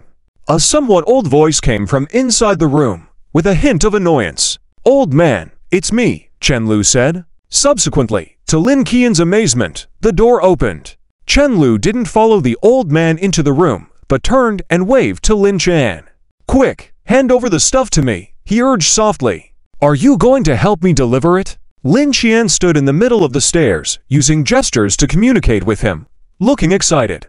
She was feeling deeply moved. This was the person who had watched her grow up. Even after several years, Chen Lu hadn't changed a bit. He was still the gentle big brother next door. Chen Lu, seeing her reaction, first blinked in confusion, then shook his head slowly, continuing softly, Don't get me wrong. I want you to give me the stuff, and then I'll take it to deliver. I didn't bring anything with me this time, and you have them here. Since you can't send them out, why not give them to me? Lin Qian was stunned for a moment. It's been many years, and you're still such a scoundrel. Until evening, Chen Lu only returned from Grandpa's house. Are you hungry? If you are, I'll cook for you. Liang Jiru saw him come in, and her originally dull eyes suddenly regained their luster. Not hungry. I almost vomited the peach pastry I had at Professor Yin's house this afternoon, he said, frowning suddenly. Now his stomach was full, and just the thought of peach pastries made him want to vomit. The things the school sent to Professor Yin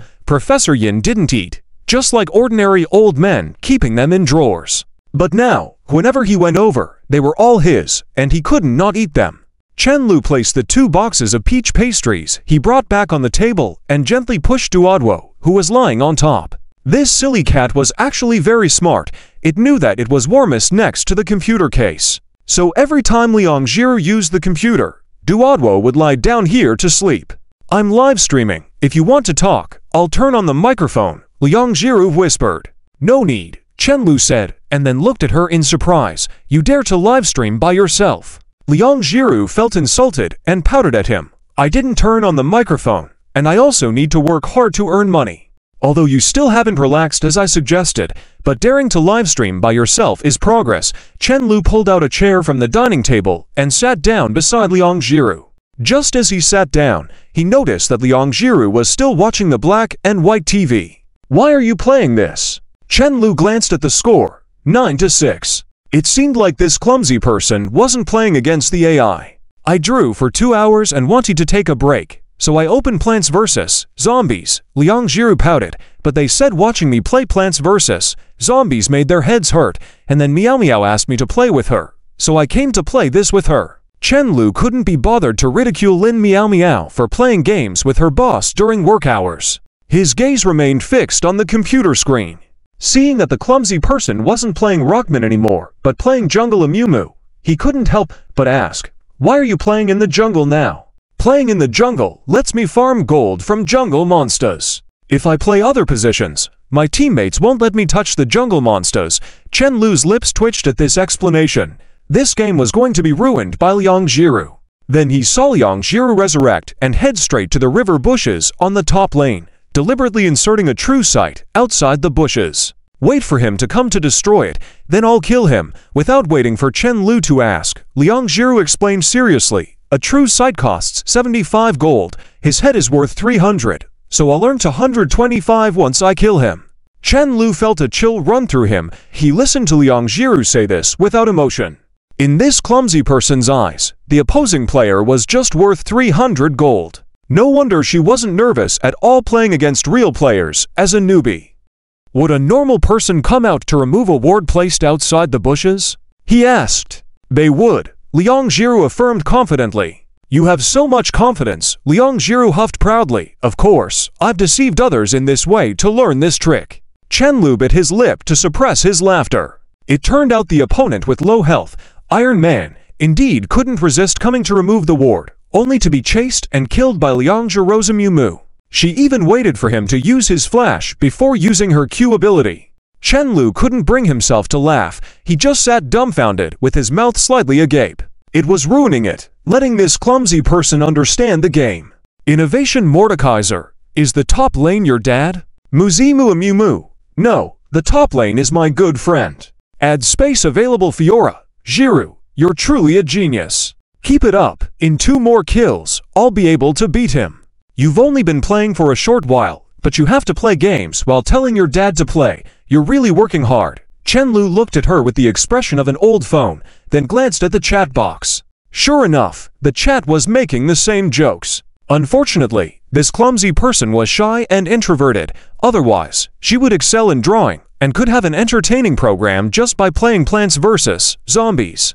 After finishing a game, Liang Jiru tied her hair into a ponytail in satisfaction, then leaned over and kissed his cheek softly, whispering, I'll go make dinner for you. No, play a little longer, the child likes watching, Liang Jiru. As the night grew deeper, Liang Jiru finished exchanging drafts before heading to take a shower. When she came out, it was already 11 at night. The girl was wearing peach-colored pajamas with a bunny pattern, a small piece of delicate and fair collarbone peeking out from the neckline, with a few tiny droplets of water still lingering on it, making her look crystal clear. Her wet long hair spilled to one side, and she meticulously dried it with a towel. Let me blow-dry your hair. Chen Lu sat up and said. The girl slowly shook her head. It's late. Why sleep so early when you're alive? Chen Lu clearly had no intention of sleeping before her. Soon after, the hum of the hairdryer reverberated in the living room. Chen Lu lifted strands of the girl's hair, one by one, and carefully blow-dried them. Isn't it tiring to wash your hair every day? He asked softly. Don't you like long hair? Liang Jiru playfully swayed her legs stretched out. I think this length is just right, it's the one you prefer. At her words, Chen Lu looked her up and down. How do you know? Why do you think? Liang Jiru smiled and asked. Is it because I'm smart or because I love you more? Ha, silly Chen Lu. Now you have to admit one, right? Actually, it's mainly because I like you more. So however long your hair is, the length I happen to like is the right length. Liang Jiru snorted in dissatisfaction and then grumbled softly. I feel like I've been staying up later and later recently. Miss Liang Jiru, I accuse you of slander. This has nothing to do with me. Chen Lu's expression was very serious. I've been quite honest these past few nights. The girl blinked dazedly, then realized that her face, which was already slightly flushed from the shower, turned even redder. I wasn't implying anything about you. She hadn't slandered anyone. It was obvious someone was feeling guilty. She hadn't even thought about this. After a while, as soon as Chen Lu put down the hairdryer, he received a text message from Professor Yin's housekeeping aunt. What's wrong? Liang Jiru asked timidly as she saw his serious expression. Chen Lu didn't even bother taking off his pajamas, just grabbed a coat casually and headed to the entrance. Before closing the door, he turned back. You have classes tomorrow morning. Go to bed early. I'll go to the hospital. The reason why the housekeeper contacted him was mainly because there was no one else available. The old master and children were all out of town, so the housekeeper had only seen him going in alone to Professor Yin's house during this time. When Chen Lu went, the entire ward was crowded with doctors, and there was no chance for him to go in and visit. The old master alone caused a commotion in half the hospital. The reason for the coma, he found out when he had time, was a common old age illness, a cerebral infarction. Fortunately, the infarction wasn't severe, and Professor Yin woke up after 2 in the morning. After the group of doctors finally dispersed, there were only Chen Lu and Professor Yin left in the ward. Why are you here? Professor Yin asked weakly. For some reason, Chen Lu felt that when Professor Yin realized he was awake, there was not joy, but a hint of regret in his eyes. I came to see you, of course, Chen Lu shrugged.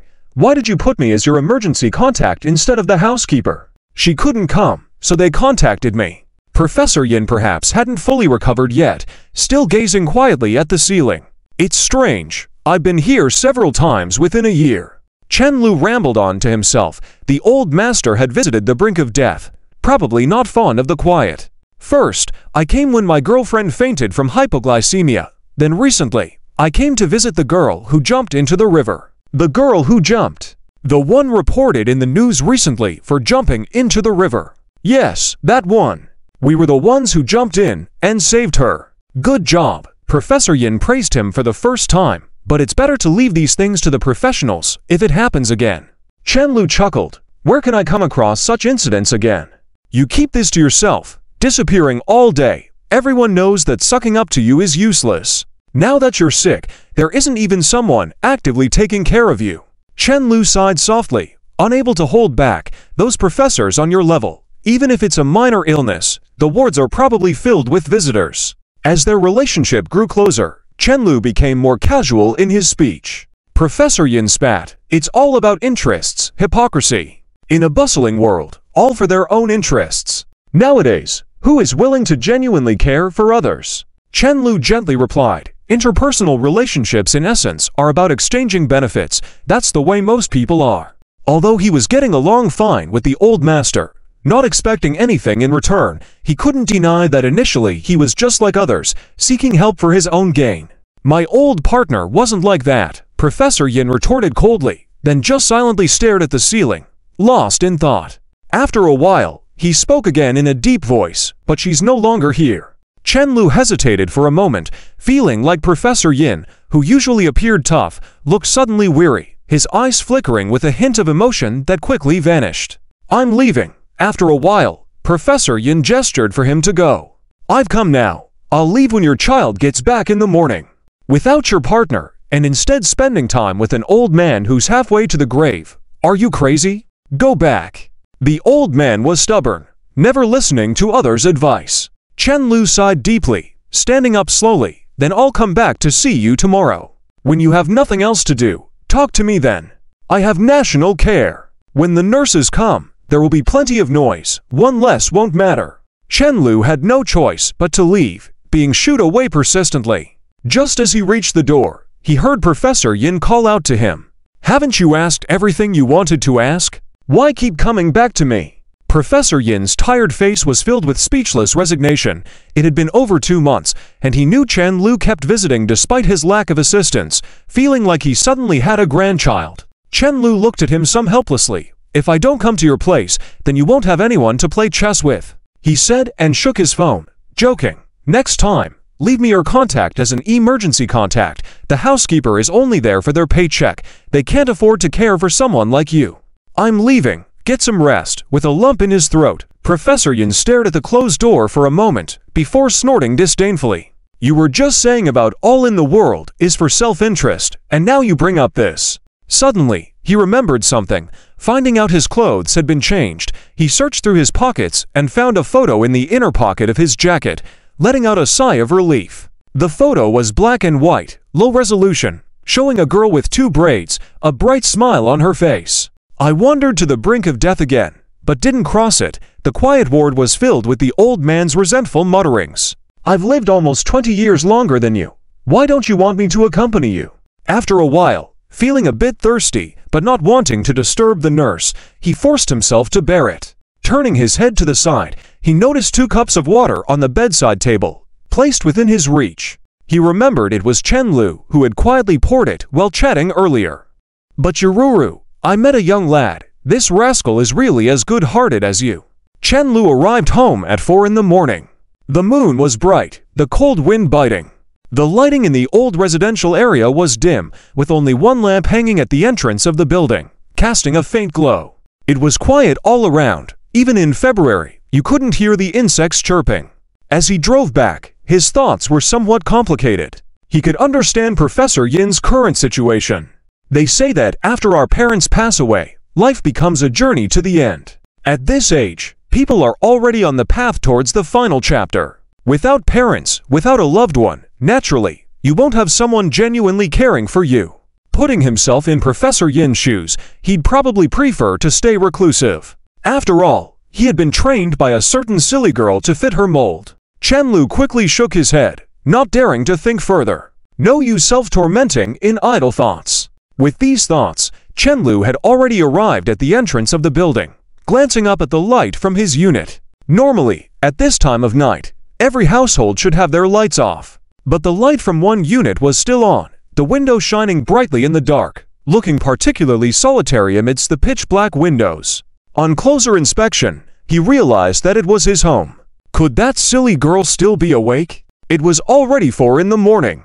Chen-Lu muttered to himself silently, then stealthily slipped back home, trying his best to open the door quietly, not wanting to wake Liang Jiru. Upon entering, he found the house pitch black. Chen-Lu stood in the foyer for a moment, a question mark popping up in his mind. Did he see wrong just now? He casually tossed his coat on the sofa and tiptoed into the bedroom. The bedroom was dimly lit, and he could make out the girl lying on her side in bed, curled up under the blanket, appearing to sleep soundly. "I'm back," he whispered intentionally. Liang Jiru remained lying there on her side, no response. Chen-Lu mischievously reached out and placed his hand on her waist, feeling a slight tremor, but when he looked again, she was steadily rising and falling. "Stop pretending.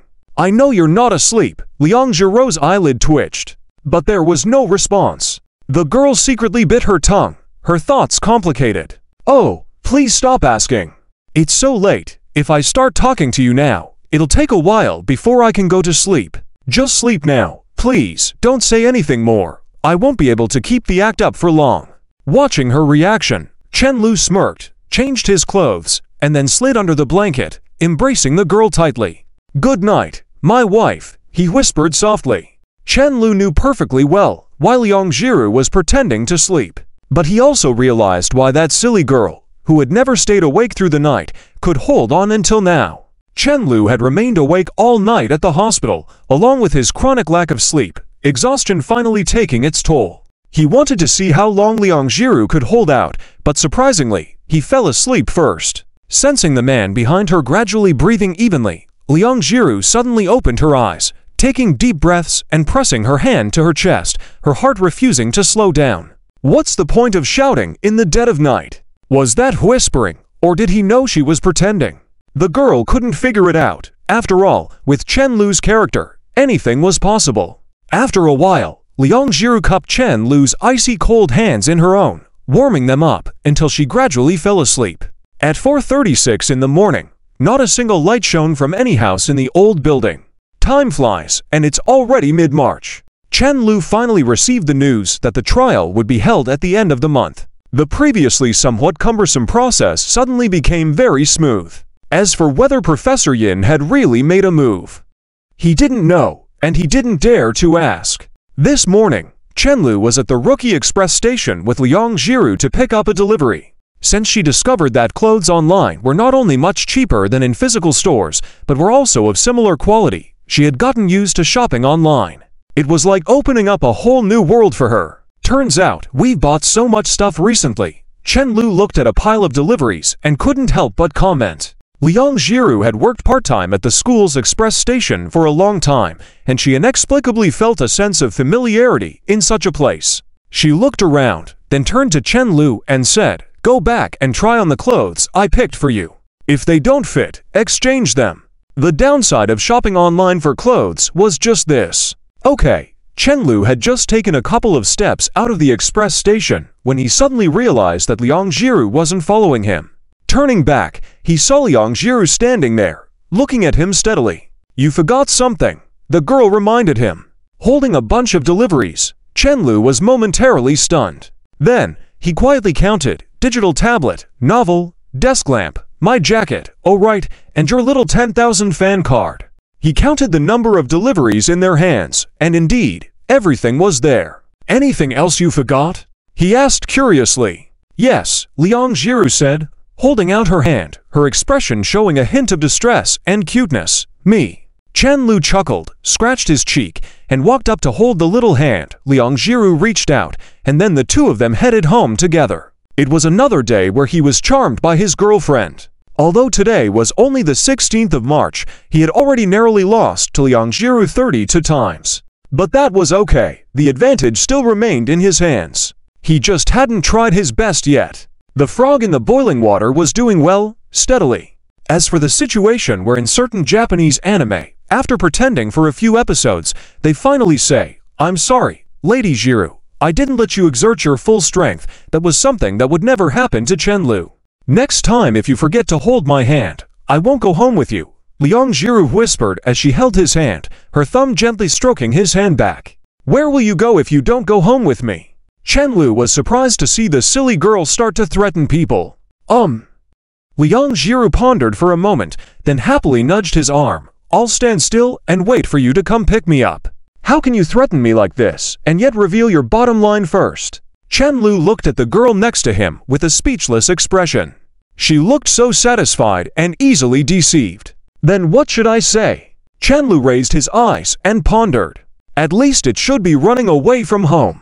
"But if I run away from home, what will you do? When I'm not around, you can't even be bothered to cook."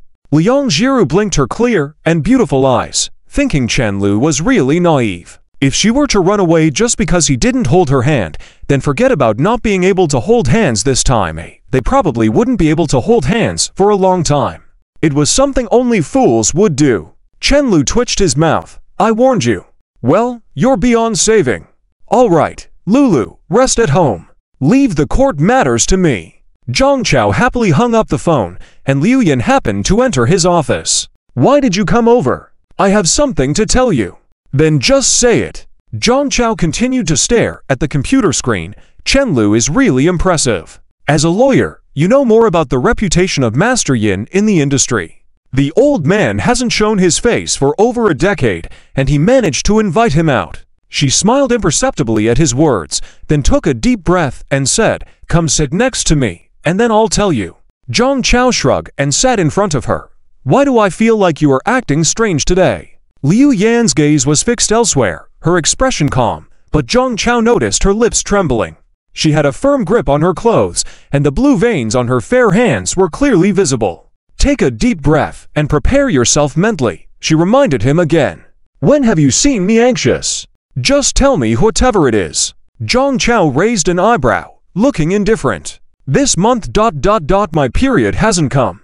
"Your period has always been irregular, don't scare yourself. It's been over 2 weeks late this time, haven't you noticed?" Zhang Chao's casual smile froze at her words. "Really?" After some calculation in his mind, he realized it was true. Liu Yan didn't say anything but silently took out a pregnancy test kit from her pocket. Clear lines, one dark and one faint, were visible on it. But that wasn't all. After setting it down, she took out a second one, a third one. It was evident she had tested many times, possibly with an expression of disbelief, before coming. "You knew I was wearing one." Zhang Chao stood up in a panic, realizing he was in the office, and quickly lowered his voice. "This can't be happening." Liu Yan heard this and seemed even angrier. She didn't say a word but stared at him with reddened eyes, her breath becoming increasingly rapid. Zhang Chao, reading what she wanted to say from the angry look in Liu Yan's eyes, gradually stiffened and muttered to himself. Even he didn't know who he was complaining to. "Does this matter?" Liu Yan's eyes were filled with tears. Zhang Chao remained silent, then shifted his gaze to Liu Yan's flat stomach, freezing as if he were in a trance. The office fell into a long silence, and they could clearly hear each other breathe, but had no idea what the other was thinking.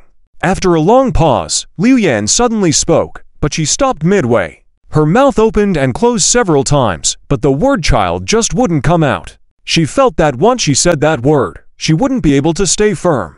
Almost instinctively, Liu Yan placed her hand on her small belly. This was her child. A child she might never see grow up, call her mom someday. She seemed to have no chance to see what her child would be like when they grew up.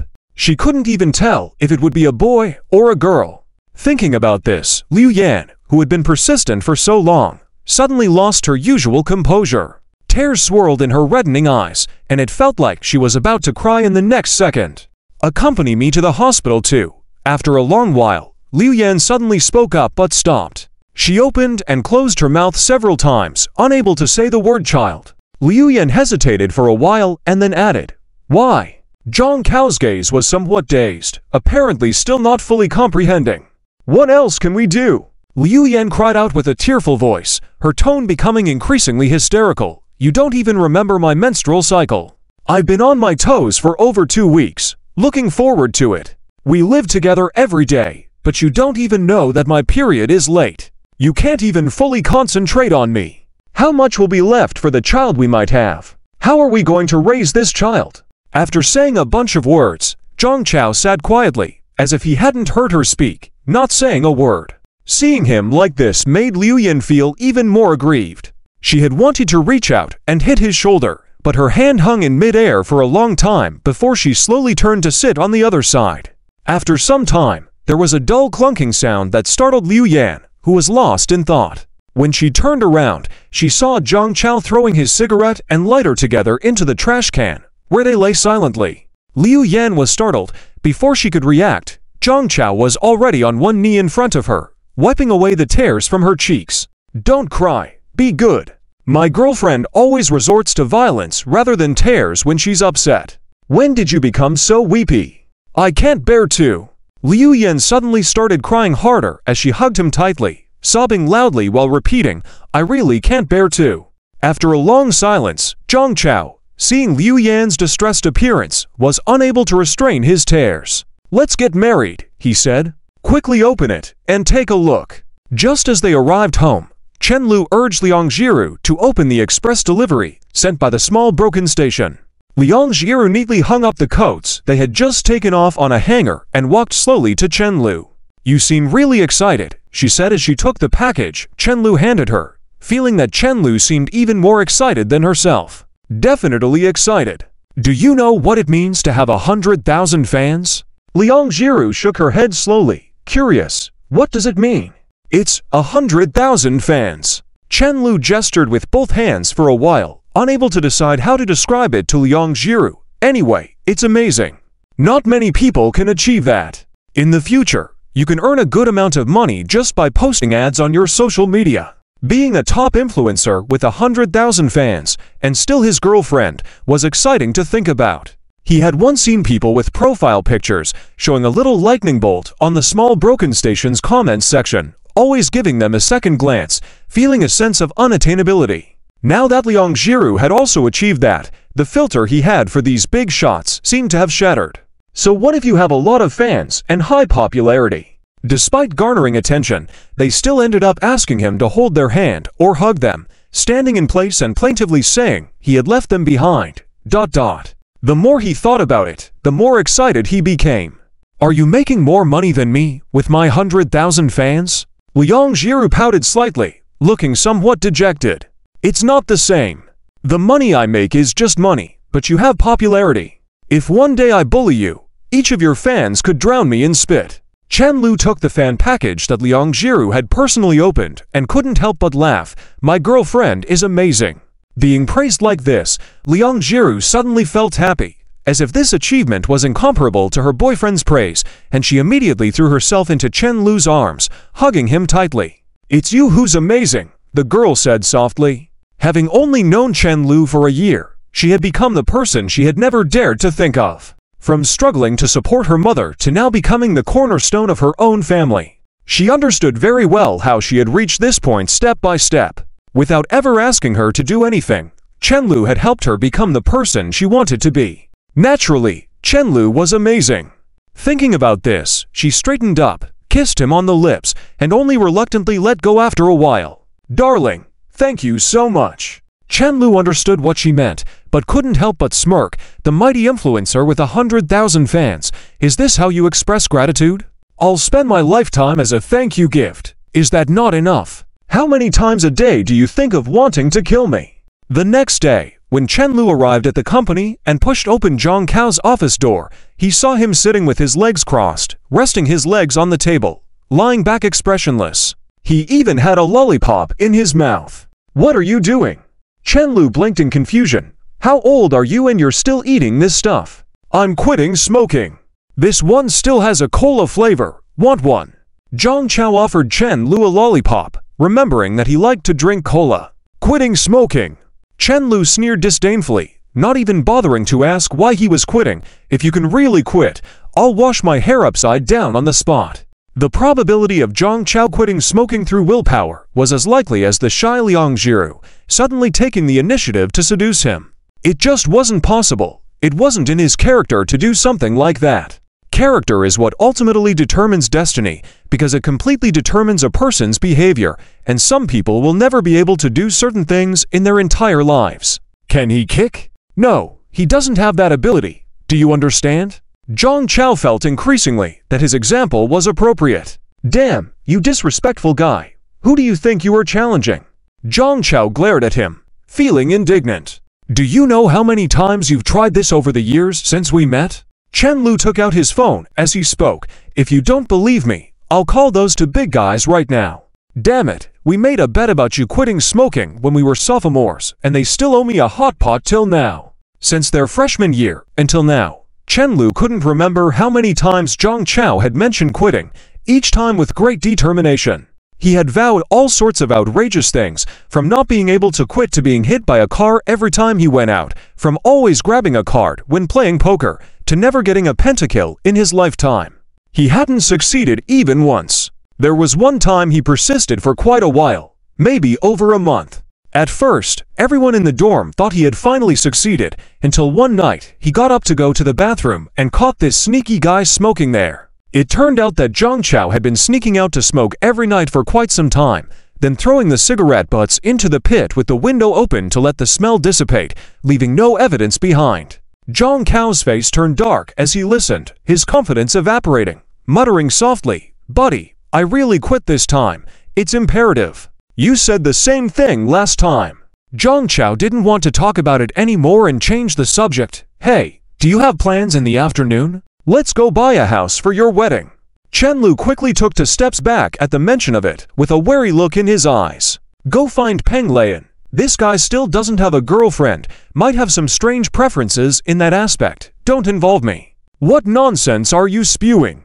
I was thinking, since your relationship with your girlfriend is pretty stable, I'll choose a similar place as you. Then our families can be closer. Chen Lu said questioningly. What's wrong with you? Last time at dinner, you said you were scared of marriage, and now you want to buy a wedding house. Chen Lu asked incredulously. Why is this guy changing his mind like a Peking opera performer? First looking forward to marriage, then thinking it's a big deal, then starting to fear marriage. And now suddenly wanting to buy a wedding house. Wouldn't the world lose a hero like Zhang Chao if such a face-changing event took place? That's right, Zhang Chao sighed lightly, and then lowered his voice. You may be getting a little brother or sister. He then threw the lollipop he was halfway through into the trash can, proving that Baidu's claims about quitting smoking by eating lollipops were all lies. So that's why I wanted to hurriedly buy a house and get married, otherwise in a few months, I won't be able to hide my belly, and it wouldn't look good during the wedding. Why aren't you saying anything? Chen Lu had nothing to say. How could he have imagined he was still clean, and this guy already had a child? Chen Lu, the great master, couldn't even foresee that. Chen Lu was about to say something, but Zhang Chao immediately covered his mouth tightly. Shh, we're in the office. Seeing Zhang Chao's expression full of stories, Chen Lu quickly opened the lollipop and casually reclined on the chair. Eating melon is a natural instinct for humans. As long as it's not happening to them, they'll watch chaos unfold just the same. Zhang Chao rolled up his sleeve with a deep bite mark and even a hint of purple. I was really out of it that day, which caused some minor issues with protection. He felt embarrassed to tell the truth, because if Chen Lu found out, he'd never live it down, and he'd have to tell the story to even his own son. That's just how bored he was. Son or daughter? How would I know? Zhang Chao shrugged. I was just thinking, if it's a son, we could become in-laws in the future. Have him call you dad, and then our children could also look out for each other. And if it's a daughter? Zhang Chao chuckled, then said seriously, if it's a daughter, we're breaking off our friendship for good. With his own handsome looks and a campus belle as a girlfriend, who knew what kind of monster they would create with Liang Jiru? What if his daughter fell for her charm and he couldn't stop their romance? Not to mention, according to Chen Lu's temperament, he might not even help plan strategies for his own daughter. Chen Lu was about to retort when the office door suddenly swung open. It was Lin Miao Miao. She was panting heavily, leaning against the door frame. It seemed like she had rushed over, and after catching her breath for a while, she looked up at Zhang Chao, weakly saying, "Brother Chao, your girlfriend got into a fight at our school." Chen Lu hadn't reacted yet, but Zhang Chao, who had originally been smiling and joking, had already disappeared without a trace. "What's going on?" Before running out the door, he paused to ask Lin Miao Miao one more question. Since it was not a trivial matter, the more information he knew before arriving on the scene, the better. Otherwise, the clueless Zhang Chao would only make things more chaotic. Not to mention his mind hadn't fully caught up yet. Early that morning, upon arriving at the company, he had either heard that his eldest son was going to be a father or that Liu Yan had gotten into a fight at school. The density of this drama was a bit high, and each piece of news was more shocking than the last. Lin Miao Miao still hadn't caught her breath. Her voice was a bit hoarse. Someone caused trouble, and then Yan Ye educated that person. Is her child okay? I don't know. Chen Lu changed his questioning approach. Did the person she hit retaliate? Judging by Liu Yan's combat abilities, the other party probably couldn't retaliate, but he still asked deliberately. Lin Miao Miao shook her head like a rattle drum, then waved her hand blankly, trying to imitate Liu Yan's movements from earlier. No. That person was directly overwhelmed by her, and it was like a flowing river. Seeing Chen Lu relax slightly, she added speechlessly, "You should hurry over. Zero is there too. We were all together. Why didn't you say so earlier?" Chen Lu said and disappeared, leaving only Lin Miao Miao to grit her teeth and rub her chest before adjusting her breathing and quickly following suit. Along the way, Chen Lu became more and more depressed. How did he become involved in this drama? The entrepreneurial base was not far from the school playground, and when Chen Lu and Zhang Chao arrived, a group of people were gathered on the playground, discussing something animatedly. Pushing through the crowd, in the center was Liu Yan wearing a trench coat, her gaze sharp as she looked at the male student in front of her. The girl next to her was more gentle in style, wearing a floral dress, her long hair naturally cascading over her shoulders, her appearance a few levels above the others in the vicinity. That must be Liang Jiru. She timidly raised her head to glance around, then quickly lowered it again. Clearly, she was feeling a bit overwhelmed by the situation. What's going on? Zhang Chao quickly approached and asked. Surprised to see him rushing over, Liu Yan first paused, then calmly said, "Someone picked a fight and won't let me fight back. It's different now." Zhang Chao quickly grabbed Liu Yan's shoulder, looking left and right as if afraid she would lose a piece of meat. Before, you could lift others and hit them without consequences, but now you have a child. Yan, please, for my sake, be more careful in the future, can you?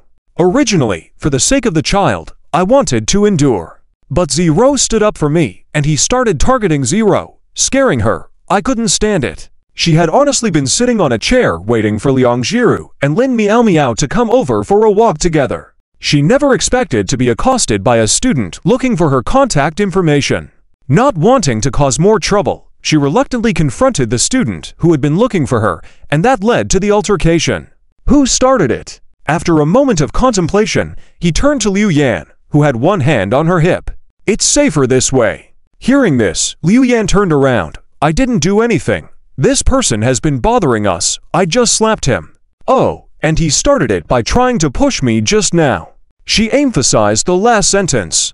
The male student, who had been stunned by the slap, adjusted his crooked glasses and couldn't help shouting, "Do you slap with your legs?" My hand hurt too much. So what? Who says I can't use my foot? Zhang Chao initially found the situation somewhat amusing, but seeing Chen Lu's serious expression, he felt he may have been overreacting. Until he saw several police officers heading their way. Who reported the incident to the police? Angered, Zhang Chao looked around, and his imposing manner even startled the onlookers, causing them to shrink back. Just because someone was bullying a girl, did they think that justified calling the police? Nonsense! People were just here to watch the excitement, without any real concern for what happened. But with a police report, even minor disputes would escalate. Who else is present? Follow us for questioning. The leading officer approached and asked. Chen Lu silently pulled Liang Jiru behind him, and Liang Jiru smartly stood behind him. By now, they had already become part of the spectators. Her. The male student pointed towards Liang Jiru. She threatened me just now. Liang Jiru trembled slightly. It was impossible not to be scared. She had never even been scolded by a teacher, let alone dealt with the police. Although her brain was in a fog and she momentarily forgot to defend herself, she subconsciously tried to free herself from Chen Lu's grasp to alleviate his burden. However, Chen Lu held on tighter. As a police officer for many years, the police officer could tell just by looking at someone's character, and none of those present seemed trustworthy, except for this pretty girl who seemed honest. So he gently reassured her, "Don't be afraid, it's just questioning, we're not arresting anyone. I am her boyfriend, can I go with her?" Chen Lu raised their intertwined hands, seeking permission. "It's just a formal interview. What role are you playing here? Are you here to tour the police station?" The police officer clearly had no intention of allowing unrelated individuals to accompany them. "Don't be afraid, it doesn't concern you." Chen Lu reassured Liang Jiru with a gentle touch. "I know."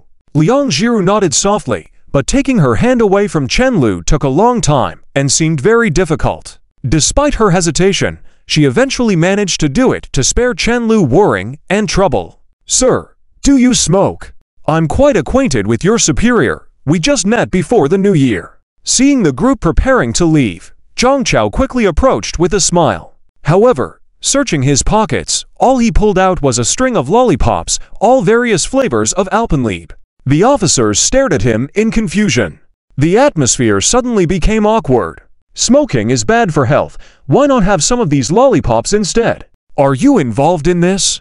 asked the police. "No." "Then why have you been following us around? Go back to your classes." Zhang Chao scratched his head, realizing he had little role to play in this situation, especially since the people involved had lower ranks and there was no chance for him to communicate through phone calls. Puzzling over how to proceed, Zhang Chao suddenly saw Chen Lu walk calmly towards the male student. Chen Lu didn't say anything, just slowly took off the glasses the student had just donned and looked him straight in the eyes. Chen Lu's eyes were calm and serene, almost as if he was offering comfort. Slap!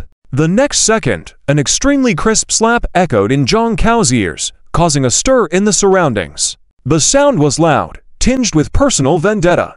The male student turned red, his face stunned as he stared at Chen Lu, not quite understanding what had just happened. Chen Lu didn't say anything more, just shook his hand lightly, and then, with a casual tone, turned back and said, "I'm involved." Chen Lu saw Liang Jiru's dumbfounded expression and quietly smiled at her. After the boy regained his senses, he saw people around him laughing and recording videos with their phones, which only fueled his anger further. If he didn't fight back, would he continue to be the subject of jokes for the rest of his university years? Seeing Chen Lu looking calm and composed, he couldn't help himself anymore. He raised his fist and swung it upwards. Unexpectedly, Chen Lu managed to block his punch with his arm and instead kicked him far away. Chen Lu proudly rubbed his slightly numb arm and waited obediently for the police to come control him. He didn't see the entire process and didn't know if the boy's action to push Liang Yan was intentional or not, but regardless, it was over now. After being pulled aside by the police, Chen Lu didn't continue to fight. He didn't have any intention of using force in front of the police anyway. He just said expressionlessly, "He must have broken my arm with that punch just now. My arm hurts." The police couldn't be bothered with his lackluster acting and simply led him outside the school gate. As Chen Lu walked, he still glanced left and right, fearing he wasn't getting enough attention. Aside from police intervention, the key to resolving this matter quietly was to avoid it escalating further. Based on the current situation, if there was a way for the school to help suppress this incident, it would require the personal involvement of a figure with enough influence. The cause of this incident was not important. Since Liang Yan ultimately stood up for Liang Jiru, he had to help him. As for other matters, he would leave it to Zhang Chao. He exchanged a glance with Zhang Chao, and in the next moment, Zhang Chao nodded understandingly. If they didn't have this kind of understanding after all these years, their brotherhood would have been in vain. Several young police officers were completely surprised that someone dared to hit someone in front of them, leaving them momentarily speechless. Despite their limited experience, they had been in the job for a few years now and had seen all kinds of situations and people. But this was truly unprecedented. This kid was truly brave. Shortly after the surrounding quietness, an older police officer twitched his mouth and waved his hand coldly, "Take them all to the car." "What do you want to do again?" A few people were about to leave when a younger-looking police officer suddenly shouted towards Zhang Chao. Zhang Chao had no choice but to pretend like nothing had happened, lowered his raised hand, nonchalantly looked elsewhere, and casually wiped his pants. It wasn't that he wanted to go along with them now, but he also felt the urge to fight. Otherwise, he felt it wouldn't be satisfying. The younger police officers were completely speechless. What kind of people were they dealing with? Even if they were provoked first, you couldn't act like this even if you were in the right? Although they also thought this person's behavior deserved a beating, the disrespect towards their profession made them uncomfortable. Police station.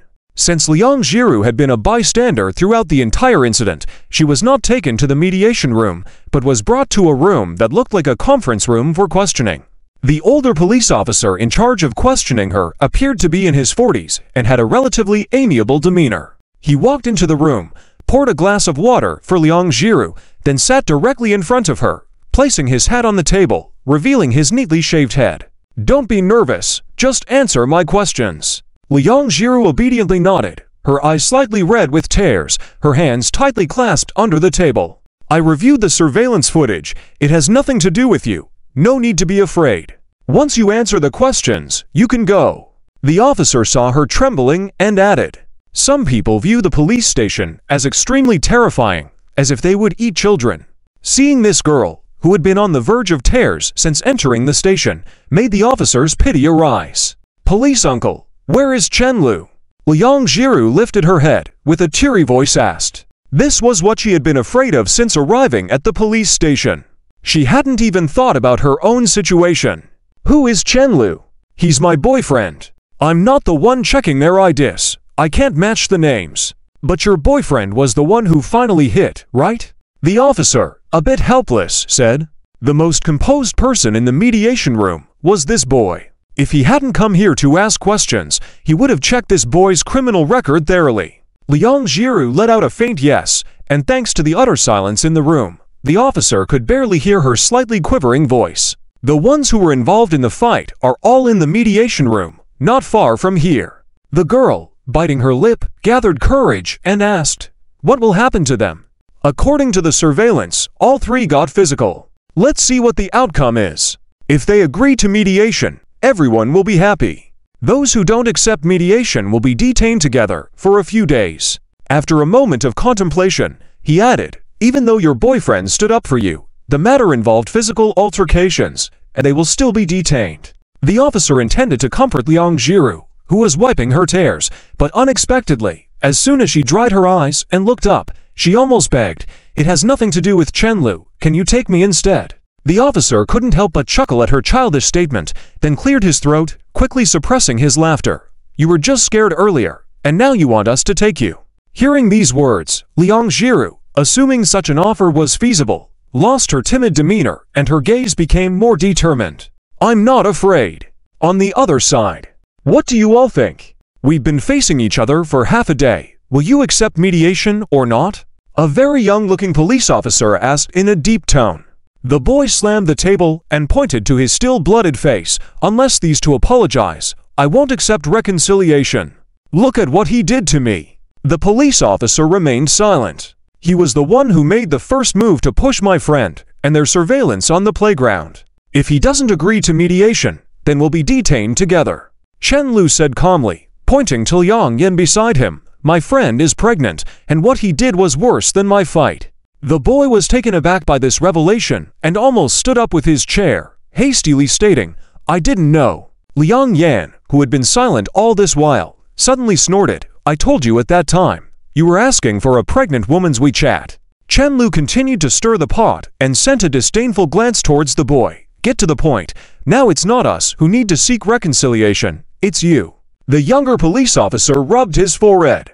"I study this, Liang Yan. I don't mind staying a few days. What about you?" Liang Yan raised the corners of her mouth and calmly said, "I don't mind either." She was bold enough to get in trouble, and Zhang Chao wasn't someone to mess with. Chenlu nodded slightly, then glanced at the boy. "Either publicly apologize to her and my girlfriend on the playground, or we'll all go to detention, and you'll face the court." His icy gaze was intimidating, even making Liang Yan subconsciously lean to the side. "The ball is in your court, choose wisely." The young man remained silent for a long time, subconsciously reaching to adjust his glasses, only to realize that his glasses had fallen off somewhere along the way. He could only awkwardly scratch his nose bridge. When they didn't let go of those two girls, weren't you quite capable? Chen-Lu suddenly slammed the table, the sound echoing in the quiet mediation room. Speak! The young man didn't expect him to raise his voice in the mediation room and was suddenly startled. Equally startled was Liu Yan sitting beside him. She had known Chen-Lu for more than 3 years and had never seen the usually gentle Chen-Lu show such a face. Antagonizing Liang Jiru was much more serious than antagonizing him personally. This is the Public Security Bureau. The policeman reprimanded lightly, indicating to Chen-Lu not to speak anymore. He had graduated for a few years and had almost resorted to another round of fights before, but he had never experienced a situation like this before. Normally, it was either playing the good cop or the bad cop. Either way, he had to use his eloquence. But now, it seemed to be resolving itself here. Later, he turned to the young man sitting on his other side. They have both accepted mediation. It's up to you now. Got it. After a while, the young man reluctantly responded. Offering an apology or going to court, he could clearly distinguish which was the lesser evil. Just as things were settled here, the door of the mediation room suddenly pushed open gently. The older police officer entered. After glancing around, he slowly closed the door, sat wordlessly next to the young policeman. Uncle, when my girlfriend finishes asking questions over there, please ask her to leave quickly. She's timid. The two locked eyes, and Chen-Lu immediately spoke. She has never even been called to the office for not completing her homework since she was little. Please don't let her stay here. The policeman seemed surprised that Chen-Lu was the first to mention this. He hesitated for a moment, then softly said, "Your girlfriend is waiting for you." With that, he couldn't help but glance at Chen-Lu again. This pair of young people's relationship was incredibly good. The girl in the neighboring room was clearly scared herself, yet she kept asking about her boyfriend's condition. Although this boy seemed a bit spoiled, his first sentence upon entering was also asking about his girlfriend. As a policeman, he naturally did not condone such behavior. But as an ordinary citizen with a daughter, he felt that this boy was thoughtful. With these thoughts in mind, the policeman turned to the young policeman beside him. How's the mediation going on your end? If it's not working, I'll take over. The young policeman, with a blank gaze, murmured, they resolved it themselves. The policeman simply shook his head and did not ask further, then let's all go back. No more nonsense in the future. Students should focus on studying well. What's the point of fighting? Chen-Lu was about to leave when the policeman suddenly stopped him. Is there anything else? He curiously asked. The policeman patted Chen-Lu's shoulder forcefully and softly reminded him, be nicer to your little girlfriend in the future. Don't let her worry. Got it? That little girl really loves you a lot. Chen-Lu listened, somewhat confused, and nodded dumbly. Got it. But why are you suddenly saying this? As you just said, your girlfriend is timid and honest. She has never been in trouble with her teachers for so many years. But just now she took full responsibility voluntarily and even told a lie to protect you, saying she was the one who provoked you to act, not you. The policeman sighed heavily, his tone becoming more solemn. That girl may not understand the law, but this just shows that she's even willing to go to jail for you. I understand. Thank you, sir. Chen-Lu fell silent for a while. Just as he walked outside, Liang Jiru happened to come out from the neighboring room.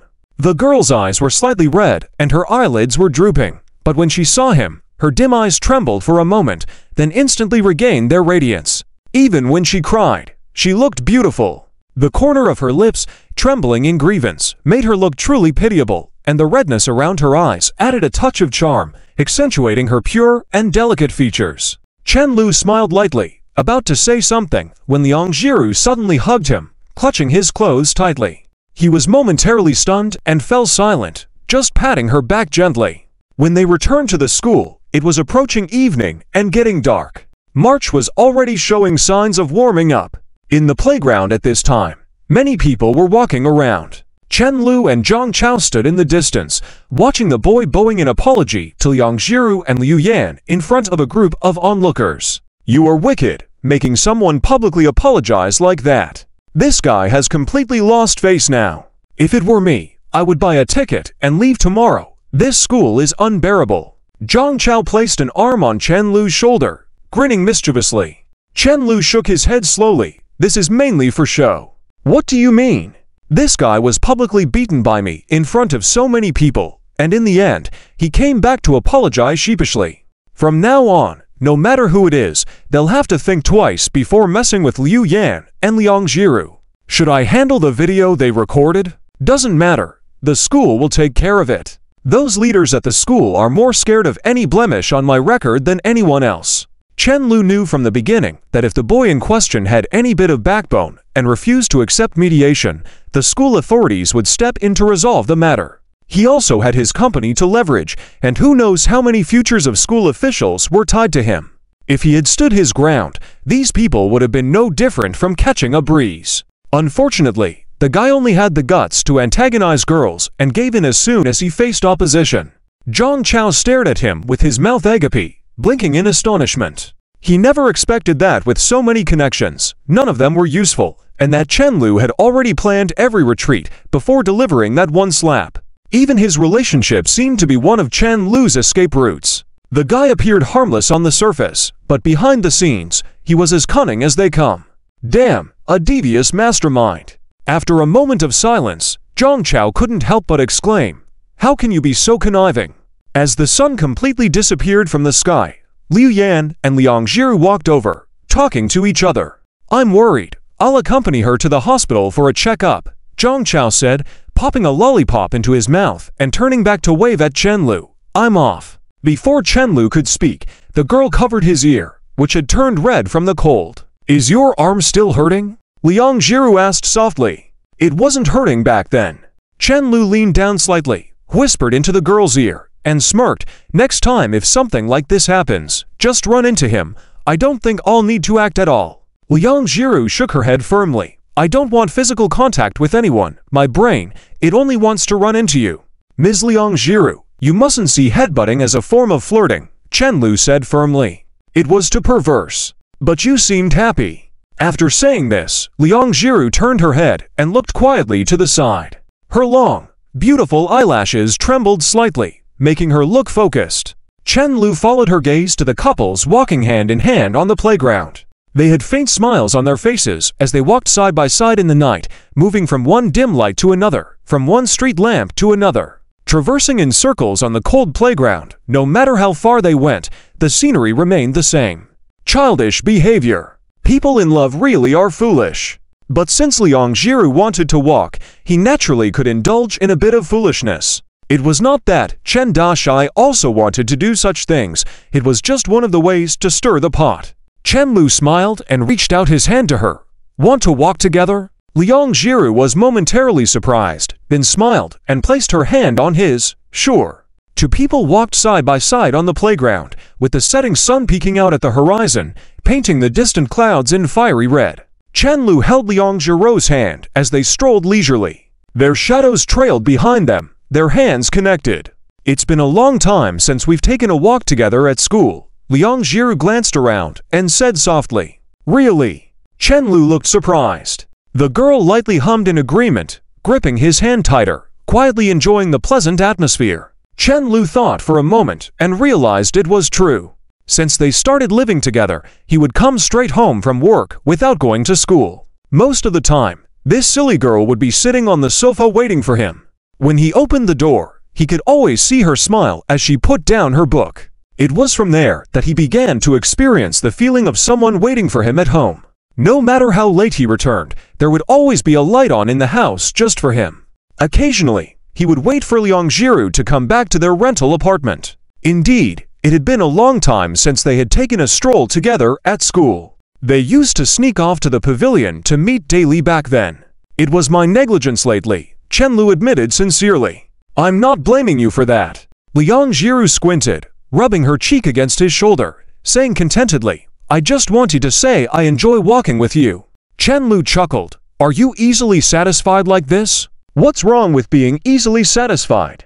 "I feel so happy every day now," Liang Jiru said seriously, finding contentment in their simple life, which was a luxury compared to her past. Chen Lu couldn't argue for once. This silly girl had grasped the essence of life. What Liang Jiru wanted seemed simple, just being together every day, and occasionally buying her cream puffs made her happy. So, she was happy every day. It was only now that they had the time to chat properly, both having loads to say, engaging in a back and forth conversation. At times, a gust of evening wind would sway the girl's waist-length hair gently. Chen Lu, looking at the girl's profile, curiously asked, "I'm suddenly curious how you defended Liu Yan back then." It was a strange situation given that she was so reserved now that she wouldn't even lift her head while walking on the playground, sticking closely to him. "I just followed your advice from before to defend her. I told them her future father-in-law is the head of the Public Security Bureau, and she's really good in fights with a bad temper, so don't mess with her," Liang Jiru murmured. Even though Chen Lu had said they were faking it at the time, she gently pinched his arm.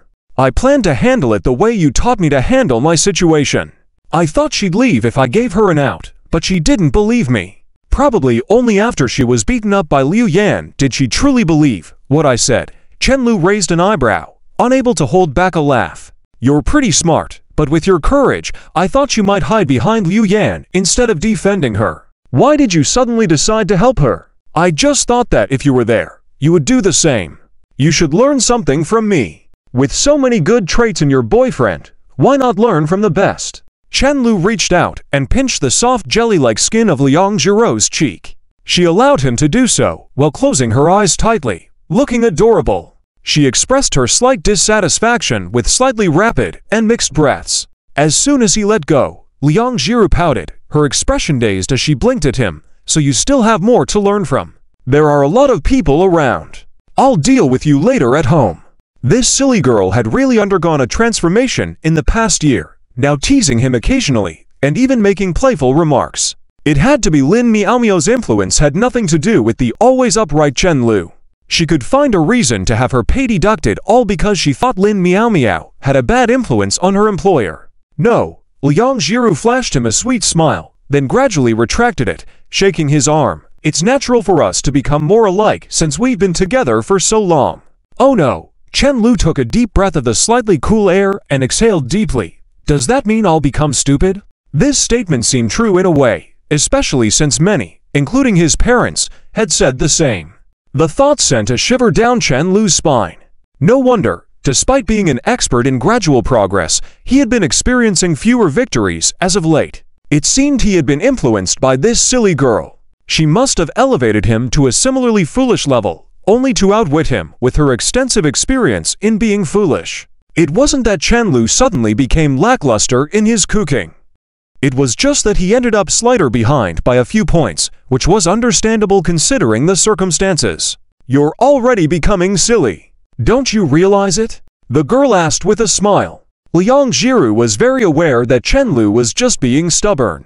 If he wasn't so thick-skinned, someone else might have turned redder each day. She might not speak much to others, but when it came to teasing Chen Lu, oh, she was the expert. "Then you must be turning bad." Chen Lu refused to give in. "I'm not bad. I'm a good person." "A good person wouldn't keep showing off how good they are." "Well, yeah?" The girl held his hand even tighter. "Because I've always done so many good things. That's why fate brought you to me." Chen Lu was about to retort when he saw the girl's determined gaze, causing him to pause. She genuinely believed meeting him was the luckiest thing in her life. "What a superstitious, silly girl," he teased, poking her forehead. Liang Jiru pouted, then turned to walk ahead with her hands behind her back. She jumped a few times on a hopscotch grid drawn on the ground, and then turned back to look at him. "Are you envious?" "Envious of what?" Chen Lu looked puzzled. "Your friends all have kids, while we..." Liang Jiru's voice trailed off, unable to continue. Chen Lu chuckled at her, seeing her ears turning redder than the sunset. "It's okay, I'm not in a hurry." He reached forward and held the girl's hand again. "Other people should be envious of me, not the other way around." Chen Lu's thought process could be strange at times. Initially, he felt unworthy of being a good boyfriend because he hesitated to kiss her and felt guilty about it. Who would have thought that he would still feel that way now? "I always feel like you all treat me so well without reason," the girl mumbled. Chen Lu felt the same. Liang Jiru often thought she didn't treat him as well as he treated her. Then came Miao Miao, Chen Mo, the uncles and aunts, and now Yan. Apart from the gratitude, she felt conflicted because she didn't know how to respond. Just a year ago, she had never experienced anything like this. The memory of Yan's words, "Jiru, no one can bully you," still echoed in her mind. Liang Jiru, do you misunderstand the term without reason? Everyone, without exception, is touched by your kindness, which is why they willingly treat you well. Chenlu gently held her frozen cheeks. Do you remember this playground? The girl nodded. You played the guitar for me here. It was a moment she would never forget, a promise they made that motivated her throughout the year. Suddenly recollecting something, Chenlu smiled lightly. If you hadn't waited for me in the rain for 2 hours, I might not have played the guitar for you. If you hadn't patiently comforted Yan, she might not have helped you like this. So, no matter how people treated you before, this happiness was always meant for you. Is it? The girl's expression seemed somewhat incredulous. But I feel like it's all thanks to you. Liang Jiru mumbled softly, lowering her head. Since she met Chenlu, her stagnant life seemed to have been switched on like a button.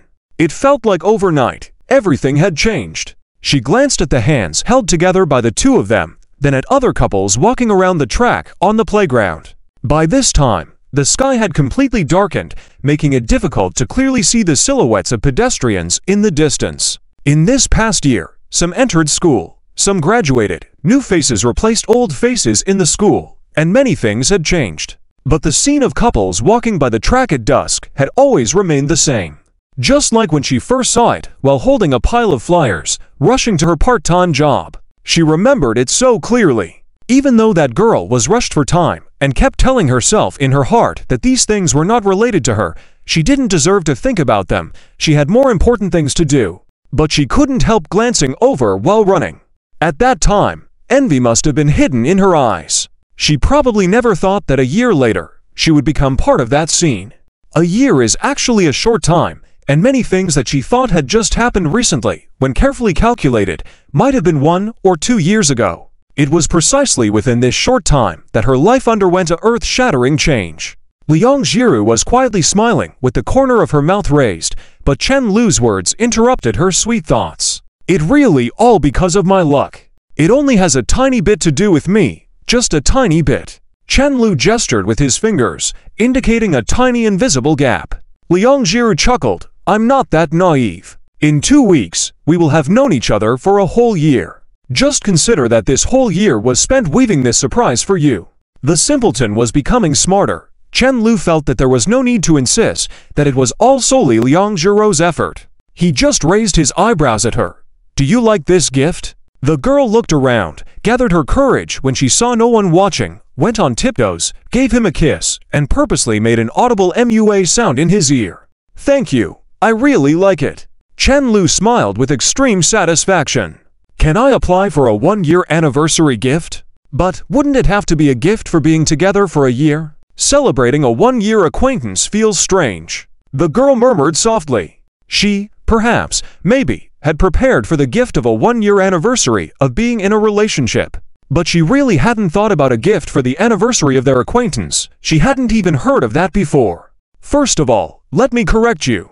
It's not the anniversary of knowing each other. It's our 1-year reunion anniversary. You can't even remember this. Chenlu heaved a sigh dramatically, pretending to be serious, but couldn't hold back his smile. Lately, he had grown fond of talking in this manner, which led the girl to feel she had no way to respond. But Liang Jiru could never speak to him in the same manner, so he decided to use this approach from time to time.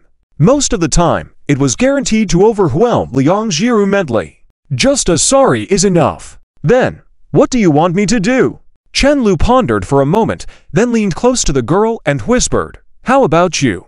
On the track at Yuhong University, a boy suddenly appeared, screaming and running as if his life depended on it. Later that evening, after taking a shower, Chenlu emerged shivering as usual and found Liang Jiru sitting motionless, engrossed in staring at the computer screen.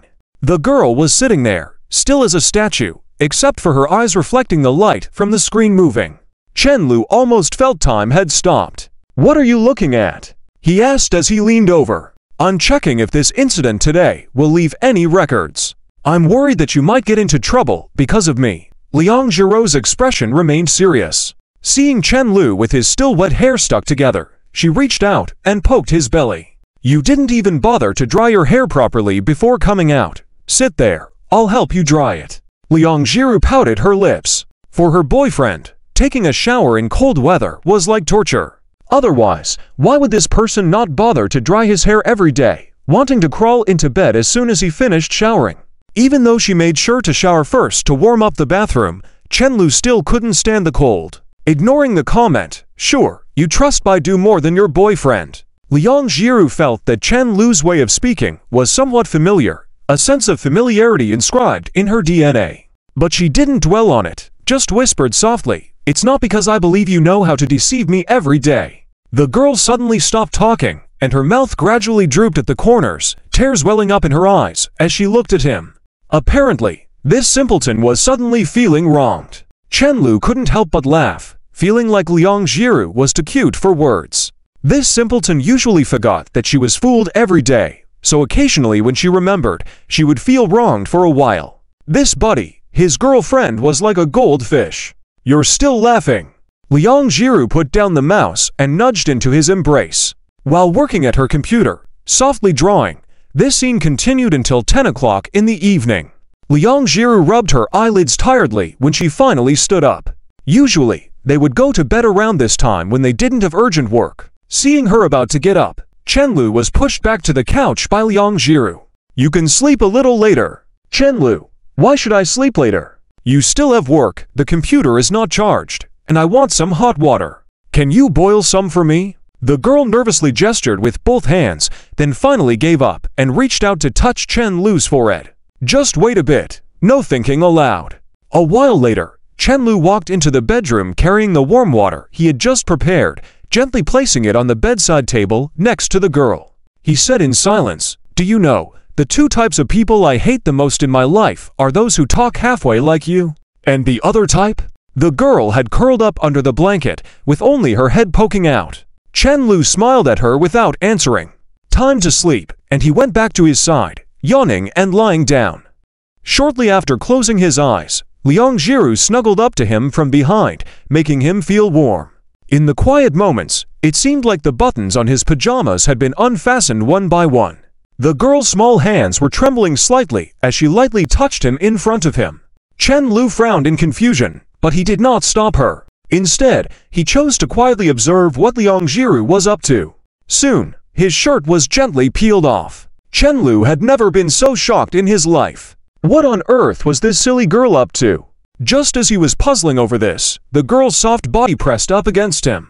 He couldn't help but feel that there was something different this time compared to before. This silly body of hers was warmer than usual, even a bit feverish. Wait, how could he feel that Liang Jiru's body was so hot? Fully realizing what was happening, Chenlu unconsciously swallowed, and with a hint of nervousness, he asked, "What are you doing?"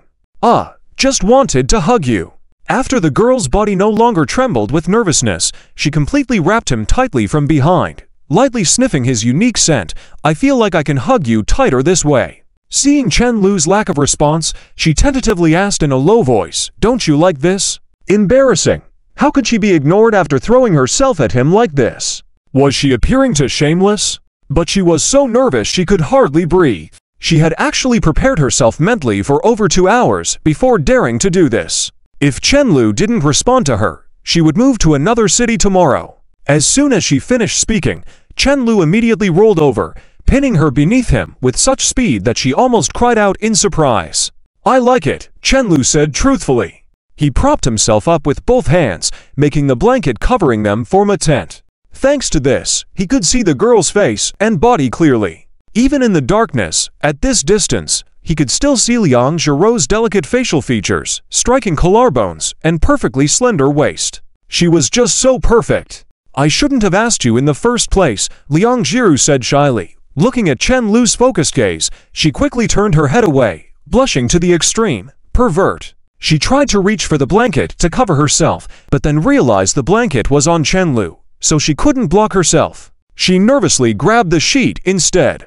"Am I really that pretty?" After a while, Liang Jiru finally whispered as if speaking in a low voice. "Yes." Chenlu gently touched the girl's cheek with his right hand, his movements careful and gentle as if touching a piece of art. The girl hugged his neck with both hands, and Chenlu understood, retracting the hands that had been leaning on him and leaning over her. Since that night when he drank too much, he had been afraid of doing something she didn't want while Liang Jiru was not in her right mind, so he never dared to initiate hugging her. This feeling he was experiencing now was something he had never experienced before, making him so happy that his heart skipped a beat. With no barriers between them, they could clearly feel the softness and smoothness of each other's skin, their body temperatures, and even each other's increasingly rapid heartbeat. As their lips met, Chen Lu's hands, as usual, began to wander restlessly. Strangely, Liang Jiru not only didn't resist, but instead hugged him tighter, as if double-checking that he was by her side, refusing to let go. Chen Lu sighed lightly to himself, realizing that perhaps Liang Jiru had indeed been frightened by the situation. Even though he didn't have much experience helping her, this kind of tacit understanding was easy to develop. After a while, completely unaware that he had been neutralized by the innocent-looking frog, Chen Daishi returned from the bathroom, hugged the girl back in his arms, and continued to enjoy the feeling of their skin touching. Strangely enough, even though he had felt cold in his winter pajamas before, he now felt warm with his bare arms. He felt both of them were warm. Ready to sleep now? Liang Jiru yawned lightly, then lay quietly in his arms, softly saying, "Good night." Indeed, cuddling like this was much more comfortable than wearing thick pajamas. Liang Jiru felt as if she were lying in the land of tenderness. She didn't have to worry about sudden attacks anymore, as she had helped out already. Chen Lu had no intention of sleeping. His hand, which had been around the girl's waist, began to wander restlessly again. "Shall I help you too?" Liang Jiru trembled suddenly and turned her head back, softly saying, I don't need." Before she could finish saying, "Need," Chen Lu kissed her, not giving her a chance to speak. He then kissed her earlobes, chin, neck, down to her collarbone, as if tasting every part of her gradually sliding down until he was completely buried under the blanket. Liang Jiru, whose hand had been touching his head, suddenly covered her mouth with it. Her slender, fair legs gradually bent, displaying an elegant curve in the darkness, making her look even more charming.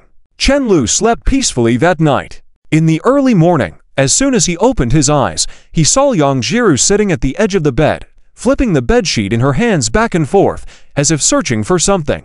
"I'll help you wash it later. If you're hungry, you can make breakfast first." Chen Lu stretched lazily, looking at the sunlight filtering through the gaps in the curtains, feeling that even the once glaring sunlight was exceptionally beautiful today. Although he hadn't managed to unlock the final step of permission, after being honest with each other, the relationship between the two of them had changed from before. Chen Lu couldn't help but smile at the thought that Liang Jiru still considered herself a person with principles. He had tested the water temperature the night before, so he knew it well. One step away. Hearing him speak, Liang Jiru was startled for a moment, then seemed to remember something suddenly and quickly turned her head away, refusing to meet Chen Lu's eyes.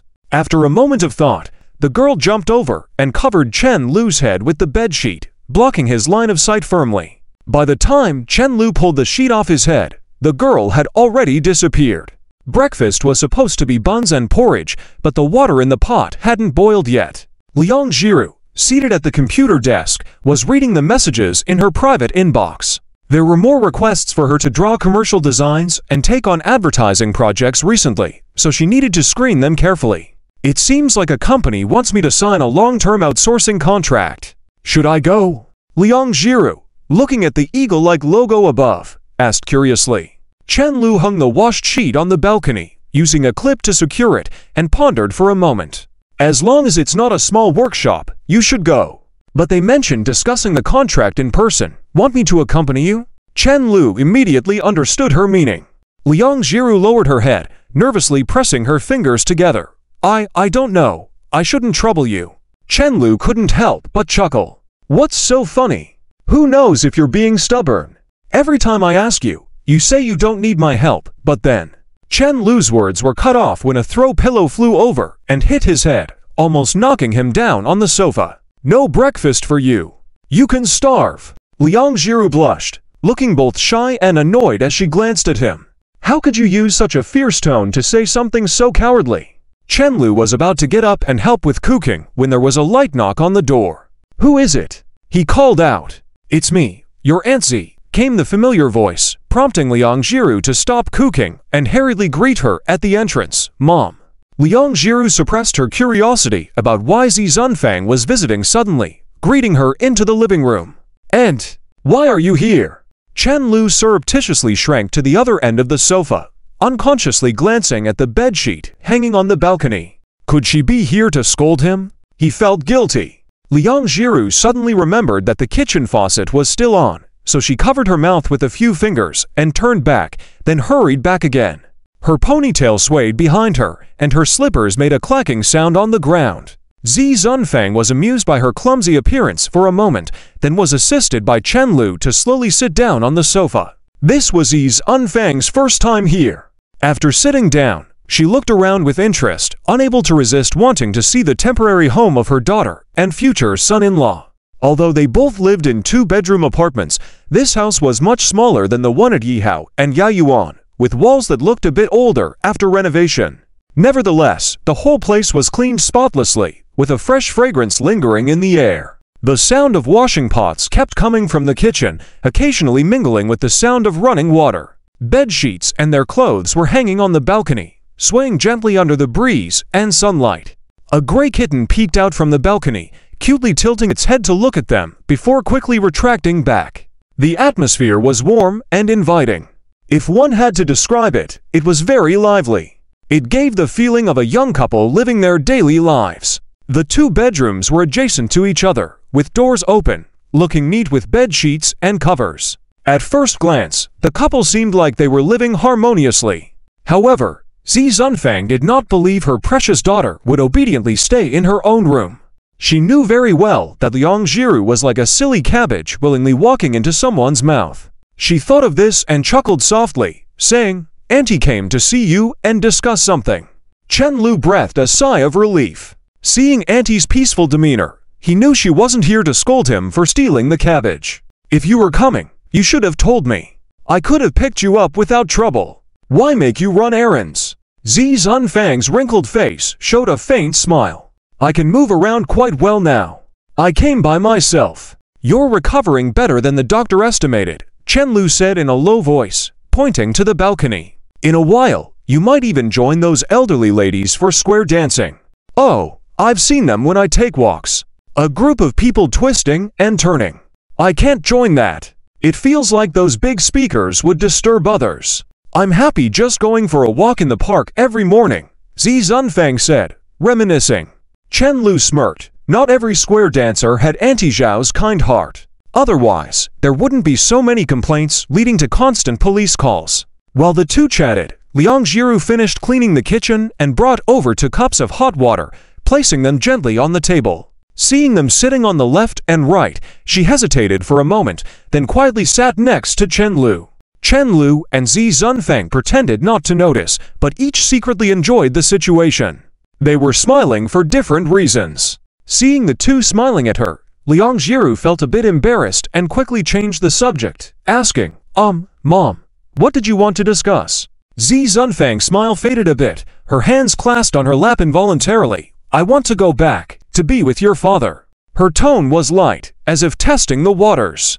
As people age, they tend to seek their children's opinions on various matters, especially since she didn't have control over the family finances anymore. Liang Jiru paused in removing her hair tie, leaving the top half of her hair loose, but still tied at the ends. Chen Lu noticed and took the hair tie, still on autopilot after frequently combing Liang Jiru's hair, even accidentally taking it to the office sometimes. Liang Jiru's long dark hair cascaded down her back, but she remained motionless, lost in her own thoughts. "But," Liang Jiru hesitated for a moment, "but your leg hasn't fully recovered yet." "I feel much better now, don't I?" Zi Zunfang softly asked back. Chen Lu discreetly patted Liang Jiru's shoulder and whispered, "Auntie, why do you want to go back? It'll be inconvenient for us to visit you then."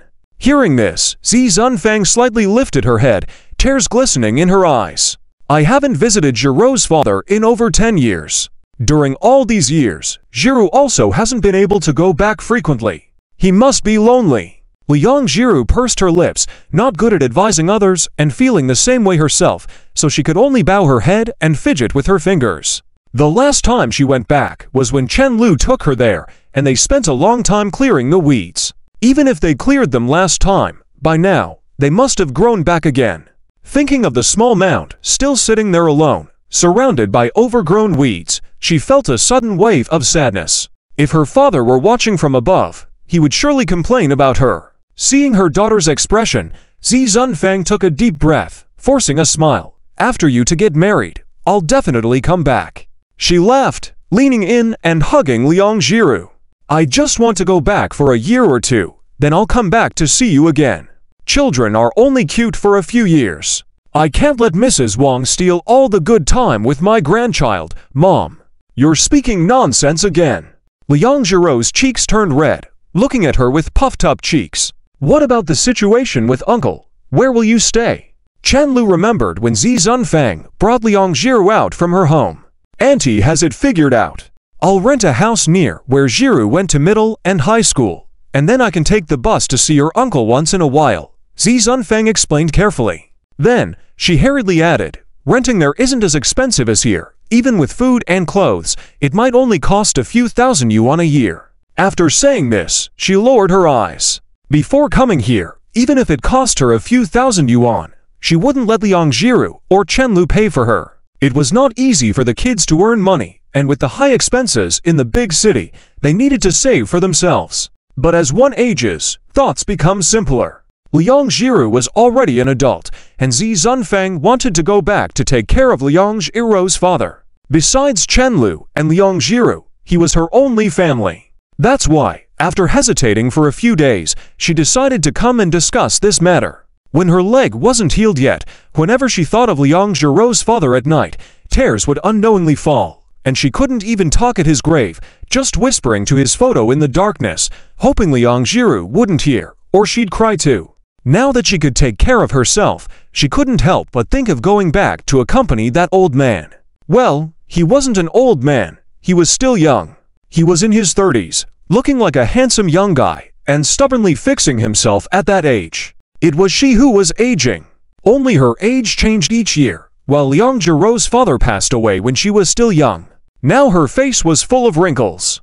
Zi Zunfang thought to herself, chuckling bitterly, blinking back tears. She used to imagine Liang Jiru's father suddenly appearing in front of her, but she decided to let it go. She carried this burden alone and aged quietly like this. Then I'll take you back, Chen Lu suddenly said earnestly. This matter was not something that could be persuaded away. Liang Jiru's occasional stubbornness was inherited from her mother. He had heard Zi Zunfang mention this before when they had dinner at Liang Jiru's place.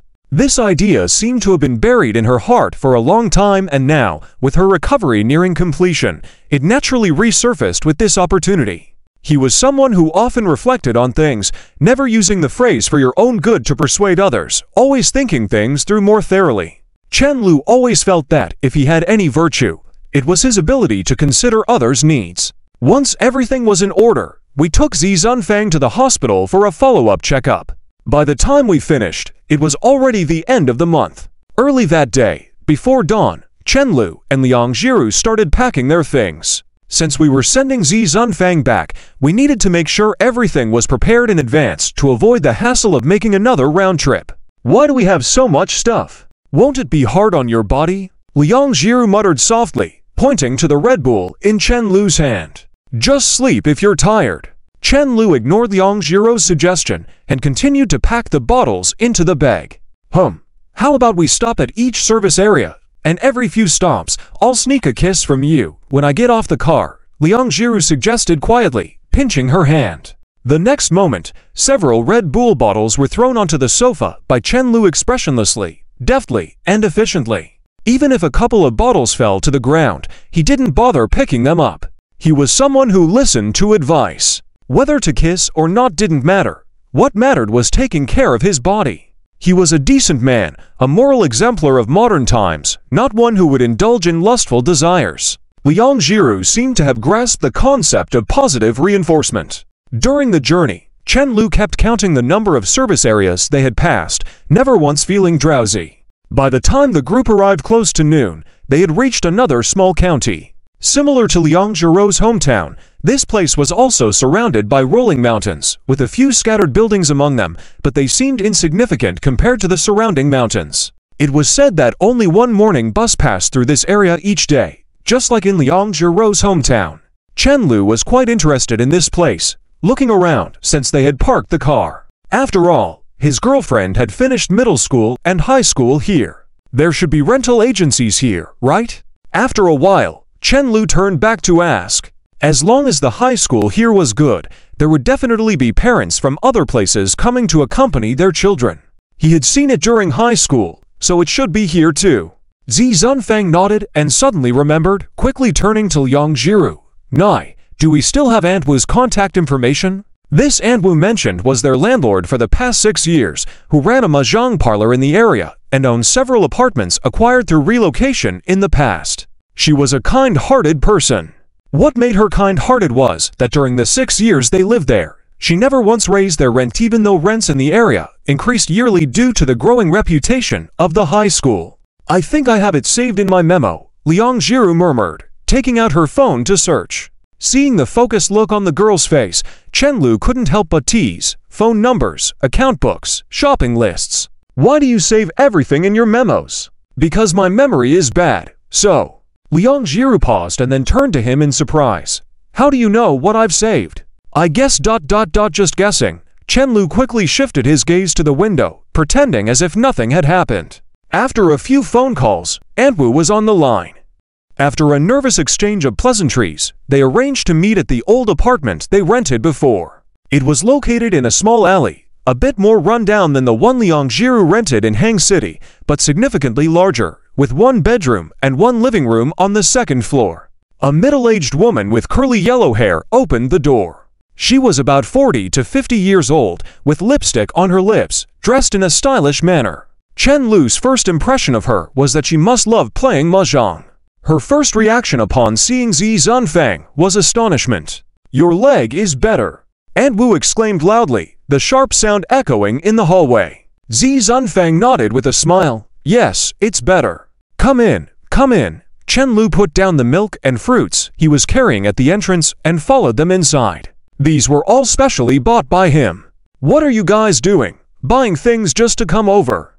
Aunt Wu grumbled, then realized and blinked in surprise. This is, she pointed at Chen Lu, looking expectantly at Zi Zunfang, waiting for that answer she was most hoping to hear. This is my boyfriend, Liang Jiru introduced softly, lowering her head. There was a subtle pride mixed into the girl's tone, as if being together with him was the most worthwhile thing in her eyes. Hello, Auntie, I'm Jiru's boyfriend. Chen Lu smiled, but his thoughts were just like Liang Jiru's, except he was much more exaggerated. He said it as if he were proclaiming his pride, which made Liang Jiru both embarrassed and pleased, unable to look up at anyone. Aunt Wu smiled, glanced at Chen Lu approvingly, and then asked, How long have you been together? It's been a year, Chen Lu answered quickly, making sure Liang Jiru didn't say it. Otherwise, who knows how many days she would add to the sentence. In my eyes, Jiru is still a little girl. She used to cry on her way home every day. Blink, now she has a boyfriend, talented and beautiful. That's great, Aunt Wu said as she took a sip of water. The girl has really grown up. She was pretty when she was little. Now that she has bangs, her skin is much smoother than before, so pretty that I can barely recognize her. Big cities really cultivate people. I'm not a crybaby. Liang Jiru felt embarrassed hearing Aunt Wu speak of her crying habits in front of her boyfriend. Really, I've always thought you were so strong. I used to see you crying outside before going home while playing mahjong every day. Even when you were in middle school, I went to the school to find those bullies who used to harass you. But some of those punks are really like little devils, not afraid of intimidation. There's only so much I can do. Aunt Wu sighed softly. Where are they now? Chen Lu asked nonchalantly, seeming indifferent as he casually inquired. They dropped out of school and started working. One girl got married, but her taste in men was terrible. She married a street guy with bleached yellow hair, and now she's in the middle of a divorce with a child, Aunt Wu recounted. The apartment was quickly rented out. Even though Aunt Wu was willing to pay extra to the original tenant who had backed out of the agreement, she still decided to rent the place to Zi Zunfang. Despite not being very familiar after 6 years, Aunt Wu was impressed by how Liang Jiru had cleaned the apartment so well before moving out. Aside from the naturally aging walls, the place looked untouched in other aspects. Aunt Wu was willing to do this because of the witness over the years and the way the two looked at each other just now. She was sure these two could make it to the end. Despite not having taken care of her daughter well during those years and what she had witnessed earlier, She was clear in her heart this couple must surely go the distance. She sighed and finally made up her mind. They took care of all the details, and by the time everything was settled, it was already 3 in the afternoon. Coming out of the bathroom after washing his hands, Chen-Lu shook off the water on his hands and said softly, "Auntie, I'll head back first. Rest a while before you leave. You've been busy." Zi Zunfang placed the mop aside, wiped her forehead with the back of her hand. Where's Jiru? Chen-Lu looked around curiously. How come his girlfriend disappeared while he was washing his hands? Auntie Lady didn't take the things you gave her when she left, so she ran after you to give them back, Zi Zunfang said, sitting on the sofa and waving to Chen-Lu. "Lu, come here. Auntie has something to tell you." Chen-Lu saw her solemn expression and didn't want to delay for long, so he quickly sat down beside her, waiting quietly for her to speak. "I probably won't be going back for a long time," Zi Zunfang said seriously. "Of course, I don't mean it like that. Once you get married, I'll definitely come back. I think like Mr. Yin, a respected person, Auntie Lady also wants to stay in her lover's hometown. She's already alone and has nowhere else to go. She was almost left with nowhere else to return to. Apart from that, she couldn't help but take care of him due to all the trouble he had gone through for her recovery." Just as she was imagining all this, she felt a somewhat rough hand cover her right cheek. She looked up to see Zi Zunfang looking at her kindly, her eyes filled with emotions. "Lu, as someone who can only recover thanks to your blessing, I might not deserve to say these words. If it's not a tone an elder should use, I won't listen." Chen-Lu chuckled. "My subordinates at work don't talk like that either. Just say what you need to say." Zi Zunfang's hands were gently rubbing his cheek, and as he looked at her, she held his gaze and spoke even more seriously. "After I'm no longer by your side, is it all right?" Chen-Lu didn't know how to handle Zi Zunfang's almost pleading tone at first. After a moment, he regained his composure and looked directly at the aging woman before him. "Firstly, Auntie, you're already very good. Whether you ask me or Jiru, you're a good mother. And secondly," Chen-Lu took a deep breath and continued, "she's more important than my life." When Liang Jiru returned, Zi Zunfang had just finished washing her face and came out to see her, then gestured for Chen-Lu.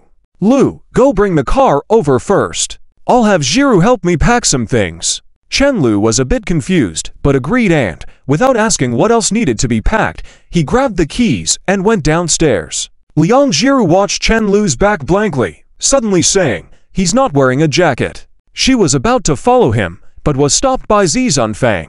"Nai, wait a moment, Mom has something to tell you." "Okay." Liang Jiru was surprised by her mother's serious tone. She obediently sat back on the sofa, holding her coat. "You're going to get married and be someone's daughter-in-law. You can't just think of yourself," Zi Zunfang instructed. "Okay," Liang Jiru nodded obediently. "You have to take care of the household, understand? And also, even if Lu makes money, we can't spend it carelessly." The girl continued to nod. Zi Zunfang's words were about how to be a good daughter-in-law. Because she had witnessed their relationship for so long and saw the way they looked at each other just now, she was clear in her heart these two were bound to stay together to the end. "I apologize for not taking care of you well all these years. I'm sorry, but you have to take care of yourself even when I'm not around. Do you understand?" "Yes." Liang Jiru seemed unfazed no matter how much she was lectured. Zi Zunfang looked at the girl who was so understanding and made her heart ache, exhaling softly, then made up her mind once more. "And then, there's one last thing I want to tell you." Liang Jiru quickly came down. The girl carried a canvas bag, descending the stairs under his gaze step by step, then opening the car door and getting in. "Why is this so heavy? What's inside here?" "Things Wei Auntie gave." Chen-Lu didn't ask further and fastened her seatbelt before starting the engine and driving seriously. The road in the small county was scarce with people, only this one car navigating back and forth on the mountain road, feeling lonely. "This doesn't seem like the way back." After a while, Liang Jiru suddenly whispered. Though she was a bit directionally challenged, she hadn't reached the point of not recognizing the way completely. "Since we're here, let's go see Uncle." Chen-Lu still drove seriously, keeping his eyes on the road ahead. "It's been so long since we last came. I think we need to help pull out weeds. Let's work a bit more now, so we don't have to when Auntie goes to see Uncle again."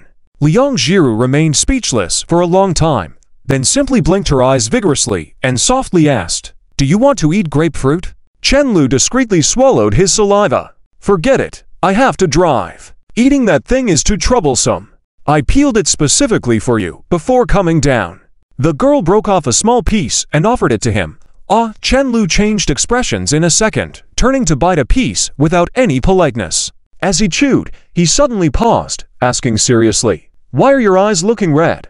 "You're mistaken. Liang Jiru hastily turned her head to look out the window, quietly observing her reflection in the car window. She was surprised to find such a complex expression in her eyes. The mountain road was challenging to drive on, and Chen Lu ultimately didn't have much experience driving on such roads. He didn't dare to take his eyes off the road to see how Liang Jiru was doing. "We didn't buy grapefruits, did we?" Chen Lu suddenly remembered. "Wei Auntie gave them. She said she wouldn't accept the things we gave unless I took them from her. She's quite something." Liang Jiru continued to carefully feed Chen Lu. "Why did you buy so many things? No one dislikes feeling valued. Although these things might seem like a lot, altogether they cost less than 200 yuan. The actual benefits they bring are worth more than 200 yuan. It's inconvenient to make another trip back, and if Auntie has something urgent, we need to bother her. By taking the initiative to send some things, she will remember our gesture." Chen Lu raised his eyebrows at her, joking, "Don't you understand? It's all about social etiquette. Learn well by observing. Be with me every day, yet you don't even remember these things. Humph, silly, thinking of giving gifts and can't remember." How could her scatterbrained self be compared to someone as detailed as Master Chen? Liang Jiru listened in astonishment, then nodded in agreement, mumbling softly with lowered eyelids, "Every day, all I think about is you. I can't remember anything else." Chen Lu could eat anything, but in reality, he was picky, not eating what he didn't like. Her memory was poor. Just recalling daily details about Chen Lu was tiring, with no time to remember anything else. "You, me." Chen Lu tried to say something, but was silent for a long time, eventually turning his head to silently drive the car. After they cleared the weeds, Liang Jiru made some small talk before they drove back home. Chen Lu felt something was peculiar. Liang Jiru might seem absent-minded at times, but she was much more efficient in getting things done than he was. However, at the moment, she seemed distracted, moving only when prompted, freezing in a daze when not directed, like a wooden puppet. By the time they got back to the rental house, it was already well past 10 at night. More than that, he hadn't slept yet. When he opened the door, it was perched on the automatic pet feeder, trying to get more snacks for itself. Upon seeing them return, it lazily walked to the entrance, meowing. "Are you hungry?" Liang Jiru crouched down and scratched its chin. Duo had already learned how to act cute, laying on its back letting her pamper it. "You can act cute all you want, but no extra meals for you. Eating too much isn't good for you," Liang Jiru continued. Meow. Chen Lu didn't bother changing his clothes, staggering like a zombie to the couch, then flopping down, motionless. After some time, a strange sound woke Chen Lu up, and he drowsily opened his eyes. The living room was dimly lit, with moonlight and the glow from outside shining in. Barely able to see, he looked down and saw Liang Jiru laying on top of him. She was light, making him feel warm rather than heavy. Deceiver. Liang Jiru buried her face in his chest, lightly pounding his chest with her fist. Big deceiver. How am I a deceiver? Chen Lu was confused. You purposely hid it from me for so long, teasing me. Chen Lu's heart skipped a beat. What? About the 100,000 yuan? I already told you before, that's impossible. Liang Jiru's light patting now had some force behind it, my mom told me herself. Chen Lu's prepared defenses suddenly crumbled, unable to utter a single word. Who should he argue with? The enemy was within. Liang Jiru looked at Chen Lu's bewildered expression and suddenly felt everything falling into place. Why did Chen Lu, who always took her everywhere to have fun and even found remote pavilions, suddenly want to start a business? Why did Chen Lu never mention the bonus once he got it? Why was Chen Lu always aware of how much money she was short of? She should have known earlier. Chen Lu tended to talk a lot when lying, trying to cover up his tracks. That morning, when she asked him about it for the first time, he explained many things unprecedentedly. I'm not a saint. How could I not accept benefits to help you? Only the dumbest person in the world would do such a thing. Chen Lu's words during their time at the hospital still echo in her ears. Yes, her boyfriend was indeed the dumbest good person. Why couldn't she believe it all along? Why did you keep this from me? After a while, Liang Jiru softly murmured with a hint of tears in her voice. She thought about asking, "Why are you so good to me?" but refrained. No matter how many times she asked, she knew his answer would only be "because I like you." Chen Lu hesitated for a moment. "Because even though I'm not a good person, I don't want you to only live for me in the years to come." Chen Lu said earnestly, "Don't you know yourself yet?" To tell the truth, Chen Lu always found this idea tempting when it came to mind. But it was merely a temptation. His feelings for Liang Jiru could grind his greedy desires to dust every time. Is that a bad thing? Liang Jiru was confused. Of course, it's not bad, but it's not what I want. But I'm willing to live only for you in the future. Chen Lu heard this and gave a genuine silly smile, but shook his head. It's precisely because you're willing that it can't happen. Then what do you want? Liang Jiru wiped her tears with the back of her hand, looking at him steadily. Chen Lu raised the corner of his mouth slightly. What I want? I hope that you're not only happy because I am, or sad because I am. When you encounter joy, discover the beauty of life, that you would think of coming to share your happiness with me first thing. Chen Lu said while wiping away a tear at the corner of her eye, revealing a satisfied smile.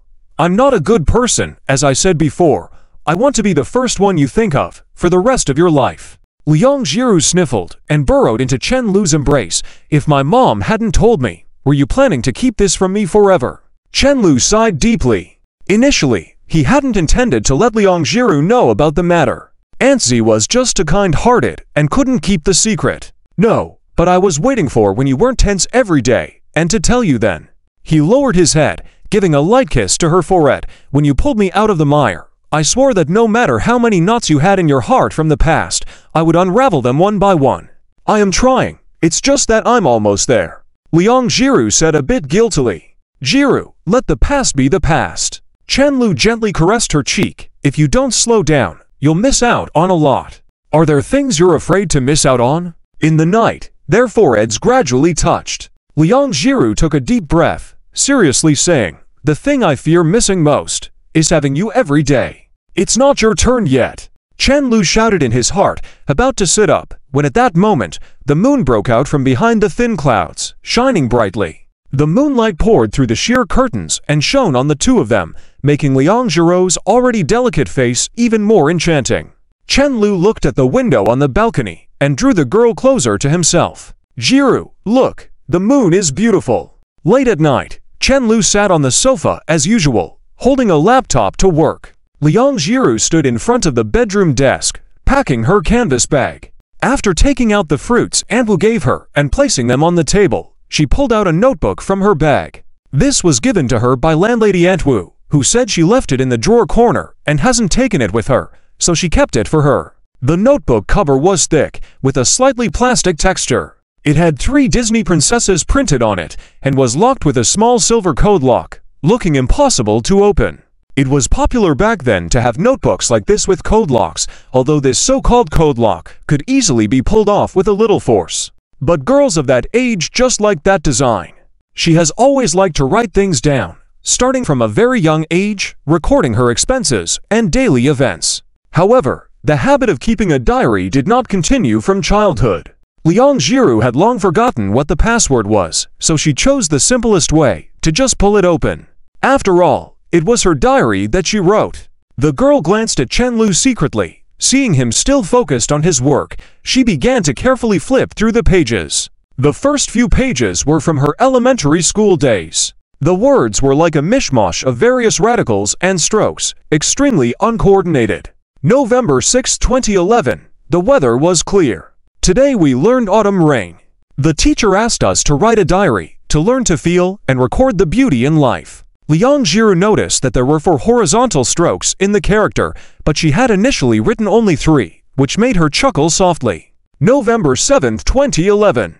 Today my mom picked me up from school very late and was upset. November 8, 2011.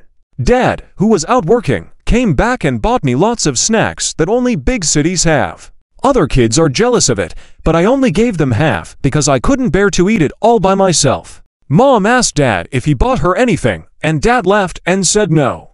And then at home, Mom chased Dad around everywhere. Actually, I saw it. Dad bought Mom a very beautiful necklace, and he kept it hidden in his palm. November 10th, 2011. Dad specially made braised carp for me. It was delicious. Mom spent all afternoon braiding my hair. I am indeed the happiest girl in the world. November 20th, 2011.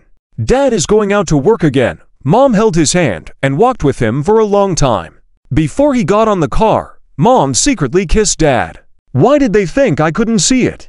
The diary entries at the beginning were frequent, but the wording was very childish, recording only very mundane things, such as what they ate that day and what parents said. She even wrote down her dreams. However, this initial enthusiasm didn't last long, and soon only more important events were recorded. February 1st, 2012. Dad spat out a little blood while eating. I was very worried, but Dad said it was just a bit of heatiness. February 10th, 2012. Dad and Mom, who went out for a checkup, have been back for 2 days. Mom said Dad was fine, but she kept crying secretly at night. Dad also stopped going out to work much, talked a lot less, and many times, I didn't know what he was thinking, apart from staring blankly and just looking at me. If I was doing homework all afternoon, he would stay still and watch me all afternoon. But Dad spent most of his time playing with me now. I like this kind of dad. June 28, 2012. Mom indeed lied to me. Dad is actually very sick. We went to Hang City. Hang City is really big. It feels bigger than 100 of my homes put together. June 29, 2012. I met a boy who was especially gentle. He was different from the boys in our class. I liked being around him and wanted to be friends with him.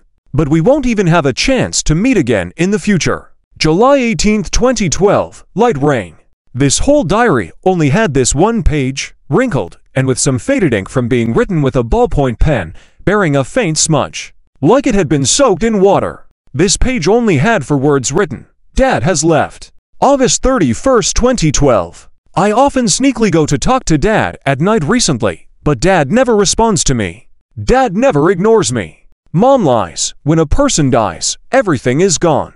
I ate a lot of candy, but I still feel very uneasy. My heart hurts, and I feel cold. That small boy also lied to me. September 1st, 2013. Changing schools, moving. Grandpa praised me for being pretty, saying girls don't need to know so many characters, wanting to marry me off soon. They are not as good as they seem on the surface. Mom says we won't be coming back here again. December 28, 2013. I ranked first in the class, and Mom was very happy. Mom is very busy, but she still comes to pick me up from school every day and cooks delicious meals for me. Even though Dad is not here, me and Mom will be able to live well. April 2nd, 2014. Mom is sick and can't get up. April 15th, 2014. Mom's temper has become very bad, and she often ignores me. May 1st, 2014. Cooking is really hard. Today, when cutting vegetables, I cut my finger badly, and it bled a lot. But it's okay. I promised Dad that I would take good care of Mom. I don't cry anymore. June 1st, 2014. Mom wanted to commit suicide. I kneeled down and begged her not to for a long time. Dad has already left. Grandpa and Grandma don't want me, and neither does Uncle. If Mom doesn't want me either, what should I do? June 21st, 2014. Why does Mom want to give up so much? Am I such a burden? But I already learned how to cook. It just doesn't taste good. January 1st, 2016. New Year's Day. Mom's attitude has improved a lot, and she chats with me every day. These days have been very happy. July 20th, 2018. Got into high school. October 1st, 2018. Ranked first in the monthly exams for the first time in high school. The teacher said that, if I continue to work hard like this, I can at least get into the best university in Yuhang Province. The best university in Yuhang Province is in the city where that boy lives. Has he grown up? What is he doing now? I have been sad enough. I hope he is living a happy life. October 8, 2018. Clear. Birthday. Mom asked Aunt Wu to buy me a small piece of cake, and after many years, I blew out a candle again. She asked me what wish I made. I said I wish to rank first in the school next time too, and Mom looked very happy. Actually, I lied. My wish was to be able to sleep well. I really dream of turning off the alarm clock and waking up naturally, just once. July 1st, 2019. Couldn't speak to a stranger. Got fired. Can't make money. Life is painful. Recording seems meaningless. July 2nd, 2019. I won't write in the diary anymore. Flipping through several blank pages consecutively, Liang Jiru just realized that she had finished reading it all. Memories flooded back into her mind like a tide. She sniffed lightly, turned to look outside. Chen Lu, who was staring at the computer screen, noticed her gaze and smiled gently at her. The girl smiled back. Then she turned back again, rubbed her slightly stinging eyes, picked up a pen, and began to write something in the diary. The pen tip kept rubbing against the paper, making a scratching noise. In the end, she left behind a neat and beautiful line of words. March 28th. The weather was clear. Life is actually very beautiful. Many years later, the girl wrote her own answer to her past self in the diary. It's time to sleep, classmate Liang Jiru. Liang Jiru had just put away her diary when Chen Lu walked into the bedroom yawning.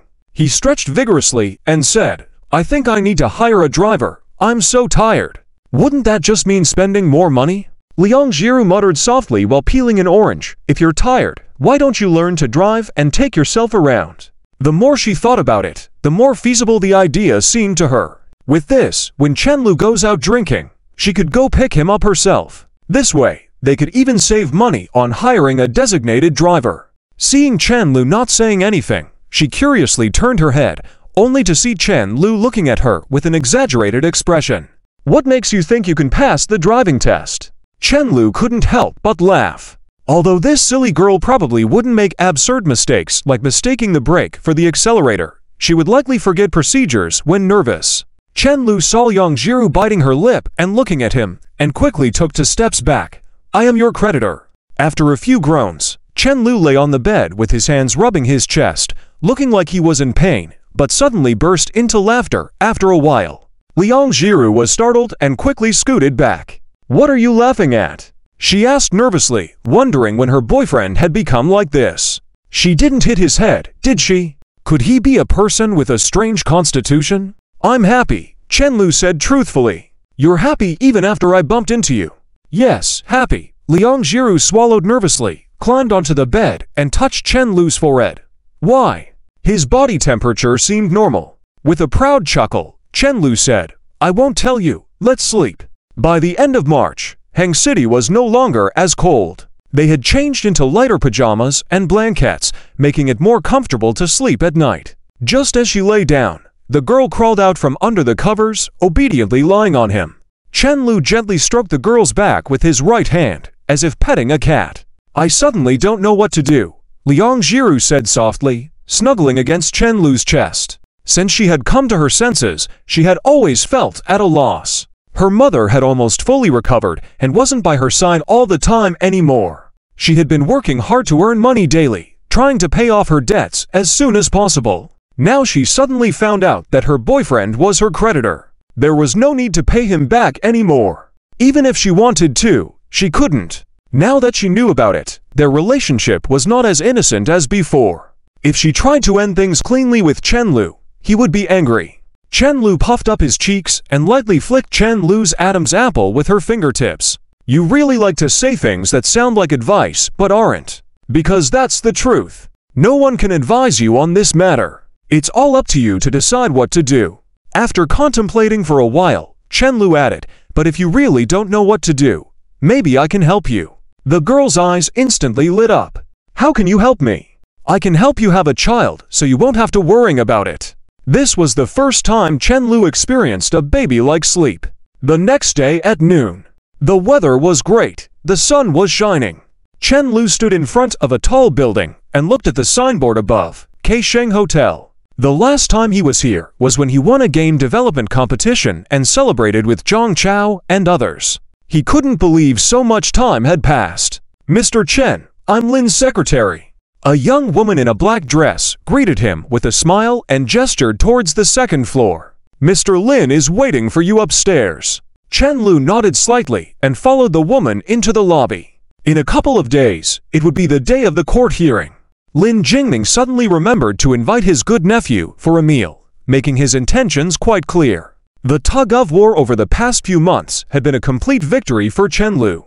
The Lin group had discovered that, although their size was many times bigger than Chen Lu's North Star, they couldn't gain any advantage in this matter. They didn't want the news of their defeat to affect their reputation, so they had to come and negotiate. As for whether the lawsuit would continue or not, Chen Lu didn't really care, as his initial goal was just not to lose. His company didn't really need the publicity that winning the case would bring, and the opposing party's size meant that one loss wouldn't make them collapse. Therefore, the conditions for withdrawing the lawsuit were open for negotiation, as it wasn't too difficult for him.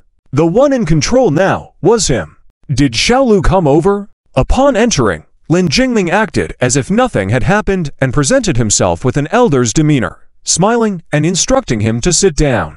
I was going to call Zi-chan, but that girl went overseas again to see her sister. One thing after another. Chen Lu smiled apologetically and deliberately sat across from him. Oh, that's where guests sit. You called me uncle since you were little, so come sit next to me. Lin Jingming gestured. Chen Lu had no intention of moving. What happened between you and my aunt Shaiyun? His meaning was clear. I only called you uncle out of respect for my aunt. I won't fall into your act. Lin Jingming rubbed his neck, a bit embarrassed. We had a minor disagreement. Halfway through the meal, Chen Lu seemed to feel a bit nauseous as Lin Jingming kept reminiscing about the old times. He spoke coldly. Uncle, let's talk about business. Well, your company recently had a small conflict with the studio under my control. Lin Jingming looked visibly irritated. I had been busy with other things abroad, completely unaware that a subsidiary under me would be so disobedient as to meddle with your company. I fired that brat as soon as I returned. I said it was my nephew's company. Sporting a friendly smile again, Xiaolu, how about this? Uncle will compensate you personally. And you name the price. Let's withdraw the lawsuit. It's not a good look for both of us to have such a public squabble. It's all just a misunderstanding. Uncle, who's in charge of the comic expo in Hang City organized by your company? Chen Lu raised his head and casually asked. It was a senior executive appointed by the headquarters. Why? You can fire him too while you're at it. Reason. It's affecting the relationship between us. Lin Jingming's mouth twitched twice, but the smile on his face remained like a mask, softly saying, Fine, I'll listen to you. No matter how much anger he felt inside right now, he had to suppress it. As long as Chen Lu's request wasn't too unreasonable, he had to comply. The reason was simple. Lin's group couldn't afford to lose any more lawsuits. It was already difficult recently, and another loss meant the investments they had just managed to revive would be at risk again. Although he hadn't been diligent in managing his company's legal department all these years, he never expected it to reach this extent. He also never expected that, in such a big city like Hang City, there wouldn't be any legal team willing to step forward on this issue. Even those well-known figures couldn't be hired no matter how much money they were offered. The most obvious advantage Lin's group had over North Star Corporation was their money. But now, the money seemed useless. He had no way to deal with this 22-year-old young man. Lin Jingming smiled wryly as he observed Chen Lu, who was also smiling. Although they weren't close, he had watched this young man grow up. However, no matter how carefully he observed, one word lingered in his mind: stranger. He vaguely remembered this was a person who wanted weekends off from school, and now suddenly he had become a rising star in entrepreneurship. Had this young man suddenly had an epiphany, or had he always been this calculating? The more Lin Jingming thought about it, the more perplexed he felt. How could he have underestimated him so much in the beginning? He had even belittled him in front of Shaiyun, fearing he might become his son-in-law in the future. If he had known, he might as well not have opposed it, even if it meant matchmaking Lin Chan instead of Mo Yuking. Uncle, my company is short of money recently. If you let me quote a price, I won't hold back, Chen Lu suddenly stated. All right, say it. Lin Jingming gestured to his secretary. Write a check to my nephew on the spot. After a moment of contemplation, Chen Lu raised two fingers. How about starting with 2 million as compensation for the trouble caused by my company? The dining table fell into a long silence. Seeing the secretary still dazed, Lin Jingming gritted his teeth. Write it. The strategy of treating Chen Lu as a naive newcomer from the beginning was wrong. Chen Lu immediately smiled, looking like a child who had just received pocket money. "Thank you, uncle, and." Lin Jingming unintentionally widened his eyes, raising his voice significantly. There seems to be a misunderstanding. The 2 million we just discussed was only for the losses. Withdrawing the lawsuit is a different price, Chen Lu explained, showing a harmless expression. Lin Jingming's face darkened, the veins on his right hand visibly protruding. What had started as a simple scheme to exploit a soft target had turned into an adhesive plaster that he couldn't shake off. Despite his company's experience, these events had left Lin Jingming feeling helpless and puzzled. He had almost missed Liang Zhirou's first birthday after meeting her, and the employees in the company had sacrificed their rest for nights to help this unscrupulous boss. Chen Lu sighed in resignation and met Lin Jingming's gaze. "You've misunderstood another thing." Remembering how this issue had almost caused him to overlook Liang Zhirou's first birthday since they met, and how innocent she had acted during those days, pretending not to know anything about her birthday. And recalling how the employees in the company had endured sleepless nights just to help him, Chen Lu's tone turned colder. "I didn't come here to negotiate from the beginning." Moments later, Chen Lu put on his coat and left the private room. Just as he closed the door, he heard the sound of shattering glass inside. The once jarring sound now felt oddly satisfying. Back in his car, he quickly called Zhang Chao. As expected, Zhang Cao's voice erupted from the phone. 5 million. "Have you gone to rob someone?" Chen Lu brought the phone, which he had deliberately placed away, back to his ear and casually replied, "How can you call it robbery? If they hadn't messed with us, chances are we could have each earned 5 million by now. Doesn't this whole situation seem to be getting more and more complicated? I thought we could coexist peacefully in the future. How is that possible? There's no room for reconciliation in this matter from the beginning, at least not for me. I'm determined to bring them down." Chen Lu stated coldly, watching a group of kids chasing each other outside the hotel. Suddenly, a smirk crept onto his face. "After all, what I want is not just this 5 million, but the game development studio under him. In terms of expansion, developing step by step would never be as fast as mergers and acquisitions. Just like a very old mobile game, plutocracy, the efficiency of silent development could never match devouring others. The conflicts in the business world often follow the rule of big fish eating small fish. If the opponent didn't take him down, it was only natural for him to strike back." In the Villa district, Zhang Chao ended the call feeling a chill down his spine. He turned to look at Liu Yan, sitting in the passenger seat, and gently caressed her belly. Even though her pregnancy wasn't showing yet, he couldn't help but smile foolishly for a while. "Stop laughing. You look like an idiot." Liu Yan pushed away his hand disdainfully, her expression turning somewhat desolate. "Are you sure about bringing up this matter when you go back?" Zhang Chao glanced at their house gate, nodding decisively. "If it really doesn't work out, we don't have to go through with it. Then don't make it so official. You don't necessarily have to invite them if we decide to go through with it." Zhang Chao remained serious. "No, this is something that happens only once in a lifetime, and I can't let you suffer in this matter." "Then let me go back with you? What would a pregnant woman do running around with me? I'll handle it myself. Is there something you can't solve?" Liu Yan, usually not one to be so naggy, was feeling uncertain and rare. She clutched Zhang Cao's sleeve, showing her nervousness. "Are there things I can't handle?" Zhang Chao turned his head, raising an eyebrow with an indifferent expression. "Let's go." He got out of the car and headed straight towards the door of his house, a place he had visited less than 3 times in the past for years. Even though he projected an air of invincibility, he was also unsure inside. When Liu Yan was taken into custody for assault, with so many connections, his father couldn't possibly be unaware. The old man didn't have a good impression of her to begin with, and now. But of course, he couldn't show it. Not only was he Liu Yan's fiancé, but also the father of her child. Even if the sky were to fall, he had to face it with a relaxed demeanor. After taking a deep breath, he extended his hand and pressed the seemingly difficult doorbell. The door opened soon after. Liu Yan propped her chin with one hand, watching the silhouette of Zhang Chao walking into the door, her thoughts becoming increasingly complicated. A wedding. It was something every girl longed for. To be with the one you love, receiving the blessings of everyone. Wedding dresses are really beautiful. She still didn't know how she managed to resist the impulse to show Zhang Chao the selfies she took when she accompanied Mo Yuking to secretly try on wedding dresses. She had been looking forward to her own wedding since then. She just didn't expect it to come so soon, catching them both off guard. Because of an unexpected event, the two of them now felt like children who had made a mistake, constantly reporting to their parents and waiting to be scolded. They were not prepared at all. They hadn't even transitioned into their roles yet. Just a second ago they were still boyfriend and girlfriend, now they were preparing for marriage and becoming parents early next year. It felt like they were still children. They really weren't ready. All she could do was lighten Zhang Cao's burden. Liu Yan quietly watched outside the window, observing the bustling traffic with cars flowing heavily on the road.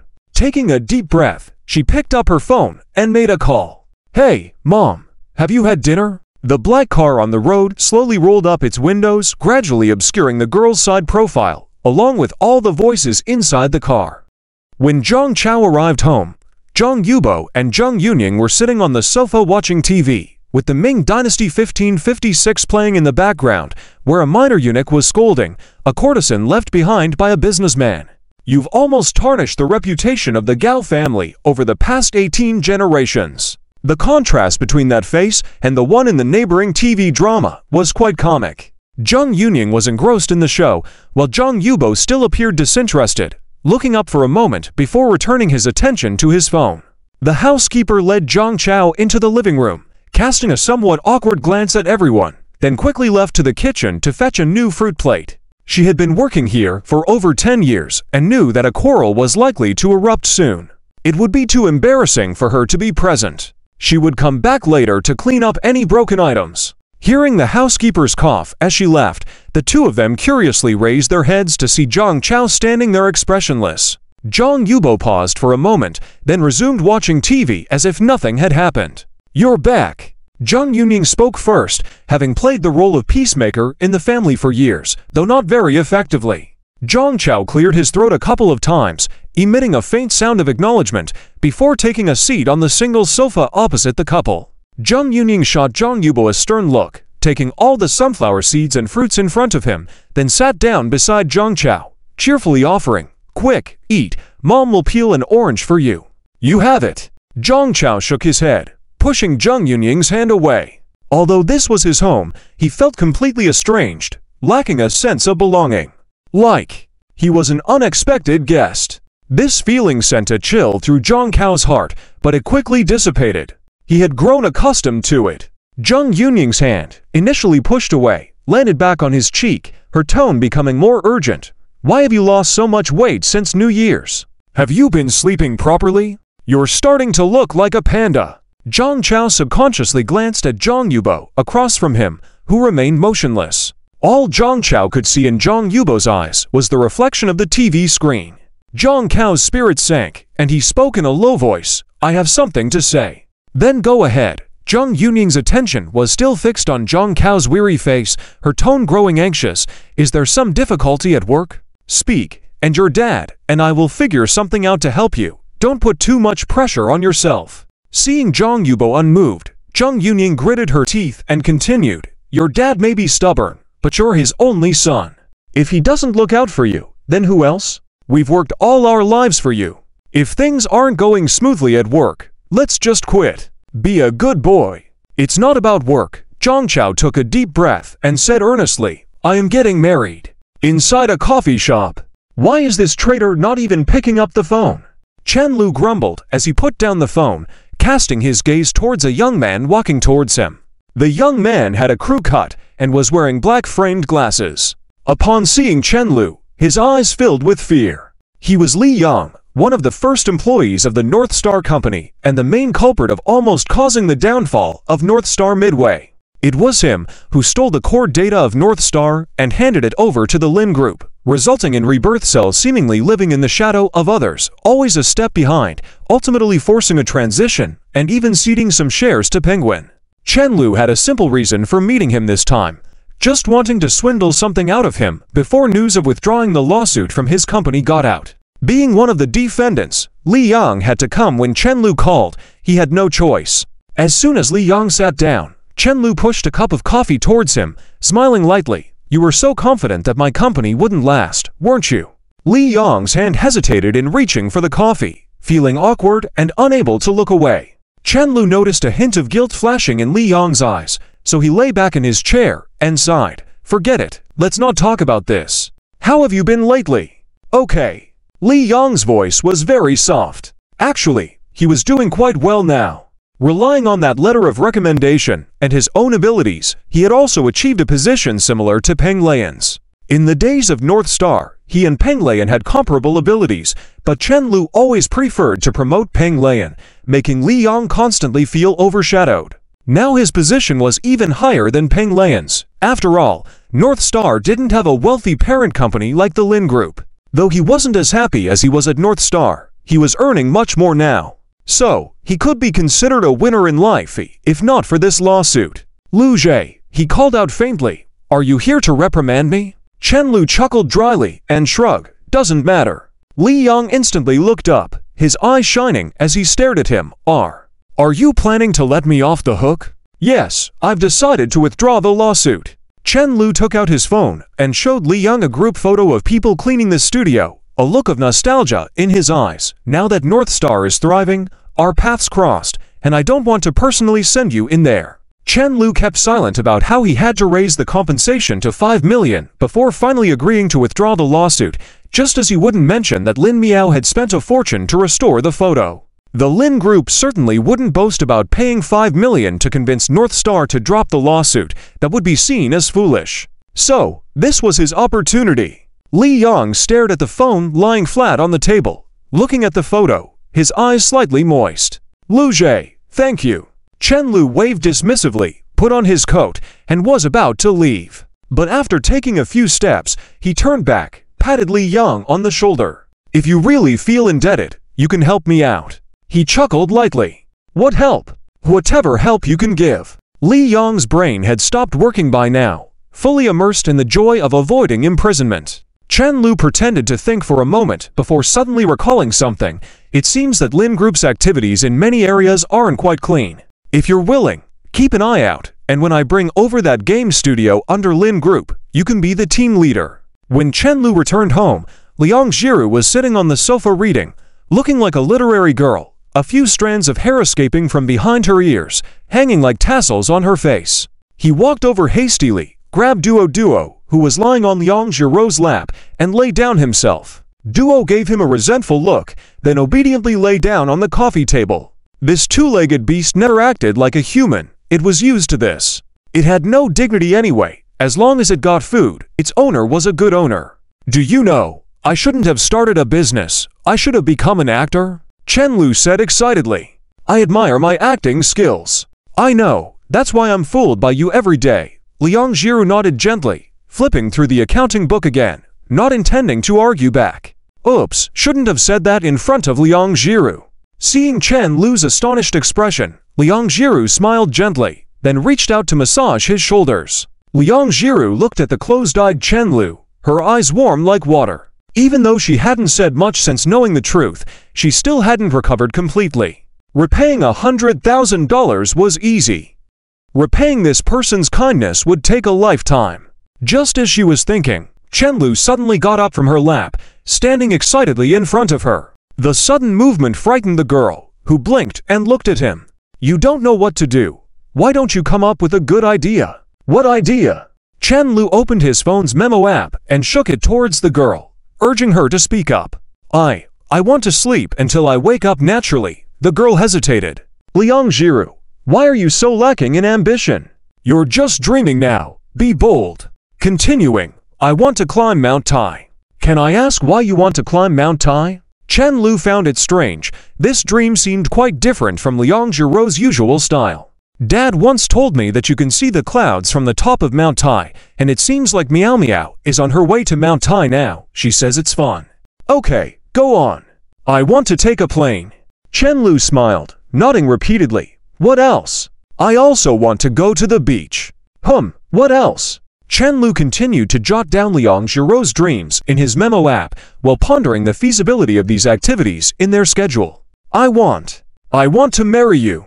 Also ... Chen Lu nodded, continuing to mutter casually. Midway through his sentence, he suddenly stopped in his tracks, realizing what he had just said. His brain caught up, but his body seemed frozen in place, mouth slightly agape, eyes blinking rapidly as he looked at her. The girl's words hit him like a thunderbolt in his mind.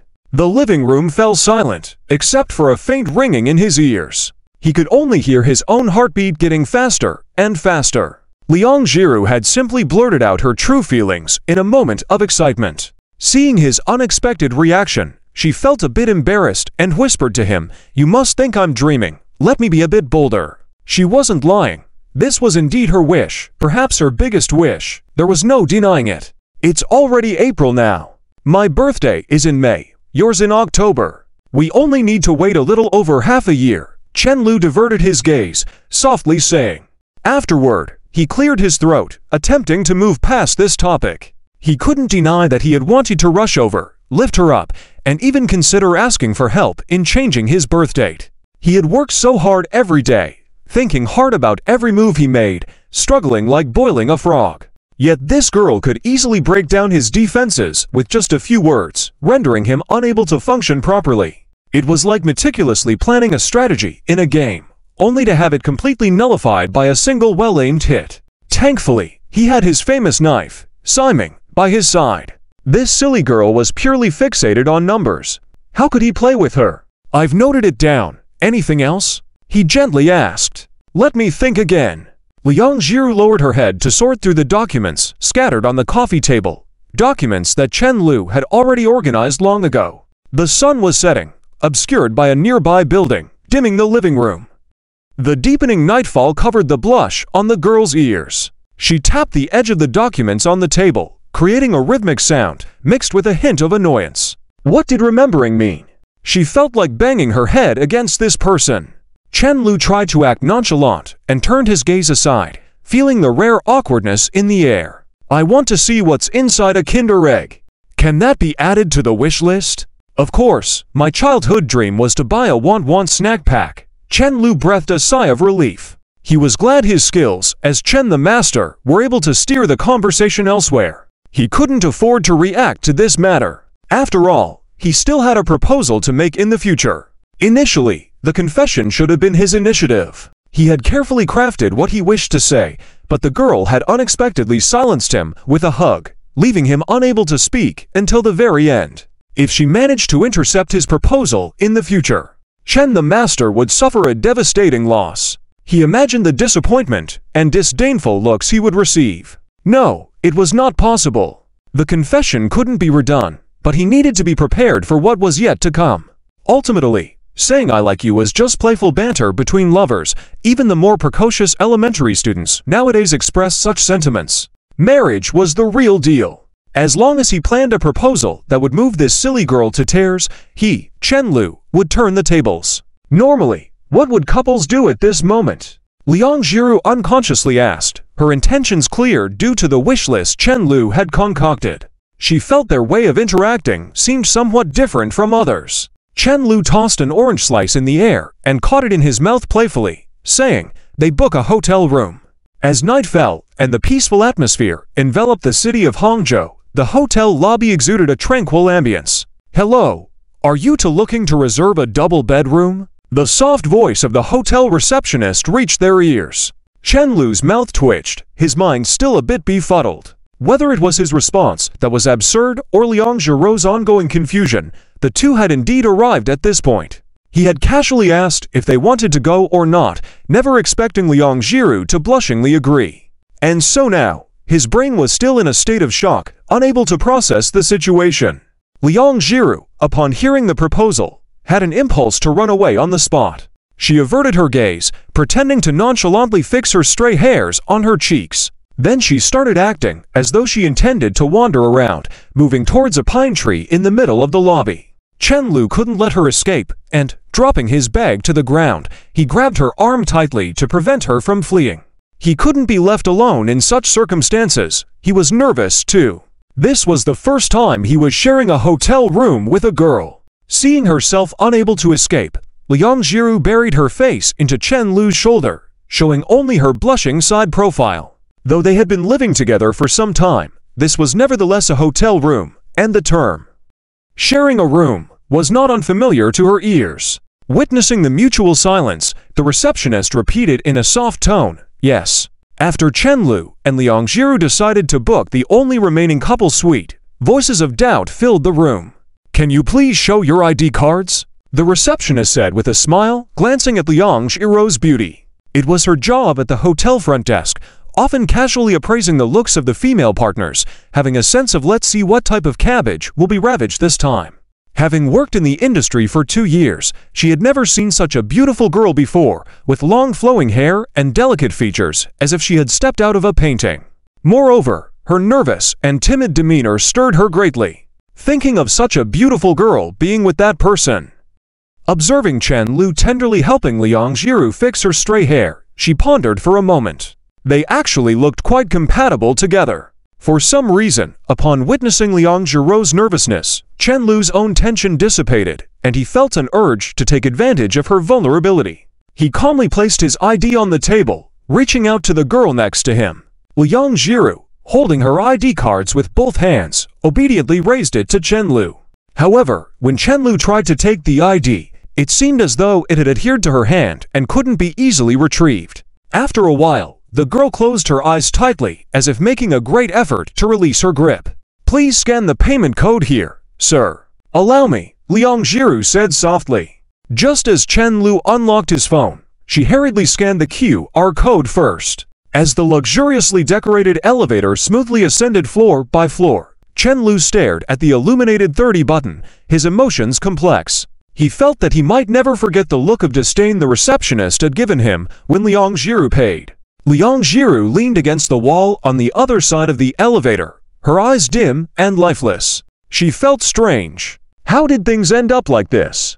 As soon as they entered the hotel room, her mind finally calmed down, realizing that something was off. Coming to a place like this, in such an ambiguous environment, if Chen Lu couldn't control himself later, she wouldn't even have a place to run. What's the difference between this and offering herself up to Chen Lu? What was she thinking just now? And she even forgot to bring that thing. "Liang Jiru, oh Liang Jiru, why do you still act so foolishly? You can't continue like this." The girl scolded herself internally, rubbing her flushed cheeks. Chen Lu stood nearby, trying hard to hold back his laughter, quietly observing her increasingly complicated expression. Soon, the elevator arrived. Chen Lu took the girl's hand, holding the room key in his other hand, searching for the room that had been opened earlier. Room 3016. Placing the key card on the sensor, with a beep, the door gently opened. Just as they were about to go in, the girl behind him seemed unable to move. Chen Lu turned back in confusion. "Why are you so skilled at this?" Liang Jiru suddenly said in a coy voice. Chen Lu tilted his head and looked at her, a giant question mark appearing over his head. "You're so familiar with the process? Have you been here with other girls?" Liang Jiru averted her gaze nervously, not daring to meet Chen Lu's eyes. "I'm angry. I'm going back." Chen Lu finally understood what this silly girl was up to. He struggled to hold back his laughter and said, "This is a 5-star hotel. Once the room is opened, it can't be returned." He quickly turned away to hide his laughter, leaving Liang Jiru alone, stunned and blinking. This silly girl was getting cuter by the minute, even coming up with such tricks. It was a pity her acting skills were lacking. But he was determined to give this top-notch dropout artist a good lesson today. "Really? Of course it's true," Chen Lu's expression pained. "We are about to waste $1,000 due to our misunderstanding. Such a shame." The girl lowered her head, fidgeting with her fingers. "I've been thinking, maybe I misunderstood you." Chen Lu smirked and gestured towards the room. "Please." Liang Jiru bit her lip, looking helpless and pitiful, slowly moving into the room like a crab step by step. The door slammed shut, engulfing the room in darkness. Liang Jiru felt like running away even more. "There's no light." Chen Lu inserted the key card into the slot, and the room lit up with a flicker, becoming bright. Liang Jiru squinted, then opened her eyes fully. The first thing she saw was an extremely clean white bed with rose petals arranged in a heart shape. She could almost smell a faint floral scent. Across from her was a huge floor-to-ceiling window, larger than she had ever imagined, offering a view of the city lights and the night. Curious, she walked to the window and peered down. Indeed, She could see the night view of the riverbank, with a few boats floating like ants from this height. In the distance, she could even make out a plane just taking off, the silhouette unclear, only its lights flashing. It seemed to be near the airport. After looking out of the window, she walked around the room, her curiosity seemingly endless. "Why are you inspecting everything?" Chenlu couldn't help but tease. Liang Jiru winced, feeling a pang of pain. The cost of experiencing such a lifestyle was too high. "I need to make sure it's worth it," she replied. Chenlu chuckled and joined her in admiring the room. He had stayed at this level of hotel before when negotiating deals in the city, but a couple suite.